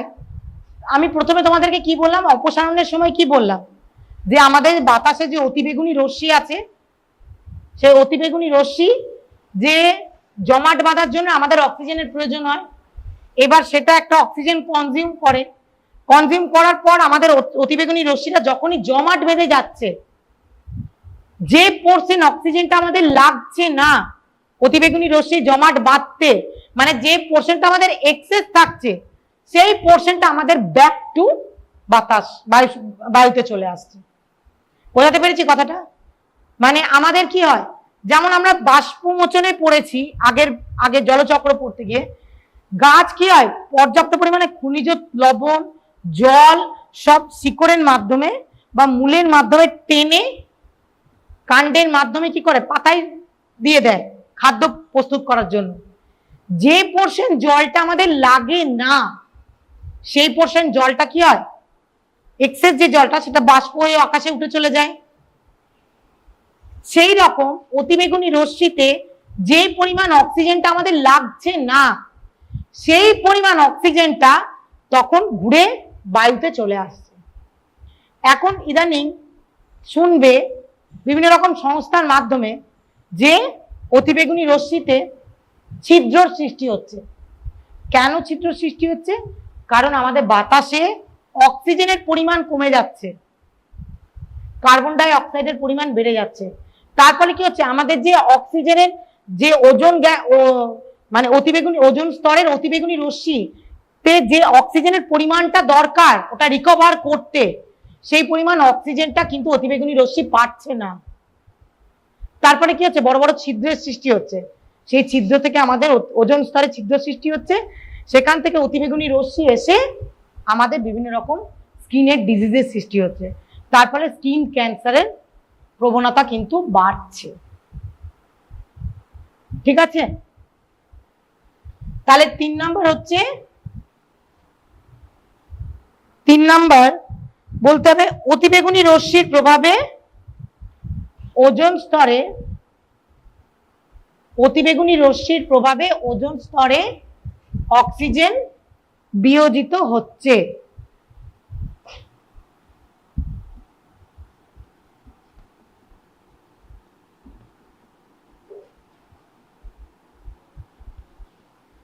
অতিবেগুনি রশ্মির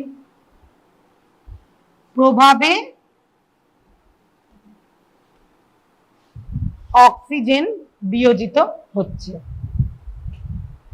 ঠিক আছে, বোঝাতে পেরেছি?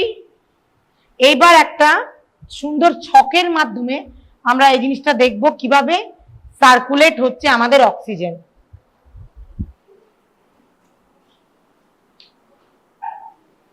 ছকটা তোমরাও খাতায় করো। যদি অক্সিজেন স্তর বা অক্সিজেন সাইকেল বা অক্সিজেন চক্র তোমাদের পরীক্ষায় আসে, তাহলে কিন্তু তোমাদেরকে এই ছবিটা কিন্তু তোমাদের দিতেই হবে।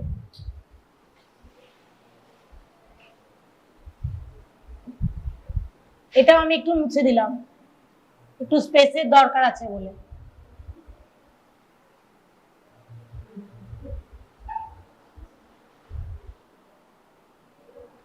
এইবার এখানে আমি লিখলাম বায়ুমণ্ডল। তোমরা খাতার মধ্যেখানে লেখো বায়ুমণ্ডল, যেটা ব্র্যাকেটে দাও অক্সিজেন স্তর।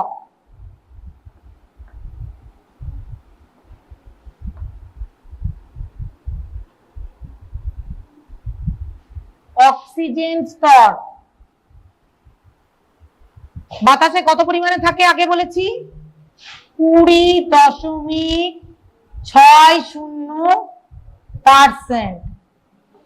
এই পার্সেন্টটা কিভাবে সার্কুলেট হচ্ছে এটা আমি ছকের মাধ্যমে দেখাবো। তাহলে এই যে এই জিনিসটা এইটা কিভাবে বিয়োজন হচ্ছে সেটা আগে দেখাই। এটা কি হচ্ছে প্রথমে জীবমণ্ডল নিচ্ছে,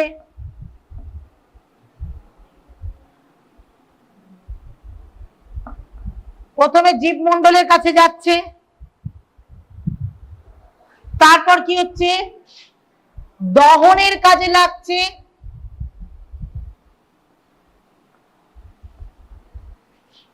একটা হলো জীবমণ্ডল, একটা হলো দহন, আর একটা হলো অগ্নুৎপাত।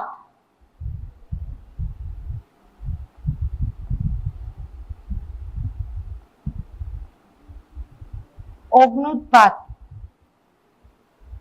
ঠিক আছে, এটা তো গেল বিয়োজনের দিক।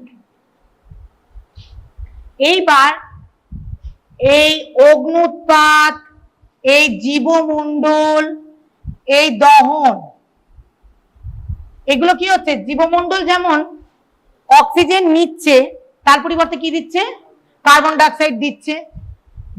অগ্নুৎপাত, অগ্নুৎপাত হতে যেমন অক্সিজেনের দরকার পড়ে সেই রকম ওখান থেকে কি হয় কার্বন ডাই অক্সাইড নির্গত হয়। এই অগ্নুৎপাত, অগ্নুৎপাত থেকে আমাদের কার্বন ডাই অক্সাইড নির্গত হয়। আবার দহন, যখন আমরা কাঠ কয়লা পোড়াই, কয়লা পোড়াই তখন কি হয় তখন থেকে একটা যে ধোঁয়া নিঃসৃত হয় সেখান থেকেও একটা কার্বন ডাই অক্সাইড নির্গত হয়। তাহলে কি হচ্ছে এখানে কার্বন ডাই অক্সাইড নির্গত হচ্ছে,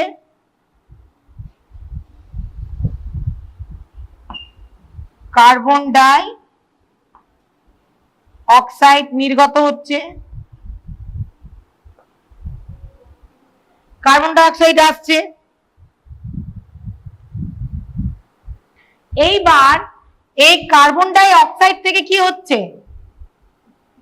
কার্বন ডাই অক্সাইড থেকে কি হয় সালোক সংশ্লেষ প্রক্রিয়ায় আমাদের কার্বন ডাই অক্সাইড কাজে লাগে। তাহলে এটা হচ্ছে সালোক সংশ্লেষ প্রক্রিয়া হচ্ছে।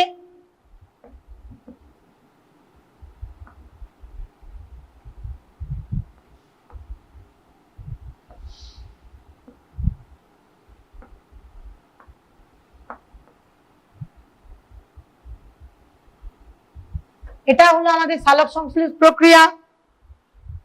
এই সালোক সংশ্লেষ প্রক্রিয়া জায়গাটা একটু ছোট হয়ে গেল বুঝলেন। এই সালোক সংশ্লেষ প্রক্রিয়াতে আবার অক্সিজেন বের হচ্ছে, বের হয়ে বায়ুমণ্ডলে চলে যাচ্ছে।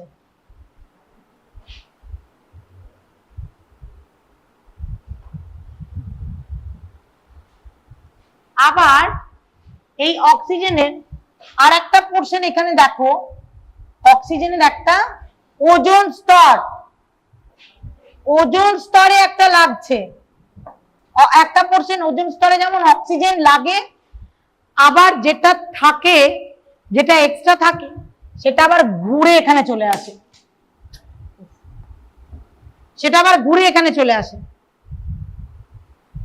আমাদের অক্সিজেন টানছে ওজোন স্তর, অতিবেগুনি রশ্মির যে জমাট বাঁধানোর জন্য। এবার যে পোর্শনটা লাগছে না সেটা আবার ঘুরে আমাদের অক্সিজেন স্তরে চলে আসছে। আর একটা হচ্ছে যেটা আর একটা পোর্শন আসছে বিদ্যুৎ স্ফুরণ।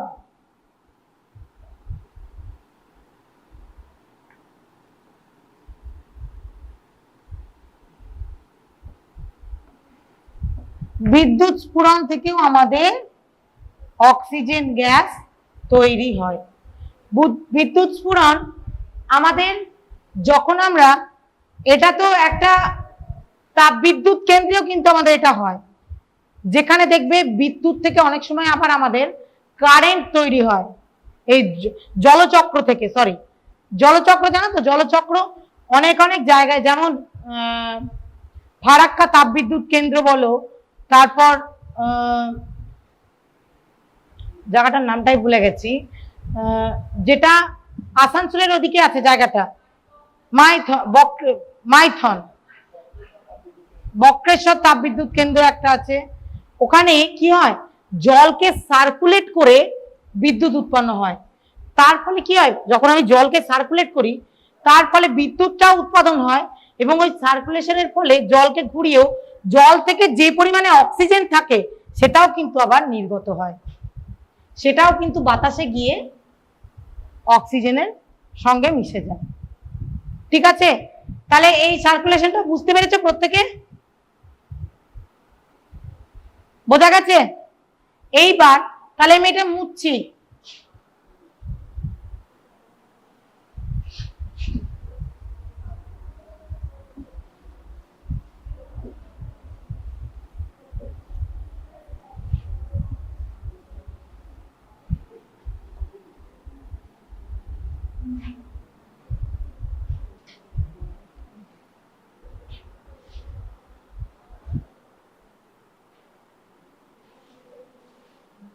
জায়গাটার নামটা মনে করতে পারছি না।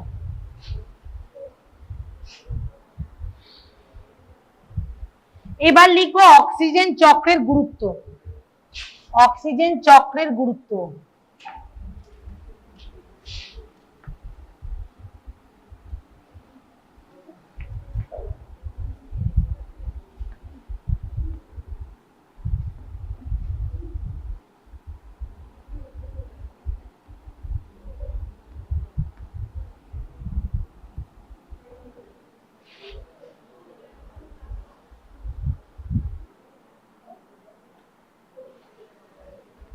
এই যে অক্সিজেন চক্র, এই যে চক্রটা ঘুরছে, এই চক্রটা ঘোরার ফলে কি হচ্ছে, আমাদের পরিবেশে অক্সিজেনের কিন্তু সমতা বজায় থাকছে। ঠিক আছে, অক্সিজেনের সমতা বজায় থাকছে। যেমন ধরো আমাদের শরীরে কোনো খাবার যখন আমরা খাই তখন কি হয়, সেটা তো ডাইজেস্টের দরকার পড়ে, তাই তো, জারণ প্রক্রিয়ার দরকার পড়ে। সেইটা কি হয় আমাদের কিন্তু, সেটা আমাদের শরীরে কিন্তু অক্সিজেন কিন্তু সেটা অনেকটা পরিমাণে সাহায্য করে সেটা ডাইজেস্ট করতে। ঠিক আছে, এইবার তার ফলে কি হয়, যে ডাইজেস্ট করে এবং আমাদের শরীর থেকে ডাইজেস্ট করে যে এক্সট্রা পরিমাণে যে বায়ুটা থাকে, যে অক্সিজেন পরিমাণটা থাকে, সেটাও কিন্তু আমাদের শরীর থেকে বেরিয়ে যেতে সাহায্য করে কিন্তু এই অক্সিজেন। আমরা যে খাবারই খাই সেই খাবারের সঙ্গে কিন্তু আমাদের শরীরের ভেতরে কিন্তু বায়ু চলে যায়। সেই বায়ুটা আমাদের শরীরে যদি থেকে যায় না, আমাদের শরীরের কিন্তু বিভিন্ন রকম খারাপ পরিস্থিতির সৃষ্টি হয়। সেই বায়ুটা নির্গত করতেও কিন্তু অক্সিজেন সহায়তা করে। এবং আমাদের যে বাতাসে যে পরিমাণে যে অক্সিজেন, কার্বন ডাইঅক্সাইড, আমাদের বাতাসে অক্সিজেন আছে, কার্বন ডাইঅক্সাইড আছে, নাইট্রোজেন গ্যাস আছে, হিলিয়াম আছে, এরকম বিভিন্ন ধরনের গ্যাস আছে। প্রত্যেকটা অক্সিজেন যেহেতু 20.60% আছে, এইটা নিজের সমতা বজায় রেখেছে বলে কিন্তু CO2 মানে কার্বন ডাইঅক্সাইডও কিন্তু নিজের সমতাটা বজায় রেখেছে। সেই জন্য কিন্তু নাইট্রোজেন গ্যাসও কিন্তু সেই পরিমাণে সমতা বজায় রেখেছে। একটা গ্যাস যদি ডিসব্যালেন্স হয়ে যায়, আমাদের বাতাসে যে 100% বায়ুর পরিমাণ আছে প্রত্যেকটা কিন্তু ডিসব্যালেন্স হয়ে যাবে। প্রত্যেকটা বায়ুর পরিমাণ কিন্তু প্রত্যেকটা বায়ুর পরিমাণের সঙ্গে কিন্তু ওতপ্রোতভাবে জড়িত। একটা ডিসব্যালেন্স হলেই কিন্তু আর একটা ডিসব্যালেন্স হয়ে যাবে। সেজন্য বাতাসে অক্সিজেনের গুরুত্ব কিন্তু, অক্সিজেন চক্রের গুরুত্ব কিন্তু একান্ত প্রয়োজন। একদিকে যেমন আমরা নিয়ে নিচ্ছি, অন্যদিকে সেটা ফিল আপ করার ব্যবস্থা কিন্তু আমাদেরকেই করতে হবে। এবং ফিল আপ করতে গেলে মোস্ট ইম্পর্টেন্ট পার্ট হচ্ছে আমাদের গাছ। মোস্ট ইম্পর্টেন্ট পার্ট হচ্ছে আমাদের গাছ। কাজে যেখানে গাছ যত লাগিয়ে কেটে ফেলবে সেখানে কিন্তু অক্সিজেনের অভাব কিন্তু তত বেশি হবে। ঠিক আছে, তাহলে আজকের ক্লাস এতদূর পর্যন্ত। নেক্সট দিন আবার নেক্সট চ্যাপ্টার তোমাদের পড়াবো। নমস্কার, আমি তপতি পাল, শান্তিনিকেতন ডিএড কলেজের একজন অধ্যাপিকা। আমি আজ ডিএড এর ফার্স্ট সেমের ইভিএস এর একটি টপিক পড়াচ্ছি, যেটা হচ্ছে বোর্ডে আমি অলরেডি লিখে দিয়েছি, যেটা হচ্ছে অক্সিজেন চক্র বা অক্সিজেন সাইকেল। আচ্ছা, অক্সিজেন চক্র কি? অক্সিজেন চক্র কথাটা হচ্ছে আমাদের জীবজগতে বেঁচে থাকার জন্য আমাদের সবারই কিন্তু অক্সিজেনের প্রয়োজন হয়, হয়তো। এইবার সেই অক্সিজেনটা কিন্তু একটা সার্কুলার প্রসেসের মধ্যে দিয়ে কিন্তু চলে। যে অক্সিজেনটা আমাদের বায়ুমণ্ডলে ছড়িয়ে আছে, সেই অক্সিজেনের কিছুটা পোরশন আমরা গ্রহণ করি, জীবজগৎ গ্রহণ করে, কিছুটা পোরশন বিভিন্ন রকম পরিবেশের বিভিন্ন রকম কাজে লাগে। এইটি একটি সার্কুলার প্রসেসের মাধ্যমে কিন্তু আমাদের এই অক্সিজেনটা প্রবাহিত হয়।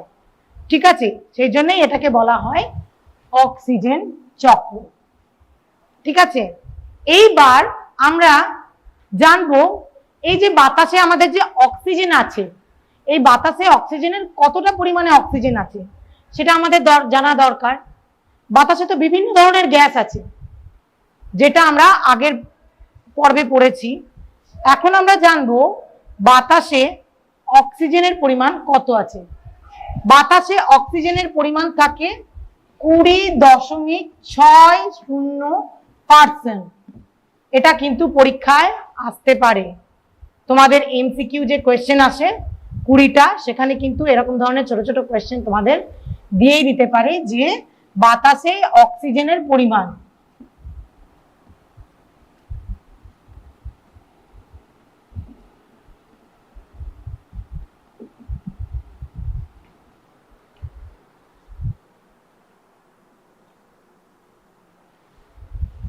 এই বাতাসে যে এই অক্সিজেনের পরিমাণ যে এই 20.60% আছে,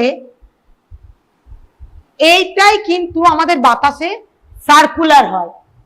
ঠিক আছে, এই 20.60% যে অক্সিজেন, এটাই কিন্তু বাতাসে সার্কুলার হয়। এই যে এই পরিমাণ অক্সিজেনটাকেই বলা হয় আমাদের অক্সিজেন চক্র বা অক্সিজেন সাইকেল। বোঝাতে পেরেছি কথাটা? ঠিক আছে, এইবার এই অক্সিজেন চক্রটা আমাদের দুটি পদ্ধতিতে হয়। দুটি পদ্ধতিতে আমি লিখে দিচ্ছি, পদ্ধতি দুটোর নাম আমি তোমাদের লিখে দিচ্ছি এখানে।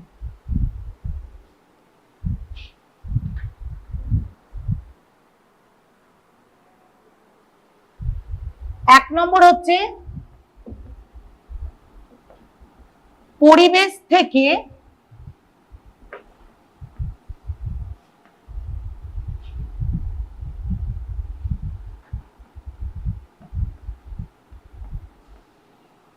অক্সিজেন অপসারণ।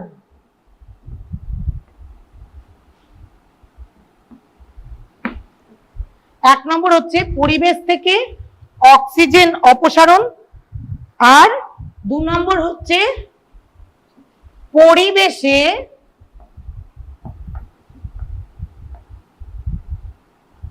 অক্সিজেন যোগ।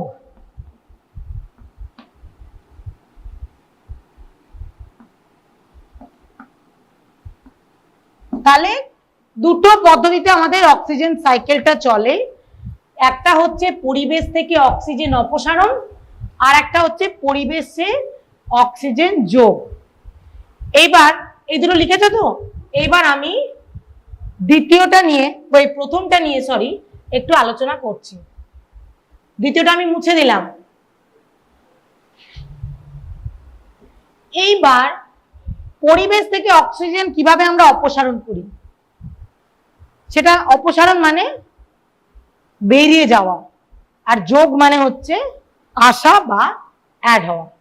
এবার অপসারণটা হচ্ছে কিভাবে? আমাদের জীবজগতে আমরা শ্বাস প্রশ্বাস নিই তো, তাহলে কি হচ্ছে, আমরা বাতাস থেকে অক্সিজেনটা টেনে নিচ্ছি। তাহলে এখান থেকে একটা হচ্ছে জীবজগতের শ্বাস প্রশ্বাস।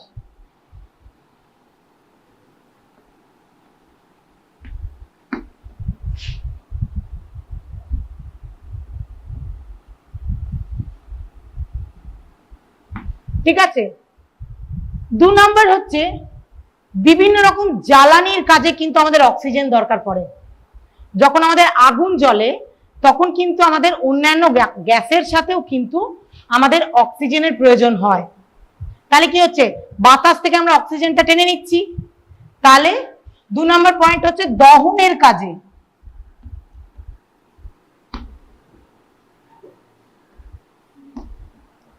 দু নম্বর হচ্ছে দহনের কাজে